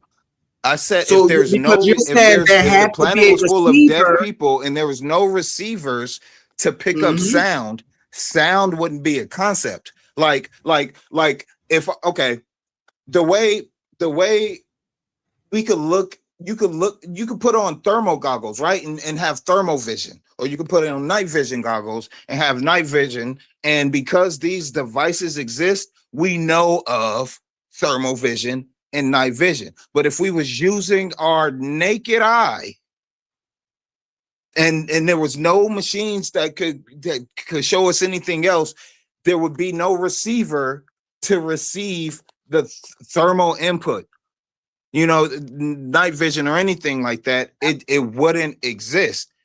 Now we have a color spectrum. What is it, like RGB or whatever? And the only colors that we can imagine are the colors that exist on this color spectrum. But can't you imagine that there's other colors that we haven't experienced? We just don't have the receiver to perceive these other colors on a spectrum far broader than our 3-color spectrum. We don't have the receiver, therefore those colors don't exist to us. They don't exist. But if we had some type of machine or device, or our eyes were to evolve enough to where we could see a broader spectrum of colors, that's when those colors exist. Now we could see those colors. It's the same thing with sound. If a tree were to fall, something has to exist to pick up the fact that sound is being made. There's a frequency that's being made that creates what's called sound, if there's a receiver to pick up what sound is. We have ears, so we immediately understand what sound is. But if we didn't have ears, we wouldn't even be able to describe what a sound is. It wouldn't exist to us. It wouldn't make us a tree. A falling tree wouldn't make a sound. this. Because here's the thing about that. Now, what I just did, right, is I turned you down for a little bit. Not on no funny stuff, not because I don't want to hear you or nothing. But I wanted to run a quick experiment. I said, okay, I want to know if sound exists whether I hear it or not. And so what I did was I turned you down because I wanted to know if when I turned you down, would that change the fact that you were making noises, or you're still making noises, I'm just not able to hear them. And so when I turned you up, right, regardless of what you were saying when I turned you down, when I turned you up, you were still talking. And you already said what you already said, regardless if I turned you down or not. I can go back on the video and listen to what you said. You said what you said. I don't even know what you said because I turned you down. But you said something. You see what I'm saying? And yeah, but you, whether or not you can hear me, is different. Something. No, watch this. This is real fast. The objective fact that you said something, right, remains a constant of the sounds coming out of your mouth, whether I hear them or not. Whether Maida is on the panel right now. Maida might be asleep. He might have walked away from the panel, whatever. But that does not denote the fact that me and you are sitting here exchanging sounds to one another. You see what I'm saying? So sound is an objective thing. It's not subjective. It's not subjective. It's absolutely subjective, bro. It's absolutely subjective, or else there wouldn't be a such thing as deaf people. There wouldn't be a such thing as a deaf person. He would have to objectively hear sound. Objectively, sound exists. He has to objectively hear that shit because it objectively. Well, no, because exists. Deaf people, but being deaf is a disability. It doesn't matter. If a deaf person put his hands in fire, it's gonna burn his hand because whether or not he can hear the fire, taste the fire, smell the fire, see the fire, or nothing, that fire is objectively hot and it'll burn him the fuck up. That's objective. Sound isn't objective because you could not hear sound. You could not hear it. So you you'll have a subjective experience of being deaf and sound not existing to you. It's subjective, or else you wouldn't it would be impossible for you to have that experience, just like it's impossible for someone to have the experience of standing in fire and not burning to death. So you're saying the perception of sound is how you interpret it is subjective.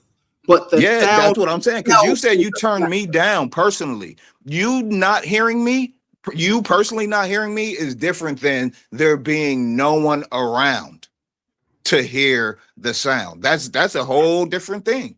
Because you could turn me down, but everybody else hears me. I'm talking and I hear me. So I can verify that I'm making sound. The sound is passing in and out of my ears, whether or not you hear me. But the thing you said is if there's nothing around to hear a tree fall, does it make a sound? If there's no receptors for sound, no, it doesn't. There has to be a receptor for the sound, for it to be sound.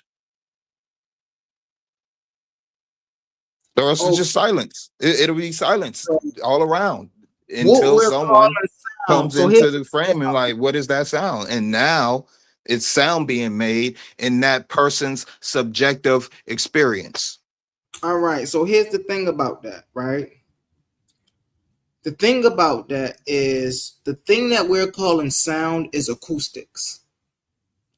And acoustics can be measured whether we can hear them or not. That's why I brought up the dog whistle, right? Whether a pitch is above or below our hearing range does not vindicate whether a sound is being made, because a sound can be made below our pitch range and we cannot hear it. That does not mean a sound is not being made. We just can't hear that sound. It's still one being made. Likewise, a sound can be above our pitch range. And again, we cannot hear that sound, but that does not mean sounds are not being made. There are many sounds going on around us that we are not in tune to, right? But that don't mean they're not there. Is about if we are aware of them or not. Something can happen objectively that you are not aware of, But just because you are not aware, see, the fact of you being aware of it or not, right, is what make it subjective or objective. I had the same argument with Roy Chess, right? Objective things exist whether you as an individual are aware or have an emotional attachment or have an opinion on it or not. Subjectivity is something filtered through personal belief, personal opinion, personal thought, personal feelings, but objectivity don't care about anything personal. It's objective. It is empirical, for lack of better words. So when we're talking about acoustics, acoustics is empirical. Acoustics is objective. Now, how we interpretate acoustics is subjective. I would agree with you there. But the acoustic itself is an objective phenomenon, which means it's a thing unto itself, which means it operates whether anybody is here to inhabit it or not. I'll give a great example. The sun is an objective thing. If there was no planets, if there was no life on the earth, the sun would still be the sun. The sun wouldn't simply cease to exist because there was no life on earth. No, the sun would still be the sun. It would still exist. There would just be no life on earth. You see what I'm saying? So that's the same thing with when we're talking about a tree falling. That's the same thing when we're talking about sound. If a tree falls and there's no way around hear it, this tree still make a sound. Why does it make a sound? Because the very cause of it hitting the ground causes a vibrational wave across the air. Even if nobody's around to hear it, that acoustic of vibration of air through the air, it's still there. It's an objective thing all into itself, whether somebody's there to pick it up or not. When somebody picks it up, then it becomes subjective because it becomes interpretive. But even before somebody pick it up, the sound is there. And so this is what we have to understand about our awareness. There's many things in that. The brother Maxie was just talking about the light spectrum, right? There's something called impossible colors. Impossible colors are a thing that exists. Now, what are impossible colors? Brother Max was just talking about how we have 3 retina cones, right? Red, green, red, yellow, and blue, right? However, there's a color that exists that's not supposed to exist because we don't have no retina for it. And this color is called magenta. How does magenta exist? Where do we get the qualia of magenta? We don't know. However, magenta can be measured. We can measure the wavelength of magenta, but we're not supposed to be able to see magenta. Same thing with cyan. Why not? What do you mean? Because we don't. So we was just talking about the color rods. We was just talking about the color rods in our brain, right? We got yellow, red, and blue color rods in our brain. Okay. Right? Between those 3 patterns, right?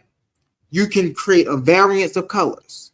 One of the colors you cannot create through those patterns is magenta. You cannot create cyan either.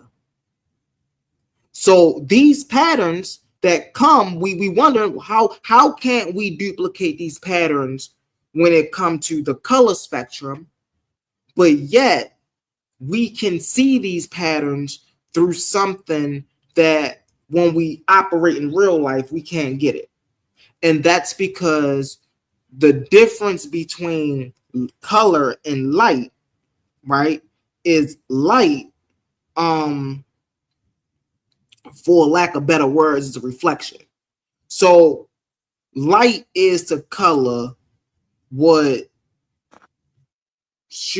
water is to land, right? They both inhabit the same sort of realm. They're just different. So when we see red, yellow, and blue, For color, for light, we see cyan, yellow, and magenta. Now, here's the interesting part, family. There's no three combinations of red, yellow, and blue that will ever make cyan, magenta, right? But you can put the combinations of cyan, magenta, and yellow together to make red, yellow, and blue. Have anybody ever went to get a printer? To get a color for their printer, right? When you go get color for your printer, you don't get red, yellow, and blue color. You get cyan, yellow, and magenta color. Because those three colors is the color that can make any color that we perceive. And so when we dealing with what we could perceive, how we perceive, there's three main objective processes to understand, which is frequency or acoustics, right? Color and geometry, shapes. Those three things have a special relationship to one another. Every color have a shape. Every shape have a acoustic attached to it. That no matter whether you're talking triangle, square, circle, hexagon, dodecahedron, all of these you can find a particular color and a particular acoustic to match what's going on with that geometric shape. You feel me? And so that's another interesting thing right there with the awareness. But this is also why I say awareness is a emergent property, right? Now, of course, a lot of times some of us speak in absolutes. I know I speak in absolutes a lot. And it's just because that's just how I see the world. You see what I'm saying? I ain't never said nothing different. It could be different ways. It is what it is. But I just go off of what I experience, right? The knowledge I acquire. And one of the reoccurring running across is how it was used as a survival mechanism, right? When you see the process of how life forms develop, not just humans, but life in its intrinsic properties develop, right? You got to think about these things. Life had to have had a way to find food, right? Life had to have had a way, and I'm talking about single-celled organisms. And we see this when we put these things under a microscope. We see these things crawling around, crawling over one another. You put some food in there, or whatever, they go digest it. You see this, and then you wonder, well, are these things conscious, or are they just working off of a mechanical, biological structure, right? Because that's a lot of what we do. When you really just pay attention to life, a lot of what you do is a mechanical biological structure. We wake up, we eat. Why do we eat? Because our body tells us it's hungry and it's need to replenish on energy, right? That's a survival mechanism. That's not something that was always here, right? We go use the bathroom. Why do we use the bathroom? Because our stomach get upset, or y'all know we use the word upset, or if get feel funny. So we use the bathroom. That's our body communicating with us. And so when we pay attention to this stuff, a lot of what we do for survival. Imagine like just simple things. Blinking is a survival mechanism. If you didn't blink for too long, your eyes would dry up and then you would go blind. But to keep our eyes moist, we blink. We breathe. Why do we breathe? We breathe to survive. If we didn't inherently know that we had to survive, or we had to breathe to survive, then every breath we take would literally be a conscious breath.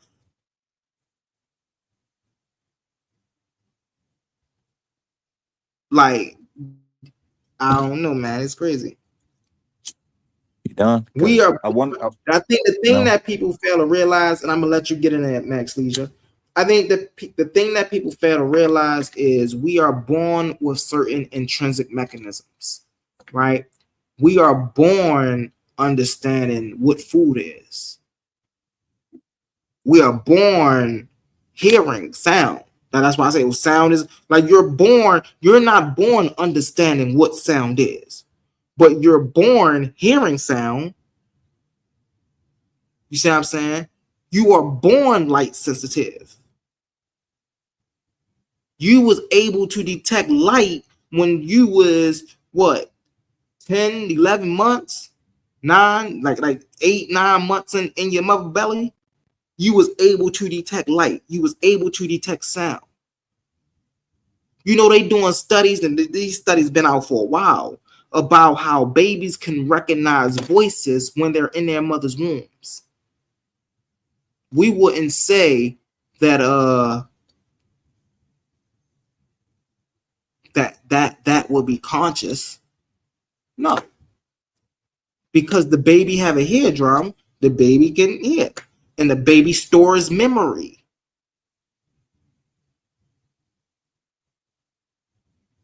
And so, you know, it's he said, does I mean ultraviolet? Nope, I meant magenta. Ultraviolet is interesting too, because we can't see ultraviolet. We could just see the effects of ultraviolet. So when you seeing, so like for example, when you get a UV lamp, what you're seeing is violet light. You're not seeing ultraviolet light, right? Infrared as well. Even when we talk about infrared, and see, this is the thing about people getting too physical about things, right? Oh, well, you think if you can't see it, it don't exist. Not at all. I understand that there's a thing called infrared. There's a thing called gravity. There's a thing, called, ultraviolet that we can't see, but we know it exists. So go ahead, brother Max Leisure. I've been supposed to let you get in there. That's my bad, bro. Yeah, I be wanting to comment when you say certain things, because waiting like 10, 15 minutes and 4 to 5 subjects later, it doesn't have the same impact. But when you were speaking on you saying the tree not falling and making us, or falling and not making a sound and everything like that. I'm saying that there has to be a receiver around for it to make a sound. But your argument was that it objectively exists as something that takes place without you having to be there, without there having to be a receiver there to pick up the sound. It still makes a sound, regardless of if you're aware of it or not. That was your argument, correct? Yes. So is the nature of the creator. But if that's the case, we should be able to measure that in some way. You just said that without you being able to measure it, and now it's objectively there, whether you're aware of it or not, and that's the nature of the creator. Right, but once you become aware of it, it's not necessary for you to be able to measure it for it to exist. Just as you described with the tree that makes a sound when no one's around. It's the same thing. Right, but it goes beyond you needing to measure it. It's not the same thing. The truth transcends the proof. So watch this. This is why it's not the same thing, right? It's not the same thing because a sound, once again, is objective. So if you're not aware of it, it's there. If you are aware of it, you can tune it to it and see that it's there. This creator, and you'd have to be subjectively aware of it. If you're not aware of it, hold on, watch this. If you're not aware of it, it's not there. If you are aware of it, it's still not there. You can say that, but what you said is false. In your beliefs, it's not there. You just said a false thing. It's like if I were to say that tomorrow is Saturday, and then the next day is Thursday after that. Like I'm just saying words. You just said words just right now. The creator is there, whether you're aware of it or not. Just like you said with the sound of the tree. You just said that if you're not aware of it, then it's not there. That's not the case. It's the same as with the tree. If you're not aware of it, it doesn't matter what's going on that block. If I'm not aware, if you're not aware of what's going on is what's going on. Our awareness is not a prerequisite. And so it's the same thing with the creator. If you're not aware of it, that doesn't mean it doesn't exist. It still exists independent of your awareness. And if you are aware of it, then you're subjectively aware of it, just like you are with sound. I think where we're getting, where we are with sound, where we're getting mixed up is sound itself is objective. The creator itself, in of itself, is not an objective thing. It is. It's the same. You're describing the same thing, and you're just saying one's objective and one isn't. No, so that's the one. Here's the difference between the two. The reason we say sound is objective is because we can measure is literally a mechanical thing. It's a mechanical wave of pressure of displacement, right? Through we can see that, we can measure that, right? It's objective. We cannot do the same with the creator. We will never be able to do the same with the creator. Why? Because the creator do not exist. You can't make something. Now, you can believe something exists that don't exist, sure. But you can't empirically make something exist that don't exist. We would need evidence for that.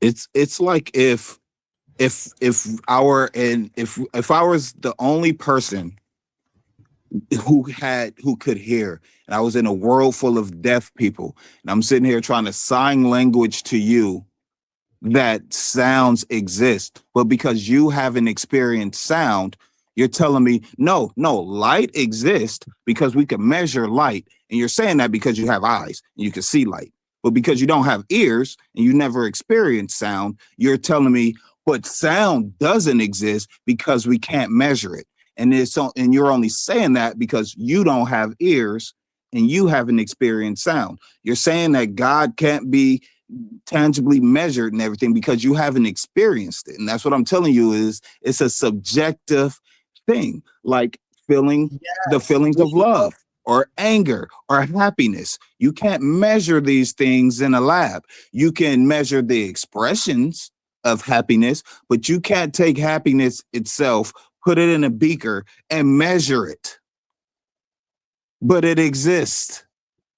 So being able to measure something isn't a prerequisite for its existence.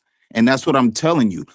Everything that exists in our physical reality, it coincides with our physical nature, which is the nature of death, when everything has to be in a fixed position with no free will. Laws of nature, this plus this equals that. And that's what it is. There's all determinism. But we're more than just physical beings. We're more than just a rock or a tree. We have consciousness, which is the free will of our existence. And so you combine our invisible conscious nature, which originates from life, and then you combine that with our dead physical nature that originates from death, and that's how we exist. You're paying attention to the death aspect of our existence and saying that everything has to fit in this box of measurable things or else it doesn't exist. But 50% of our existence doesn't fit in that box. When you just think of yourself and your own consciousness and how time works in your own mind, how 5 minutes, if you had to hold up 4 times your own body weight above your head for 5 minutes or for 2 minutes, 2 minutes of doing that in consciously is much longer than 2 minutes and you know, some of the sweetest gushy you ever had in your life. They tell you you got 2 minutes in it. That 2 minutes is going to be the quickest 2 minutes you've ever experienced. It's going to feel like 30 seconds. But if you have to hold your body weight up, 4 times your body weight up for 2 minutes, is going to feel like forever. Why do you experience that sensation? Because your consciousness controls time, and it dictates how you react to time and everything else in your reality. Your consciousness does that. Well, you have a so this is subjective where I experience, think, but it's our physical reality. And it's the difference between classical physics and quantum physics. The same difference between classical physics and quantum physics is the difference between our spiritual nature and our physical nature. Classical physics and our physical nature, it deals with certainties and impossibilities. Quantum physics, certainties and impossibilities. Quantum physics deals with quantum physics, and our consciousness deals with probabilities. Because you'll probably do this or you'll probably do that. There's no equation that could be written out that will fully determine your actions without you having the free will to change it based on how you feel about it. And so your consciousness functions off of probabilities, but your body needs certainties or impossibilities. That's 2 separate natures, and you're only focused on one. Right. And so what I think I think the fallacy you're committing here on this side is and I'm trying to think, the association fallacy, right? And why do I say you're committing association fallacy? Because you're associating subjective experience with objective objects and events, right? Yes, we experience the world differently. It's a subjective thing, right?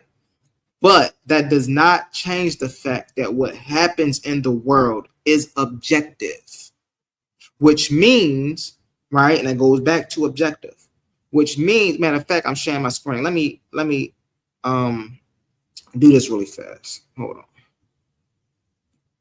I think I know where we're missing each other at. Watch this.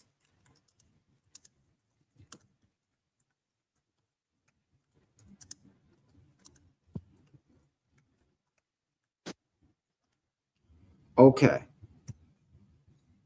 This is where we're missing each other. Objective has 2 distinct meanings depending on the context of what is used, right? As a noun, goal, or target, we're not talking about that. And an adjective, impartial, unbiased. Okay, objective. Optics. Okay, bam, right? Optics. An objective level, an objective lens. And microscopes, telescopes, or cameras. It is a lens. No, I just want to know what the word objective means. What does the word objective mean?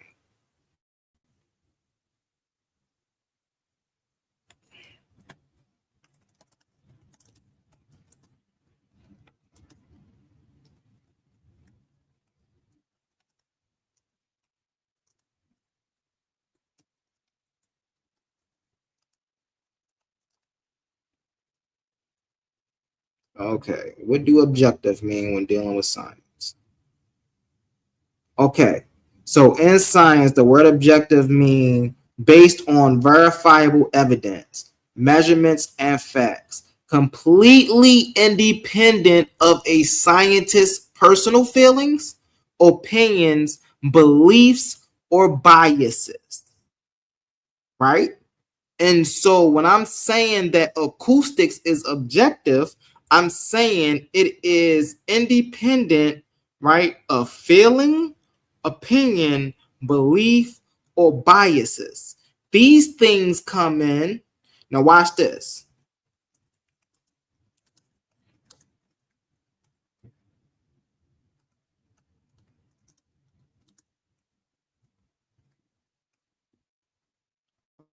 Okay, what is the definition of subjective? Right? Subjective means being based on, influenced by, or coming from personal feelings, right? Tastes, opinions, or beliefs rather than facts or external evidence. Facts or external evidence is the important thing here, right? Because your subjective experience can be based on anything you believe. That does not make it fact. It can be anything based on anything you have an opinion about. It does not make it fact, right? And so with consciousness, right, when we're dealing with things like God, the creator, right? The reason, matter of fact, watch this.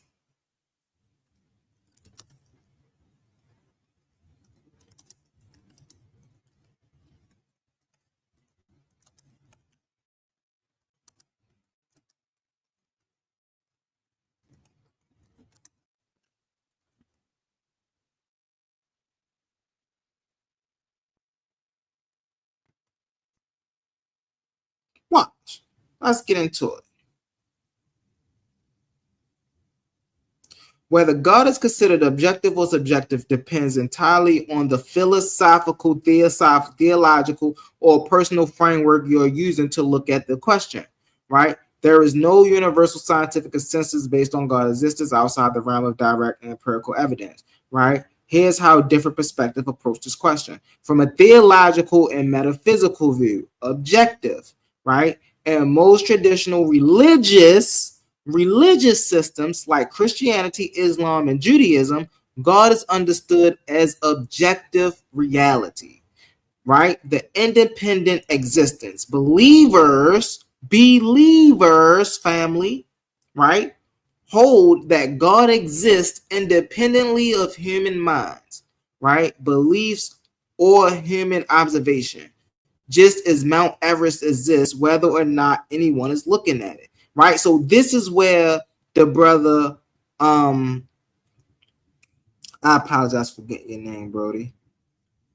This is where Max is coming from. This is the position Max is taking right here, right? He believes, right, that God exists independent of human minds, human beliefs, or human observation, just as Mount Everest exists, whether or not anyone is looking at it. A creator or super being is viewed as an actual external entity in the universe. Moral objectivity. Many philosophical arguments for God, such as moral arguments, suggest that objective moral truths require objective divine source to ground them. From a psychological and cultural view, subjective. From the standpoint of psychology, sociology, or secular philosophy, the concept of God is often analyzed as subjective, personal experience and belief. For an individual, their relationship with God, listen to this, family, this is important. For an individual, not for a group, not for the entire world, not for the whole planet, but for an individual, their relationship with God, spiritual feelings, or personal revelations are deeply subjective experiences. They happen within the mind and cannot be universally measured, quantified, or independently verified in a laboratory. Cultural construct. Sociologists and anthropologists view God or gods as subjective constructs shaped by human culture, history, and the psychological need to find meaning, comfort, and order in the world. From a scientific perspective, untestifiable. Neither. Science relies on the objective method, things that can be observed, measured, tested, and falsified. Because traditional concepts of God involve supernatural beings outside of the physical universe, science generally treats the existence of God as outside its scope.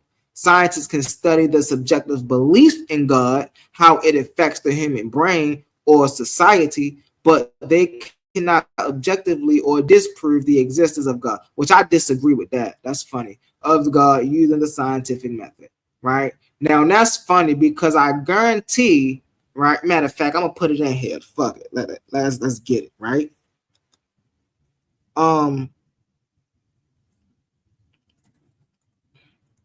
Which is a fact. the matter of fact, yes.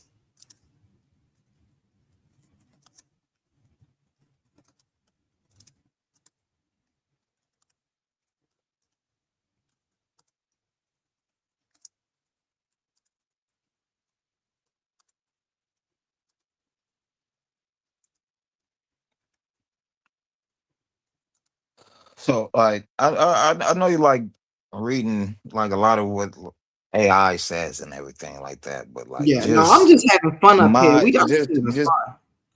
And this me, just I'm a actually pure just going into a just coming deep from dive. I pure forgot I'm going understanding.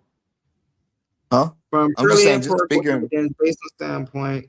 The Big Bang Theory is. Go ahead, Brody. I can hear you. Go ahead. I think I was reading over you. Go ahead, Brody. You good? Yeah, because I'm just saying, you know, AI is just like having another person in the room with an opinion. Because what you just read, it didn't move the meter in any direction. It says some people see it as objective, some people Some see it people as say yeah. Some people subjective. say that's subjective. Yeah, that's true. Exactly. So it didn't. It's like saying, well, this team could win or that team could win. So you didn't help me with my But parlay, I buddy. think, You but just so I think the biggest thing here when I ask, right? Hold on. Is God objective thing or a subjective thing, right? yeah, we So just speak from our I own think the intellect. thing here is believers hold that. So the true thing here is belief. Belief does not equate to truth or knowledge. Belief is faith, right? So because you believe in the boogeyman, don't make the boogeyman real. Because you believe in Santa Claus, don't make Santa Claus real. Because you believe in God does not make God real. Because you believe that God is objective does not make God objective. It just means that you believe God is objective, right? Yeah, And but like, so look, is that how you feel, or is that just what you're reading? no, that's how I feel. God is not an Yeah, so objective thing at speak. Yeah, all. so speak from how you feel, with Yeah, scrolling the thing. But what you just said, you could say the opposite. Just because you I think agree God with that. I would isn't agree with that. objective doesn't mean that He's not objective. You can say you can make the same No, exact you cannot. statement on No, the you opposite cannot way. make that argument. Here's the Yes, thing. you Here's the reason. Listen, can.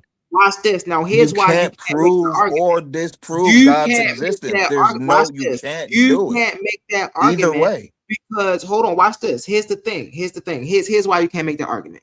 You can't make that argument because the moment you say God is objective, now you have to prove God.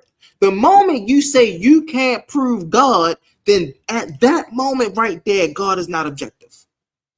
But when you say that God is not objective, you have to prove that. And when you can't And the prove way I prove that that is everything around us because, isn't God, then you have to say that hold God is on. objective. Like that's the No. logic that you're How do using. I prove? No. How do I prove God is subjective? Because if somebody don't believe that God exists, God does not exist for that person.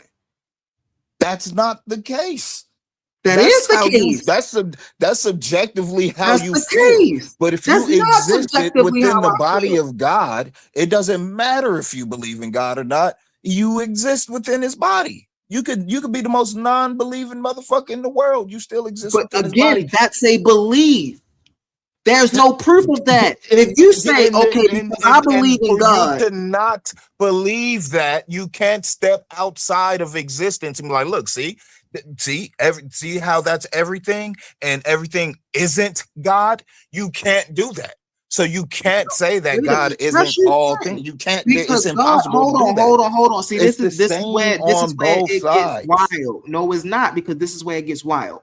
You don't have to step outside of reality and say, look, God is not all things. Yes, you God, would. If no, God is because all God reality, have, watch this, God have certain properties attached to God, right? These properties that are attached to God in of itself is not a logical thing. So this is how we know God does not exist, because there is nothing that is omnipotent. And if it was, it would violate the laws of logic. It will violate the laws of your understanding. You held the book up yourself. The Tao, what was it, Tao Te Ching, or whatever the fuck it was. It tells now you don't how, know if what the Tao anything Te that Ching you could, is. You know what the Tao Te Ching is. anything that you could physically, tangibly measure is not true reality. It's not the true existence. It's not base reality. If you can measure it, it's just an illusion of reality. It's not the real reality. So you're saying what you're requesting in order for you to say that God exists is the thing that makes it the fact that if you could do that, then that's not God. If you can measure it, Really that's not fast. Are God. we in agreement that science haven't studied and found everything out about reality, life, this planet, and everything about that? Can we agree that there's more to learn? Correct. Okay. Now, with that being the case, right? Then when you say that, okay, well, there's things that you can't measure. Yes, we don't have the tools to measure it yet, but that doesn't mean we're not going to design the tools to measure them, or there are barriers that we're hitting, but that does not mean that we're not going to be able to get to a point as a civilization to go beyond those barriers. Now, here's the fundamental thing that people have to realize. Once we get beyond those barriers, the very thing y'all call the creator or God, that thing now becomes physical. Like, let's just say, You'll be saying that forever. Right, hold on one second. Let's just say if science do find an apparatus, right, that pops in and out of existence every once in a while, right? That thing, once it pops into existence, would have to then take on physical attributes. And so we would be able to measure those physical attributes. But we can't do that with God, because God is omnipotent. God is omniscient. Here's the thing. Go ahead, Max. Everything I you got measure you. Go is ahead, an Max. attribute of God, though. Everything you measure is an attribute of God. The wind, the air you breathe, the trees, it's all expressions of God. All right, so it's then all expressions of a creator. Because when you say God, that's when you come with all these stories and you choose which story. Well, are you talking about this God or that God, or this God or that God? That's why I'm like, I don't like using God. It's just the source of creation, which all things come from. It's the same source of your dreams. When you have in the Bible, if you go to the Bible, if you subscribe to the Bible and you read the creation, it says, in the beginning there was the void, and then God's face moved upon the waters, and he said, let there be light, and then he created everything. But he didn't say that he took his hands and he grabbed things. It's just, he said God created man in his image. He imagined man, and man came to be. When you dream, that's how you construct the world that you move around in. With when you dream, you don't put it together with your hands, you imagine it, and what you imagine comes into reality.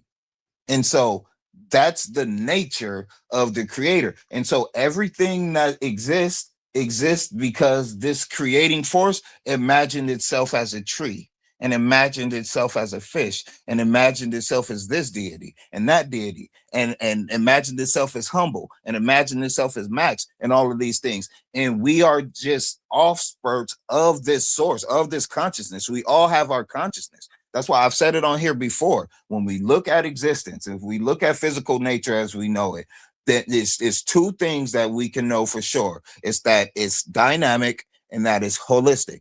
That's what our bodies are. That's how we exist as people. We're dynamic and we're holistic. And so what else can you add to ourselves that goes beyond dynamic and holistic? It's that we're conscious and we're aware of our existence, and we have the free will to navigate through our existence. the way we see fit. So if you can apply these two postulates to yourself and then add the extra two to yourself, then you apply the two postulates to the universe as we already know it, and then you apply the other two that you apply to yourself, because everything, it's like the little China toys that is one lady inside another lady inside a bigger lady inside a bigger lady.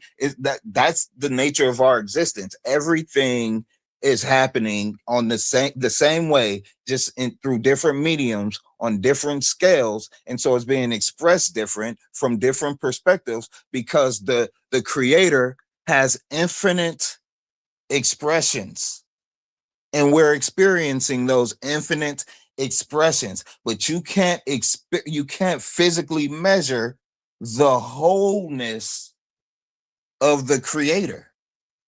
You could only experience that. You can only experience it. It can't be measured, because you can't take a part and measure the whole.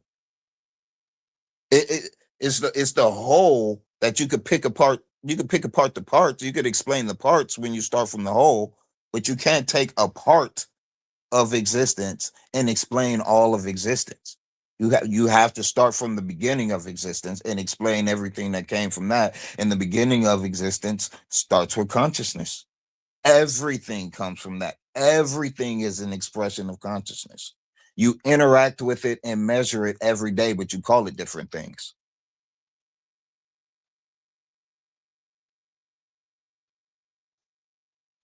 Like there's no way, as complex of a thinker that you are, there's no way that a rock and a leaf somehow mixed together and some elements came about, and then boom, a thinking conscious, because some dirt. You think that's how some rubber consciousness came about? No, there's no reasonable explanation. There is no reasonable explanation. Hold. That's not true. There's no mixture of elements. Yes, there is. Hold on. When the earliest life forms formed on the earth, right? You have to go before that, because if they're life forms, that means they were conscious. You're skipping ahead. Just because consciousness was there. All life, hold on one second, because we gotta really be, all life does not have awareness the same way humans have awareness. Correct, but they have consciousness. So no, they do not. They do. It does. Everything has a consciousness field. Everything, all matter. So and it vibrates according to how it's programmed to vibrate. Vibration and it consciousness doesn't deter. are not the same thing. Huh? Vibration and consciousness are not the same thing. Consciousness vibrates. It causes vibration. No, it chooses consciousness chooses the frequency of vibration. So if I go from doing if I go from going to going E, it's my consciousness that made me go from this vibration to that vibration. My consciousness chose that, directed that. So consciousness, again, is just a state of awareness. Consciousness is not a thing that is acting all on its own. So, okay, if consciousness is a thing, so here's the problem with these statements, right? Because we know that anything that is a thing, right, we can measure. We know that anything that is a thing, whether it is tangible or not. Emotions. So, because emotions are not tangible, they're not a thing. Emotions are not a thing. Emotions are a state of consciousness. Hold on one second. Emotions are a state of feelings, right? Upset is the word upset just means that you're feeling, it's funny because that is the word that you would use to feel that way. You feel off, you feel down, you feel sad, emotion, hurt. All of these are just different words to express the same emotional feeling. A feeling is just a feeling, it's subjective. But now when we get to something objective, again, when we're talking about the mind, so now let's go back to the mind really fast. Let me slow down. Let's go back to the mind. The mind is a state, it's not a thing. If the mind, not the mind, but if consciousness consciousness was a thing, then we would be able to measure it. The very fact that we That can't makes measure no it sense. lets us know that it's not a thing. What is it though? We know it is a state of being in That makes no reality, in the sense. things we call reality. It is the state of being. If you are No. aware, you are conscious. If you are not aware, you are not conscious. You can. You got it There is no backwards. time where you are aware and where you are not aware and you are conscious. That thing don't happen. For you to be aware, you must be conscious. For you to be conscious, you must be aware. So now, here's the thing about That's not true. right. That's most definitely true. Oh, we're gonna get No. into it. But so here's the thing about that. Now, where do we get off saying that consciousness is inherently a thing that build other things?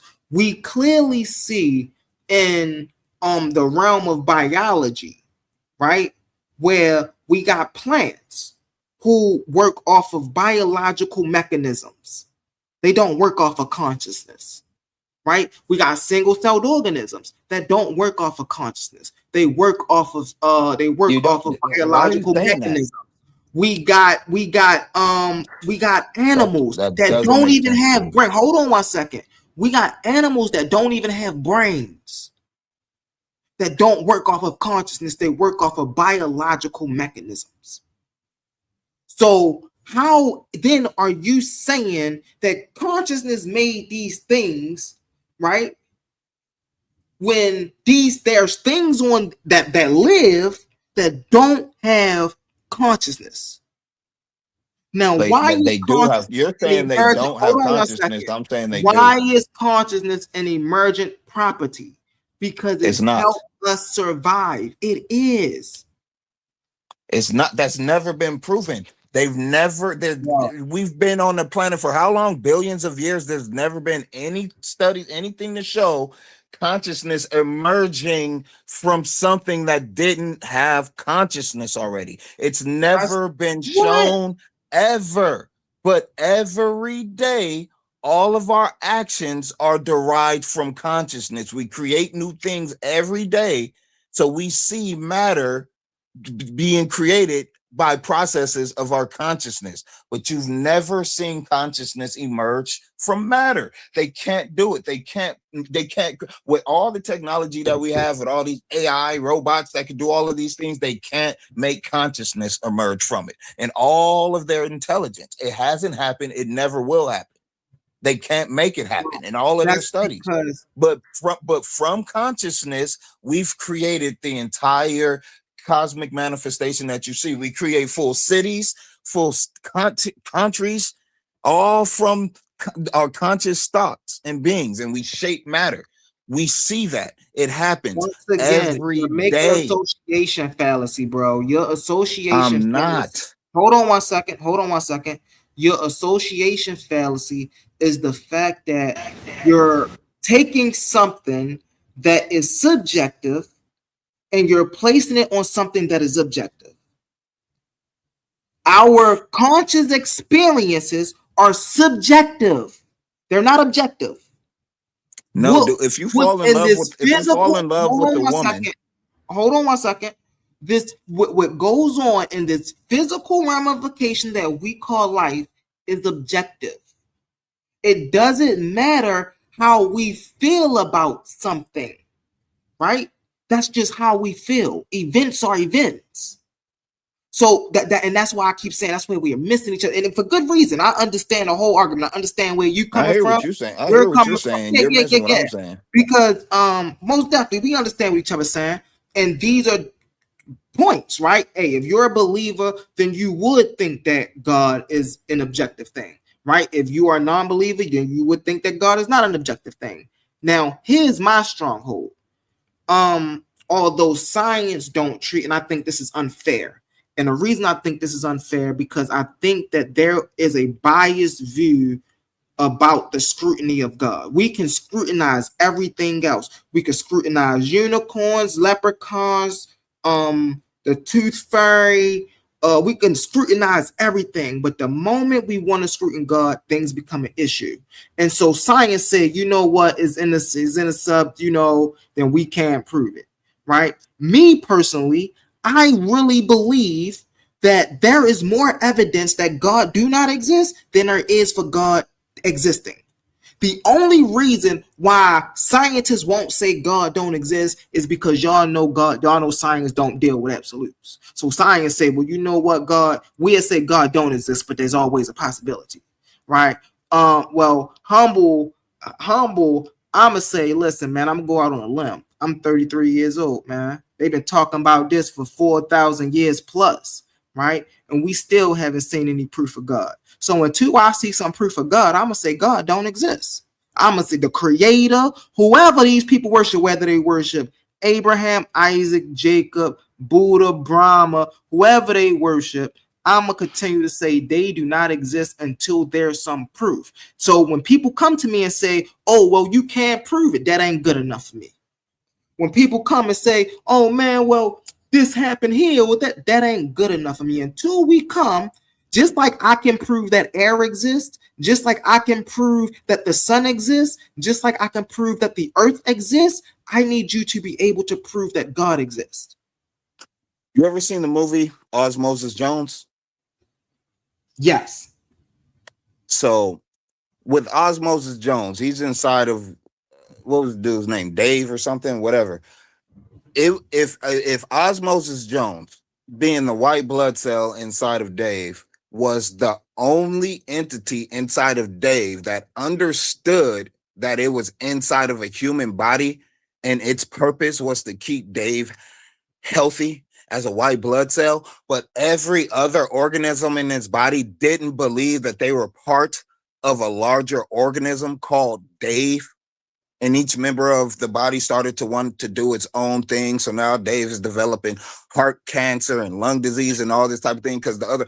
What would Osmosis Jones be able to do or say to a fellow white blood cell that says, well, the reason why I know this Dave, this God Dave that you talk about doesn't exist is because I can't measure it. If he existed, I'd be able to measure him.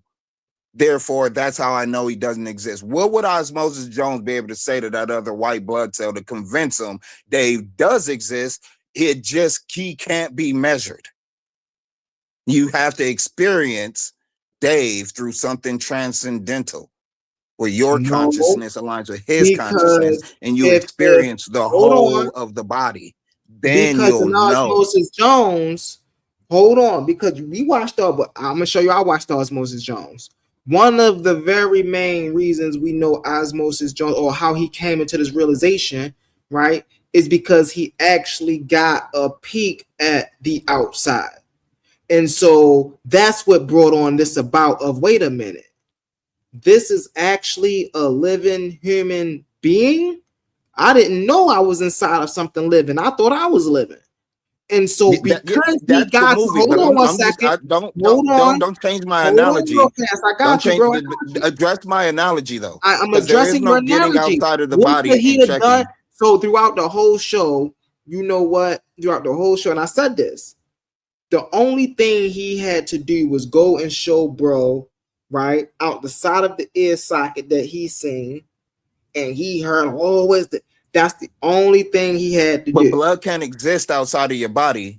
In reality, that the blood cell would die. So that's why I'm saying the analogy stays inside the body. You can't go outside of the body. Like just how we can't travel to outer space. That's the thing. That's why inside of the body. From inside of the body, what could Osmosis Jones do to prove that they exist inside of Dave? They can't leave the body. What can he? How can he prove the existence of Dave from inside the body to all the rest of the blood cells? He could have went to the edge of the earlobe. Mind you, this is a cartoon, so they just doing whatever they want. And so that's what I'm like. Forget it. Throw this analogy out the window because you won't stick. Now throw the analogy out the window. You keep forcing it to let's go outside the body. When I'm saying there is no going outside the body. I said the earlobe. Inside the body. Earlobe outside. Hold on one second. The edge of the earlobe. Answer this question. Is the innermost of the earlobe where the eardrum is that outside of the body or inside of the body? Just wherever, where like you don't have blood that'll just naturally go to the innermost part of your blood travels where it's predestined to travel. No. That is not. How do you talk about Osmosis Jones? Talk about they doing whatever they want, and then talk about blood in a real. This is why I say you're doing. That's what I'm saying. I said Osmosis Jones so you can understand that they're inside of a body. That's the only aspect of Osmosis Jones that you needed to strip from that they're inside of a body. And now you can apply how the body works from that. And now if you had a blood cell inside of your body that was consciously aware that it was a blood cell inside of your body, but all the rest of the cells in your body is just functioning like the cells in your body, but they're kind of, you developing disease and everything, but your one conscious blood cell is aware of your existence. What could a blood cell do to transfer the knowledge of your existence to another blood cell? They're not gonna get legs and walk to the edge of an earlobe. We're just talking about what communications can be made. How do you time out? This is why I keep saying you're committing an association fallacy. You're trying to associate all of these things to support your argument. But then when you're like, okay, well then how can this, first off, you making a blood cell conscious. And then you're saying, well, how can this conscious blood cell who already know that it's inside of a human body? So if it already know that it's inside of a human body, that means that it already has proof that it's inside of a human body. So if it already has proof that it's inside of a human body, then all it has to do is show that proof to another blood cell. This is the point I'm saying. How do we know? Hold on, real fast. We just discussed you can't share your consciousness. Hold on, I got you. So how do we know we're on the earth? How do we know, right? How do we know we're on this thing called the earth, right? Because we experience it. We can measure it. The earth is an objective thing independent of us. How do we know the sun? See, this is the difference between, and this is why I choose naturalism, bro, over any of these other things. This is why I choose naturalism, right? In naturalism, we don't have to believe anything, because let me cam up when I say this. We don't have to believe anything because we know. How do we know? Through processing. Once I know something, I don't have to believe it. Once I know the sun exists, I don't have to believe in the sun. Once I know the earth exists, I don't have to believe in the earth. Once I know air exists, I don't have to believe in air. Once I know God exists, I don't have to believe in God. I can know God. And this is why when people ask me, bro, hey, well, what's your belief, man? What's your belief? I don't have a belief. I don't believe in anything. I know life. See, I don't have to believe in life. I know life. And so I would match life up with any God because I can prove life. But see, the believers can't prove God. When they say, okay, well, how can you explain humans? Bro, life evolves. What you talking about? Humans didn't just pop up. That's wild. Oh, well, how do you explain right consciousness? Well, consciousness is an emergent thing. Of course, we know we got people out here who think keep saying that like it's a true thing, but like there is never. What has it emerged from? So, what experiment are you like referencing in your mind for you to keep saying that so confidently? Consciousness is an emergent thing. What have they documented consciousness coming from that wasn't conscious before? For you to just say that, like we know that consciousness is emergent thing. Well, did it come from a tree that wasn't conscious, and then that became the consciousness tree, and so now we know that it's an emergent thing? No, we know consciousness is an emergent thing because we know that there's things, single-celled organisms. I'm gonna keep saying this, family, that are conscious, bro. Single-cell organisms are not conscious.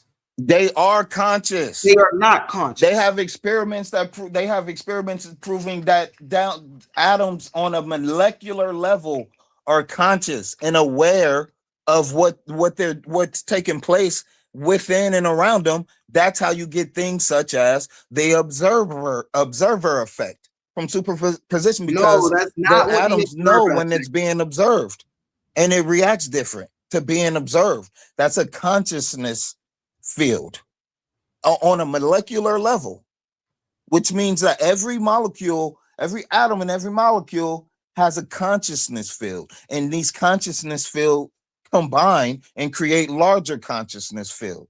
And then those consciousness fields combine and create larger consciousness field, and it goes up and down into infinity. Our reality gets infinitely smaller and infinitely bigger. And you're right where you are. Even though your name is humble, you're arrogantly saying, I know these things and I know these things. We don't know shit. We just know what's on our dimension and on our level. We don't know if the planet that we know that we're on a planet, we know that we walk the earth, but we don't know if the earth could be the lung of another giant entity. We could be in the heart. You know how the earth has some type of resonance. I forget what it is. Some type of vibrational resonance to where it's the heartbeat of the earth. We could be walking around on the surface of the heart of another being, but we don't have the tools to know that. We don't. But you're like, I know. This is what I know.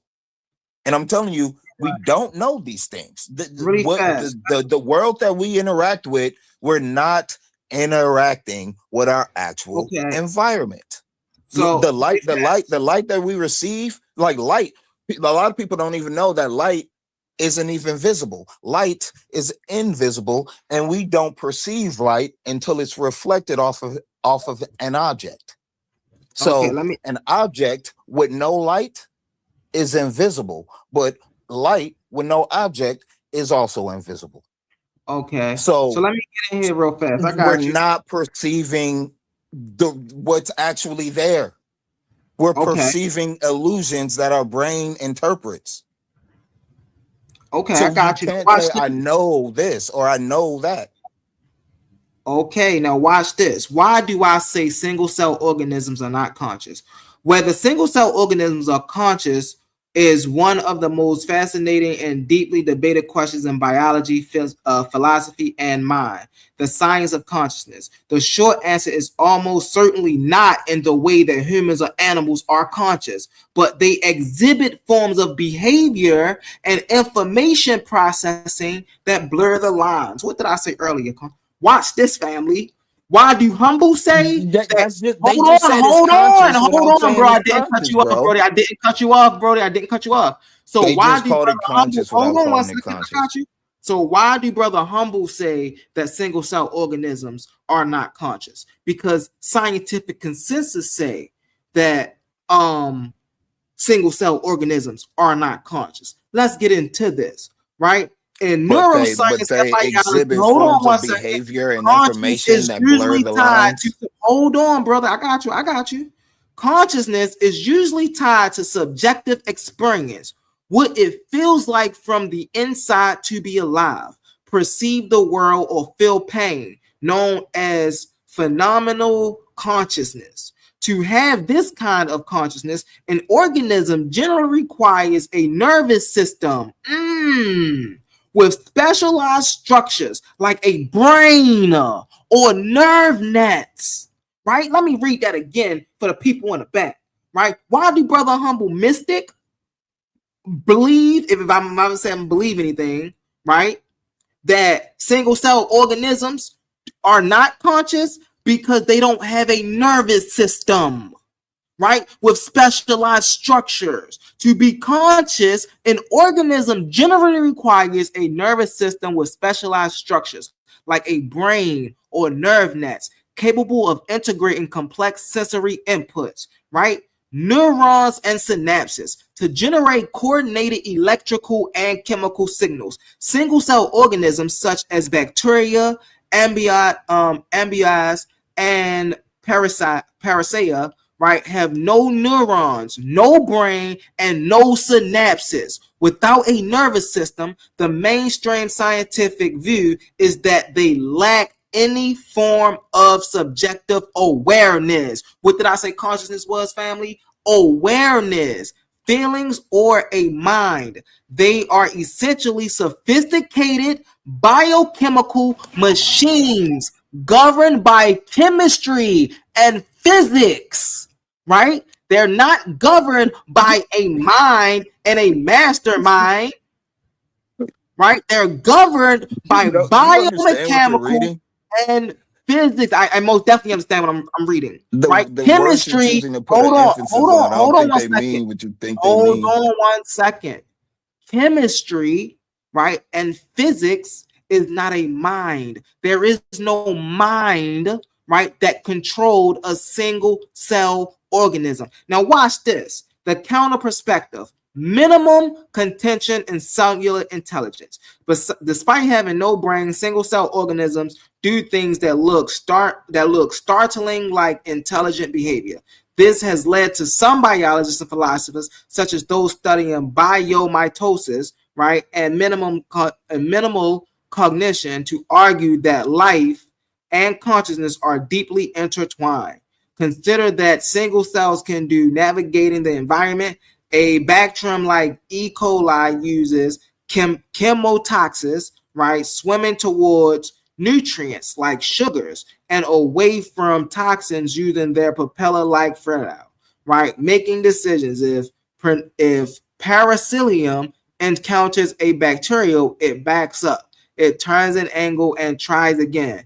It's known as the avoiding reaction. Some single-cell organisms can even learn simple habits or show forms of habitation. Communication. Bacteria use quorum sensing to monitor their population density, turning certain genes on or off collectively once threshold reacted. Right? Watch this. The argument for pro-consciousness, right? Thinkers. So this is once again, this is the people who believe, right, that these things are happening because of consciousness rather than biochemical mechanisms, right? So the argument for pro-consciousness, thinkers who lean towards cellular consciousness, sometimes called biopsychism, right? Psychism, argue that consciousness didn't suddenly appear out of nowhere. When multicellular animals evolved brains instead, they suggest that sentence is fundamental property of life itself, right? From the view that most basic requirement of life, maintaining its boundary against the outside world and seeking out energy to survive, known as autopsysis, right? Autopoiesis, right, is already a rudimentary form of self-interest and awareness. Summary. Do they have a mind or feeling? No. Without a nervous system, standard scientists view single-cell organisms as unconscious. Standard science, humble mystic just agree with standard science, family. Humble mystic just agree with standard science, right? View single cell organisms as unconscious biological agents running automatic chemical programs. Are they completely passive? No. They possess information, make choices, adapt to the environment, and exhibit forms of biological problem solving that predates brains by billions of years, right? So let's get this. Bang. So how do they process information without a brain? Single cell organisms navigate their world, make survival decisions using sophisticated networks of biochemical signaling. Not consciousness, but biochemical signaling, gene regulation, and physical receptors rather than electrical impulses through a brain. Without neurons, chemistry is the computation. Here's how they pull it off, right? Molecular sensors, cellular eyes. It's a microorganisms are covered in specialized protein receptors embodied in their cell membranes. These receptors act like tiny antennas that consistently sample the surrounding environment for specific molecules such as nutrients, amino acids, sugars, toxins, pH levels, temperature, lights. When a specific molecule binds to a receptor, it changes the protein shape, triggering a chemical domino effect inside the cell. So, bro, where in any of this do you see consciousness taking place? They just throw out all of it, but I'm starting to figure y'all out one by one. One of the things I figured out about you is when you can't do the intellectual back and forth, the Q&A, you revert to just let me just read something, because while I'm reading, I can't be questioned, and I can just read some shit that doesn't really have anything to do with what we were talking about, but it saves me. I could use up a lot of time to not get questioned anymore, because I didn't have answers for the questions. Let me just read for like 10 minutes. Something that doesn't have anything to do. Because you're just reading some shit. At the very beginning, it says single cell organisms don't have brains, but they do the shit that things need to have a brain for to do. And what they and how did they say? And how did they say? Which means that all you have to do is conclude that consciousness doesn't exist in the brain. That's plain and simple, and that's what I've been explaining this whole time.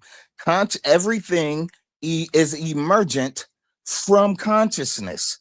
So if you have a single cell organism and it's showing the characteristics of being conscious, but it doesn't have a brain, so it must not be conscious, it must be something else. No, it just means that consciousness doesn't reside in the brain. It permeates through all existence. How does it behave like a conscious being when everything it's doing is based off of chemical triggering? If something don't fire, it don't do anything. That's not being conscious. That's working off. I just read it, and see, that's the problem. See, the reason I read it, and I'm gonna bring this up, right? The reason I read this is because I didn't want you to think I was being disingenuous. I didn't want you to think that I was just bringing some stuff up that, he just making this up out of. No, there's one thing we can say right here. One thing I can say about you, brother Max Leisure, right, is the things that you are saying, right, are all of these things on both our ends have arguments, right?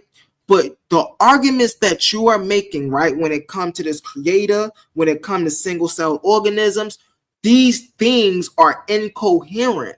You're framing them, you're putting your own spiritual framing on them. When you take this is why I'm a naturalist. I don't have to put any spiritual framing on single cell organisms to understand what a single cell organism is. I know a single cell organ. Well, let me stop saying that for the respect of the conversation.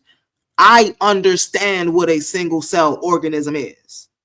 I understand that. Hold on. I understand that the scientific consensus, and I told you this before I looked it up. That's why I was saying what the things I was saying before I looked it up. So you don't think that I had to look it up for me to say these things. I already knew these things. So I already understood the scientific consensus states that single cell organisms are not conscious. Whether you believe they listen, hold on. Whether we believe they are conscious or not, that's neither here nor there. We can believe it all day long.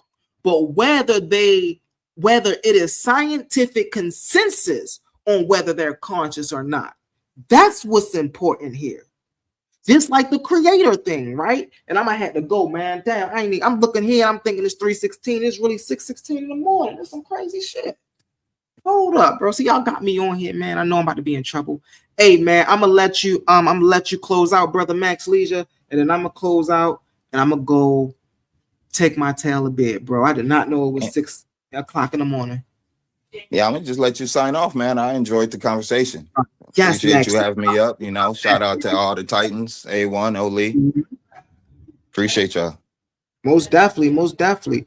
And bro, listen, man, you most definitely got some good arguments, the way you break it down and whatnot. I would just say if you're gonna talk about God, try to find a way to bring God into the natural. or attribute God. It doesn't. He doesn't exist there. But that's the point. Then, if it don't exist in the natural, then it don't exist. Period. Like our consciousness is the consciousness of God. The consciousness of plants and animals and everything is the consciousness of God. So if you don't accept that as God manifestations of God, then you won't experience God in this reality. But there's a deeper reality underneath this reality, which is what created this reality, and that's the true origin of where God lies and exists. But if you want proof, physical proof, you have to accept and understand all of nature as being a manifestation of God. Okay, real fast. Hey, brother Max Leisure. Brother A1 said you going to talk until he get in the house. I'm about to actually drop down in the back and whatnot. I gotta go upstairs. I did not know it was 6:18. My wife is gonna be mad at me. What do you want me to keep the stream rocking? Yeah. How long you gonna? I can go for a little bit. I can go for a few. You know. All right. He said he can go for a few. But I'm a hop down. I mean, I guess I ain't gonna be here, but I put myself on mute. I ain't gotta hop down. Yeah, But, I'll go until I don't know how long it's gonna take, but I'll rock. All right, bro. I appreciate I can't let you. anybody up. If anybody wants to come up, though, if somebody wants to come up, you should ask them right now while you can let them up. Yeah, I can. Yeah, that's true. That's so true. Y'all want to come up? Let me drop that link while I can let y'all up. And man, listen, this man Max Leisure. One reason I enjoy talking to Max Leisure is because he know how to have a conversation. He understand we ain't gotta get disrespectful to have a good conversation. You know, we can have our views and who can support their views the best. You feel me? And that's what the sport of debate is all about. It's about having fun. My man Max Leisure, today out of everybody, from the Gideon Capones to the Omars, my man Max Leisure held his own today. And I appreciate you, Brody Max Leisure. Hey, listen. Appreciate that. Hey, be honest. Omar be calling you, man. He be needing some help. I know he be trying to call in the big homies. He terrible, man. I like that Omar, man. He my favorite Titan. Omar is the one to where, like, if it was Team Titan versus any other crew, Omar is the first nigga you send out. Get him, Omar. Get him. And then whatever. Once he's tired, he's gonna already take out like 2 or 3 people who just can't handle it anymore. And then that's when all the rest of the Titans could clean up. But Omar is the get him, Omar, get him. See, should have just shut the fuck up. Now I have to sick Omar on you. He gonna be on you till he off you now.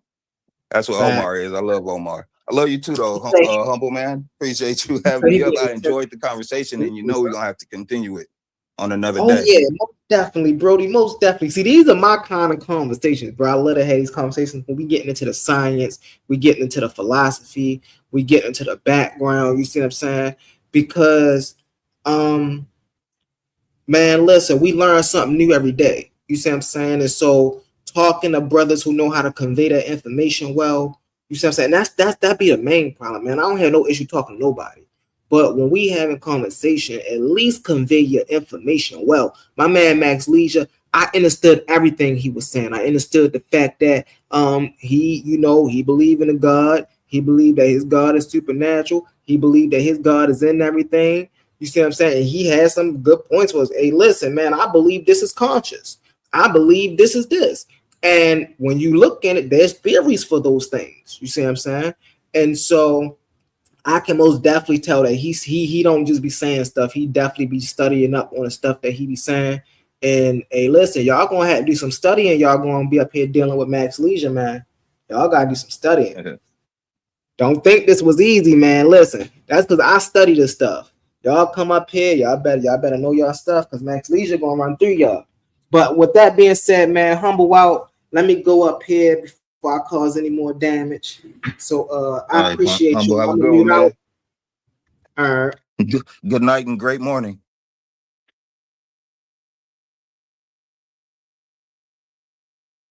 So I guess I'll just take it from here. Let me see. Where can I start from? Matter of fact, let me start from the Bible. Let me read a scripture I wanted to read earlier today. Go to 1 Corinthians chapter 12. Find it. So this is one of my favorite verses in the Bible because it references what I believe as far as consciousness, you know, being representative of the Spirit of God. And I feel like all these different religions they all have it's like if you have one father, a a human father, but he got 12 different baby mamas. And he got multiple kids with all the 12 different baby mamas. All the kids are going to have different perspective of who their father is. Some of them going to see him as a deadbeat. Some of them going to see him as a wonderful man, et cetera, et cetera. So I feel like everybody has what their experience is with this one spirit that, you know, has been all over the globe all throughout time. So 1 Corinthians chapter 12, it says, now about spiritual gifts, brothers, I do not want you to be ignorant. You know that when you were pagans, somehow or another, you were influenced and led astray by mute idols. Therefore, I tell you that no one who is speaking by the Spirit says, Spirit of God says, Jesus be cursed, and no one say Jesus is Lord except by the Holy Spirit.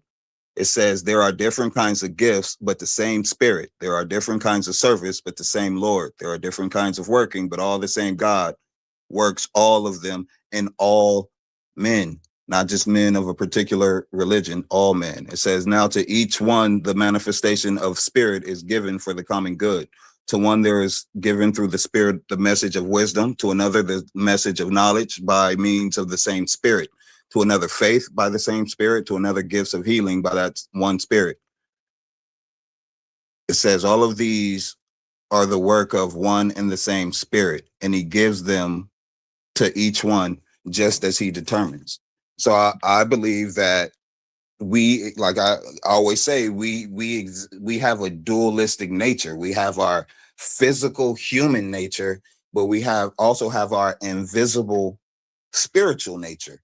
And the things that, you know, the things like love, hate, you know, your emotions, your thoughts, and all these things, they come from an invisible realm. They can't be tasted, they can't be touched, they can't be measured, but it's part of who you are. So we exist in the physical and the non-physical. Both aspects is aspects of who we are, but I think people put too much focus and emphasis on just the physical.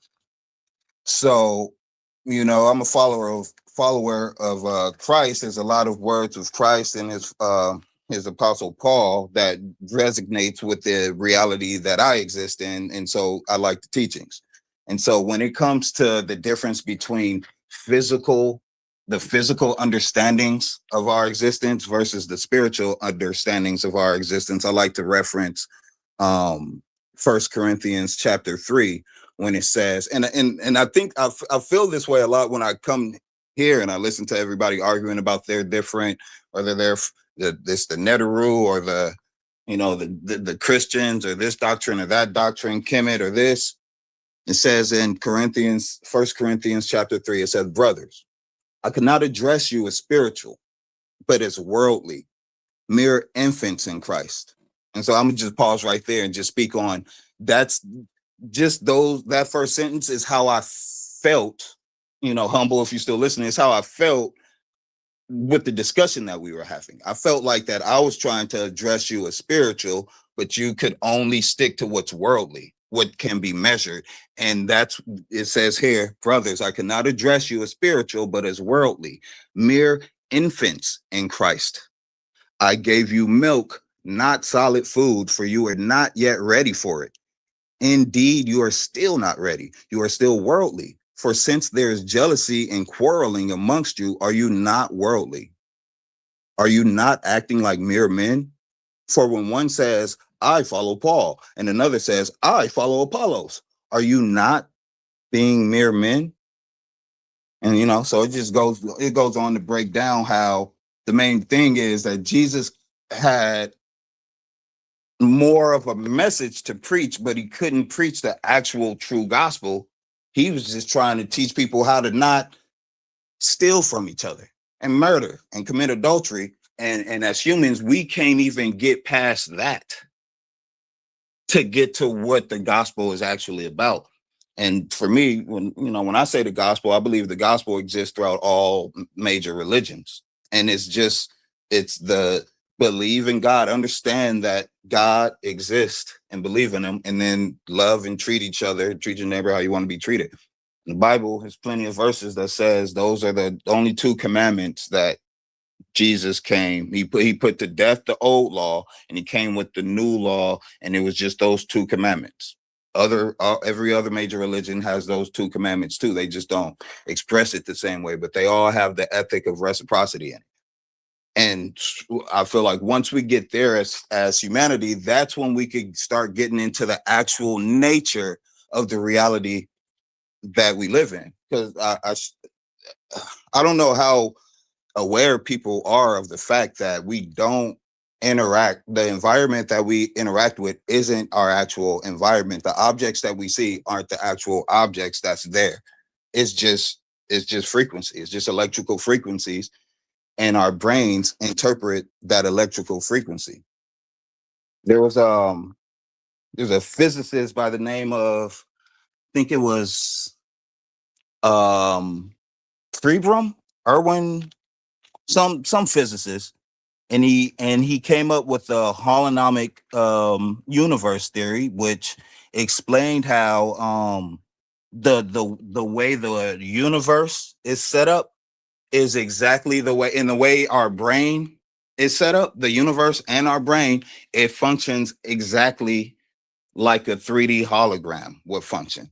Because if you take a piece of 3D holographic film where the image is invisible to the naked eye, and you shine a laser through it, you'll get an image on the other side. And the reason why you'll see an image is because there's an interference pattern that the laser is able to interpret into an image. Our brain functions the same way. All the light that enters into our eyes, it enters with an interference pattern that our brain interprets, and it creates an image for us. The universe works the same way. Our brain works that way. Holograms work that way.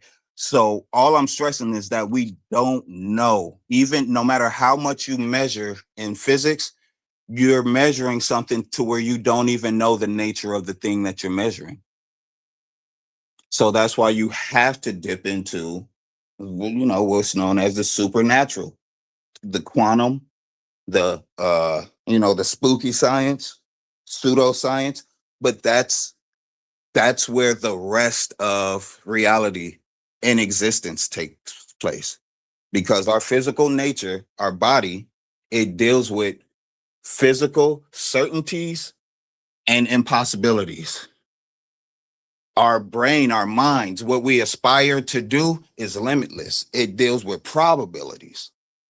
So if you're going to understand our physical nature, our bodies, then you would use physical science and mathematics, certainties and impossibilities. But if you want to understand the true nature of yourself, certainties and possibilities won't get you there.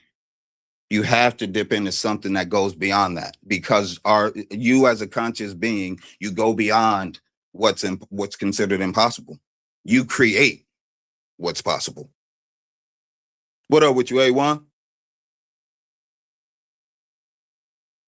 I was trying to Nice show you little this baby deer. beautiful morning sunrise.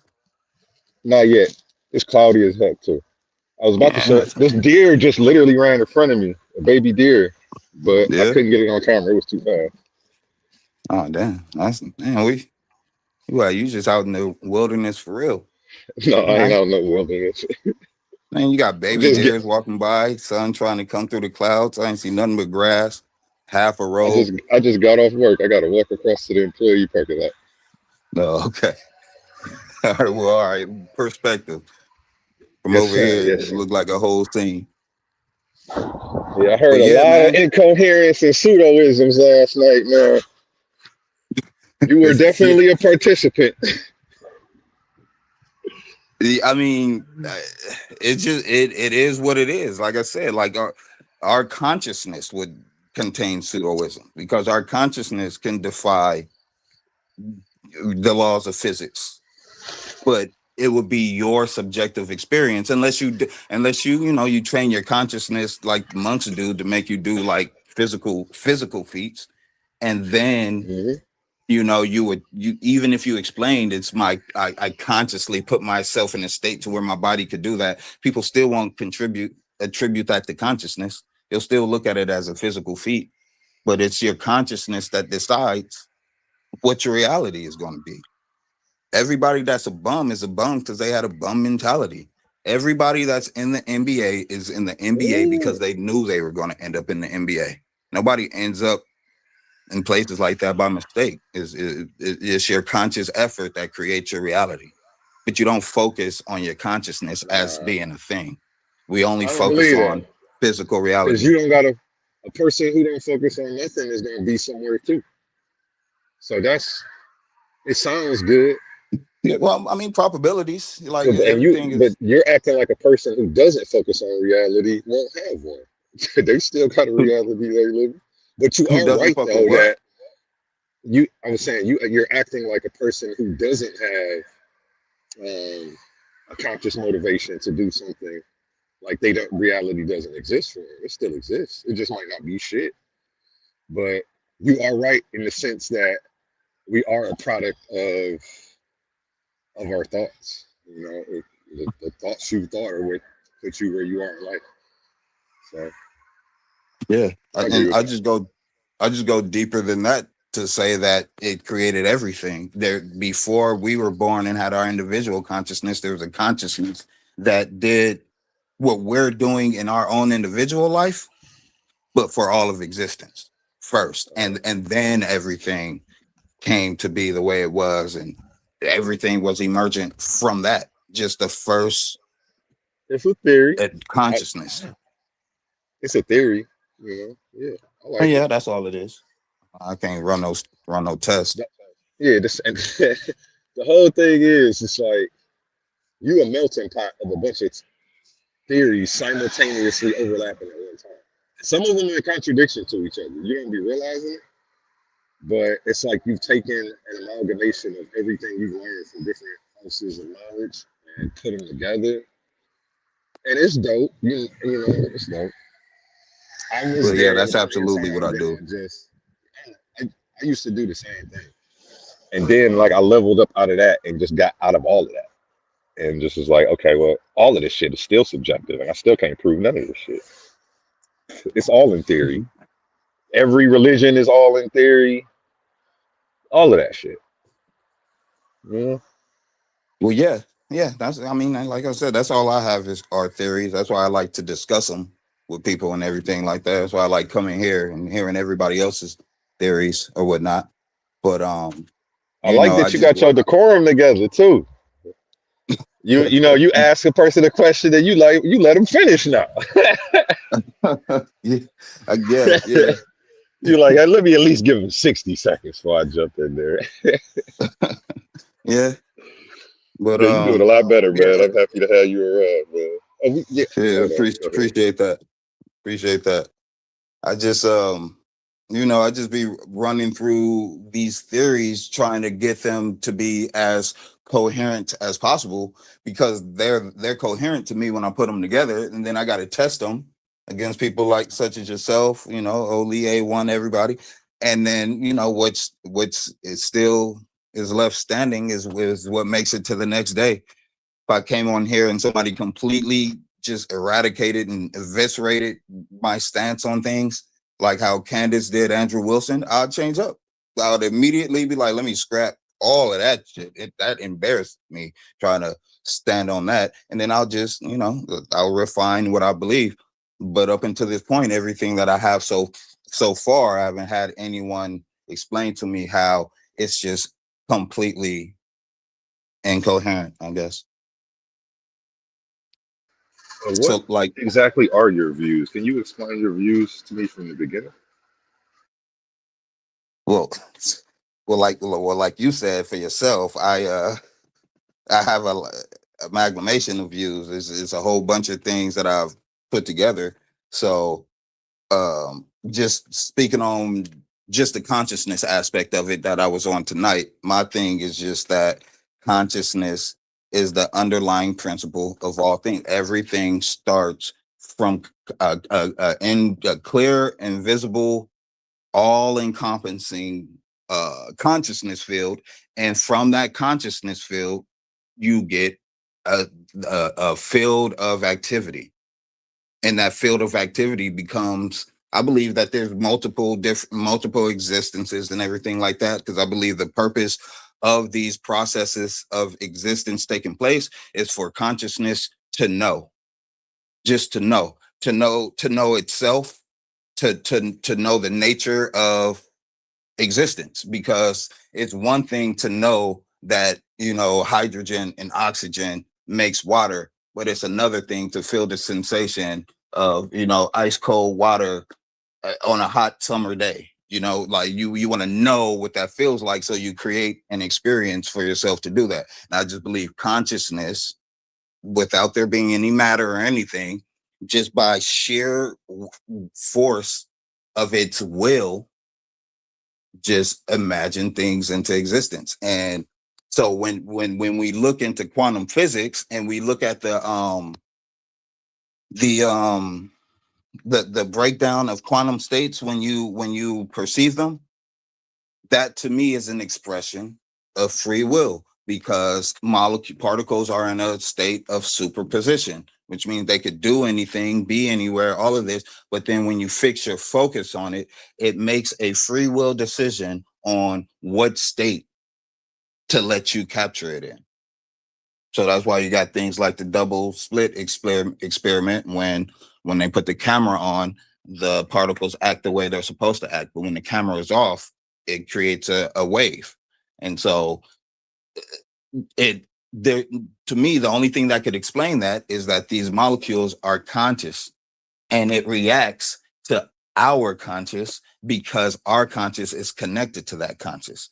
That's what makes the universe holistic. There's everything within the universe is connected to the universe. And so that's how you get not superposition, that's how you get quantum entanglement, because even though the objects look like there's distance in between them, it's really just one object inside of one holistic thing. And so that's just the main things that I start with is that the two postulates of existence being dynamic and holistic, just like our body.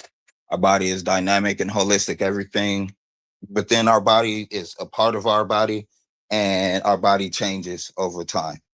And then I just take the next step, which is our consciousness and our free will, and I just apply that to the universe, because the universe started with the same two postulates.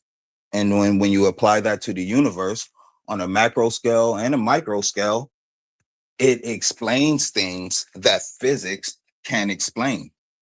Physics can explain how consciousness can emerge from organic matter without it being consciousness.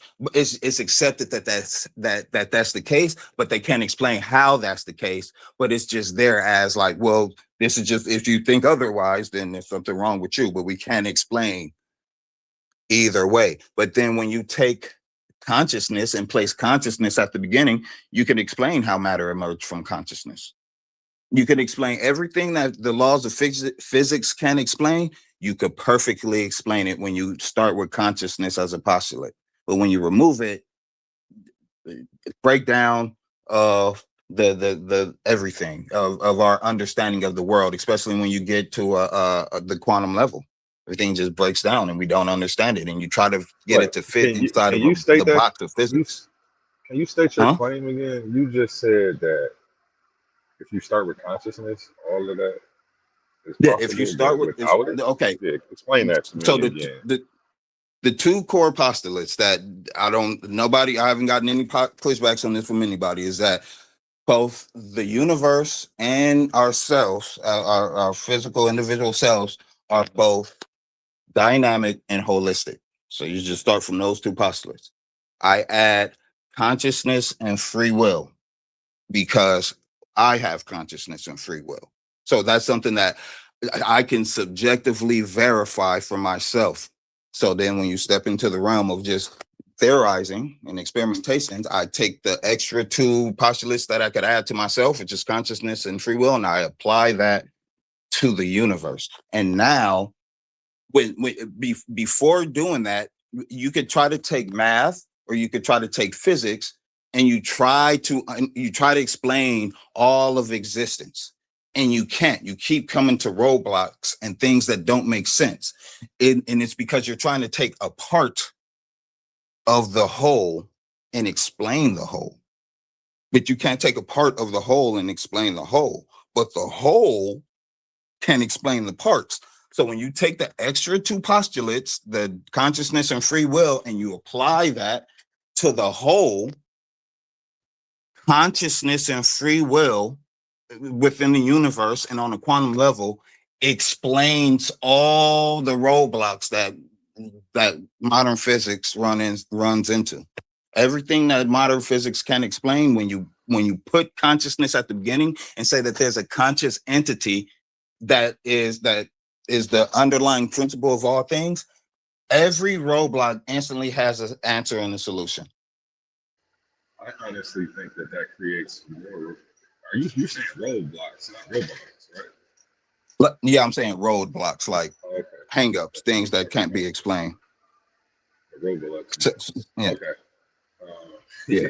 I think that what you're saying actually creates more roadblocks logically. Such as what? I'm gonna let you finish. I'll actually be able to explain in 5 minutes. Go ahead, bro. All right. Well, I'm still in charge. So ultimately, like, I believe that what we really exist in is a sea of consciousness, pure light. But we don't perceive this pure consciousness. We don't perceive this pure light. We're disconnected from it being inside of our bodies. Our bodies disconnect us from this pure consciousness and this pure light. But our bodies pick up the frequencies, the electric frequencies of this pure consciousness and this pure light. So it'll pick up the electrical frequency of what we perceive as an apple. And you pick up the apple, you taste the apple and everything like that, but you're not, it's a frequency that you're dealing with. Just like if you were able to project your consciousness, you put on PS5 VR and with Neuralink attached to it, and now you're actually inside GTA, the video game, and you go and you bite an apple, but that's not actually an apple. It's just data on a computer chip that's being interpreted as this is an apple. And if you're inside of a programmed Grand Theft Auto body, that programmed Grand Theft Auto body will be programmed to, when you bite the apple, it's going to taste like an apple to you, because that is going off of programming, zeros and ones. So it's going to taste like an apple to who? The user, the character in the game, the avatar in the game, not the person outside the game on the VR. Because the person outside the game on the VR, what we're dealing with right now is, if you were playing on this VR for so long, you forgot that you were playing a VR game. So when you first started and your character tasted an apple, but you were able to distinguish the difference between your character tasting an apple and you in reality not having the taste of an apple in your mouth. You were able to distinguish it, but you get so lost in it after so long, you only identify with the character. And so now everything that the character does, you take that as being real.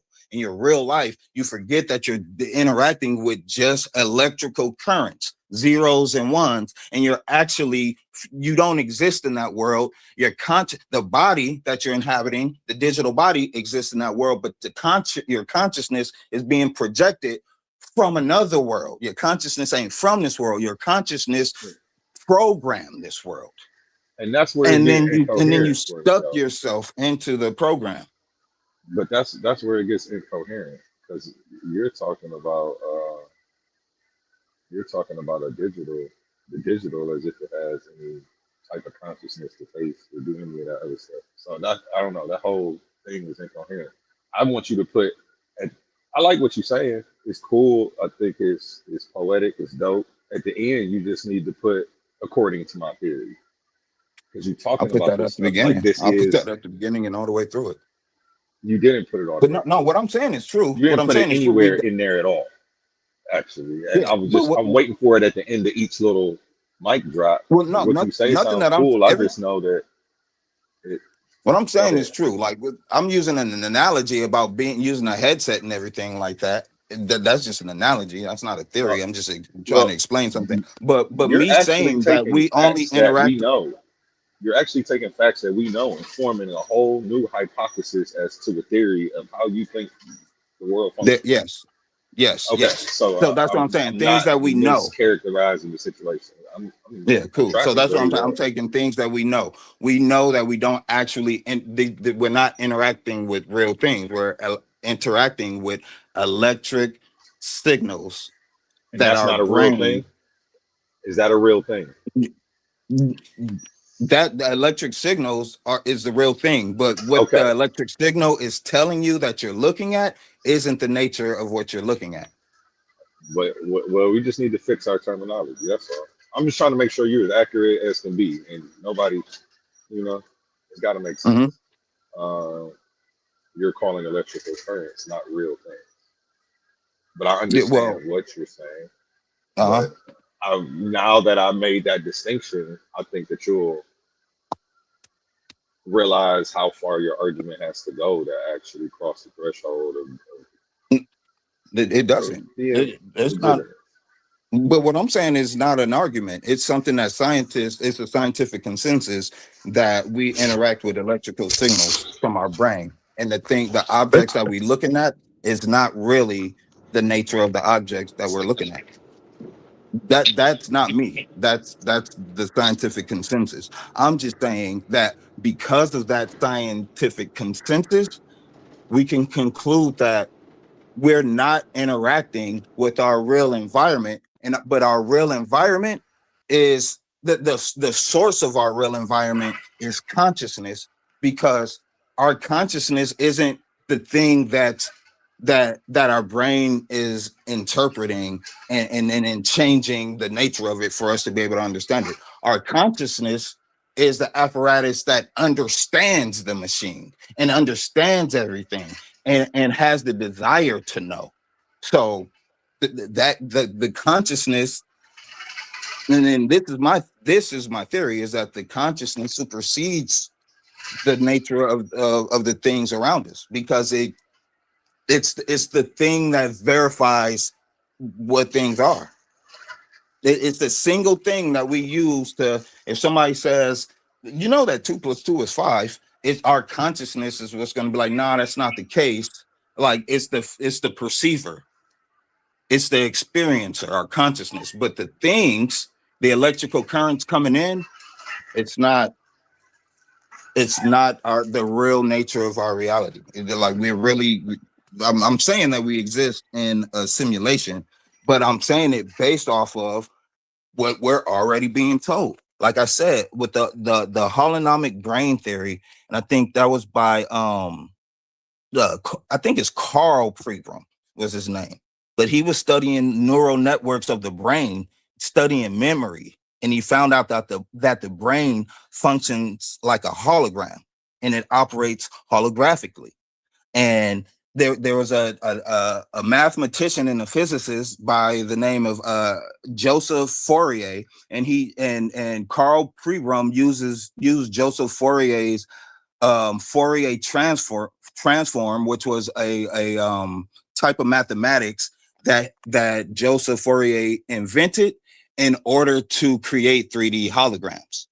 So the Fourier transform, we wouldn't have hologram technology if it wasn't for the Fourier transform, the mathematical process of converting certain numbers and patterns and waves into images based off of interference patterns. Well, Carl Pribram, he found out that our brain functions the same way, because when you take, like I said, when you with the holographic film that you could put an invisible image with the damn, what do I call it? The interference patterns on the film, and then it's just one piece of film. If you cut the piece of film in half, you won't get one half of the image on this film and one half on the other. You'll get the whole image on both halves of the film. And if you cut those two halves in half, you'll have 4 of the whole image. So the way that holographic technology works is that every inch of every piece of the holographic film contains the whole of the image. Well, our body works that same way, because every cell in our body has the genome of the egg that created the entire organism. It's the same thing. You take a fingernail from off your body and you can recreate your whole body. It's the same way a hologram works, and our brain uses the Fourier transform in order to convert images, just like a 3D thing uses a Fourier transform to convert images. And the Fourier transform, it reads interference patterns. Our brain reads interference patterns, and as we saw in quantum physics, molecules and particles, they form interference patterns when they shouldn't. So I'm just like, we function, our brain functions like a hologram. Our reality is zeros and ones electric that our brains interprets. And like everything is pointing towards, we don't live in base reality.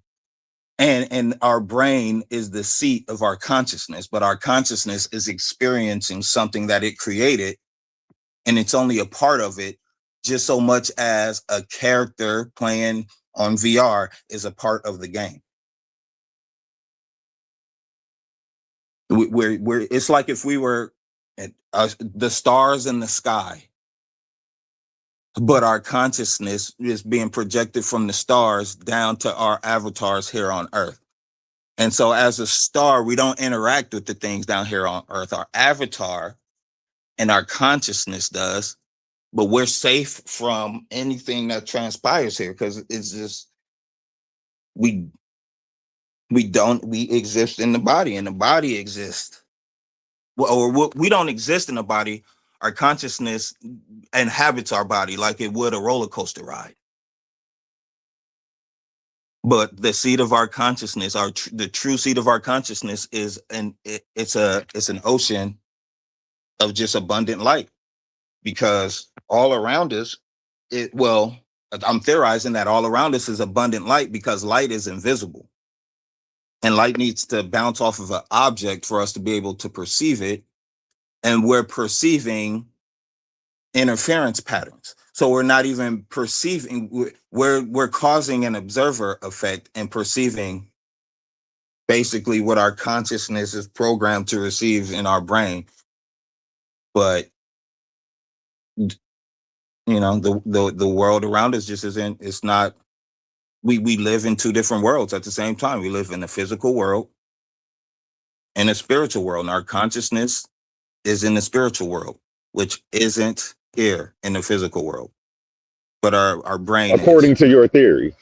According to my theory. Yeah, you just hate saying that. You just hate saying that. Nobody says according to my theory when they be up here talking they shit. Everybody just says what they believe. So I'm not about to try to train myself to say something that nobody says. Okay. You just have to know that it's all according to my theory. You just have to know that and remember that.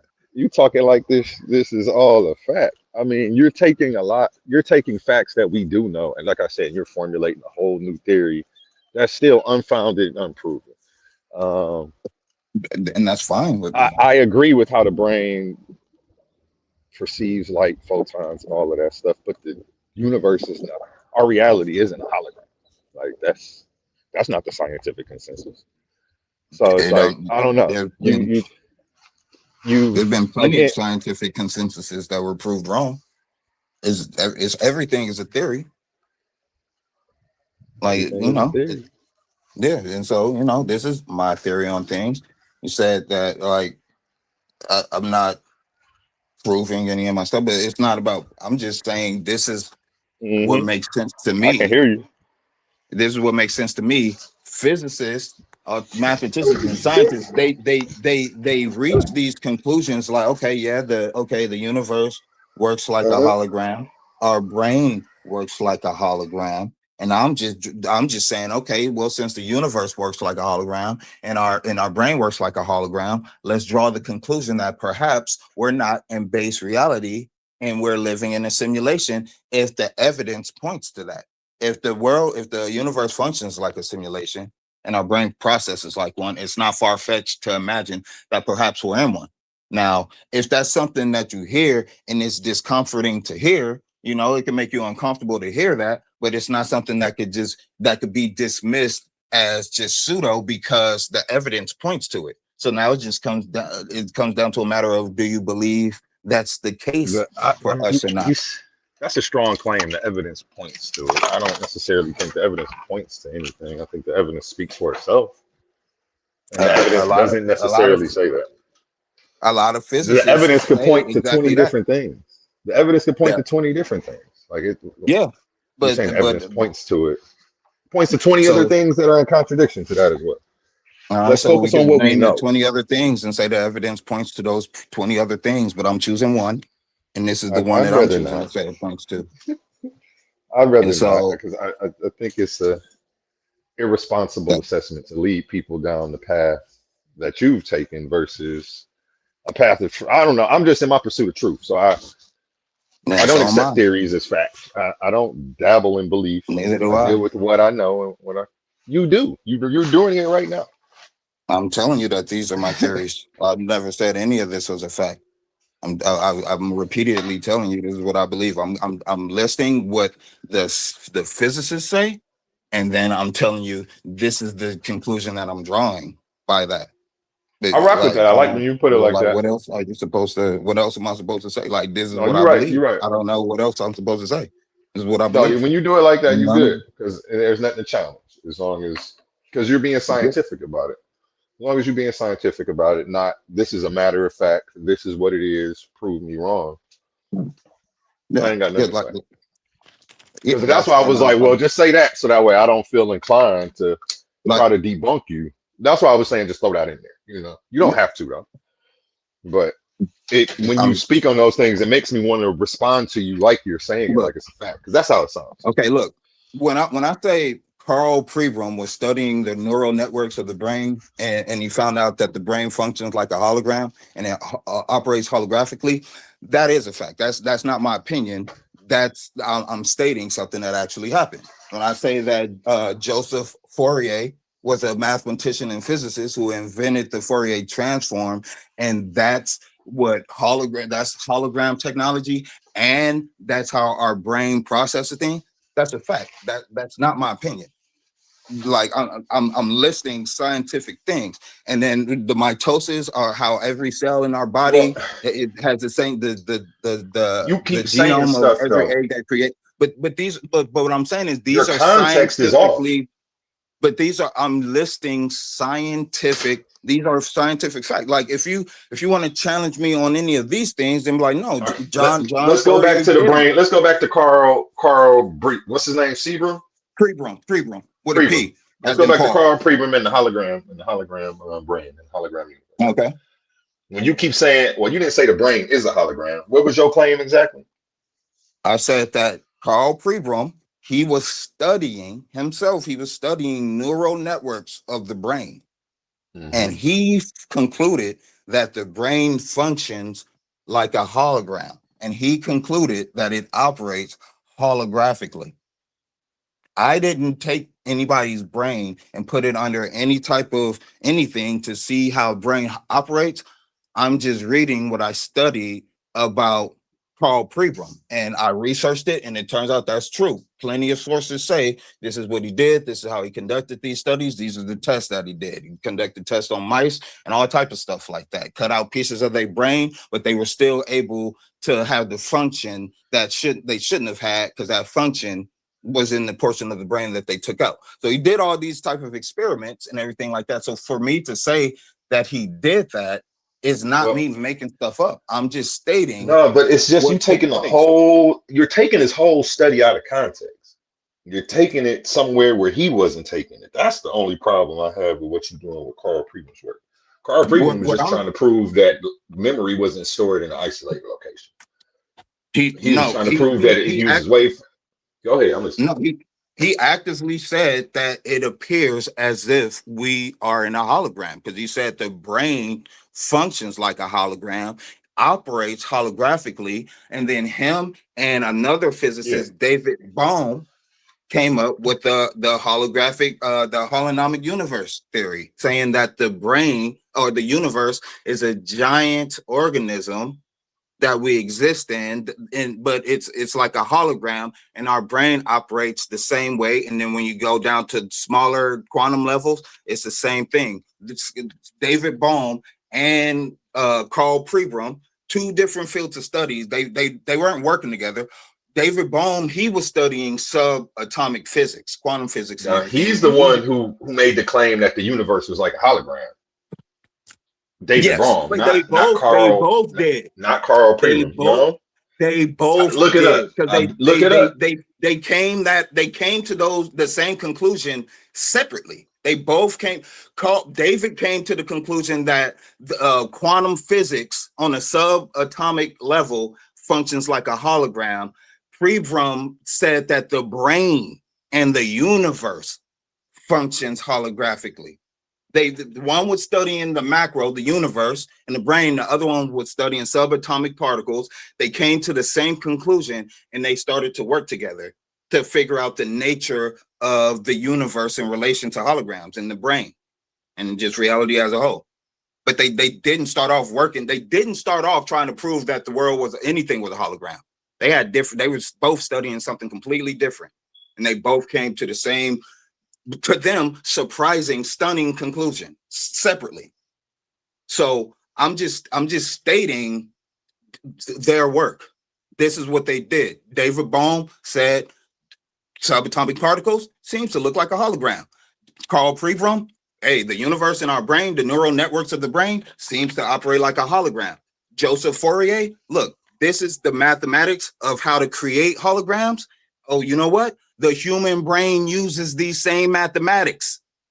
That's how the human brain breaks down and shows us images in our eyes. They did that. I didn't make any of that up. Yeah. So I'm just trying to let you know that the Prieman's claim is that the brain processes information holographically. He's not claiming that the universe is a hologram. The universe is a hologram. I said the brain functions like a hologram. Yeah. It's all holographic until you crash into a brick wall. Then we see how real it is. You see what I'm saying? So I mean, but that's why I will push back against these things. But that's I didn't come up with the world is a hologram thing. I studied the people who did say that that's what it appears to be. I actually have the book that goes over both of them over here, the holographic universe. So my dad gave it to me like 10 years ago. So you're familiar with it. You know that I'm not just pulling this shit out of my ass. But that's why I was making a distinction between what the two people thought, because what's the name didn't make the claim that the world was a hologram. Like, again, it's all a hologram until you crash into a brick wall.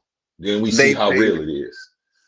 They both use terminology like possess the properties of.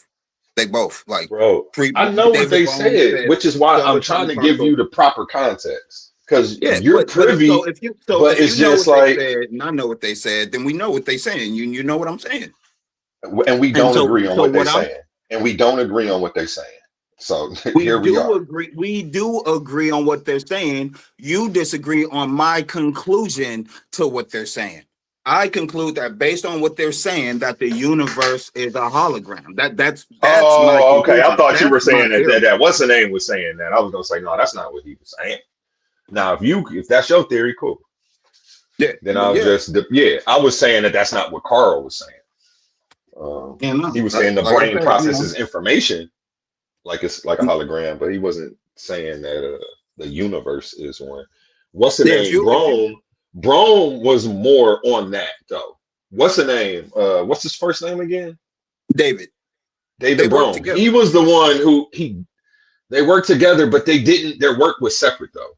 Like you To were begin with. saying. What's the name? Yeah, what's the name was studying physics and particle theory and a bunch of other stuff, and David Brome was studying the cosmos and cosmology and stuff like that. So they two different fields of study. Their work does overlap, but they still had their own independent theories and ideas about how things work. They Yeah, overlap in because some David, places, and in certain places they just don't. yeah, David Bohm was he studied subatomic physics, and Pribram was studying neural networks of the brain. And like Pribram is the one who discovered things like how the correlation between the brain and the universe, how our brain is 70% water, the cosmos is 73% dark energy. Our brain has 69 billion neurons. The cosmos has over 100 billion galaxies. Each of our neurons connects to 4 or 5 other neurons. Each galaxy connects to 3 or 4 other galaxies. So he's making relations to the brain and the cosmos and everything like that. Like that's where his field of study. David Bohm was studying subatomic particles, quantum physics, but they both came to the same conclusion. And so that's why I say my conclusion is that if one is studying things on a universal level, and the other is studying things on a subatomic particle level, and they both come to the same conclusion that each of these levels have properties and function and operate holographically, then us being right in the middle, when you study the fact that our brain also uses 3D hologram technology functioning off of interference patterns being interpreted by the Fourier transform, I'm jumping to the conclusion to say that our physical reality is holographic, and our spiritual reality is our true self and truly who we actually are. Our feelings, like you could lose an arm, you could lose a leg, you could lose body parts and limbs, and still be who you are. But if you lose your consciousness, you're not who you are. You are your consciousness, and your consciousness can transcend matter and physical nature. And so I'm just connecting. That's why I said my two postulates, holistic and dynamic, that is, I feel like, is undebatable. But then when you jump into my theory, you have to add consciousness to get the gears of everything else going. Why is the universe, why does it operate holographically? Why does subatomic particles operate holographically? Because it's meant to be an experience for our consciousness. Or else, what else would be the meaning of existence if it wasn't for a conscious experience? There would be no point of existence if not for a conscious experience. That's just what, like, Are you talking about human existence or the existence of?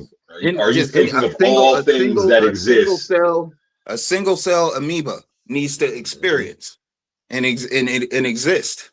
There's a consciousness there that reports back to the main consciousness that this is what single cell organisms are capable of and can do and all of that. But everything is a product of the original consciousness. This is my theory. Everything is a product of the original consciousness wanting to experience, and the purpose of the experience is to give meaning to things, because without consciousness there's no meaning.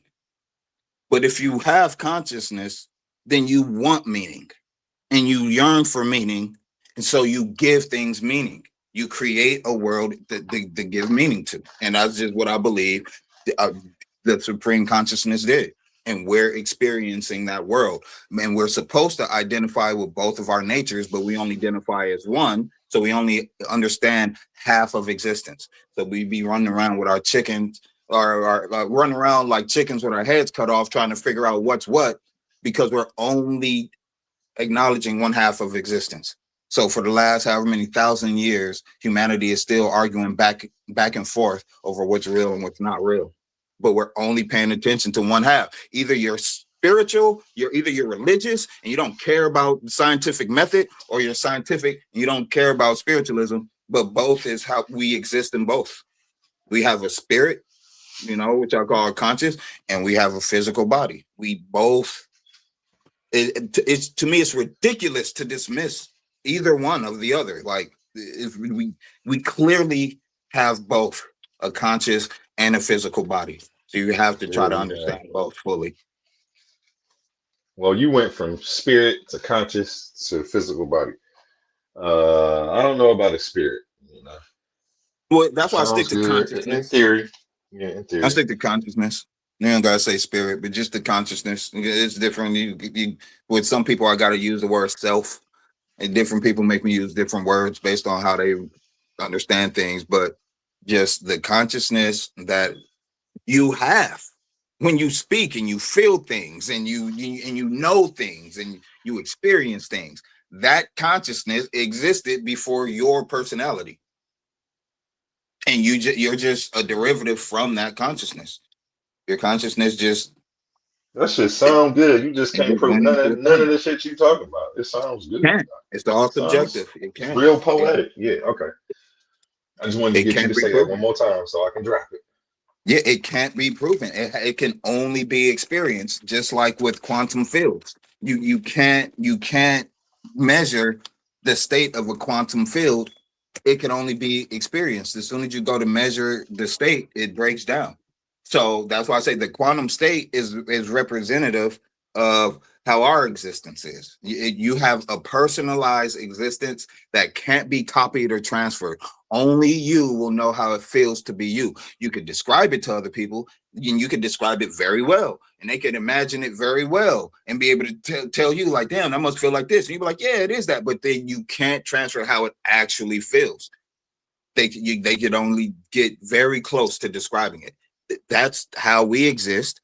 There's nothing. You can't take your feelings and emotions and give it to somebody and say, see, I love you. If you was trying to tell a woman that you love her and she doesn't believe that you love her, and you're like, man, I bought you a house and I got you this and she's like, that doesn't mean you love me or whatever. You can't take that. You can't take the feeling of love, place it in her hands for her to measure it, and her be like, oh, well, damn, okay, you do love me. I had me one like that. I got rid of her fast.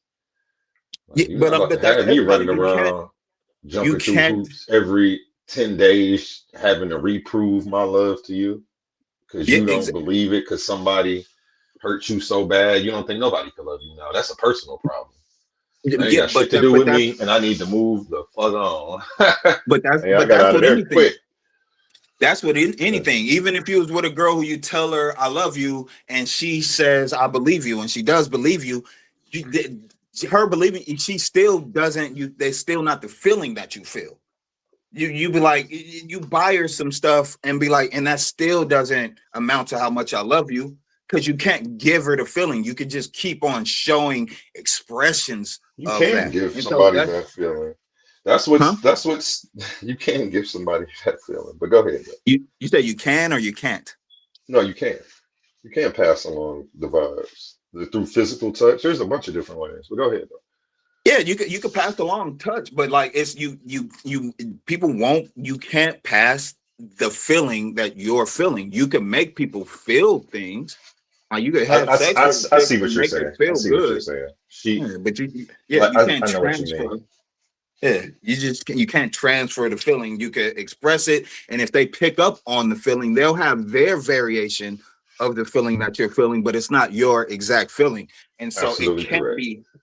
Yeah, it can't be transferred, so it can't be proven. It can only be expressed, and it's up to the subject to accept it as true or false. Your expression of love, and that's what it is with the Creator and consciousness, the supreme consciousness that I'm speaking of. It can't be transferred. The existence of it can't be transferred. It can only be expressed, and everything that we experience in life is an expression of it. Like you got all type of golden ratios and Fibonacci sequences and all type of things. That's an expression that shows you there is a divine creator that created this divine manifestation. You look around and you can see the Man, here you go again with that bullshit. It's just what it is. Just You've been saying that all night. It all goes back to something. Hey, I wanted to hop on so bad when you told Humble that the universe is proof of a God. I wanted to jump on this panel so bad. Like, nigga. Well, you look around and you see the perfection of creation. And if you think that that's just randomly came to be, I feel like that's more of a mental deficiency than someone who would just conclude something created this. Like this wasn't a random happening. This was a measurement. These things, this is perfect. The measurement of this, the length from your elbow to your shoulder is the same as the length from your forearm to your this and your that and that. That's craftsmanship. No, That's it's not you can't prove that, bro. There's randomness that has order to it all the time. You can't prove that. You just don't believe that there's. What do you mean I can't prove that? You can't. Let's just stick on one thing. Don't go to consciousness. Let's stick on what I can't prove. Let's just stay there. Don't go to consciousness. You can't prove. You saying that what I can't prove is that the divinity in the universe, but what I'm saying is you can't prove that it's not there. You're just saying that a bunch of random things came and formed things, but you're calling it random because you're not aware of the consciousness that exists in these things. Neither are you. Neither are you. You're not aware of the consciousness that exists in none of this shit either. Nobody is. That's why the whole shit is subjective. That's why I'm even saying what I'm saying. You can't prove that, so you're not aware of nothing. You want it to be aware true. of my my consciousness. You're aware of your belief. You're aware of your belief that something is there. You're aware of your belief. You're aware of your belief that consciousness started all of this. That's all you're aware of. You can't be aware that consciousness. I know not your consciousness, sir. I know you. Yeah, I said I'm aware of my consciousness. Okay, I like that. That's what I'm aware of. That's true too. I agree with that. But I'm saying that you can't be aware that consciousness created all of this. Like, why would you make a statement? And I'm saying that you can't be aware that it didn't. And so, but with here's the thing, though. I don't have to be aware. Bro, hold on. We're not about to go down the rabbit hole about if you have a claim and you think something, you have to prove it. I can't go around disproving every random claim that somebody makes. There's a pink unicorn in your backyard. Consciousness started. I'm not here to fight everybody's craziness. If you have proof of something, bring it forth. Otherwise, it's bullshit. And we're just going to leave it at that. And you're saying that consciousness doesn't exist in every single thing. And I'm saying it's bullshit because you can't bring proof to the table to prove that consciousness you doesn't can't. exist Look, in hold everything. on. And I'm telling you, you're pulling a Roy Chess. And let me explain to you the bullshit that Roy Chess does that you're currently doing right now. A person makes a claim. Like, let's say Allah is the God of the universe. And as soon as I'd be like, you can't prove that, they'd be like, well, you can't either, as if that does something to help justify their belief, and it doesn't. All it does is it just makes them sound twice as fucking retarded. It makes it sound like that. Hold on, let me finish. It makes it sound like they didn't show up to defend anything in the first goddamn place. They just want to beat their chest. Because what are we doing here? If I'm going to make a claim about something, I'm going to defend my claim. I'm not going to go around making random claims and saying, well, you can't disprove it. Like, get the fuck out of here. That's what I would tell that person, not you specifically. I'm not telling you to go anywhere. But I've been like, what type of shit is you? Like, this guy ain't serious. He wouldn't go into a classroom like that and talk to no professors, but he'll come on Titans Debate League and act like and do that shit. No, we're not playing that, bro. You wouldn't go into no college classroom and say something to a professor and be like, well, you can't disprove it. I'm Mr. Man, get the fuck out of my class. I'm kicking niggas out. Oh, mommy. I'm kicking niggas out the class if they pull that BS. If you make a claim, prove it. Don't tell me, well, you can't disprove it. As if so that way you can keep running around feeling good about your subjective bullshit. But Are we here to it's talk about what we can figure out what we know and what we don't know? Or are we here to pump our chest and with feel good shit? the That's the first one. thing. Reality don't always feel good. The truth ain't always a feel good thing, and that's why a lot of people don't like to delve in it. Mm-hmm. They like the give me the feel good religion, don't bust my bubble, and don't talk about too much reality. But that's when you say things like, well, you can't disprove it. You just one of them feel good people to me. You just want to do what feels good, hold on to whatever beliefs make you feel good, even though you know you can't prove them.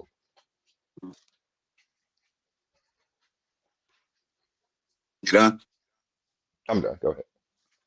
All right. So when I say, I believe that consciousness it exists in every organism and everything like that, and you say you can't say that because you can't prove that, but then you say that there's things without consciousness that shows intelligence, whatever.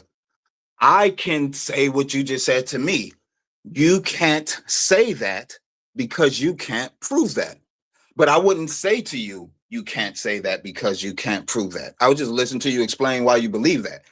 The reason why I say that consciousness exists and everything is because although I'm not aware, I can't even be aware that you're an actual conscious person.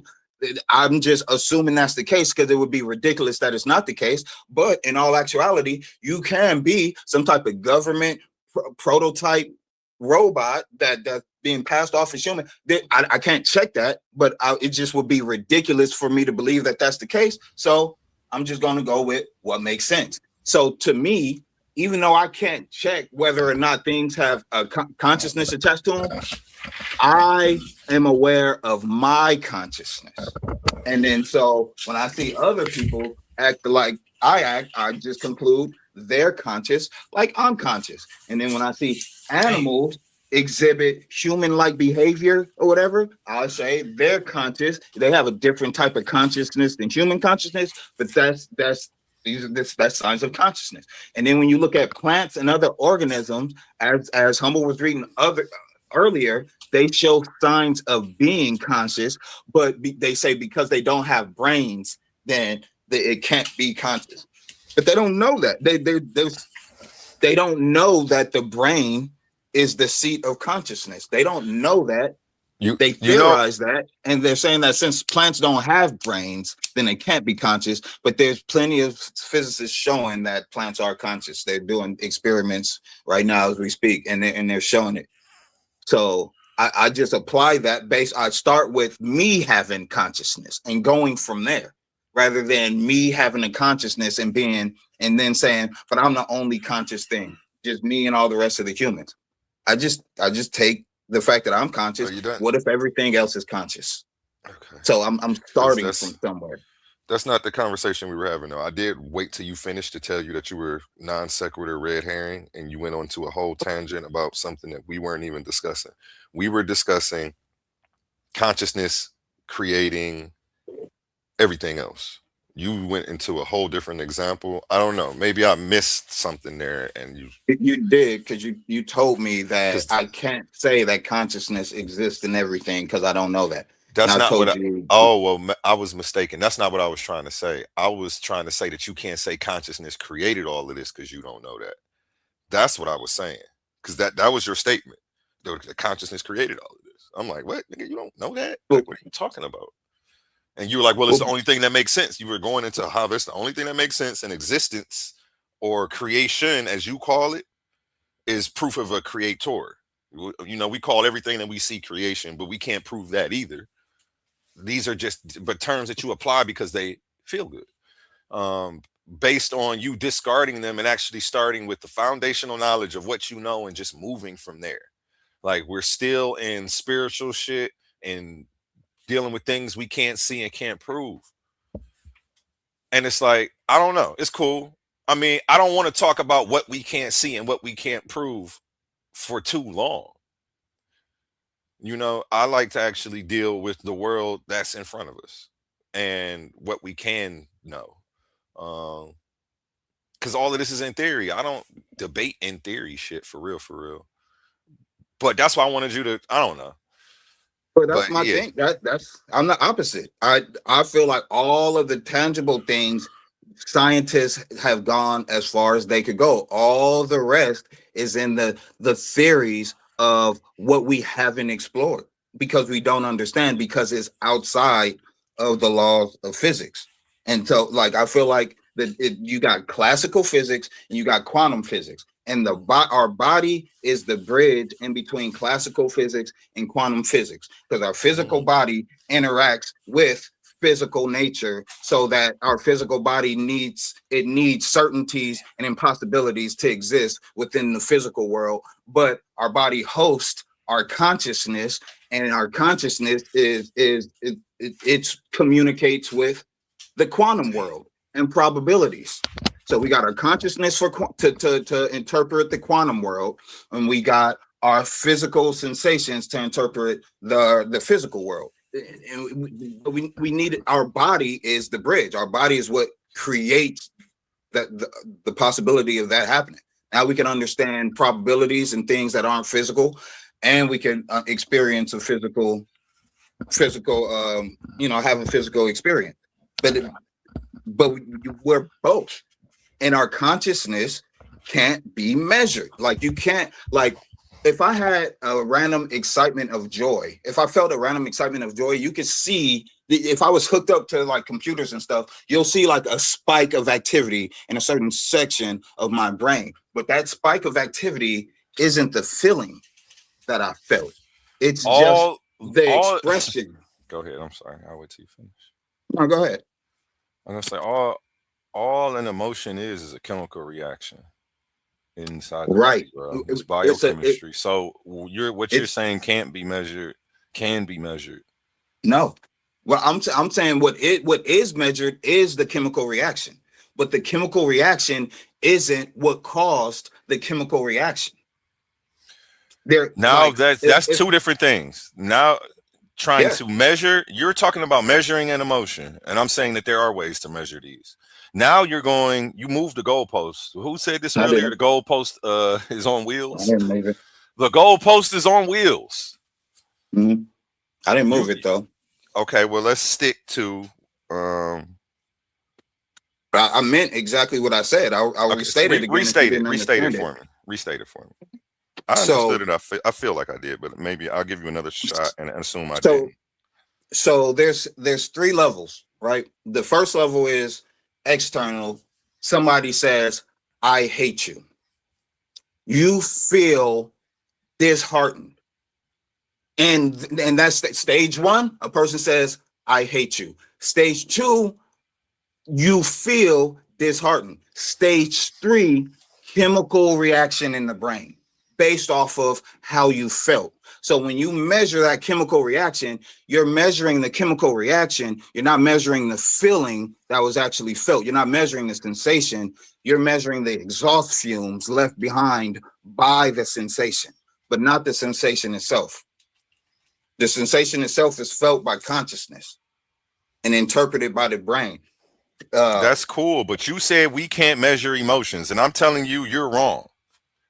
Let's focus on that. Then I want to go back to the creation conversation. But we can measure. We know what's going on in the body when we can measure these emotions.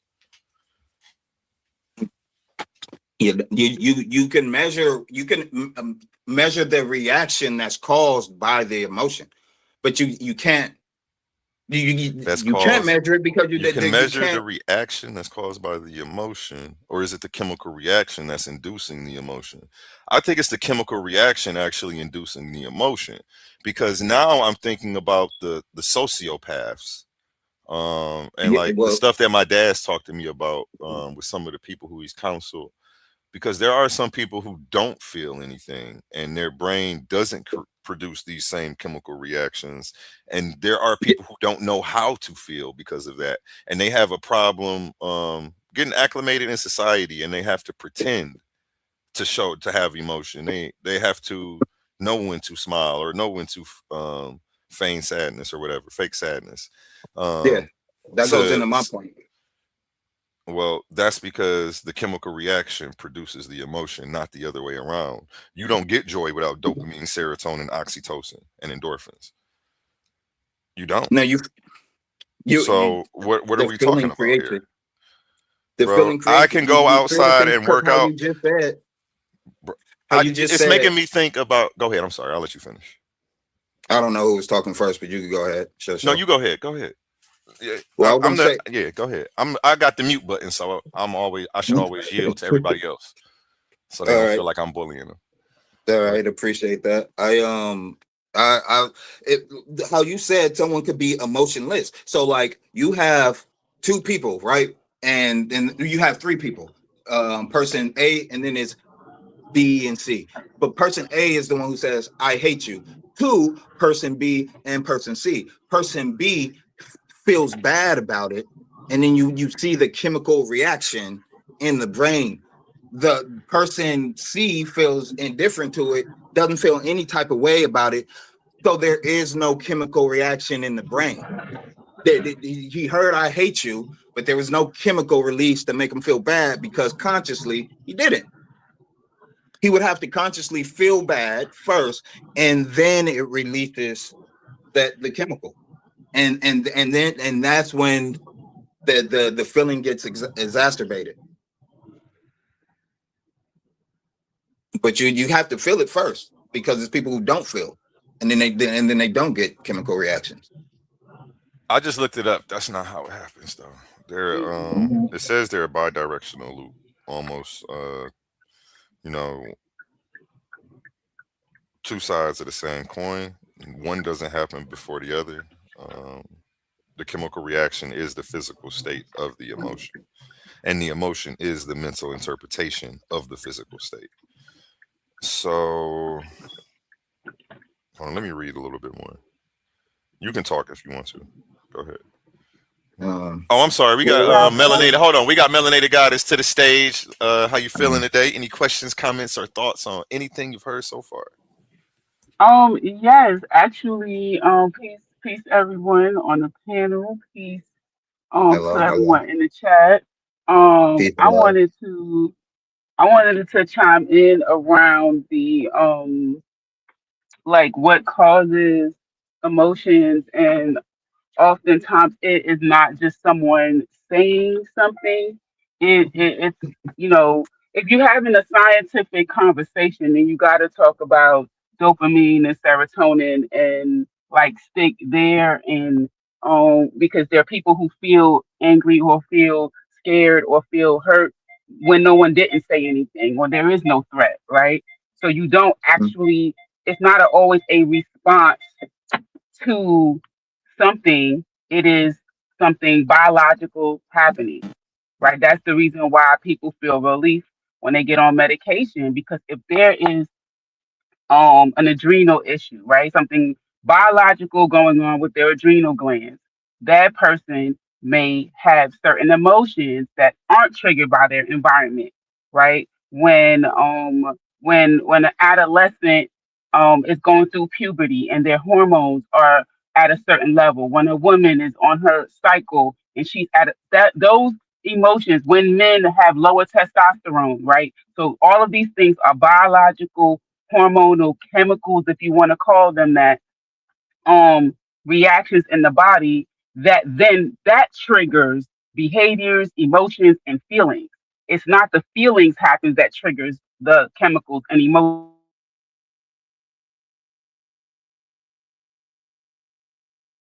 Did melanin cut out? Or did I? Can y'all hear me? I hear you now. Hello? Did I go out just now or did you? Oh, okay. Yeah, you went out for a second. I don't know. Oh, okay. Well, I can hear you now. You So, good. okay. Let me just land because I just pulled up to my job. The it's more like how A1 was saying, is that it can go both ways. The hormones that precede the emotions and feelings, it's not always some situation that causes a chemical reaction. I think that if you look at it that way, you're kind of missing it. But I'm got to head and work, but I'll be listening. Yep, I agree with you too. And now you got me thinking about people who have a chemical imbalance. Um, they give them pills to counteract what's going on because their body may be producing the chemicals to that just keeps them anxious, and then they get in this vicious loop where they get addicted to these chemicals, and they'll create a situation to feel anxiety after so long. But yeah, nonetheless, it's what she was saying was right. There isn't always a situation that creates an emotion that then creates the chemical reactions. These chemical like this is a biological function. Um, it's funny because I had a podcast I did 4 years ago called The Chemistry of Love. And then I was going over serotonin, dopamine, oxytocin, and endorphins and stuff. And pretty much I was going over relationship stuff, love. I mixed in the chemistry in there and showed the functions of the body. And I was pretty much showing people how they can embody the feeling of love anytime they want. Now that they know the biochemistry behind it, that you can actually do certain things or eat certain things that make the body produce these chemicals. And they're called the happy chemicals. But well, you I seen could go the work out right now. I could go run 3 miles right now. I'm going to produce the same chemicals. I know how to fight depression. I know how to, I don't know. I feel like I'm blessed with the knowledge I got. yeah. I know how to pull myself out of a dark space, literally based on this knowledge. Right. And I mean, because that's kind of what it's. My thing is that will be your conscious self, like your conscious awareness. That's what will pull you out. That's what makes you different than someone who would have the same type of circumstances, but would dwindle or fold under pressure. It would be based off of their conscious state of being, not chemicals in their brain. It's based off of their own inner will and their own inner drive. That's all derived from your consciousness. But and I agree with everything Melanin Goddess came up here and said, because I believe that your consciousness is what cracks things off and gets things going. So there could be absolutely no stimuli at all in your environment, but you consciously just create emotions, you create a state of mind that you make yourself sad, or you get yourself angry, or whatever the case may be, and you force these chemical reactions onto yourself. But I also agree that your body is its own entity too. Like I said, I separate the body from consciousness. It's two different worlds. It's like your mother and your father existing in one body. That's literally what it is. It's two different worlds coming together. But I'm just personifying your father as being your. I guess this would be biblical. Your father being your consciousness, your mother being your body, because your females they live in a state of emotion and wanted to feel and live in the moment. But as men, we like to think and methodize and come up with it's just we're conscious things. So I believe I don't like how you just threw women under the bus to prop us up. But go ahead though. Well, no, it's not throwing them under the bus, because it's I don't their agree role with is that. vital. The women's role is vital when it comes to knowing how to, like, if it was very pivotal for us to get into a certain place, and it was me and a chick or whatever, and I'm like, yo, let us in, and dude is like, nah, or whatever. I'm more susceptible to get aggressive and try to like force him to let us in. But the female would know how to read the dude's emotion and match the proper emotion to get him to just let us in, even if it be to the detriment of his job. A female is more versed to tap into that feelings and emotions and everything. We both could do both. We both to do the emotional game or the intellectual game, but females are the ones that they enjoy being emotional. But have you ever been with a chick who cried for no reason, and you ask her, why are you crying, and she just said it just feels good to cry sometimes? Because I've encountered multiple females like that, and like, so I just come to the conclusion that it's just females just they enjoy being emotional. It feels good. And So as you've never cried and felt better afterwards? Only females do that. No, I have, but okay. but my preference would be to not do that. If I could get through whatever I'm getting through without crying, if I could find that route, I prefer that. But if I nigga need to cry, I ain't ashamed Yeah. to cry. That's how But your consciousness is programmed to think that you're not supposed to. It's a natural yeah, process of the body. that's fair, and it is a natural process. When you're overwhelmed. That's fair, and it is a natural process. I'm just saying women are more inclined to lean into it more, and but as dudes, we're more inclined to like I'm more inclined to join the chess club and me and my group of fellas than a group of girls joining the chess club. Even though there are girls in the chess club,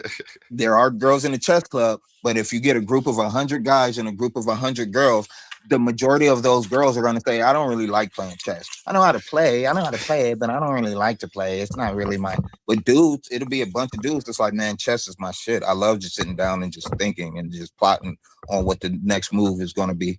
Like I said, we both dabble in both, but just, as a creature, we're more inclined to, your consciousness is more inclined to react to certain things certain ways, but then your physical instinct is more inclined to react to certain things certain ways, and they oppose each other most of the time. So now you have to play the game of going off of how you feel or going off of what you think.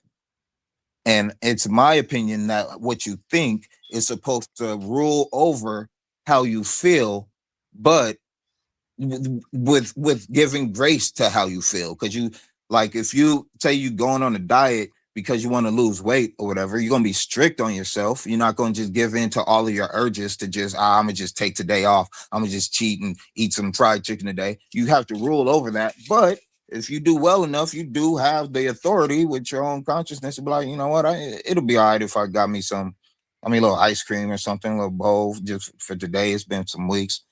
So you rule over all of the weaknesses of your body. And when I say weaknesses, I mean the things that make you weak, like your vices, things you lust after, the things that your body craves after. They become weaknesses to you when you don't curb them and you don't have your intellect rule over those instincts. And so these two things, it's we have a dual nature. It's not our body and our spirit, or our body and our consciousness. It's not the same thing. It's two different things inhabiting the same space. And that's I'm gonna land with that because, man, I'm getting sleepy You and said your tired. body and your consciousness are inhabiting the same space? Yeah, they're Or is your occupying your consciousness being. inhabiting your body? Your consciousness and your body is inhabiting the same space. Like your body and your consciousness, it's inhabiting the same. Like my mind isn't Okay, over I get there and what my you're saying body over now. here. I'm You know? thinking I'm thinking you're conflating two things. I'm thinking the consciousness inhabits the body. You're saying the consciousness and the body inhabit the same space. Yeah, to create who I But I am. see what Like you're talking about maybe it'd be the better if I same say they space in coexist reality together. though. Okay, yeah, Yeah, would it be that's would it actually, would yeah, I get what you're would saying. it sound better if I say they coexist together, but Yeah, they're not yeah, the that same sounds thing? better. That's That's less what I'm confusing trying to for me. express. Gotcha. Yeah. And so I'm gonna just end with this, just my last little points, and then I'm probably gonna knock out in the middle of my sentences. But the main thing that I wanted you to leave with, that if I could, because I know I said I was all over the place, but the main thing that you could say, this is definitely what I believe, is that we have a dual nature, a conscious nature and a physical nature. Our conscious nature deals with probabilities. Our physical nature deals with certainties and impossibilities. Quantum information is the representation of an inner experience, because you can't replicate your inner experience or transfer it. You can only express your inner experience to others.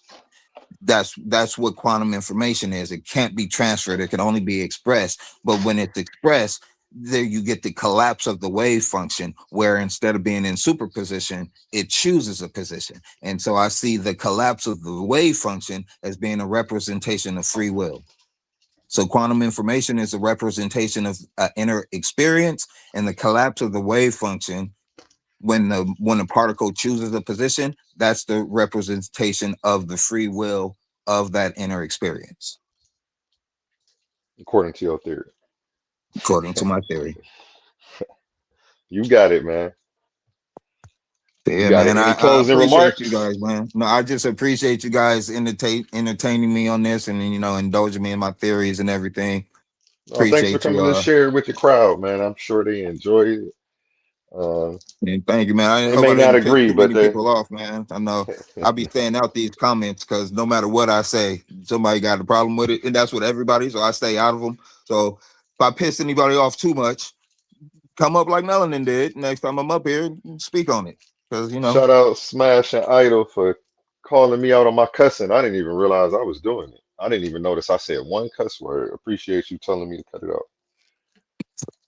No, I wasn't So triggered yeah, though. man. I was about to get in debate mode, but I don't want to debate on such a subjective topic because he's saying he knows it's a theory. So Yeah, because I'm more like, I'll be honest, I'm not really into really debating things. I like discussing things with people and being open to their ideas and trying to see what part of their ideas align with what I believe, or if something it does become a debate when it's like, okay, that directly contradicts what I believe. So let's work out which one makes more sense. And if just like tonight, this morning, whatever, what you said makes more sense to you than it does to me. What I say makes more sense to me than it does to you. And to me, that's fair. We didn't make maybe we made a tad bit of progress in some direction, but we didn't make too much progress as far as reaching an ultimate understanding. But I enjoyed the conversation because you did say a few things that makes me have to go back and tighten up my wording so that I could be less incoherent and everything like that. So that's why I appreciate these conversations. It's never, but I'm not trying to argue with people and make them think that I think that I'm right about everything. That's not the case. I just I'm out here trying to figure things out. and that's And what what it's I'm all right about, about, I'm right man. about. What I'm We wrong all about, I'm wrong about. we all just trying to tighten up, brother. You feel me? Tighten up. Yeah, man. I dig it. You Tighten up. got, oh shit, damn, you got the tighten up t-shirts? Was that a quote from a t-shirt? That sounds like a t-shirt. Tighten up. With the play on words. That's a good one. But yeah, man. Yeah, we got Yeah, we got a appreciate couple of you. those over here. A couple of those Yeah, that's a play good one. on I didn't words. even think about it until you said it like that, and I'm like, damn, he absolutely has to have that on his shirt, a hat or something. That's You a good already one. know I Tighten up. do, man. Yeah, Yeah. that's a good one, man. So yeah, man. Thank you for having me. God bless y'all. If you don't believe in God, then just kudos. Peace and love. I don't believe Y'all, in nothing. yeah. That's where I'm at. All right. Well, nothing bless you, and enjoy the rest of your day, man. Y'all enjoy the rest of y'all morning. Have a good day, man. Thank you. And that made me think about what Humble was saying earlier when Max was discoursing with him. Humble was saying, you don't gotta believe you walking on the earth. If you walking on the earth, you can see it. I don't have to believe that. I know that. I just deal with what I know. If I have to believe something, I kind of sit it to the side and put it in this category of could be true, could be false. Uh, you know, and until we get some new information to update that, that's just where the category we gotta leave that shit sitting in. I would love to say God is real. I can't say it right now. I don't know that. I don't know that. I don't know that he's not either, which is why I never make that claim. You never hear me say God ain't real. It ain't no God. I don't talk like that. I don't talk in absolutes. And I understand that the absence of evidence isn't evidence of absence.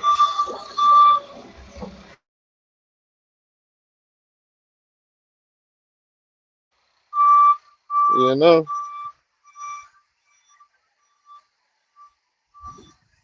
Dang, it's a nice day out here. I'm going on a little stroll to the corner store. That link is in the chat. If anybody wants to pull up, I'm gonna stay live for like another 5-10 minutes.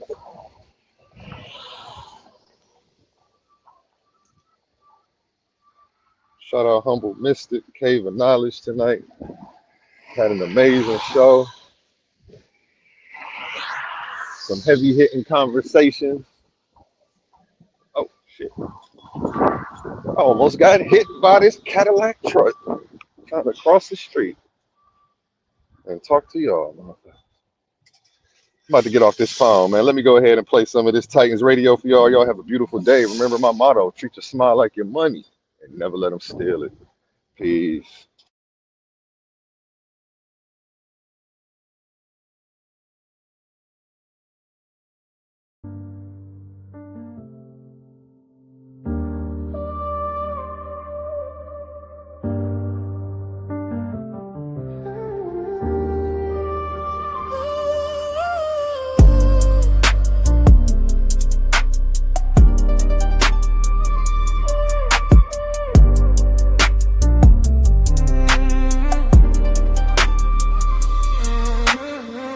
Pressure inside of my spirit, they thought I would bend, I just held in my lane. They said the things I believe with delusion, I waited on truth, now they talk like I'm sane. Told you that I was the one, who would not move the same. Silent, never undone, slow burn while I rise with a flame. Put up with love in the cut, heart in the front, what's up, I had to sign off on my ego, looking up that scene, I'm on my day ones, on a new wave, pouring more faith in my cup. Treating my peace like a ghost safe, locked up, can't touch, yeah. I know they play with me, speak on my name to see if I'll break it. I let them talk in the breeze, they be posting up lies, but my soul never stays with it. Damn max a paper thing, yeah.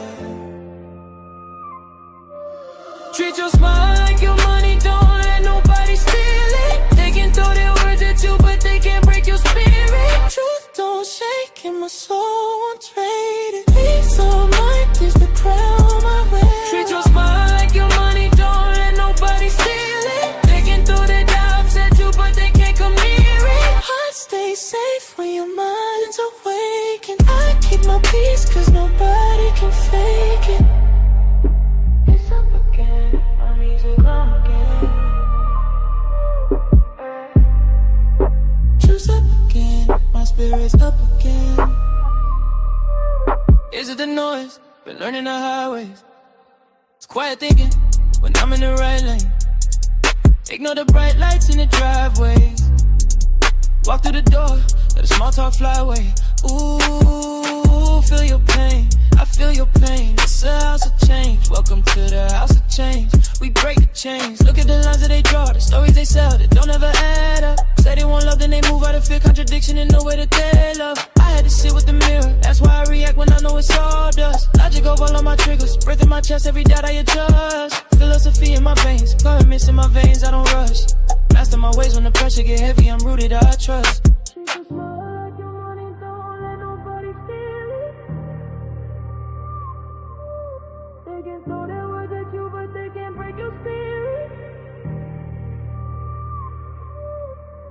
Truth don't shake and my soul won't trade it. Peace of mind is the crown I wear. It's up again, my peace is up again.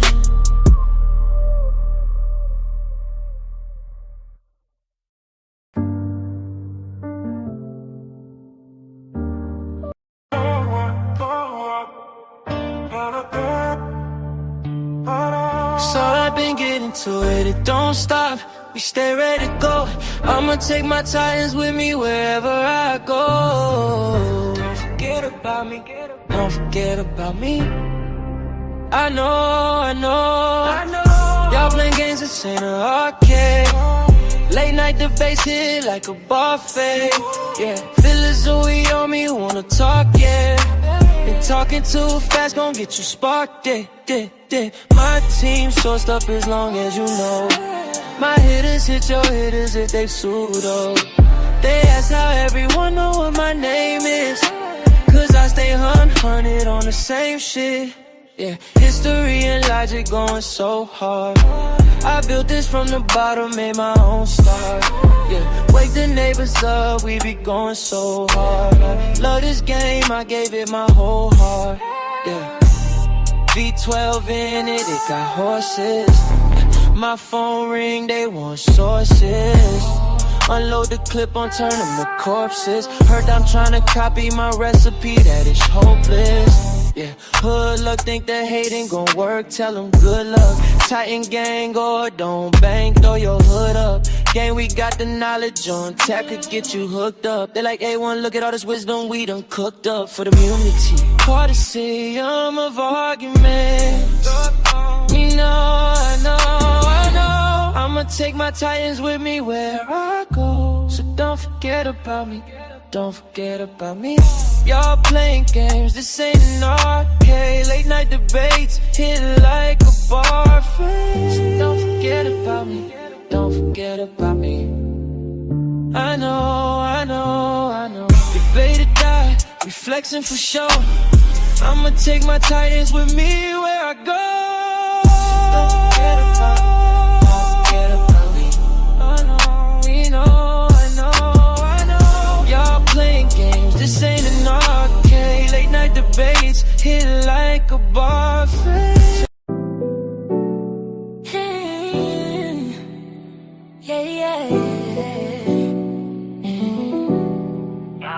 All this knowledge on the flow. I've been golden from the go. Let these pseudo scholars know. Baby, welcome to the show. Yeah, show you how to flex with a strong point. Wait. Show you where the facts and the stats and the proofs point. I've been grinding leases in the late night. Wait, standing on the stage with the main light. Enlightening. Philosophers, scientists, historians united. Warriors of logic who want the smoke, get excited. Bring your primary sources, don't get ignited. Slide on my prompts, look it up, read a book. Never going back to the dumb, take a look. Woke, not broke, we run the show, sport the glow.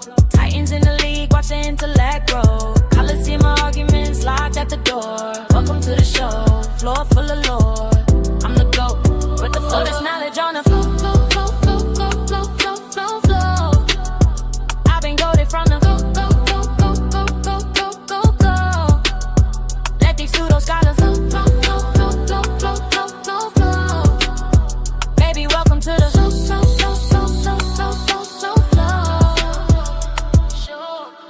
Seems only time when I'm speaking, reason, peeking. Like the truth that they all have been seeking, my logic weakened. To them that's important, show up, don't be late to the debate. Never see myself falling. Picture me falling off back to ignorant and stalling. Got the citations loaded in order, crossing every intellectual border. Hey, I could've never seen a day. All this knowledge on the flow. I've been goated from the go. Let these pseudo scholars know. Baby, welcome to the show.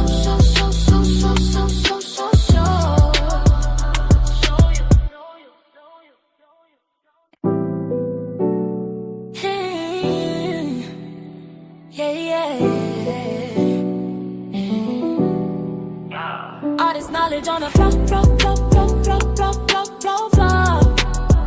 I've been goated from the go. Let these pseudo scholars know. Baby, welcome to the show. Yeah, show you how to flex with a strong point. Wait. Show you where the facts and the stats and the proofs point. I've been grinding leases in the late night. Wait, standing on the stage with the main light. Enlightening. Philosophers, scientists, historians united. Warriors of logic who want the smoke, get excited. Bring your primary sources, don't get ignited. Slide on my prompts, look it up, read a book. Never going back to the dumb, take a look. Woke, not broke, we run the show, sport the glow. Titans in the league, watch the intellect grow. Coliseum arguments locked at the door. Welcome to the show, floor full of lore. I'm the GOAT, with the flow, there's knowledge on the flow. I've been goated from the go. Let these pseudo scholars